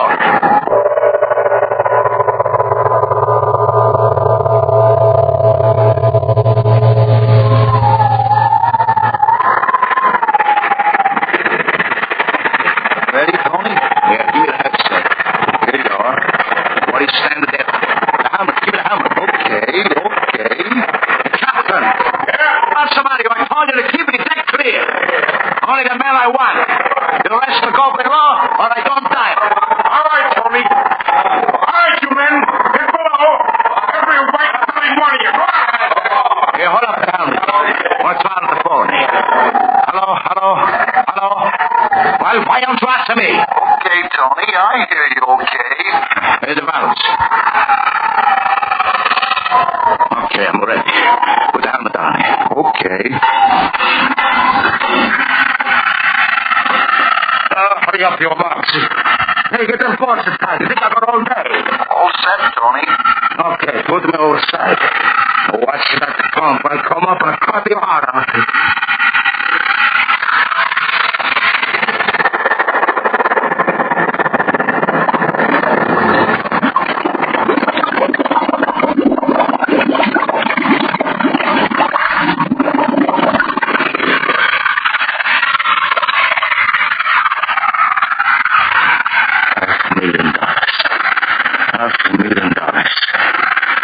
Me. What a cold. Down. $1,000,000. All right, Tony? Yes, sure, I'm all right. Let me alone. Okay. Down. What a dark. He came to me, Tony. Best time.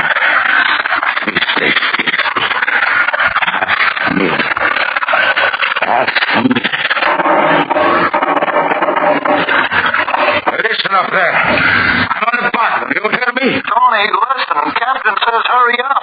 Squall coming up. Tell the captain to take me off before I give a signal. I cut his heart out. But, Tony... Shut up, let me alone.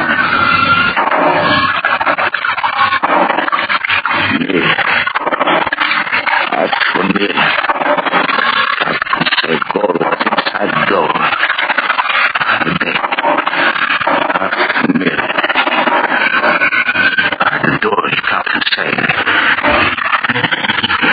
Me and the captain are 50-50.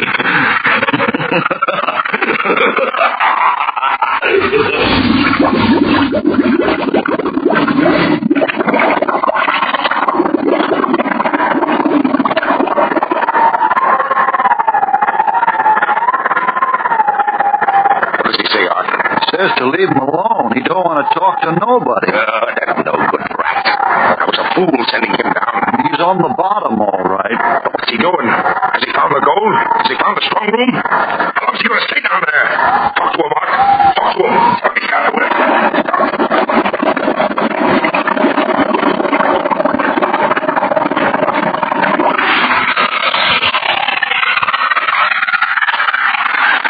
Captain said it would be right good.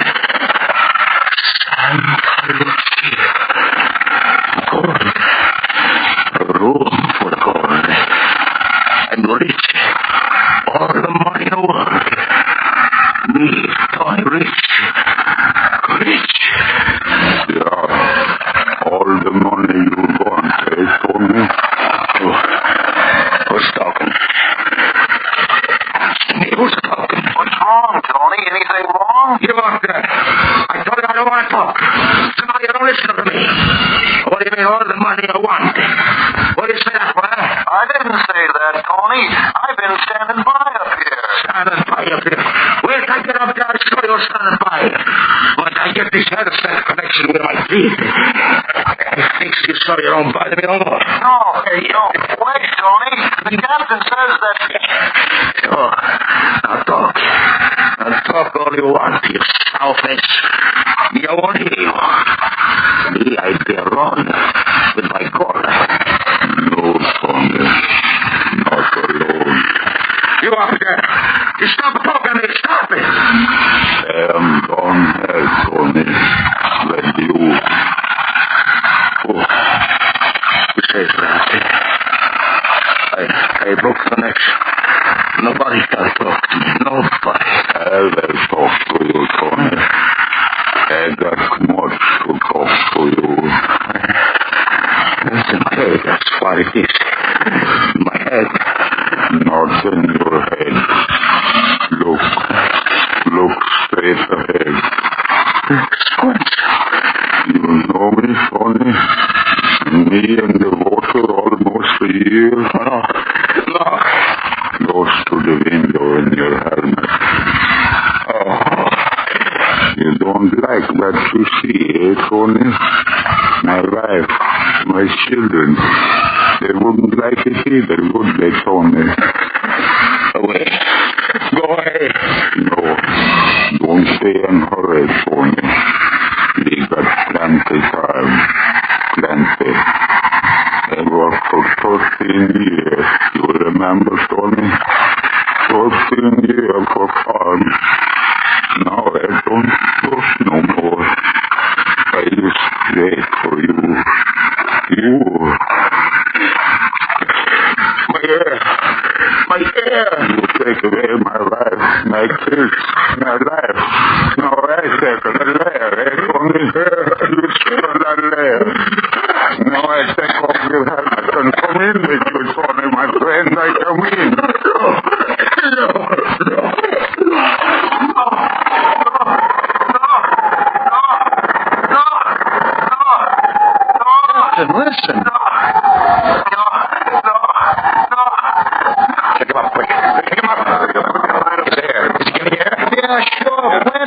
Everything's okay. Talk to him. He don't answer, just yelling. Hurry! Signal on the lifeline. He's signaling us, Captain. What? Yes, and everything's okay once we take it out. But he's yelling, Captain. He's still yelling. Haul him in quick. Haul him in. Decompression. No, there's no time. We'll put him in the tank when we get him up. Something must be wrong. Yelling bloody murder on the phone and signaling okay on the lifeline. Hurry up, you men. Hurry up. Come on. Get him out. Get him out.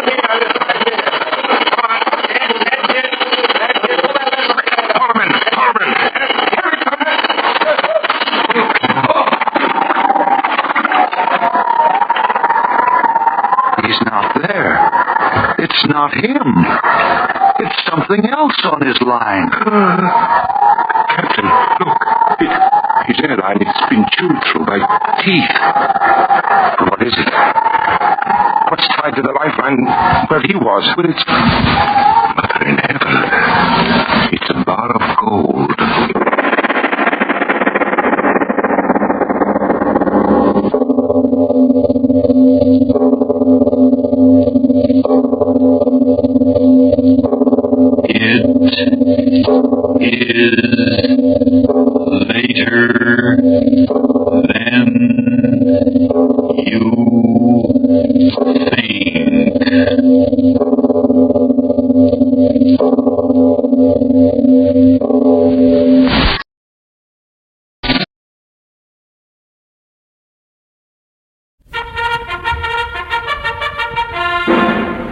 Mail call from the United States of America.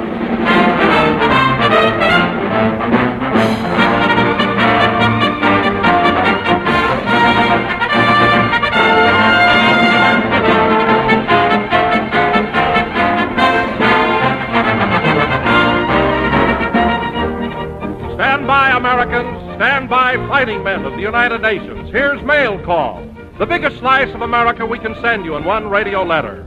It's one big package of words and music and laughter from home to you. And here to start writing this letter is one of America's loveliest motion picture stars, Claire Trevor.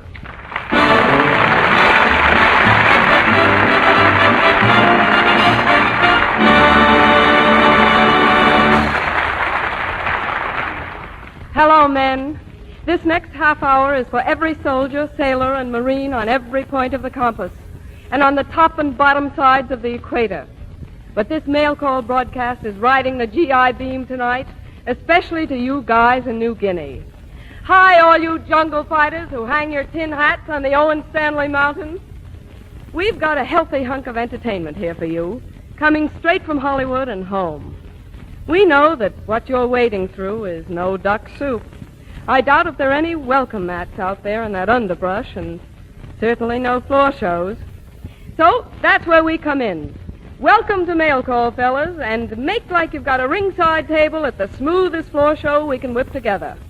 First off, the big center spotlight picks out one of America's top young singing stars, Connie Haynes. Hop on that New Guinea beam, Connie.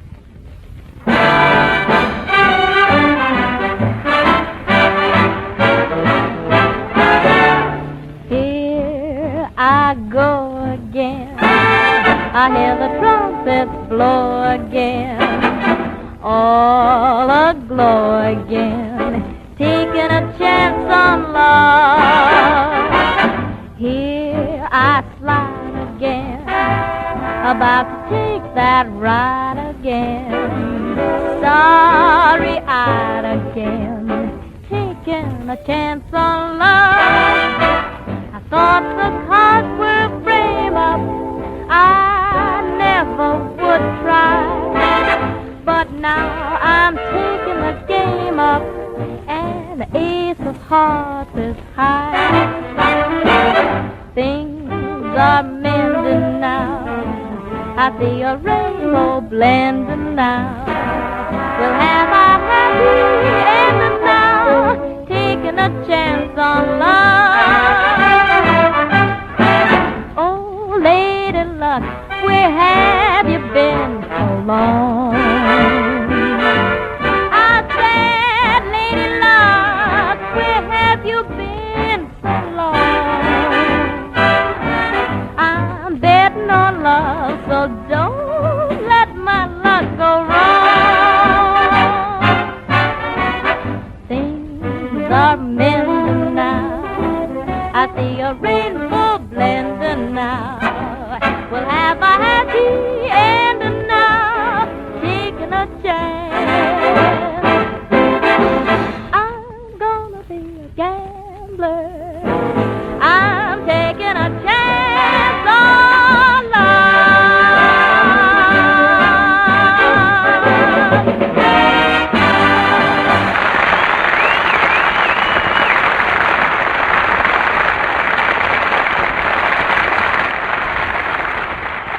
The 5 young men now lined up in front of this mail call microphone are Leo Diamond and his quintet.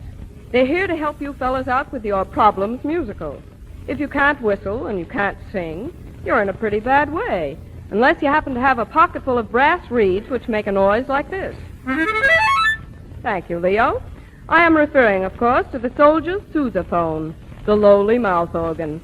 If you've got a harmonica in the pocket of your fatigues, then, to use the GI vernacular, you are definitely rolling with high octane. Maybe some of you men snagged the mouth organ out of that last batch, special service sent overseas. And in case you haven't mastered the fine art of making music on the wheeze box, maybe Leo and his gang can help you get harmonica happy. The whole idea is, first you breathe in. Illustration, please, Professor. Then you breathe out. Then, when you get together with 4 other fellows and start breathing in and out a little faster, out comes black magic.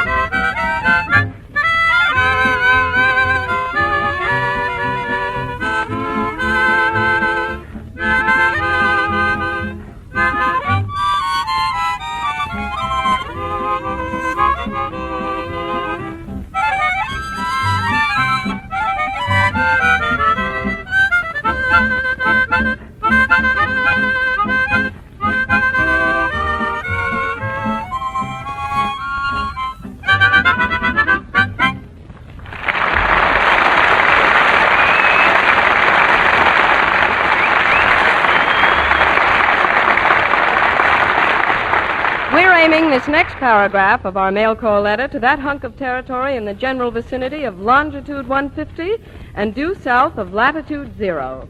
The Clipper has brought back a couple of reels of email from there, and we know from your letters that you like to sing.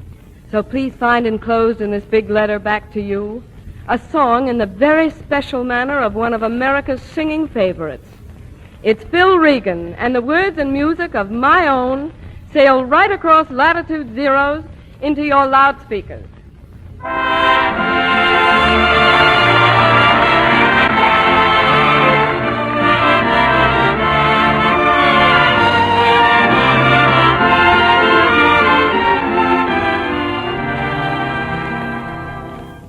Through the years constantly I've had one idea, and I've been pretending it would soon be real. Now that you're close to me, I can plainly see you're my happy ending, my reality, my own. Let me call you my own. Let me make you a part of the song in my heart.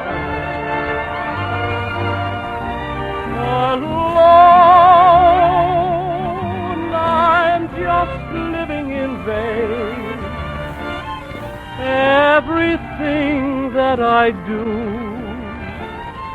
is depending on you. Show me a sign of your longing for me. Say you are mine and forever that you will be my own. Every dream I have known has been built up of one desire. Show me the way that this longing for you. Tell me you're mine and forever that you will be my own. Every dream I have known has been built up of one desire, one desire.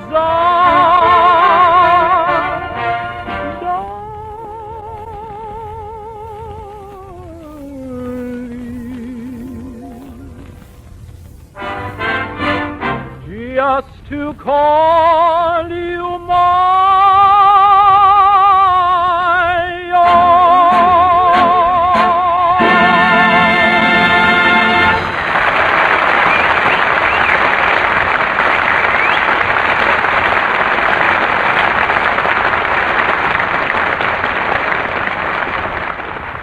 Next, please find enclosed one of America's top entertainers, here to broadcast especially for you troops, Edgar Bergen.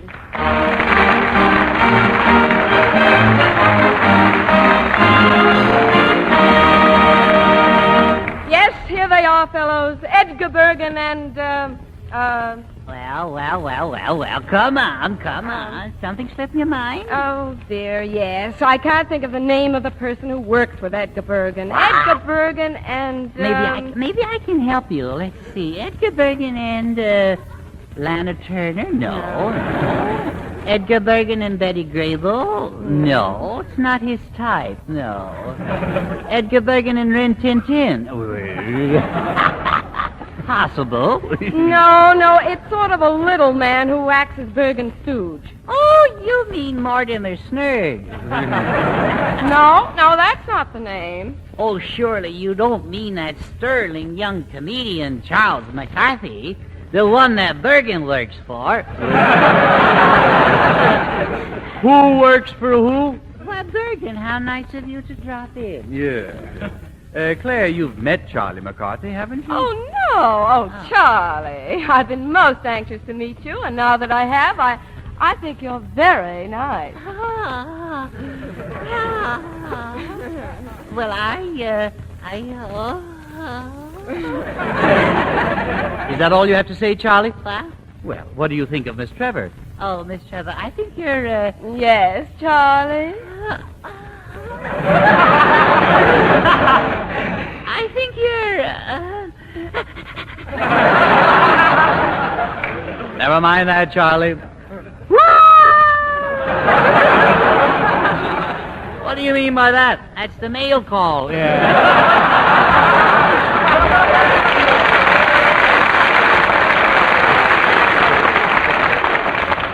this is my night to howl. All right. Young man, if you'll just behave yourself and say hello to Miss Trevor, will you? Yes, sir. Well, go ahead. Hello, Miss Tremor. No. Tremor is a small earthquake. I repeat. Oh, no. That'll be enough of that. Now, listen, young man. Stay away from me, Bergen. Stay away. Wait a minute. What do you mean? You know what I mean. All you've done is just ruin my career. That's all you've done. You've just ruined it. That's what you've done. Edgar, how could you do such a thing? Yeah, pick on him good. Yeah. Well, Claire, the whole thing is very embarrassing. You see, last night some friends came over to my house and, well, they wanted to go slumming. They couldn't have picked a better place. Well, now...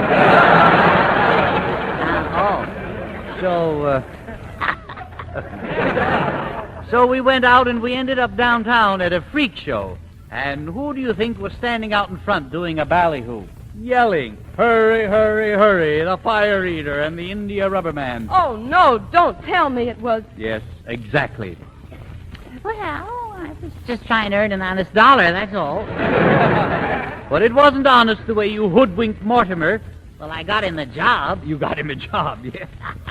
Yeah, you got him a job as a freak. Yes, sir. Oh, Mortimer Snerd, working as a freak. Well, I wouldn't call him that, no. We billed him nicely. Yes. We advertised him as the Neanderthal man. Now, what kind of a man? Neanderthal? No. Neanderslung? No. Underdrawers? Now, wait a minute, no. What was he? The Neanderthal. That's the guy. Yes. Anyway, he's half man and half nuts. Something. Well, it was a disgraceful incident. Disgraceful nothing. We made money. I see. Mortimer outdrew the flea circus 2-1. Yes. He even made some of the freaks jealous. Jealous? Uh-huh. The dog-faced boy bit him. Oh, now, please.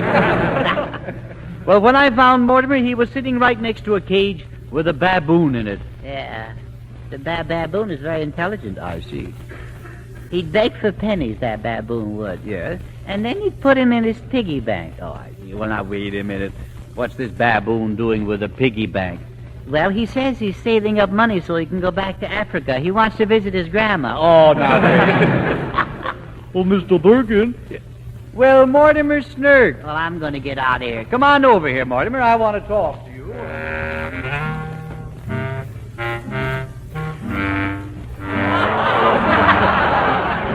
No.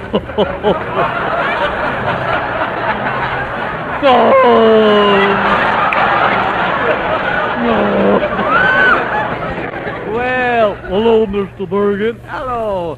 Hey, Mortimer, you're just the boy I want to see. Yeah, that's right. Yeah. I want to tell you how sorry I am for what happened the other day. Well, you should be. Yes.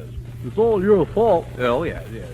Yesterday I was a successful freak. Yeah, that's right. And look at me today. What am I? Yes. Well, I give up. What are you? What? What are you? Oh. Well, I asked you first. Oh, you asked me first. Anyway, I don't know. Anyway, I was famous. Yes, you were famous. Famous in the freak show. Well, that's right. Yeah, I did pretty good, too. Yeah. Yes. Now, tell us, what do you owe your success to? Clean living. Yeah. And hard work. Yes. I baffle science. Oh, you baffle science. Yeah. Do you mean to say, Mortimer, that you were happy in that freak show? Yeah, sure. I was a star. A star. I had my name in headlights. In headlights? Yeah. I was a matinee idol. Yes. I was in show business, just like Phil Regan. Yeah. Yeah. Oh, I kind of missed the bearded lady. The bearded lady? Yeah, she was nice to me. I see. Yes, you liked the bearded lady. Yeah. Well, that must have been romantic. Yeah, it was sort of. I used to help her put her beard up in curlers. Well, I suppose it takes all kind of people to make the world. Yeah, I'm glad I'm not one of them. Yes. I still say it was no place for you. Well, it was colorful while it lasted. I was an artist. Yes, that's just it, Mortimer.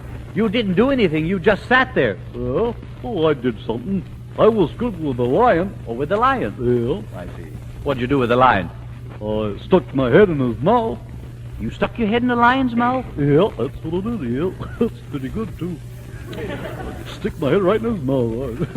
Did it every day. Well, just stick it right in, I think. That was pretty good, all right, yeah. Well, what did the lion do? Well, just stick it right in, I think. Mortimer? I say, what did the lion do when you stick your head in his mouth? Oh, he just gagged. Just gagged.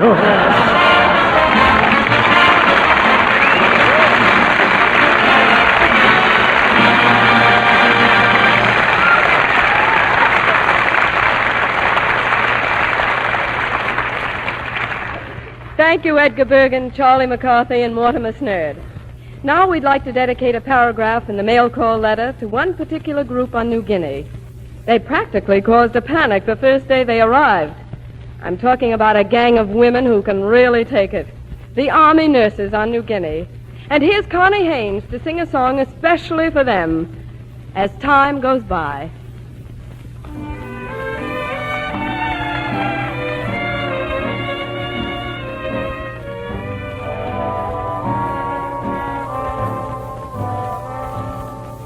You must remember this, a kiss is still a kiss. A sigh is just a sigh. The fundamental things apply as time goes by.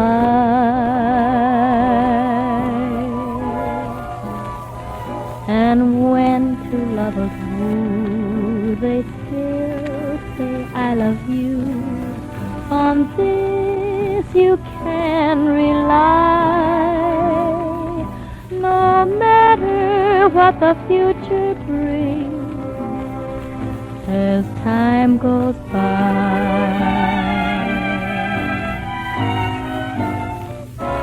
Moonlight and love songs never out of date.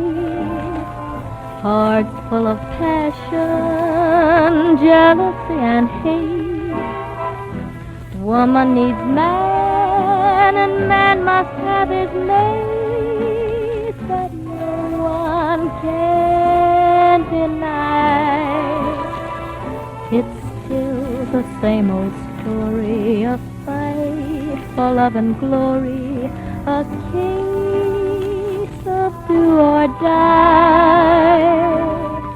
The world will always welcome lovers as time goes by.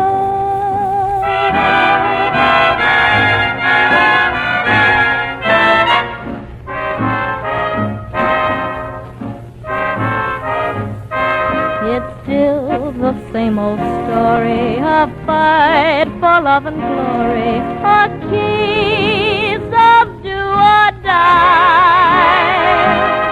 The world will always welcome lovers.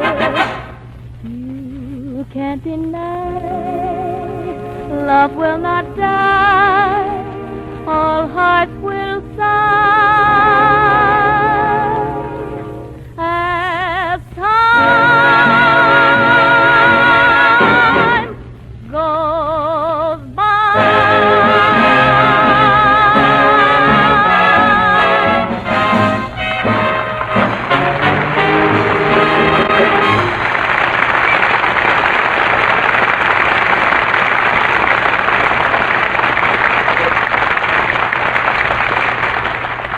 Oh, Phil Regan. Yes, Claire? Oh, look, I went to the sneak preview of Hello Frisco Hello the other night, and I heard a brand new tune that should be on a worldwide hit parade very soon. I know just what tune you mean, Claire. And if I may, I'd like to be the first to send it on this worldwide network. Oh, you're my man. Give, Phil, with You'll Never Know.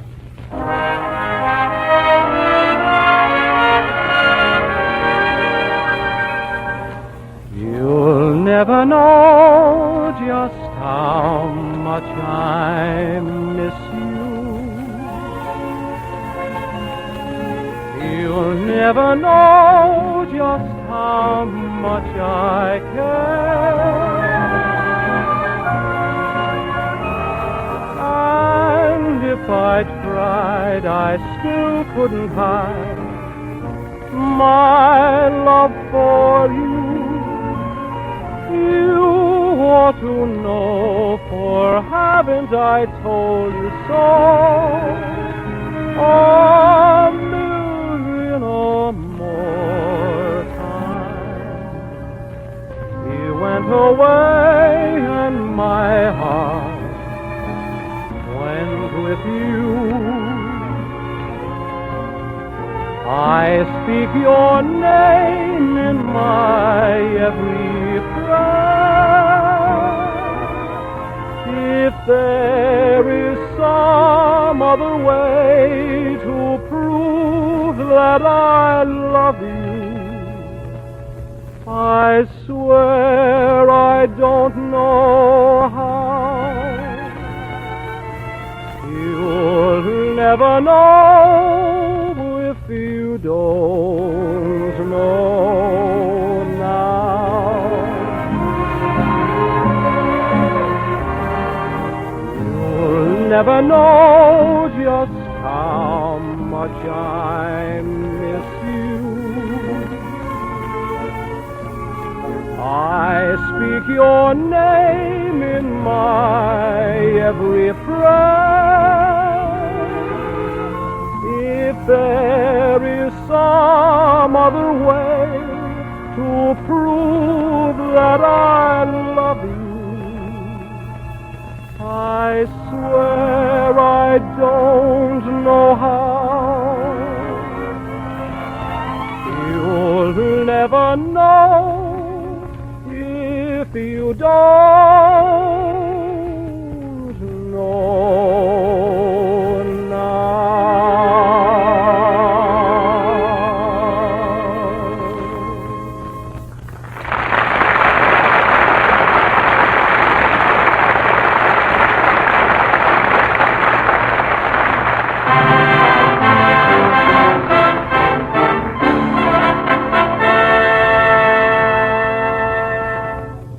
Up to now, fellows, this mail call broadcast has been slanted straight at you guys around Boona and Kokoda and Port Moresby.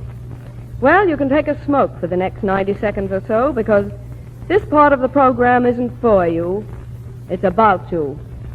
If any of you other servicemen never heard much about New Guinea before the war, it's because James Fitzpatrick never got around to planting a tripod there. Reason? Well, this island is no vacation land. In the whole length and breadth of it, you'll find darn few places you'd like to settle down and raise a family. There's blazing equatorial heat, ragged mountains, dense jungle, swamps that hatch a couple of billion mosquitoes every hour, and rain, brother, you've never seen rain till you hit New Guinea.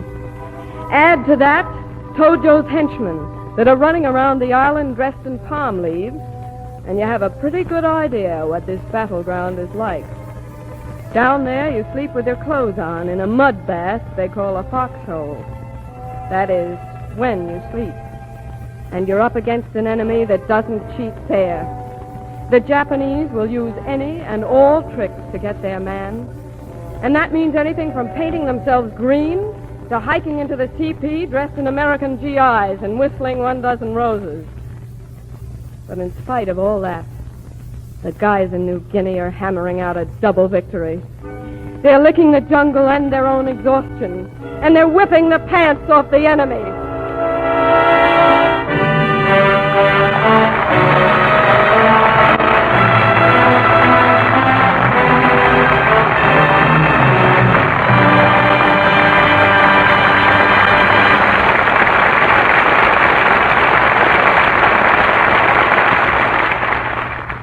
Sorry, fellows. It's time to sign this mail call letter for Phil Regan, Connie Haynes, the Leo Diamond Quintet, Edgar Bergen, and Charlie McCarthy.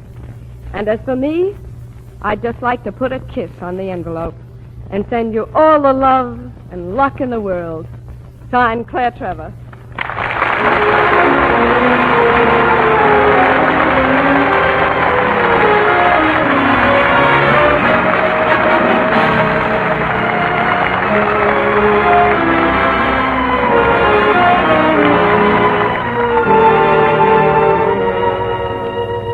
That's all of Mail Call for this trip.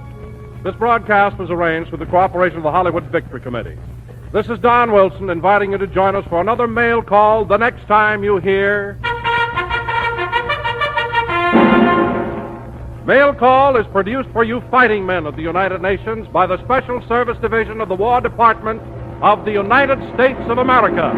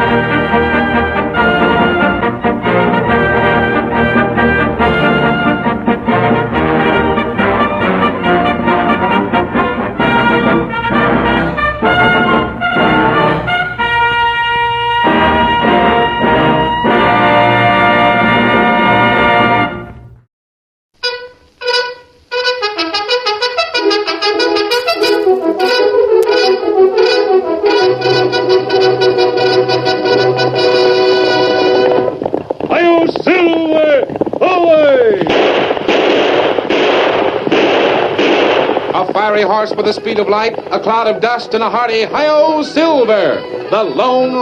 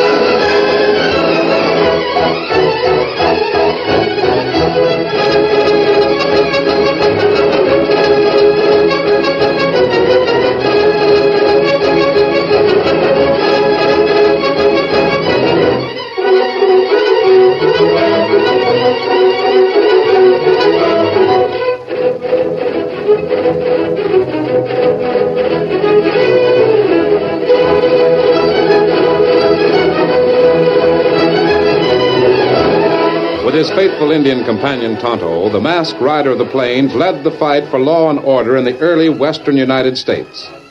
The stories of his strength and courage, his daring and resourcefulness have come down to us through the generations. And nowhere in the pages of history can one find a greater champion of justice. Return with us now to those thrilling days of yesteryear. From out of the past come the thundering hoofbeats of the great horse Silver. The Lone Ranger rides again. Come on, Silver! We're heading for the Temple of the Sun. Hi-yo, Silver! Away!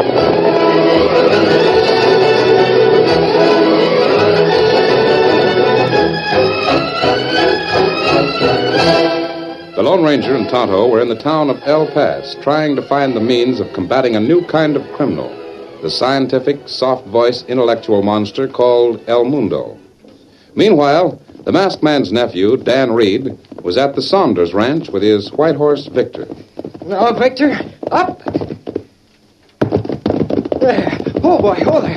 Oh, that's the stuff, Victor, old boy. Now you're going to take that jump alone. Stay right there now. Stay there, Victor. I'll tell you when to come. See if you can hurdle that fence by yourself. Stay there, Victor. Stay there now. Get ready. All right, boy. Come on, Victor.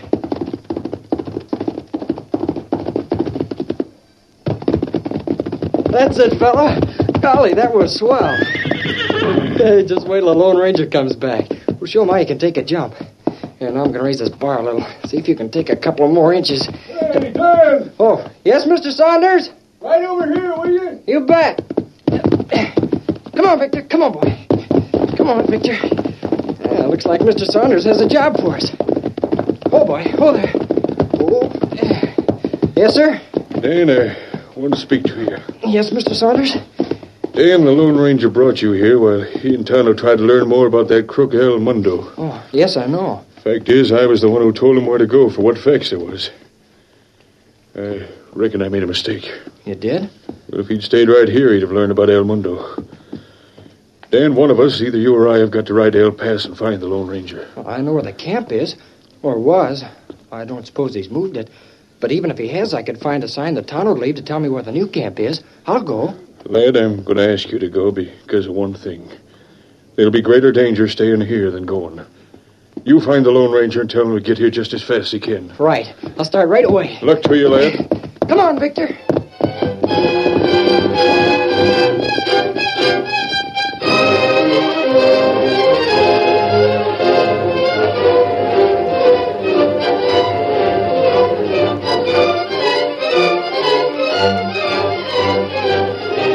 El Mundo was a scientist. He'd unearthed the low pile of rock slabs that formed an entrance to subterranean passages and chambers that had been built by an ancient Mayan civilization.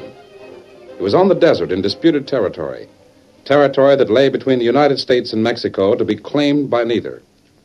The Lone Ranger and Tonto had left their camp, not suspecting that Dan might be coming for them. They were in the disputed territory, heading for the temple entrance in the hope of learning more about the dreaded plotter, El Mundo. Oh, Silver, oh, Scout, fella. Oh. One of the horses here, Tonto, and push on. Maybe it's dangerous to approach the temple in daylight. No more dangerous than at night.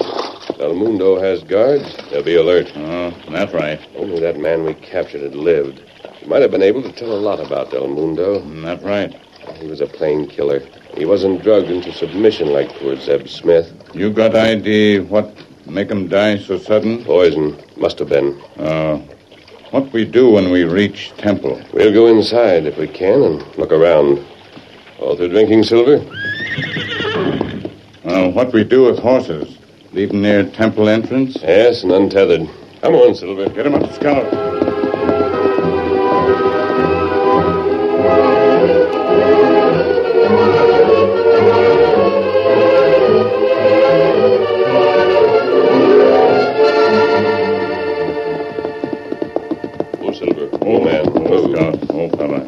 Close enough, Tonto. There are those low slabs that mark the temple's entrance. Steady. We walk rest a ways, huh? I don't see any sign of anyone nearby. No sign yet? We'll go right through the entrance as if we had a right to. Be ready for anything. Maybe we go right into trap. That's a chance we have to take. I think this slab is the one that swings like a door. Yes, there's a silver handle.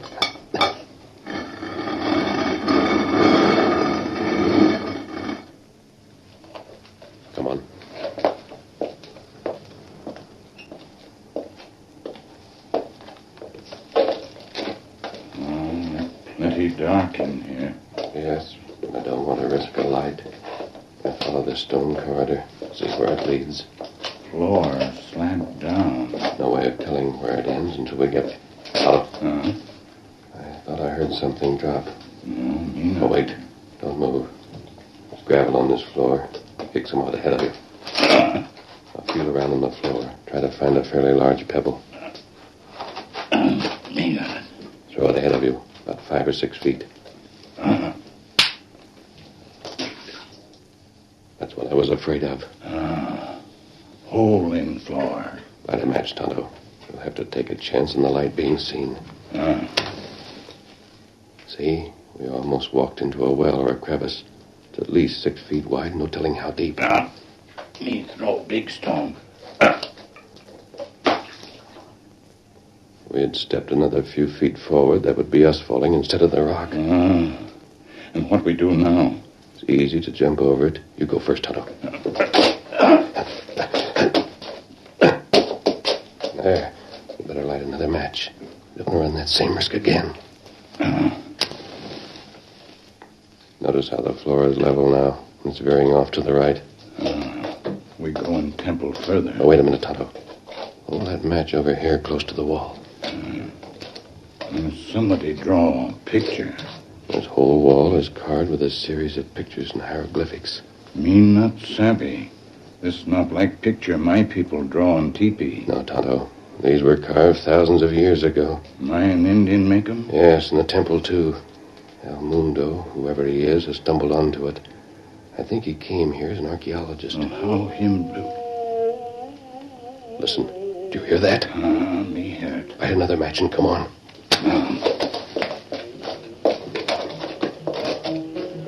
A dead end. Solid stone. Maybe. Wait. This block of stone is the same size as the one on the outside. Let's push.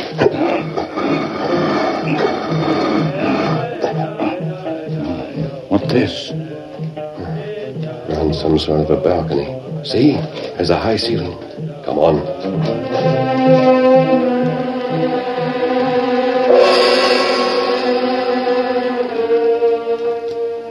As the Lone Ranger and Tonto moved toward the edge of a stone gallery, an awe-inspiring sight met their eyes. They were looking down into a massive room that had been hewn out of solid stone. It was lit by flaming torches. At one end, there was a huge idol made of carved wood and metal. Before it stood nearly a score of hard-faced men, obviously killers, who watched in silence as a man in a long black robe walked to a platform, leading a man who was tightly bound. He struck a single note on a heavy gong as he came to a halt. All hail the ruler of the Temple of the Sun. All hail the one who can and does command the lightning. All hail El Mundo. Never mind all of the ceremony, Mr. Orm. These men are the common ones. They're not the half-drugged ones. What's coming off here, El Mundo? You will see. Take that robe off, Mr. Orm. These unimaginative murderers are not impressed. As you say, El Mundo. Men, one of our associates was altogether too careless. It is to be regretted that he must take sudden leave of us. You've been brought here to see what will be a short and simple but none less effective execution. Tonto, that's El Mundo himself. Him got knife. Him ready to kill. We've got to stop that. Him know you here. I can't help it. We can't stand here and watch murder. We stop him? We've got to, although I don't know how we'll ever get out of here. The minute he raises that knife, I'm going to shoot. My knife! Somebody shot. It came from the south wall. Come on, Tonto. The only thing we can do now is run for it. There they go. It's that masked man, the Indian. So the Lone Ranger walked into a trap. I expected him, but not this soon. He interrupted the ceremony. That annoys me. They must have found the south passageway. They're heading back. Don't be foolish, Orm. They can't get very far. Remember, there are many ways to close that corridor.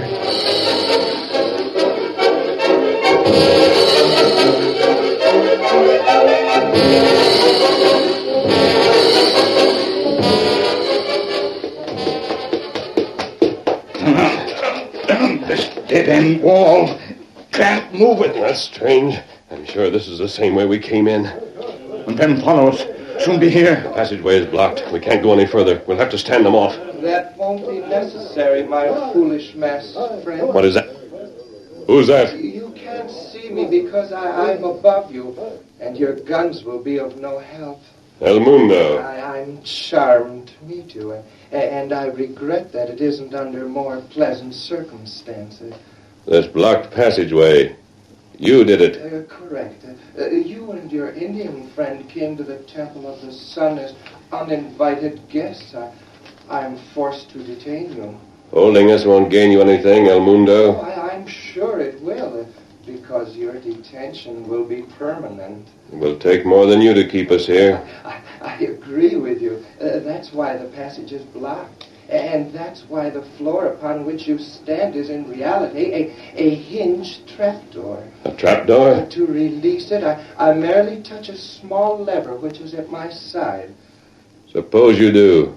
Then what? You drop, my friend. You drop into a stone well that is 40 feet deep, and the trap closes above you. And what do you gain by that? Your death. Death by drowning. You see, after the trap is closed, the well becomes watertight from top to bottom. Then a subterranean spring will be turned into it. Oh, the well fills quickly. Only a matter of minutes.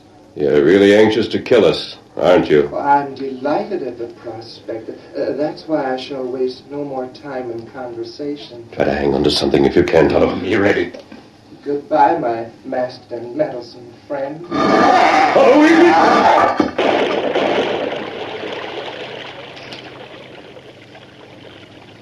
It's a shame for a man to drown with a mask on. Turn the water into the well, Mr. Orme. The curtain falls on the first act of our Lone Ranger story. Before the next exciting scenes, please permit us to pause for just a few moments.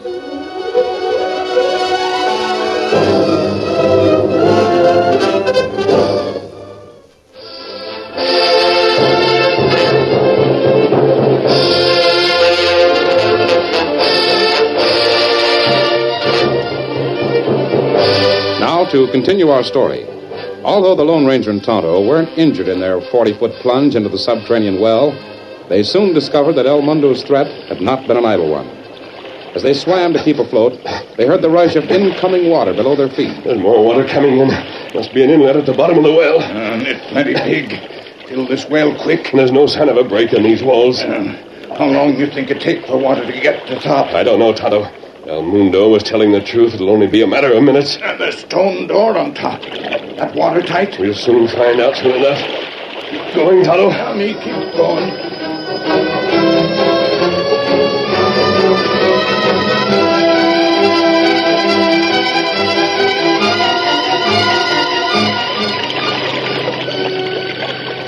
Fill quickly.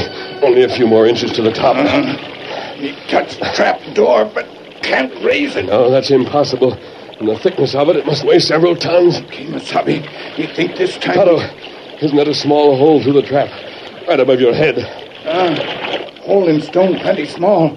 It not help much. Maybe it will. Give me your headband and your knife. My neckerchief. Now, if we can plug that hole, make it airtight, we may have a chance. Me not savvy. How you help when you shut out only air we have? Tonto, these stones fit together so closely, this well is undoubtedly airtight. You make it airtight when you close small hole. That's right.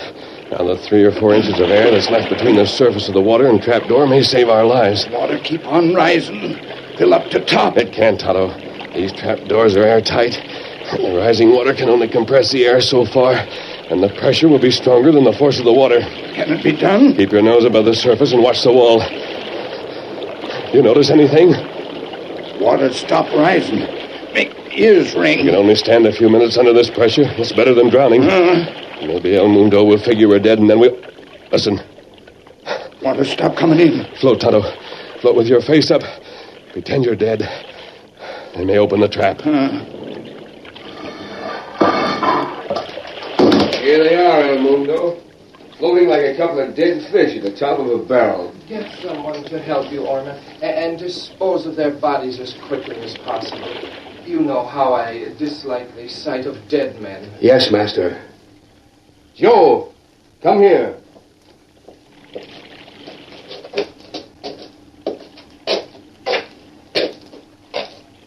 What are we going to do with them? Dump them in a trench at the back of the temple.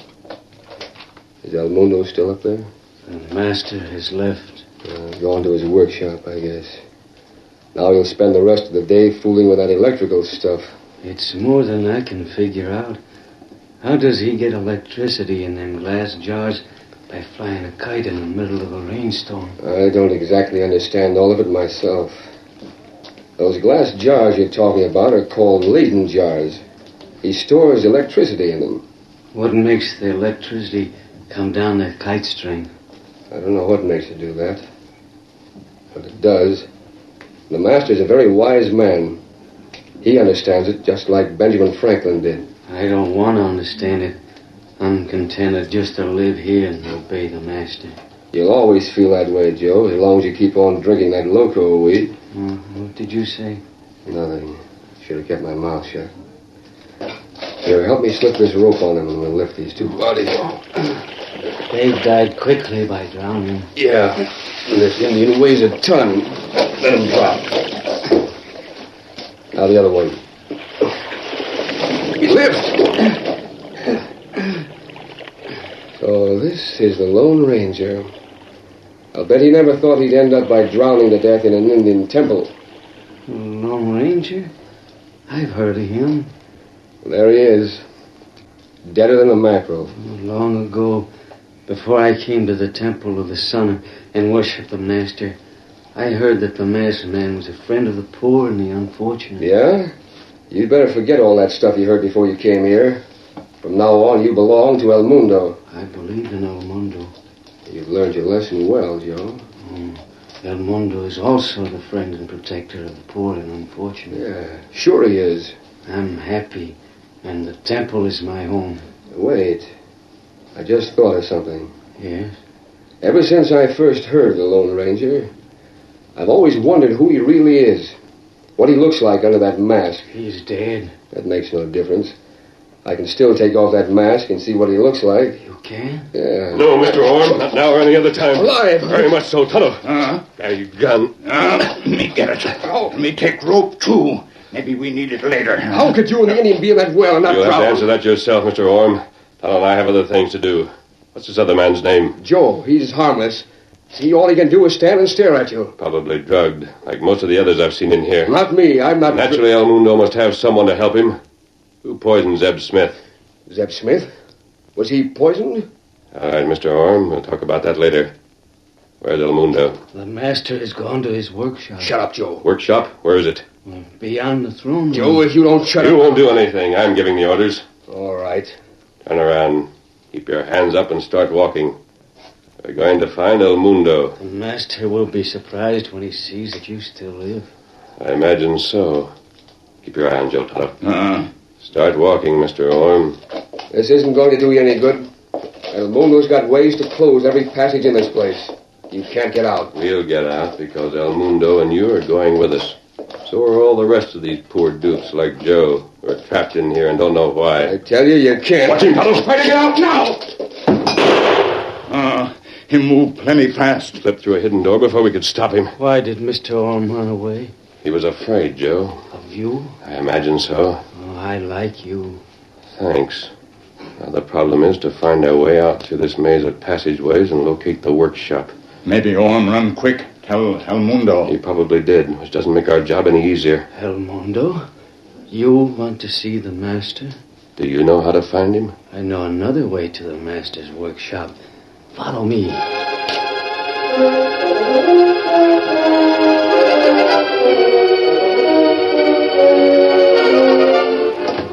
El Mundo! Mr. Orm, I've told you 1,000 times never to disturb me when I'm busy with an experiment. But the Lone Ranger... You disposed of the bodies? There weren't any bodies. Waterlogged. They'll float to the top of the well again. Now leave me alone. Oh, they didn't die. They're alive. The masked man and the Indian. What?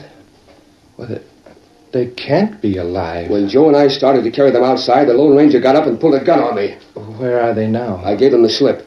Got here as fast as I could. Joe's still with them. He may bring them here. That's what I wanted to tell you. They come into the throne room. Wait till I start the dynamo. You mean that big thing over there that makes all the noise? It's an electric dynamo, Orm. It generates electricity. I built it myself. What are you going to do? Wait.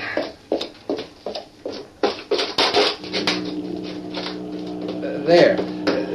Now we're ready. Joe may bring them right here. I hope he does. The only way to reach this room is to cross the throne room in front of the statue. But fortunately, I've had the foresight to construct a metal mat on the platform in front of the idol. Oh, you mean like when you tell the locals that idol is angry, we'll strike them dead? Oh, of course, you fool. It's electrocution, a very simple matter. But maybe the Lone Ranger and the Redskin won't walk that way. Oh, yes, they will. You will make them. Me? I can't.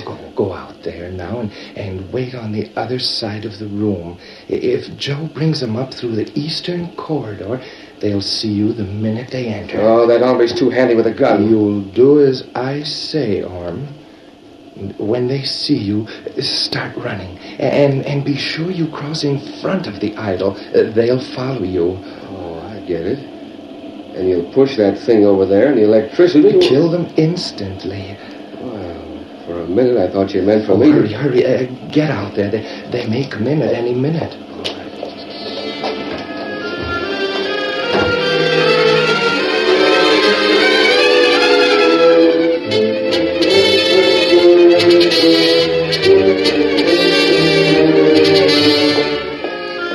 This is the throne room. Yes, I've been here before. Look, beside the room. Mr. Orm. You guys stop right there. El Mundo can see you. Montano, we'll catch him. No, I'll kill him. Joe said the workshop was back of that statue. That's where he's heading. Look, he stopped and he's crossing in front. Me catch him. Yes, we'll... Montano, stop. Don't go any further. Give me that rope you took from Orm. Just to play safe, I'll use it. Oh, El Mundo! El Mundo, they've got me! Why, you're open. I just noticed that the floor in front of that idol is covered with a metal mat. After one experience with El Mundo's metal doors, El Mundo! If I pull him back this way, it'll be the same as though another person had followed him onto that mat. No, he'll be... no! That's what was waiting for us, Tonto. What, Pat? Those killers we saw here. There he is over there! Get him! Your master commands! You shoot? No, there's no use. Let's get out of here. Come on.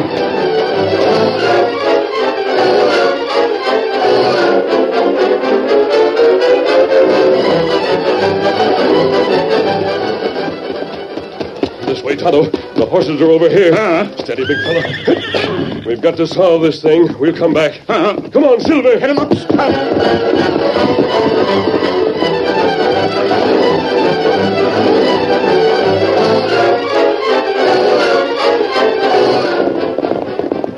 Hold, Silver. Hold. If we can just find... I'm quite glad to see you. Dan, I thought you were at the Saunders Ranch. Well, something happened. He sent me to get you. Oh, what's wrong? Mr. Saunders said there's trouble with El Mundo at his ranch. He's awful worried. Yes? Mr. Saunders sent Dan a long way. Trouble must be plenty bad. El Mundo. Come on, Silver. Get him up, Scout. On, Victor. Hi-yo, Silver! Away!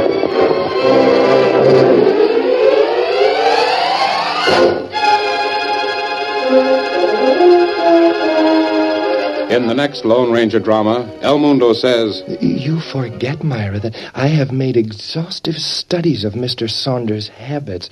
You said yourself that his world begins and ends with cactus plants. Tonight, Mr. Saunders' world will end.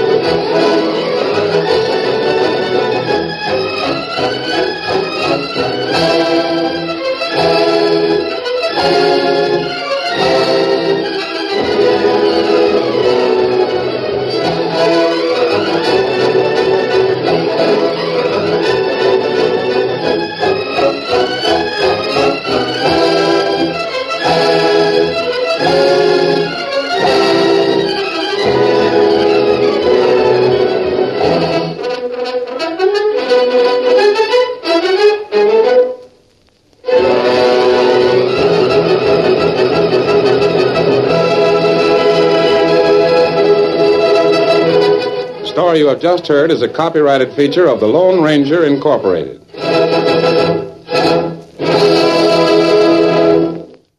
Sharon, I'm gone for the rest of the day. Yes, Mayor. Is there anywhere I could reach you? Nope. I'm going out to the junction to meet Bob Hope. He's coming to Springdale for a visit.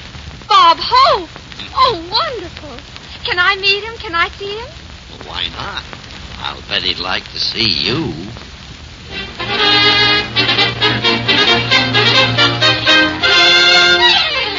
Good evening, ladies and gentlemen. The makers of the new Rinso are proud to present The Mayor of the Town, starring Lionel Barrymore and his distinguished visitor, Bob Hope.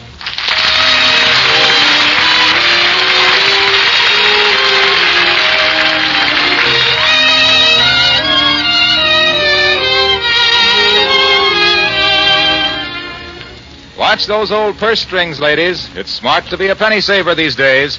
Remember, new Soapy Rich Rinso goes so much farther, it's really economical. And wait till you see how quickly your dishes come up sparkling clean with Rinso. Rinso's kind to your hands, too, and anti-sneeze. Only soap of its type that's 98% free of sneezy soap dust. Try it, won't you? And now, The Mayor of the Town, starring Lionel Barrymore and his guest, Bob Hope.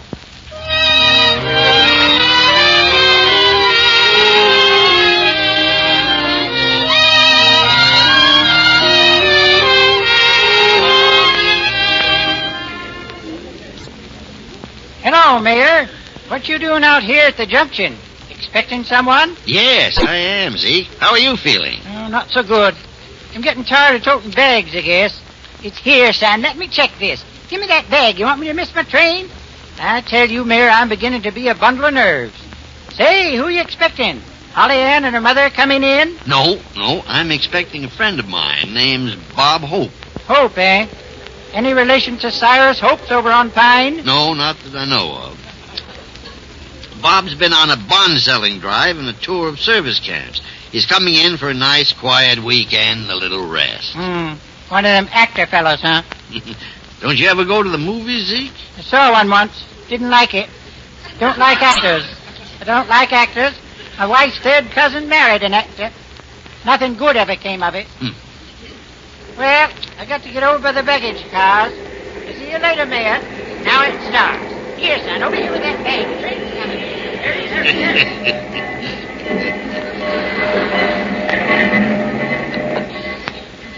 Hello, Bob. I'm glad to see you. Well, I'm glad to see you too, Mayor. Gee, you look great. Put on a little weight, though, haven't you? Maybe around the county seat. And you see, A great little town you got here, Springdale. What a train ride to get here. After the first 300 hours, I got so hungry I tried to get to the dining car. By that time, they were serving bread and water a la Santa Fe and nothing else. You got an old bone in your pocket? No, I'm afraid not. What a train ride. I hate those narrow corridors and those Pullmans. If you meet a girl coming the other way, you have to squeeze past her. Of course, if you meet a man, you just step out of the way. It's awful, I think. Well, of course. Well, let's get the bags, huh? Do you mind if I say something? Not at all. Welcome to Springdale. Oh, thank you. I like this place. It's really nice for a one-horse town. Mr. Hope, I'll have you know that Springdale is no longer a one-horse town. You mean the meat shortage here was that bad? Well, not quite. Come on now. Zeke ought to have your bags inside by this time. Here, son, hurry along with those bags. Yeah, hurry. That's all I get. There's a character for you, sort of Henry Kaiser in reverse. Here you are, Mr. Hope. Oh, you know who I am, huh? The mayor said you was coming. He don't favor the Cyrus Hopes none, Mayor. Oh, I don't, How'd this character ever get away from Lum and Abner? Better run along home, Mayor. There's a bad storm brewing. Splots. I hope it doesn't rain. Oh, splots. How does he get these things past the censor? Well, anyway, I hope it doesn't rain. Shh, Mayor, never say that word rain. We Californians simply refer to it as a heavy dew that did. Well, the car's right out in front. Come on now. We'll try and make it home before the dew does.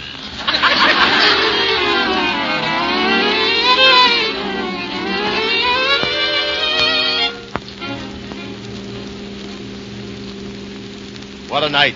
Ain't a fit night out for man, beast, or agent. And I know I'm included in there somewhere.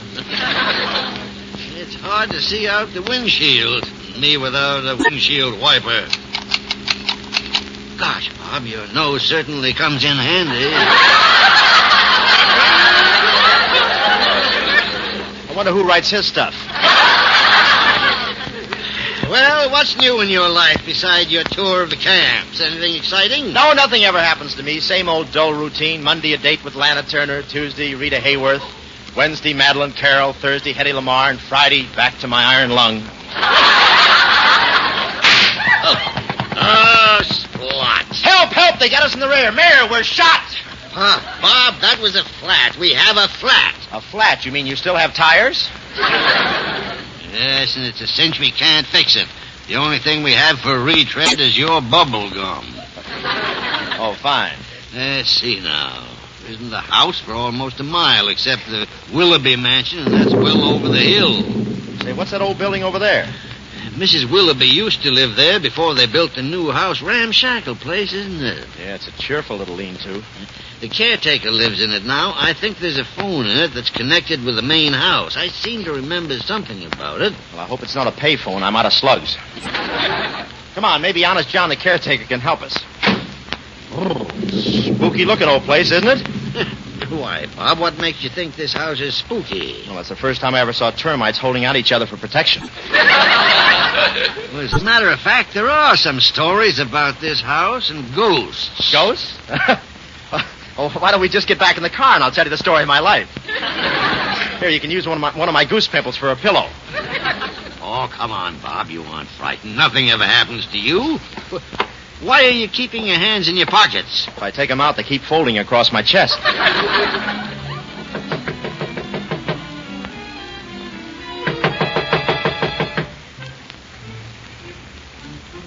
Why don't we go? No one's coming to the door. What's that? I didn't see anything. Didn't you see a light flicker in there? There's another light flickering and another. Say, if there's ghosts in there, they must be playing a pinball machine. We may have to break the door open. Boy, you really go hunting trouble, don't you? Here, put your shoulder against it. Well, why don't we try the door first? Nonsense. The place is obviously deserted. Oh! That's funny. Mrs. Willoughby leaving the door unlocked. Yeah, you'd think we were expected, wouldn't you? Well, I think I'll run along now. I'd like to stay, but my legs are against it. Come on now, come on. Have you got a match? Oh, I have a cigarette lighter. Wait a minute now. Doesn't work very well. That's not the lighter. That's my teeth. There we are. Steady now. I'm right behind you, Mayor. So I noticed. Oh, Mayor, watch out! Oh, thunderation. Oh, no. Here, I'll help you. Are you hurt? It's my ankle. I'm afraid I... No, I can't stand it. Is it bad? Pretty bad. No. Maybe I better get down off your shoulders, huh? Wait a minute now. I think there's a chair over here. Don't try to walk. This is the old living room. Come to think of it, it was in this very room that Mr. Willoughby was found with a stiletto right through his heart. A stiletto right through his heart? Yep. You know, these finance companies carry things a bit too far. Oh, here you are. Here, sit down here. Let me look at your foot. Boy, it's swelling pretty badly. I'm afraid you'll have to phone Mrs. Willoughby. Where's the phone? It's right along this wall behind me. Hold the lighter up over your head. Oh, yes, I see it. Listen. What's that? That sounds like a wolf calling to its mate. Oh, Bob, you're just self-conscious.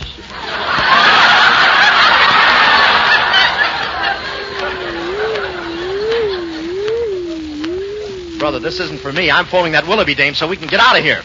Shall I ask her to get in your special garage? Yes, Barney Dean's.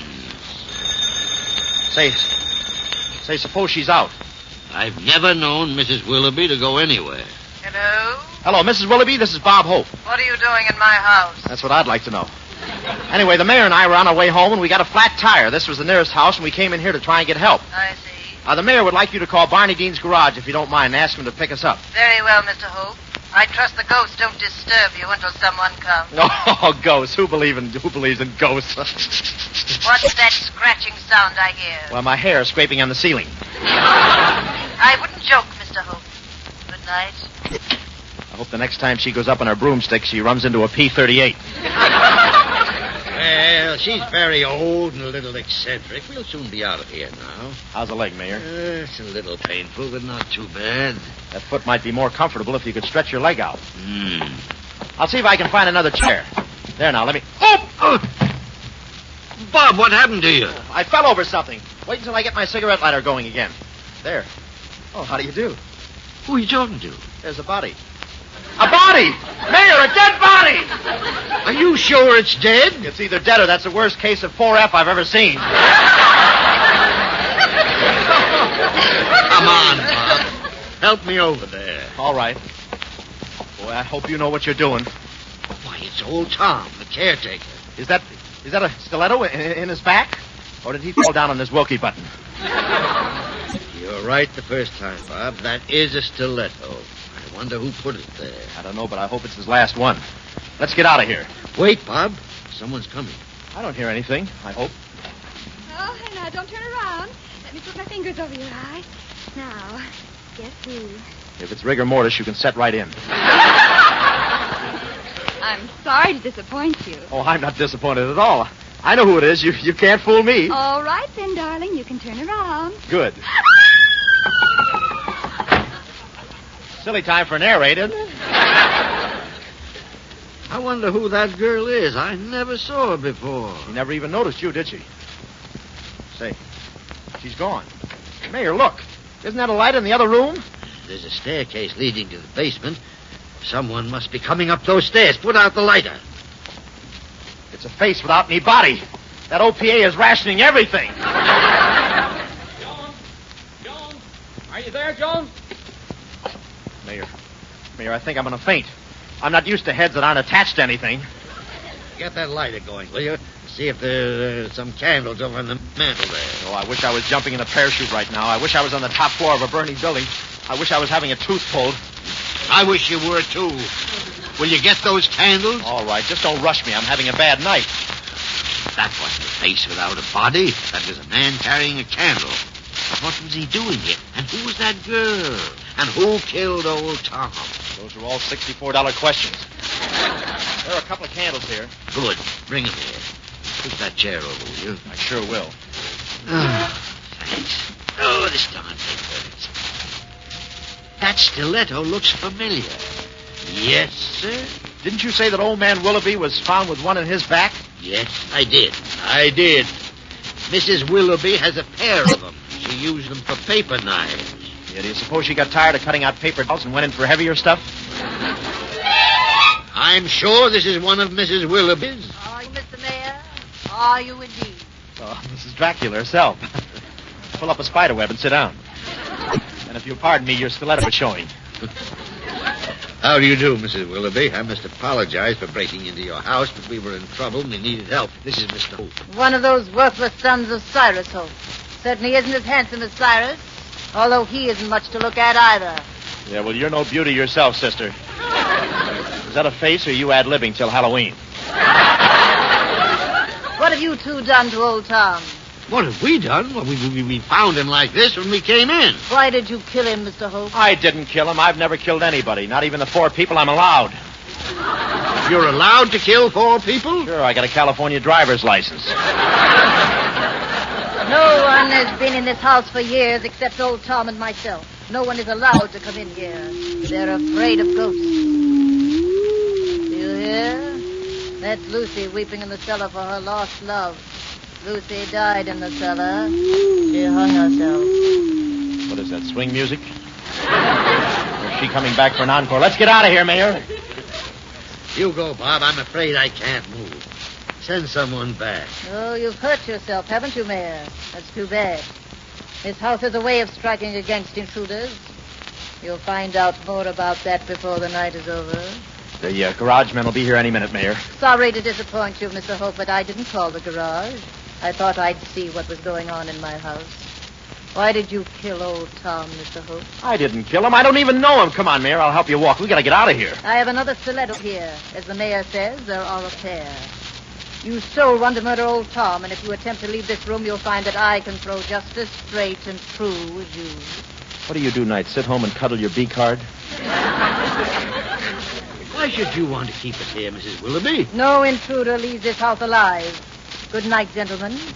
You won't mind if I lock the door as I go. I hope you don't object to the smell of gas. I'm told it's one of the easiest ways of dying. You can't asphyxiate us in here. That's fantastic. You can't do this, Mrs. Willoughby. You're too pretty a girl to do a thing like this. Oh, do you really think so? Look at my face, Mr. Hope. Do you really think it's pretty? Well, go ahead, kill us. Don't come any closer, Mr. Hope. The windows are boarded up from the outside. The gas turns on and off from outside this room in the hall. Grandfather had it constructed that way so all the gas jets could be turned off at once. Convenient, isn't it? This dame is really cooking with gas. I don't mind, but it's us she's cooking. Great little town you got here, Springdale. Now, see here, Mrs. Willoughby. Why should you want to kill us? This household secret's Mayor that I'm rather jealous of. Good night. Now, what do we do? How can I get you out of here, Mayor? How long does gas take? Well, it's according to how you breathe it in. I have a very small nose, so it may take me 2 hours.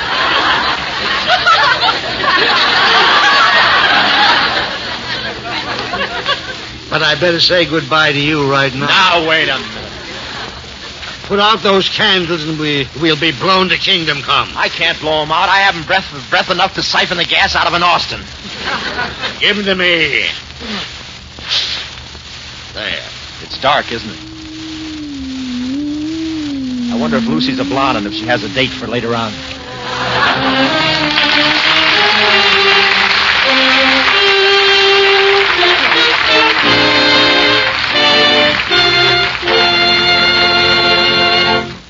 Now, of course, there are whistles and whistles. You recognize this one. That means, oh, boy. And then there's this one. That means move along with you, quit blocking traffic. But the most popular whistle everywhere these days is the one that means that you want a really white wash. The one that goes... Rinse so white, we want to know about rinse so white. Is rinse so white as a dove? It's even whiter. You mean just as white as the clouds above? You're getting warm. It's even brighter. Is it white as a lily? White as chalk? White as snow? Take a breath, counts. The answer is no, 'cause you've never seen such a dazzling sight as a wash that's rinse so white. Remember, the reason new Soapy Rich Rinso gets clothes so extra special white is because now Rinso gets out more dirt. Yes, ma'am. We're proud to say it's the best Rinso ever made. New Rinso is on your grocer's shelf in the same familiar package. And now back to Bob Hope and Lionel Barrymore, the mayor of the town.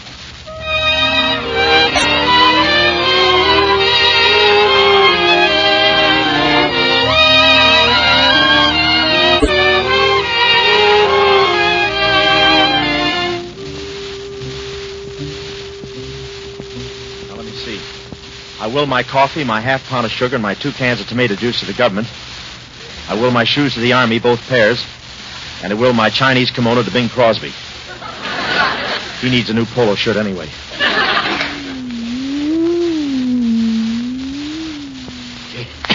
It's getting close in here.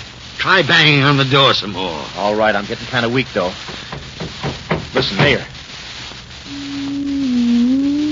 Lucy's back for bows. You know, I'm getting quite attached to that girl. She talks too much, though. I've got to speak to her about that. It's no use. The Marines aren't within earshot. Someone outside the door. Is it the girl who was here before? Bill! Sounds like the first of the month. In here, honey. Gosh, I hope she doesn't see me before she opens the door. Unlock the door. I don't have a key.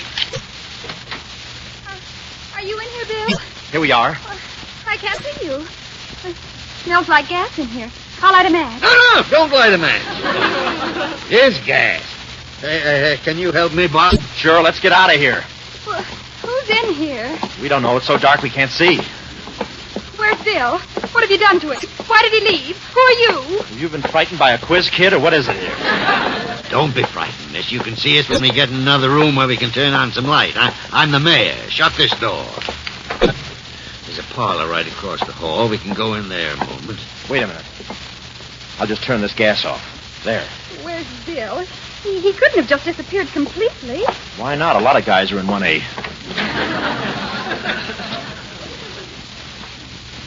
Now, Bob, let's light these candles. Sure thing.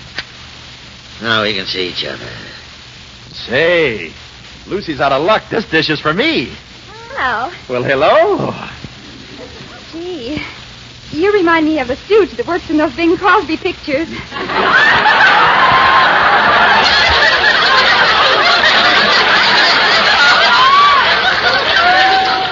I think Bing is just the smoothest thing. I gotta buy some horses. Is he really married? Is he married? Those aren't gremlins running around his house. Well, let's not talk about him. I'm double parked and my motor's running. Let's get to you, huh? What we better talk about is how we're going to get out of here. It's still raining like 60 hours. Well, I don't like to leave you, Mayor, but... You don't suppose Bill is in that room with the gas, do you? Who is Bill? Well, Bill and I are engaged, and I came here to meet him. He's the caretaker's son. He's been working on a radio experiment in the basement, but Mrs. Willoughby doesn't know it. A radio in the basement? Maybe he's got a sponsor down there, huh? Here, my Lucy's just a piece of antenna. I've been betrayed. It must have been Bill, then, that came up with the candles. Maybe he could go for help. So here you are, you murderers. Uh-oh, Laughing Eyes is in again. We've had about enough out of you. My dear, if it's true there's someone in the cellar, will you call him, please? These two men have murdered my caretaker. Murdered? Bill's father? Don't you believe it. She locked us up in that lethal chamber and tried to asphyxiate us. Don't be ludicrous. How could you possibly let an old woman do such a thing to you? It's very simple when you're a coward. Bill! Now, see here, Mrs. Willoughby. All this nonsense has gone quite far enough. We didn't murder old Tom, and what's more, you know we didn't. That's right, like he said. Hey, what's this about my father? He's dead, Bill. What? Yes, these men have killed him. I came in and found them standing over his dead body. I want you to go to the police and report the murder. Tell them to come at once. Yeah, tell him like she said. All right. You don't believe this woman, do you, son? I know you were in the house. I heard you. You could have killed him. That's ridiculous. Why should we kill your father? His shoes don't even fit me. Then who did? Mrs. Willoughby. Are you accusing me? Old Tom knew too much about you, didn't he? How could I kill anyone? I'm an old woman. Listen, sister, don't pull that line on us. You may be old, but you can take care of yourself. I've met your type before at the Palladium.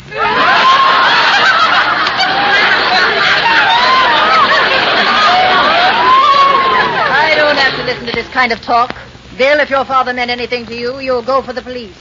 You can't get out of this act by blaming it on us. What could old Tom possibly have known that I would care enough about to kill him? You live rather well, don't you, Mrs. Willoughby? And you have no bank account. You know a lot about me. It's my business to know about the people in Springdale, and I know even more than that. I know that you keep all your money in this house, and I know where you keep it. Don't let Morgenthau find out about it. I'll show you why old Tom is dead, what he knew. Mayor, watch out! Wow, that knife didn't miss you by an inch, Mayor. Somebody grab that Willoughby dame. She plays mumbly pegs for keeps. You're telling me? All right, Mrs. Willoughby. Sit down. Bring me that knife, Bob. Okay. Boy, she's a wonderful hostess. She lets her guests take home the silverware the hard way. Just as I thought. Exactly like the one that killed old Tom. I thought that'd be the way to trap you, Mrs. Willoughby. You killed old Tom because he knew where you'd hidden the money, and you would have killed me because you thought I found out, too. Greedy old biddy, isn't she? All right, Bill, you better go for the police. Mrs. Willoughby obviously has nothing further to say.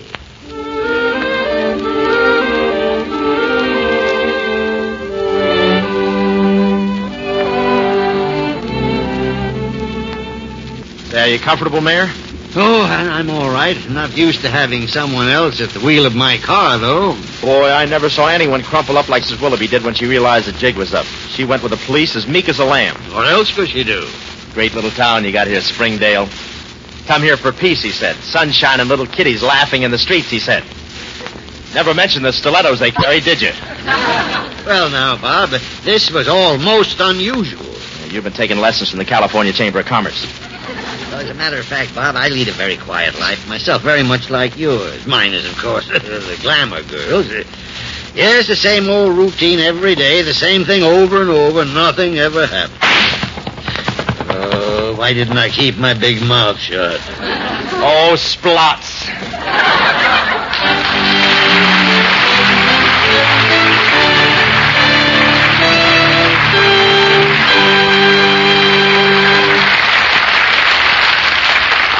The mayor will be back in just a moment. But first, I'd say that any woman who has 9 children has quite a full-time job on her hands. And that's putting it mildly. But Mrs. Ralph Gardner of Pittsfield, Massachusetts, seems to manage just fine. Maybe you saw their pictures in a recent Rinso advertisement, Mr. and Mrs. Gardner and their family. If you did, maybe you remember what Mrs. Gardner had to say. Those soapy rich Rinso suds wash clothes whiter easily. Rinso certainly gets out more dirt and keeps clothes looking just like new. In my case, that's something to be thankful for, because with a little fixing, I can hand down the children's clothes from one to the other. Rinso's certainly swell. So all you housewives with big families, take a tip from Mrs. Gardner. Try new Rinso. It's the best Rinso ever made.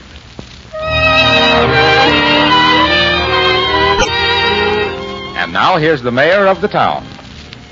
Now, before I say goodnight, I'd like to thank Bob Hope and his sponsor, Pepsodent 2, for coming over to visit us tonight. It's very sweet of you, Bob, and thanks a lot. Oh, no trouble at all, Mayor. Always glad to furnish the goose pimples for any murder mystery.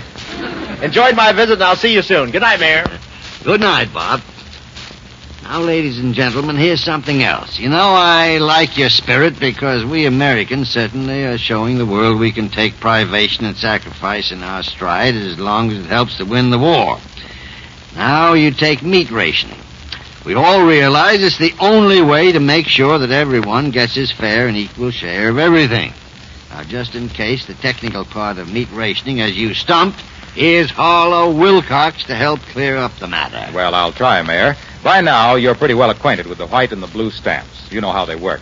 And you know that the red stamps are the ones you use to buy meat, cheese, butter, oils, and shortening. Day before yesterday, the red A stamps became valid, and each person is entitled to 16 points for this week. Now, you don't have to use them up this week, of course. They're good right up to the end of April. Next Monday, the red B stamps become valid, and the C stamps the week after that, and the D stamps the week after that on April 19th. At the end of April, all the A, B, C, and D stamps expire, and only the red E stamps will be good.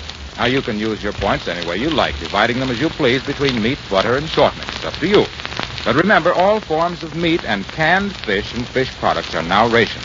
However, fresh or frozen or smoked fish and fish not sealed in containers are not rationed. Neither is poultry and game. And several varieties of cheese are not rationed, so find out about them. Neither are salad dressing, mayonnaise, or pure olive oil. There's plenty for all of us, so let's all watch our points carefully.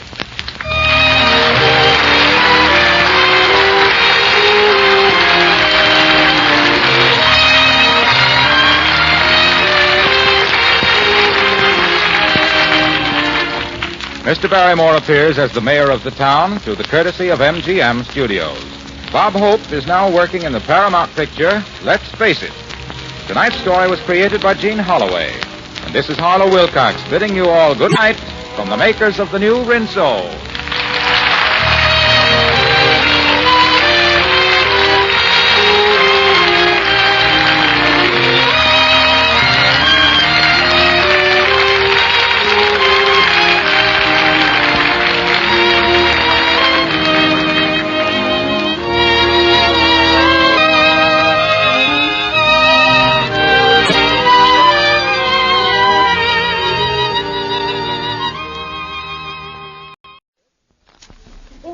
Ladies and gentlemen, Bristol Myers, the makers of Ipana for the Smile of Beauty and Sal Hepatica for the Smile of Health, present It's Time to Smile with Eddie Cantor, who last Friday sent the following cable to Adolf Hitler, Berchtesgaden, Germany. Quote, on Wednesday, March 31st, we will devote our entire broadcast to you, Mr. Hitler.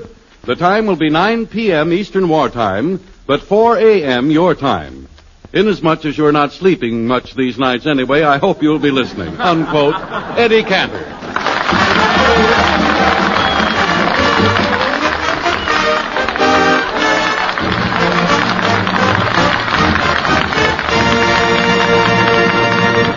Thank you, Harry. Thank you very much. Why, you no good low-down snake in the grass, you rat, you dirty Hey, soul. wait a minute, Eddie. That's no way to talk to me. Who's talking to you? I'm talking to Adolf.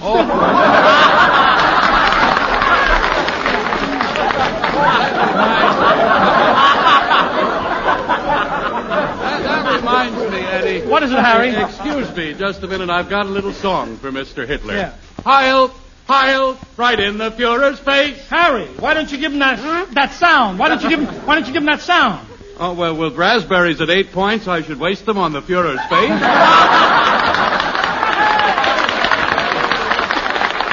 Well, Harry Von Zell, we may be kidding the Reichsfuhrer, but the German people really adore him.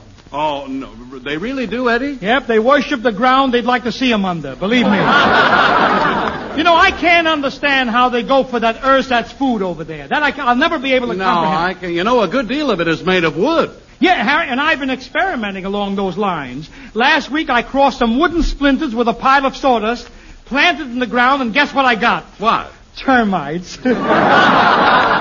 Oh, say. What? Termites, that's an American word, Eddie. You better explain to Adolf what it means. Okay. Yeah. Termites were named after a very famous motion picture, Hitler's Children. Are you listening, Adolf, at Bergner's Garden? I wonder if he is. Well, I know. Let's lay off of him, Eddie, for a while and speak of another garden. Yeah. Your Victory Garden. How's it getting on? Oh, I'm glad you... My Victory Garden? Yeah. Harry, it's wonderful. Last month I got 500 radishes, 400 cabbages, 200 tomatoes. Oh, what theater were you playing at? The Orpheum. Shut up! I understand, Harry, that you're quite a garden enthusiast. Yeah, well, I know a little about it. Well, let me ask you. Suppose your soil was unproductive. How would you encourage a tomato? Well, I'd wink at her and give her a nice smile. These guys in uniform are way ahead of you. No, but seriously, Eddie, I'd like to start a Victory Garden. Now, what is the first thing to do? Well, you can start, Harry, by sending 10 cents to Congress, and they'll send you the seeds. I send $1, and they send me the congressman. Well, Eddie, is it true that your family has chickens in the coop and a horse in the garage? Oh, did I tell you? Yeah. We've also got a cow. We have a cow now. Yeah. Well, where do they keep the cow? I don't know, but last night I walked into the bathroom, pulled the wrong faucet, and got a milk bath. You know something, Eddie? I was just wondering here. Do you think Hitler may be laughing at this broadcast coming from America? Well, I'm not certain, but I do know that I laughed at a broadcast coming from Germany last night. It sounded like this. Listen. Take it away, Berlin. Up to Demokratische und die Sagen mit den Menschen mit der kleinen Stift und Flucht. I know, my dear German people, this past winter you were cold and didn't eat. But things will be different when it comes summer. You'll be warm and not eat. I've also heard complaints that Hermann Goering is living off the fat of the land. That is not true. Because where could you find land so fat? To the sports-loving people of Germany, the duck season is open again. Here comes the RAF. Everybody duck!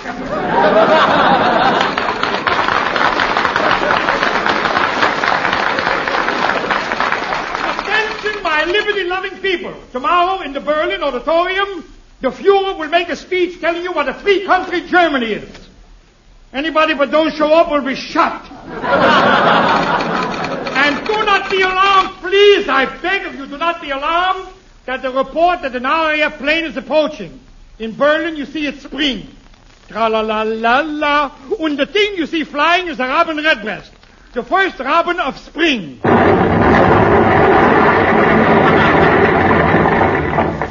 Such big eggs she has laid. And now we bring you the new order of the Nazi hit parade. Number 1, Heil Hitler. Number 2, Heil Goering. Number 3, Heil Goebbels. Number 4, I'll be down to get you in a taxi, honey.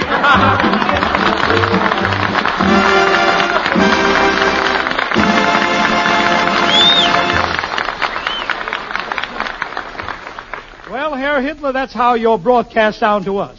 Here in America, it's a little bit different. For instance, we don't want to know what a person's political beliefs are, or who his ancestors were, or things like that. We give our applause where it is really deserved. Just listen when I say, ladies and gentlemen, Dinah Shaw.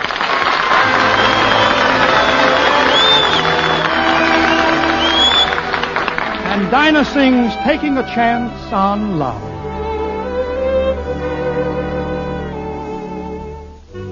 Here I go again. I hear those trumpets trumpets blow again, all aglow again, taking a chance on love. Here I slide again, about to take that ride again, all starry-eyed again, taking a chance on love. Thought the cards were a frame-up, I never would try, but now I'm taking the game up, and the ace of hearts is high. Things are mending now, I see a rainbow blending now. We'll have our happy ending now, taking a chance on love. I thought the cards were a frame-up, I never would try, but now I'm taking the game up, and the ace of hearts is high. Things are mending now, I see a rainbow blending now. We'll have our happy ending now, taking a chance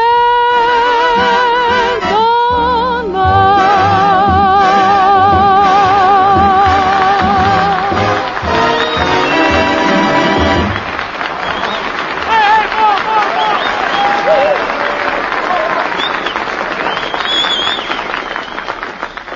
You're listening, Adolph? Dinah, that was really swell. You're in great voice, honestly. Thank you, Mr. Cantor. I guess it's because I've been getting lots of fresh air working in my victory garden. Oh, I mean, how's your garden coming along, Dinah? Well, I think I'm going to have a small crop of string beans. Yeah? This morning I ran out of string. Oh, Dinah. Well, I've been farming for a month, and last night the cook brought in the entire crop, and we had a victory garden dinner. Oh. Gosh, was that radish delicious. Some farmer. Mr. Cantor, I passed your garden this morning, and the scarecrow was missing. Someone steal it? No. The scarecrow looks so much better than me, the government drafted him. Hey, Eddie, you know, the news of your victory garden is certainly getting around. I just got a special delivery letter from my Uncle Fred. You know the farmer, Oh, Uncle? yes, yeah. He's got a helpful hint for you. Oh, great. What does he say, Harry? Well, he says, plant delicious tomatoes and beans and potatoes and onions and carrots galore. Then real soon wait and see what a swell meal they'll be for the chickens that live next door. No, really, he's a great guy, Uncle Fred, but the point he makes is really helpful. Yes, it is. I guess being helpful is one of your family's traits, Harry. Family traits? Yes, you see, you're a helpful fellow yourself. Look how many of our listeners you help when you suggest how they can feel better faster. And suppose you do just that right now, huh? Oh, all right, Go ahead, Eddie. Harry. Well, ladies and gentlemen, whenever you wake up in the morning feeling headachy and out of sorts due to the need of a laxative, remember that Sal Hepatica brings quick, gentle relief, usually within an hour. And that's important, for it means you don't have to wait till night to take the laxative you need in the morning. You don't have to go on feeling miserable all day. Sparkling Sal Hepatica has another advantage, too. This famous mineral salt laxative helps sweeten an upset stomach by helping to reduce excess gastric acidity. So tonight or tomorrow, get a bottle of Sal Hepatica from your druggist. Then, whenever you need a laxative, morning, noon, or night, see how much faster you feel better when you take gentle, speedy Sal Hepatica.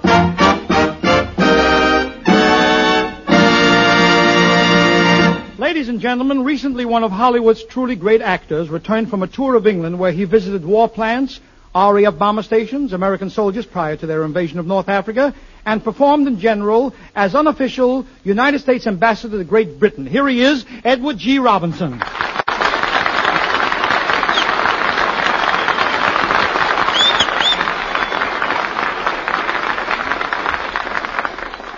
Look, Edward, I hope you realize that the reason for this special broadcast is to utilize the radio in such a manner as to reveal to the Nazis our attitude towards them. Understand? Sure. We're going to give the jerks the works. Precisely. You know, Edward G., I was amazed at British customs during my last visit there. Really, in England at 4 p.m., everything stops for tea. Then the RAF takes off, and an hour later in Berlin... Yes? Everything stops for TNT. Well, Eddie, I enjoyed my work in London. Yes, I heard that at BBC you set a record by broadcasting 9 different languages in one day. You know, I, too, intend to broadcast soon in a different language. Oh, you're learning English? Quiet. Edwin, I'm really delighted with the progress of the war, except that I don't like the news from Tunisia. The latest Nazi communique says, fighting Americans, advancing panzers pouring in, led by Rommel. Well, you've got it wrong, chum. What that communique really says is fighting Americans advancing, pouring lead into Rommel's panzers.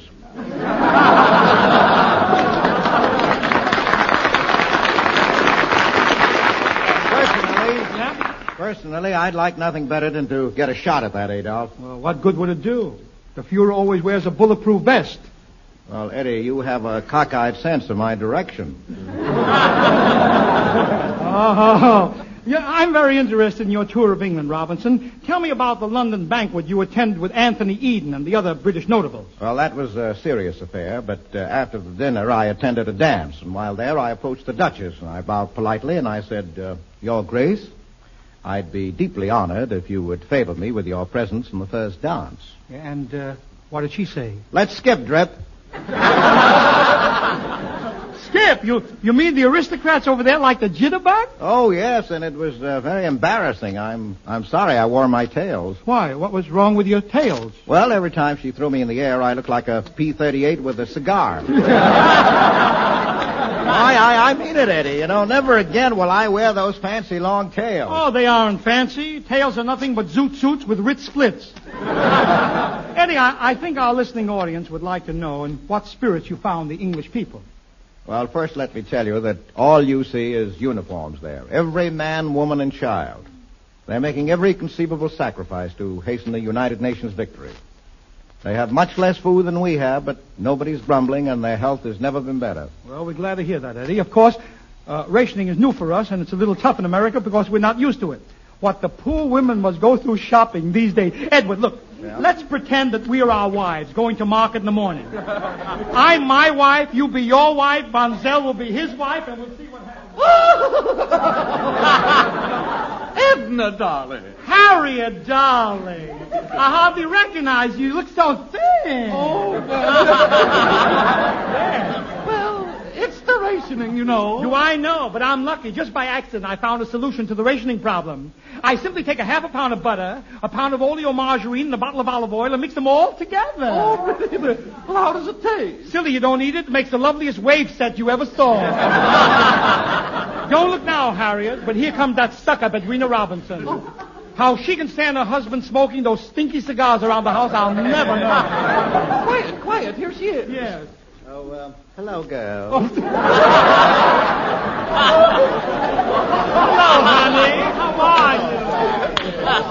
Edwina, my darling, what a lovely hat. Oh, thank you, Harriet. Yes, lovely hat. Looks even better than it looked last year.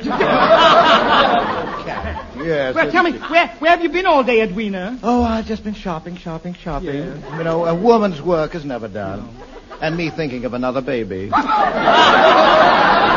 I must be crazy. Oh, yes. Well, were you at the market today? Oh, yes.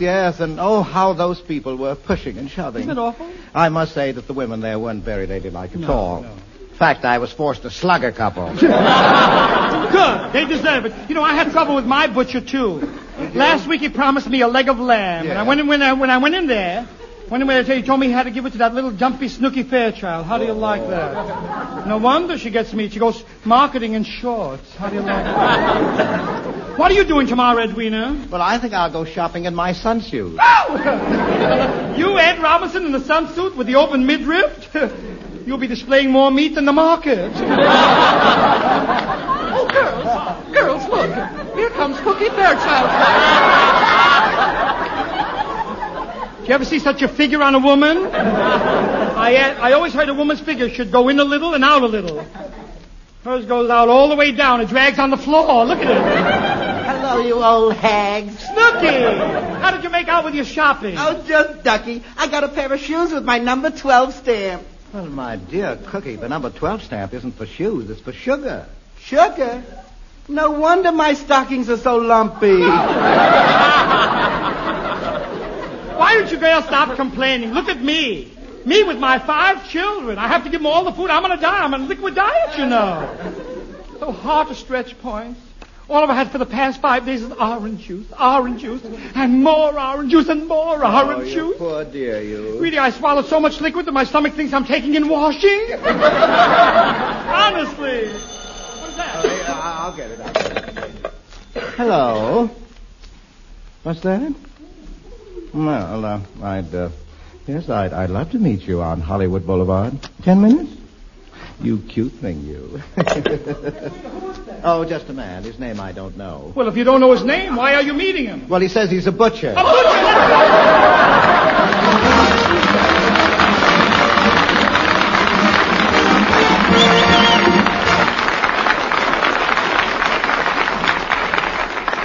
You know, we're fooling. Edward G. Yes, Eddie. The last time I was in England, I met a famous espionage agent who was grilled by the Nazi Gestapo for 3 days and 3 nights. Finally, he couldn't stand the strain any longer, so he gave them some vital information. What did he say? What did he say? How do you do?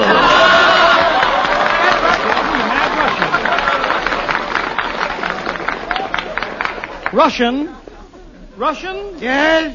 The man standing before you is one of the toughest guys in history. He is the famous Little Caesar. Julius, how's Cleopatra? No. Not that Caesar. Now, Russian, what's this about you being a spy? True. True?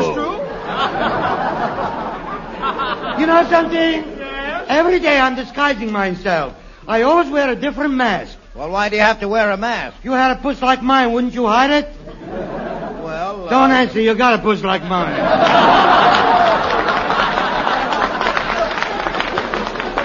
Careful, Russian. Now, listen, you Smolyan screwball. One more word out of you, and I'll zip your lip. You'll zip my lip? Ha ha!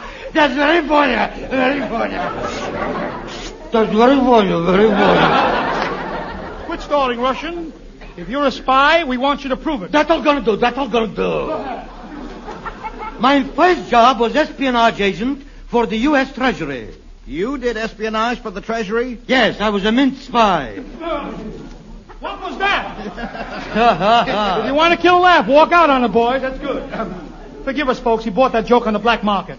Russian, have you done any espionage work for the Russian Okpu?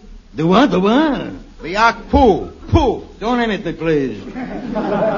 I became part of the Russian underground quite by accident. The underground? How'd you do it? I fell in a sewer. Russian, tell me, do you find your spy work very dangerous? Oh, yes, of course, yes. I will never forget the time I was training that famous German spy, Hatris. Yes. What happened? I was after the secret plans. You was after the secret plans? Yes. And when I walked into our house, the room was filled with delicate perfume. There were 6 bottles of champagne on the table. Uh-huh. I finished all of them. Yeah, but what about her secret plans? By that time, I had plans of my own. We are interested in your story. May you continue? I shall go on. She came into the room and gave me a glass of vodka with poison in it. I drank it. She gave me another glass of vodka with poison. I drank it. Why, you Kremlin gremlin. If you knew there was poison in it, why did you drink it? Who can drink vodka straight? Oh, I've had enough of this. Russian? Yes? Russian, what did you ever accomplish as a spy? Mine dear boy. Look who I'm calling boy. Last week, I took a letter out of my mailbox. It was printed in invisible ink. Yes? I took it to my laboratory where I worked for 2 days. Yes. I went without food or sleep until finally the letter stood out in cold black type. What did it say? Greetings, you are now in 1A.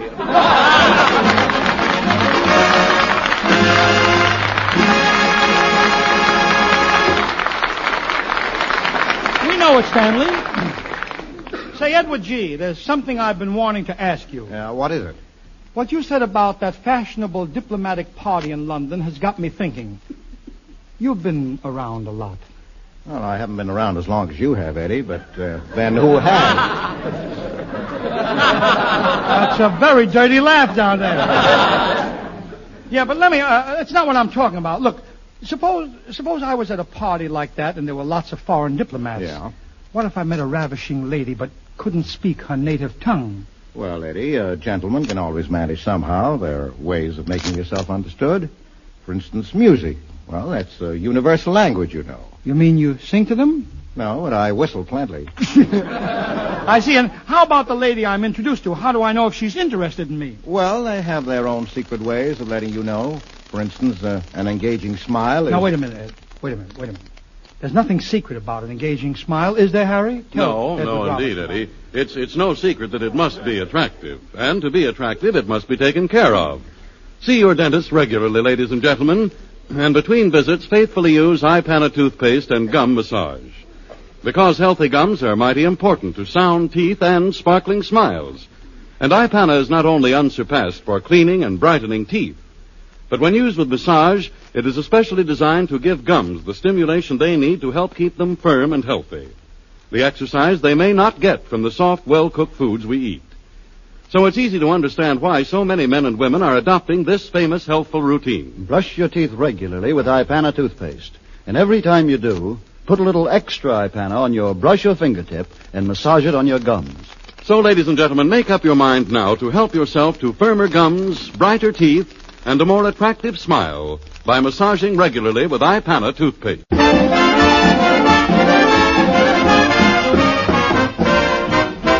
Hey, good looking, say what's cooking. Do you feel like booking some fun tonight? Hey, good looking, if you're not already tooken, could you meet me soon in the moonlight? Why don't we two go roaming through the gloaming while the stars are combing the skies above? Hey, hey, hey, hey, good looking, give in and we'll begin cooking that delish little dish called love. Why don't we two go roaming through the gloaming while the stars are combing the skies above? Hey, hey, hey, hey, good looking, give in and we'll begin cooking that delicious little dish called love.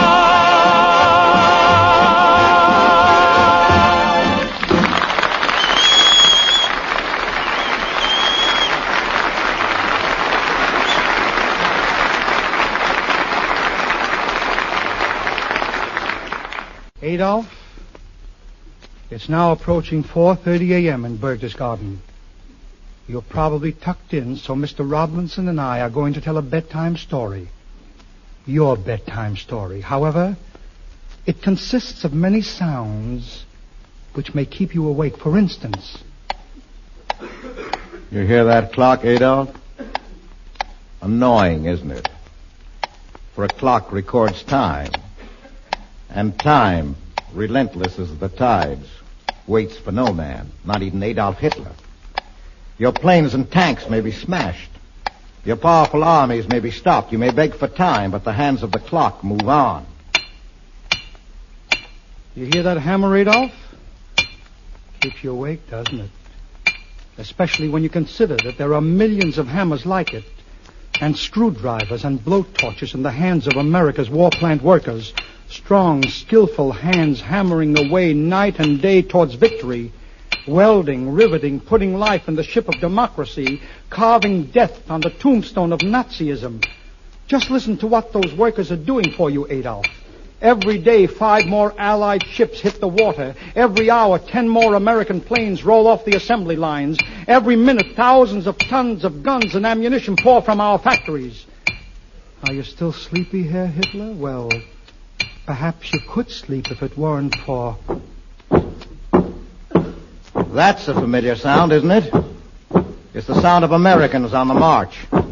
Every 60 seconds, 12 more fighters join America's armed forces to man those guns and those ships and planes we're building. It's a fast-growing army, Adolf. And although some may fall on the road to Berlin, Strangely enough, those footsteps will seem to become louder. They will become louder and stronger. For the tramp, tramp, tramp of our boys will never cease until it has stamped out once and forever all the barbaric cruelty, hatred, and inhuman suffering you've borne into this world. Nothing can stop us now, Adolf. Because that's the heart of America. 130 million hearts pounding as one for the one goal, peace on earth, goodwill to all men. It's a healthy beat, this heart of America. It thumps with the same relentless rhythm of the clock. The tireless hands of our workers. The marching feet of our fighters. That's unity, Adolf. That's harmony. That's America. We of the United Nations know that you're no pushover, Adolf. We may not win this year or the next, but when we will, yes, Adolf, long after Heil Hitler is dead, we'll be singing God Bless America. God bless America.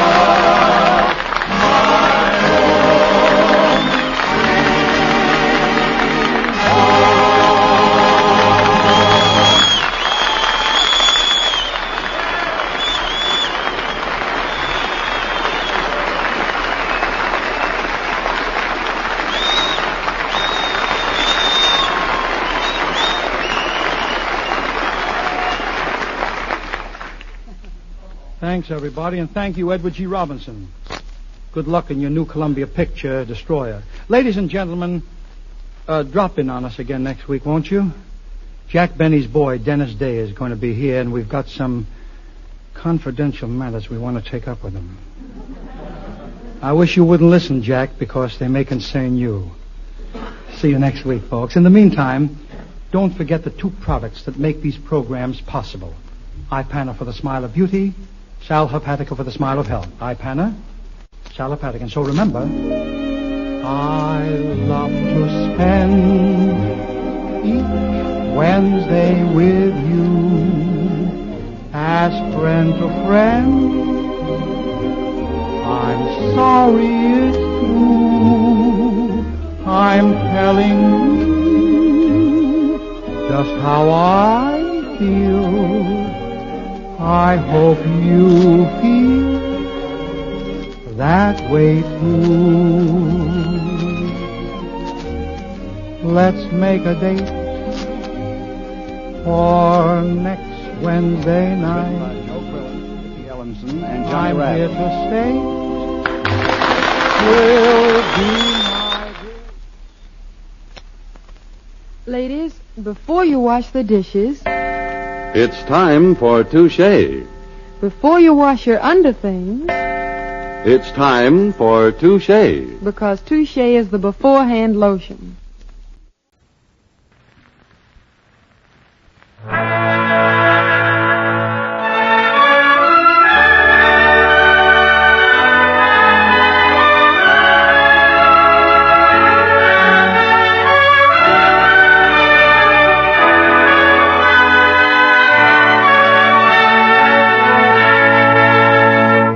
Author's Playhouse.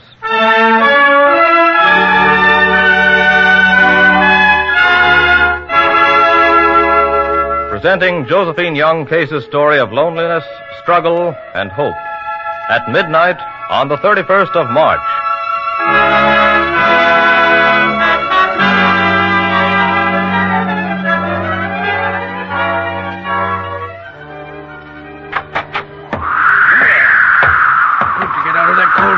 Even though it is the last day of March, winter's still with us.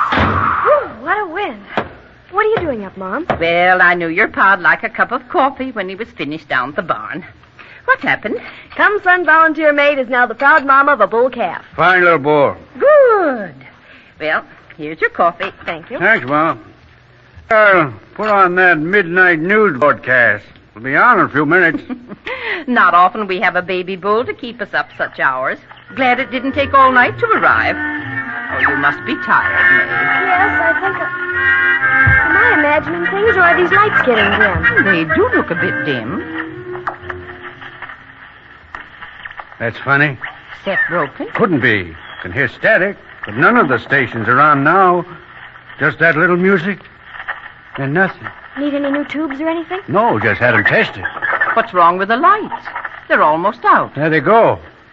Power plant failed. I guess. That's queer. Well, here's a candle.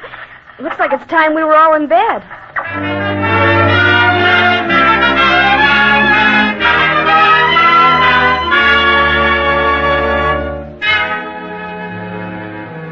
At midnight on the 31st of March, no light shines out upon the village street, and every head in all of Saugersville is laid upon its pillow, sleep or wake. Only the slippery road, the roaring creek, 24 houses in a valley cleft, a mill, a store, 2 steeples pointing up, a school, garage, the hotel, and the Grange are Saugersville for anyone to see, given light to see by, or an eye to see.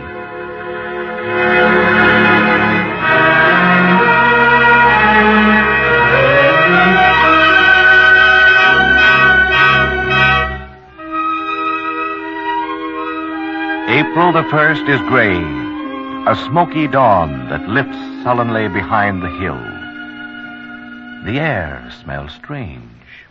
You know, Earl, a funny thing happened last night. Huh? Yes, I couldn't sleep, so I lit the light. Decided to read a bit. But after a while, it just faded out. Tried other lights in the house, but the power seemed to be off. Hey, what's going on? Can't get electric power in my barn. Well, John was just telling me that his lights weren't working either. Oh? Well, thought maybe it was just the lines to my house. Hey, maybe we ought to call the company and find out what's happened. How about it, Bert? You want to call, or should I? I'll call the company. Power's still off, and my refrigerator isn't working. Can't allow all my meat to spoil. It'd be a fine thing if that stupid power company had ruined all the meat and stuff in Saugerville's one and only store. When does your wholesale butcher get here, Bert? Yeah, tomorrow. You know, it's funny the power should have stayed off so long. There hasn't been any storm. What's the matter, Bert? Having trouble? Don't get no answer, Earl. Line seems dead. Must be something wrong. Isn't that George's truck? There's no mistaking that fiery red truck. It's George's, all right. Yes, but he should be out on his milk route an hour before his time. Yeah, that's George. He's coming in. Well, George, you here? The road. Ain't there no more. Road ain't there. What do you mean, say, George? The mist was low in the valley, so I drove real slow. Couldn't hardly see my way down through Green Hollow. Go on, go on. And there, round the biggest curve, was awful rough. And then... Then what? Then there wasn't any road at all. The concrete bridge, just beyond the curve, was gone. Was gone? Well, I could see it wasn't there. Nothing but trees where the road used to be. Oh, you went No, I tell you, there's nothing there. The road gone.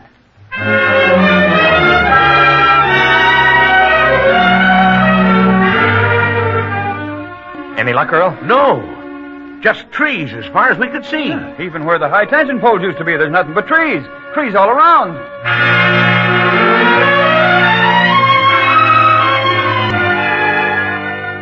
This just don't make sense. Everything disappearing. The men keep coming back and saying the roads are gone. The bridges are gone. The railroad's gone. Where's everything gone? What's to become of us all?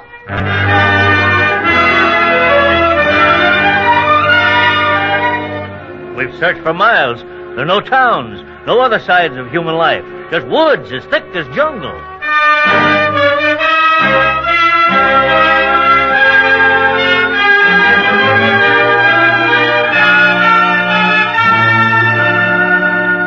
There was a meeting in the school that night, and every living soul in Saugersville that could get upon 2 legs appeared. Now, everyone is there, and talk runs on. Now low and slow, now high hysterical. Earl Franklin rises and knocks on the teacher's desk. Now, let's see if we can tell just how this came about. Can anybody say? John Herbert? Last night I couldn't sleep and lit the light to read. I saw the bulb go out. It faded out as though the power went off by slow degrees. What time would that have been, John? About 11:10 I took my book and read almost an hour. Midnight, I guess. Yeah, our lights went out at midnight, and the radio programs died out too, and I've got a battery set. But I couldn't get nothing but static. Well, we've been to where Centerfield used to be, an Indian town, and as far as Sulphur Springs. It's all the same. No town's dull. Not any house or road. Only the river, and the creeks and the trees. What's up, everyone? Where are they except for us and won't come to us? Maybe tomorrow there'll be just trees in Saltersville, and where'll we be then? Yes, where will we? Well, barring some kind of fate that's after us and hasn't quite caught up, we're going to live here in Saugersville a while. The trouble is to find out just how we're going to do it, now that we needs must be independent of what used to be the rest of the world. Earl! Abe Gibbets? Got a tarnation lot of milk to home. We'll all be throwing some of that away now that George can't drive it to the other towns to be sold. Saugerville's calves and pigs and people, butter and cheese won't take it all. We'll likely have to eat the cows and then keep just enough of what we need ourselves for milk and cream and butter. We'd better breed a lot of veal and beef and pigs. Yeah, and we better see each one of us got enough hens. Yes, but we're very lucky that this is spring. At least we can plan to plant what we'll need for food and fodder for the year. Now, we must count all the things we have to have that used to come from out of town and see just how we can replace them for ourselves. And there's not too big a stock of food in your store, is there, Bert? No, not much there. Then I think that it better be rationed out fairly to everyone. It looks to me, my friends, as though we'll have to have a committee of safety, as they did long ago. 5 or 7 men to tell us what to do and when to do it. If you agree, let's settle that right now.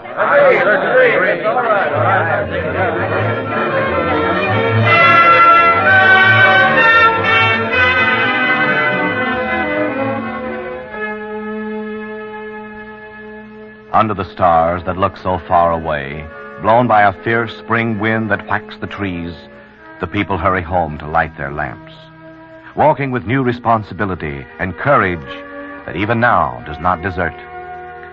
The elected members of the Safety Board, Gus Water, Ed Winterhouse, and George, Bert Snyder and Earl Franklin as the head, go home as well, to bed, if not to sleep.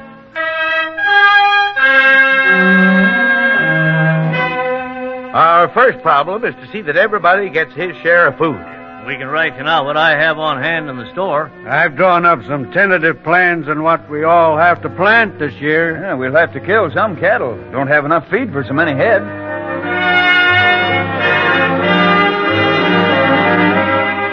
Well, Grandma, you'll have to teach us how to make soap now. Go buy your soup. But you know we can't do that anymore. Fiddlesticks. Where are my cough drops? You've eaten them up. We can't get them anymore. I'll have none of this. None of this unlikely lie you tell. Go leave me be and tell me nothing more.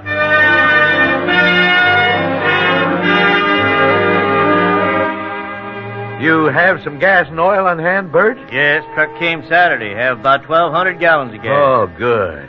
The kerosene and oil should last an ordinary month. The gas, well, with careful use, we might make it last for a while for the farm machinery. After that, we'll just have to use horses.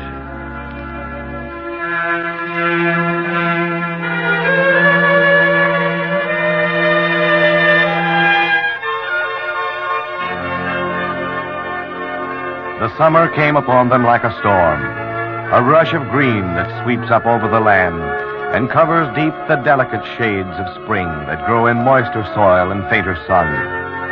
The grass stands up and stretches in every night. The new-set gardens sprout thick and green, and in new fields the grain begins to wave. Your garden's coming along nice, May. You should be proud of it. Yes, I like working in it. Feeling the soil, watching things grow. I don't know, but it seems to give me something solid to hold on to. Yes, but you work too long in the hot sun. You should rest once in a while. I don't like to rest. When you spend all your time working, it's not good for you. You should go out and have some fun once in a while, girl. Oh, Mother, why should I go out when the one I want to go out with doesn't ask me? Oh, so that's what's bothering you, May. I thought you were upset about something. Is it John Herbert? Yes, it's John. Mother, he doesn't even seem to know I exist. He's always with Gert Winterhouse. Oh, I suppose since both him and Gert have lived in the city, they just sort of naturally drew together when all this happened. I suppose so. But, Mother, I know they're not right for each other. Maybe not, May, but you can't go and tell them that. Oh, I know it. Sometimes I'm so unhappy. Oh, yes, dear. I know it. Sometimes when I'm working in the garden, this place seems no smaller than it ever was. I never cared for city life or city ways. I don't miss anything, really, with the way things are now. I feel that way, too. But there's some that don't. Yes. And I'm afraid that John is one of them.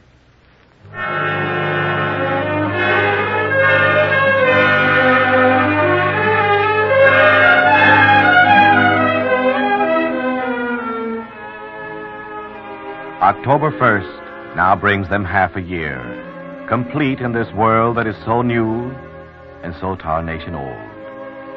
They are the same, men and boys and girls and wives and maids, as on that midnight of the 31st of March. Their eyes look now to winter and the snow, the test to search them out if they are strong. They know the answer if their strength should fail. Yeah? Why, John Herbert. Come in, my boy, come in. Good evening, Reverend Yu. Let me have your coat. Sit down, won't you, John? Why, yes, thank you, I will. It's getting chilly out. Yes, autumn is here, and that means winter will soon descend upon us. Did you want to see me about something special? You must think it's queer, my visiting you all of a sudden like this. I never have before. Not queer, no, but I am curious. I've been meaning to come to see you for some time now. I'd like to talk with you about these past months since last March 31st. Yes? Well, Reverend Ewell, what do you think of our isolation in a world destroyed? Don't tell me God or Providence has willed that this should be. What do you really think the answer is? You must think it's queer, my visiting you all of a sudden like this. I never have before. Not queer, no, but I am curious. I've been meaning to come to see you for some time now.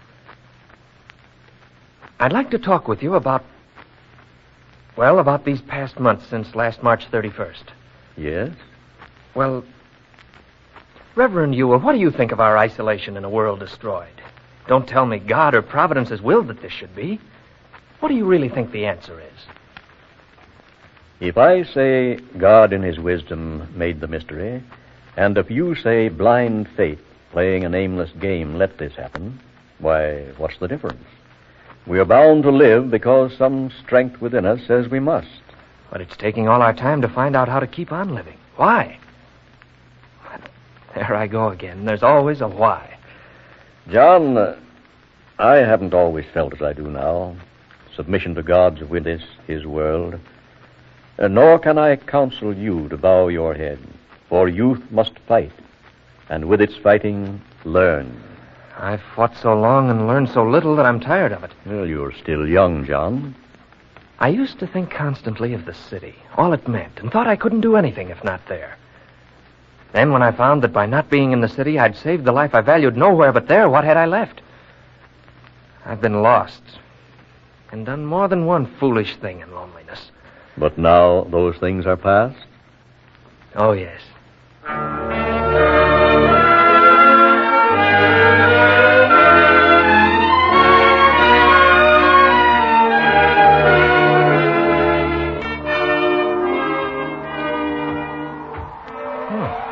Someone else out walking on a day like this? She's certainly battling against this wind.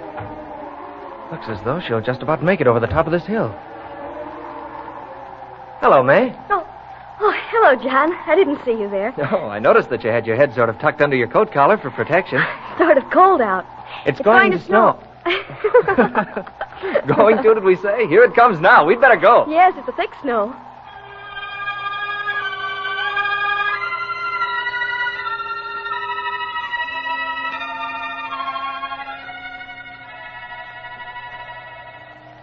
Oh, please, I wish you'd come in. I've something here. I need some help. You need help? Yes. Come in, I'll show it to you. All right.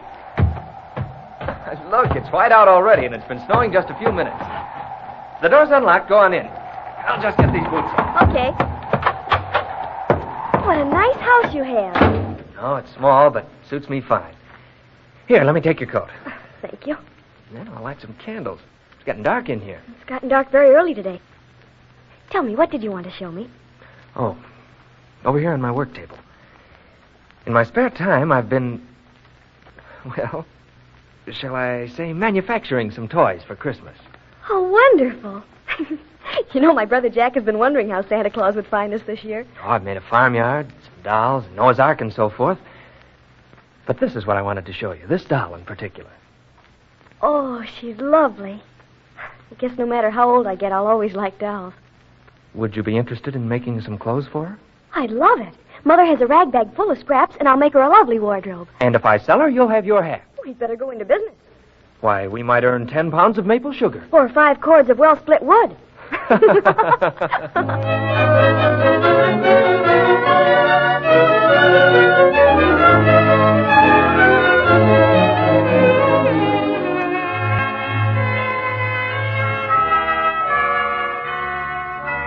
The Reverend Yule holds church on Christmas Eve.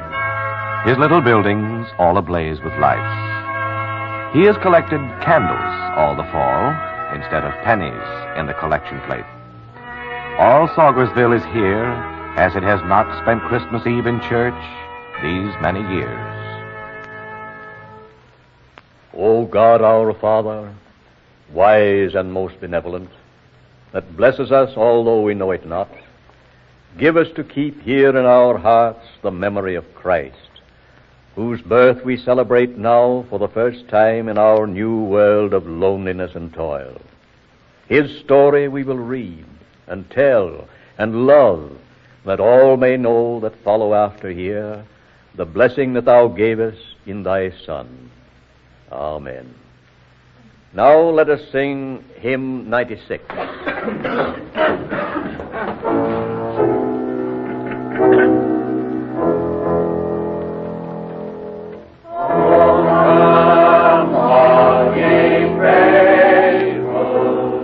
This is the truth. It's up to us to keep this thing alive. We mustn't forget.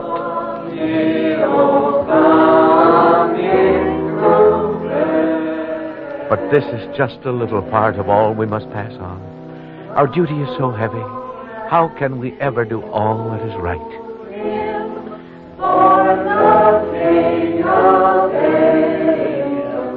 May looks so good, so sweet, so true. A part of these strong hills, and fit to live and carry here a life that will be good.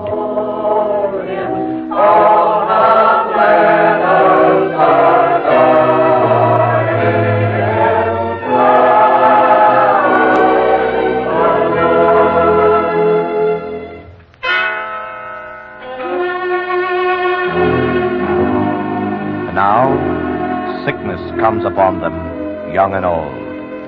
A cold, a fever, chills and aching pain, a shattering weakness deep in blood and bone. These bear them down like grain beneath the hail. How's Abe tonight? Well, I hope he'll sleep for a while now. I just gave him some broth. He's pretty delirious, isn't he? Yes. He kept mumbling something about how he, Abe Gibbets, was going to be the richest man in Saugersville.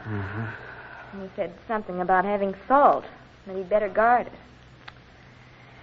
Well, your supper's ready now, George. Ellen, why can't we tell him we want to get married? But, George, you know how he feels about my leaving him. He's been so dependent on me ever since my mother died. But you've got a right to live your own life. But you don't know him the way I do, George. If he knew we were in love with each other, I don't know what he'd do. I'm going to tell him. Please, George. It's been so nice here these past months since you've been working here. Don't spoil what little we have. Oh, what's that? What?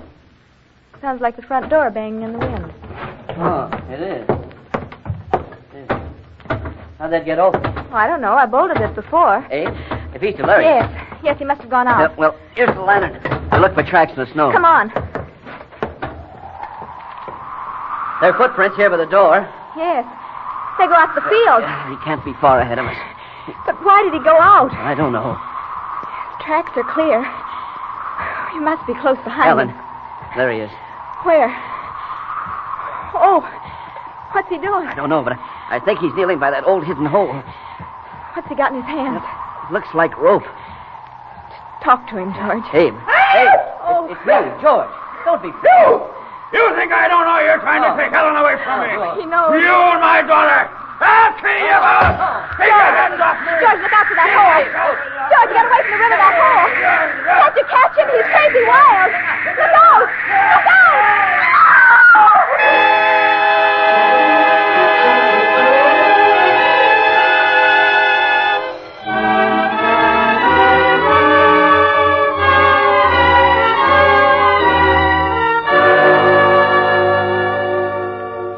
Quite a day yesterday, wasn't it, Earl? Well, it certainly was.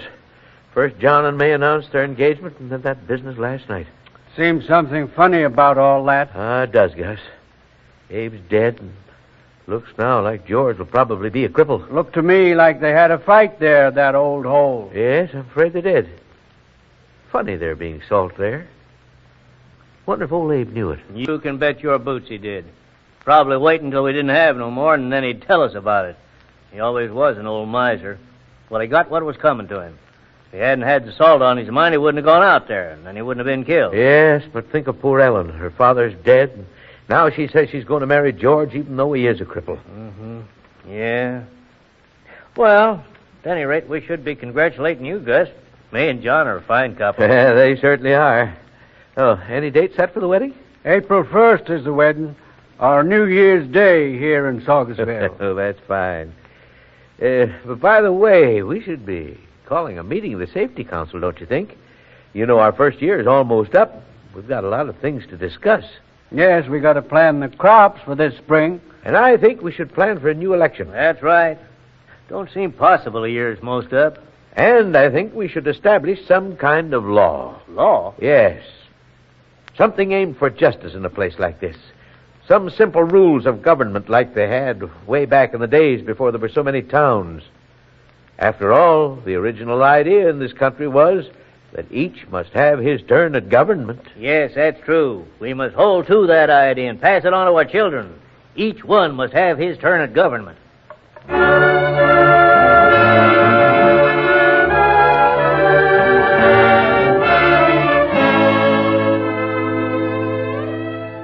The 31st of March is like a day 2 months ahead of time. The snow is gone, and even here and there the grass is green. That cold and bitter day a year ago, with snow still deep along the snow fences, and chilly air and summer far away, is like a memory of winter old. The shadow that is real, but now is gone.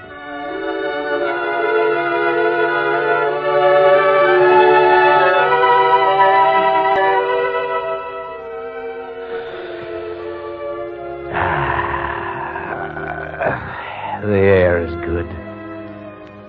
Another hour and all our year is spent.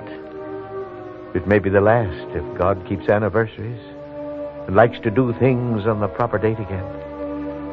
Maybe at midnight then, upon the hour as when John Herbert saw his light go dim, we will depart upon as blind a road as took all we knew a year ago. But this year has been good for us.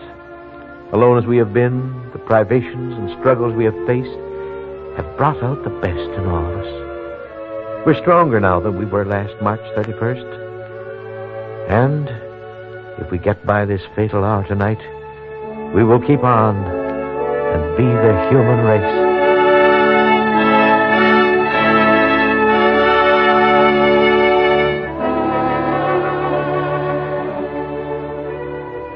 One year gone by. So little time in human life. And in God's sight, a breath, a heartbeat, or a drop of rain. O God, inspire my heart with strength, so that the day may never come when our descendants turn and look with questioning eyes and ask again, Christ Jesus, who was he? What did he do?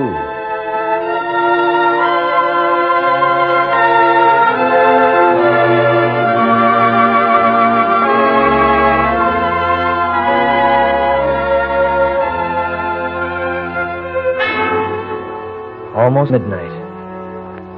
The time has come again. The year is gone. Maybe at midnight our world will return. And all this year will then become a moment's dream, which we have dreamed in some few seconds of one night. A moment's dream of something real. Maybe.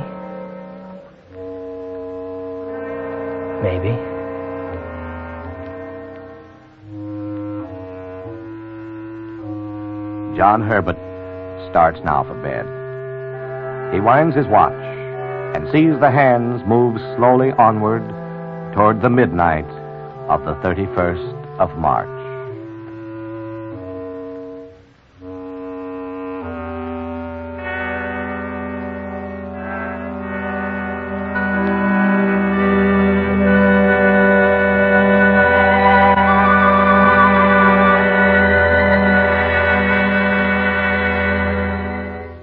You have heard Josephine Young Case's story, At Midnight on the 31st of March, from a book published by the Houghton Mifflin Company. The adaptation for Author's Playhouse was by Hazel Way, and Fred Way was the director. The musical score was composed and conducted by Dr. Roy Shield. Next week, same time, same station, Author's Playhouse will bring you Francis Cockrell's farce comedy of a man who was beaten at his own game, Rogue's Holiday.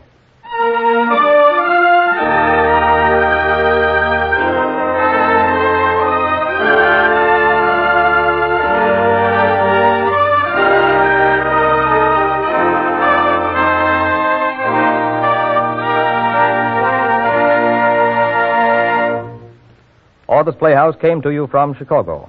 This is the National Broadcasting Company.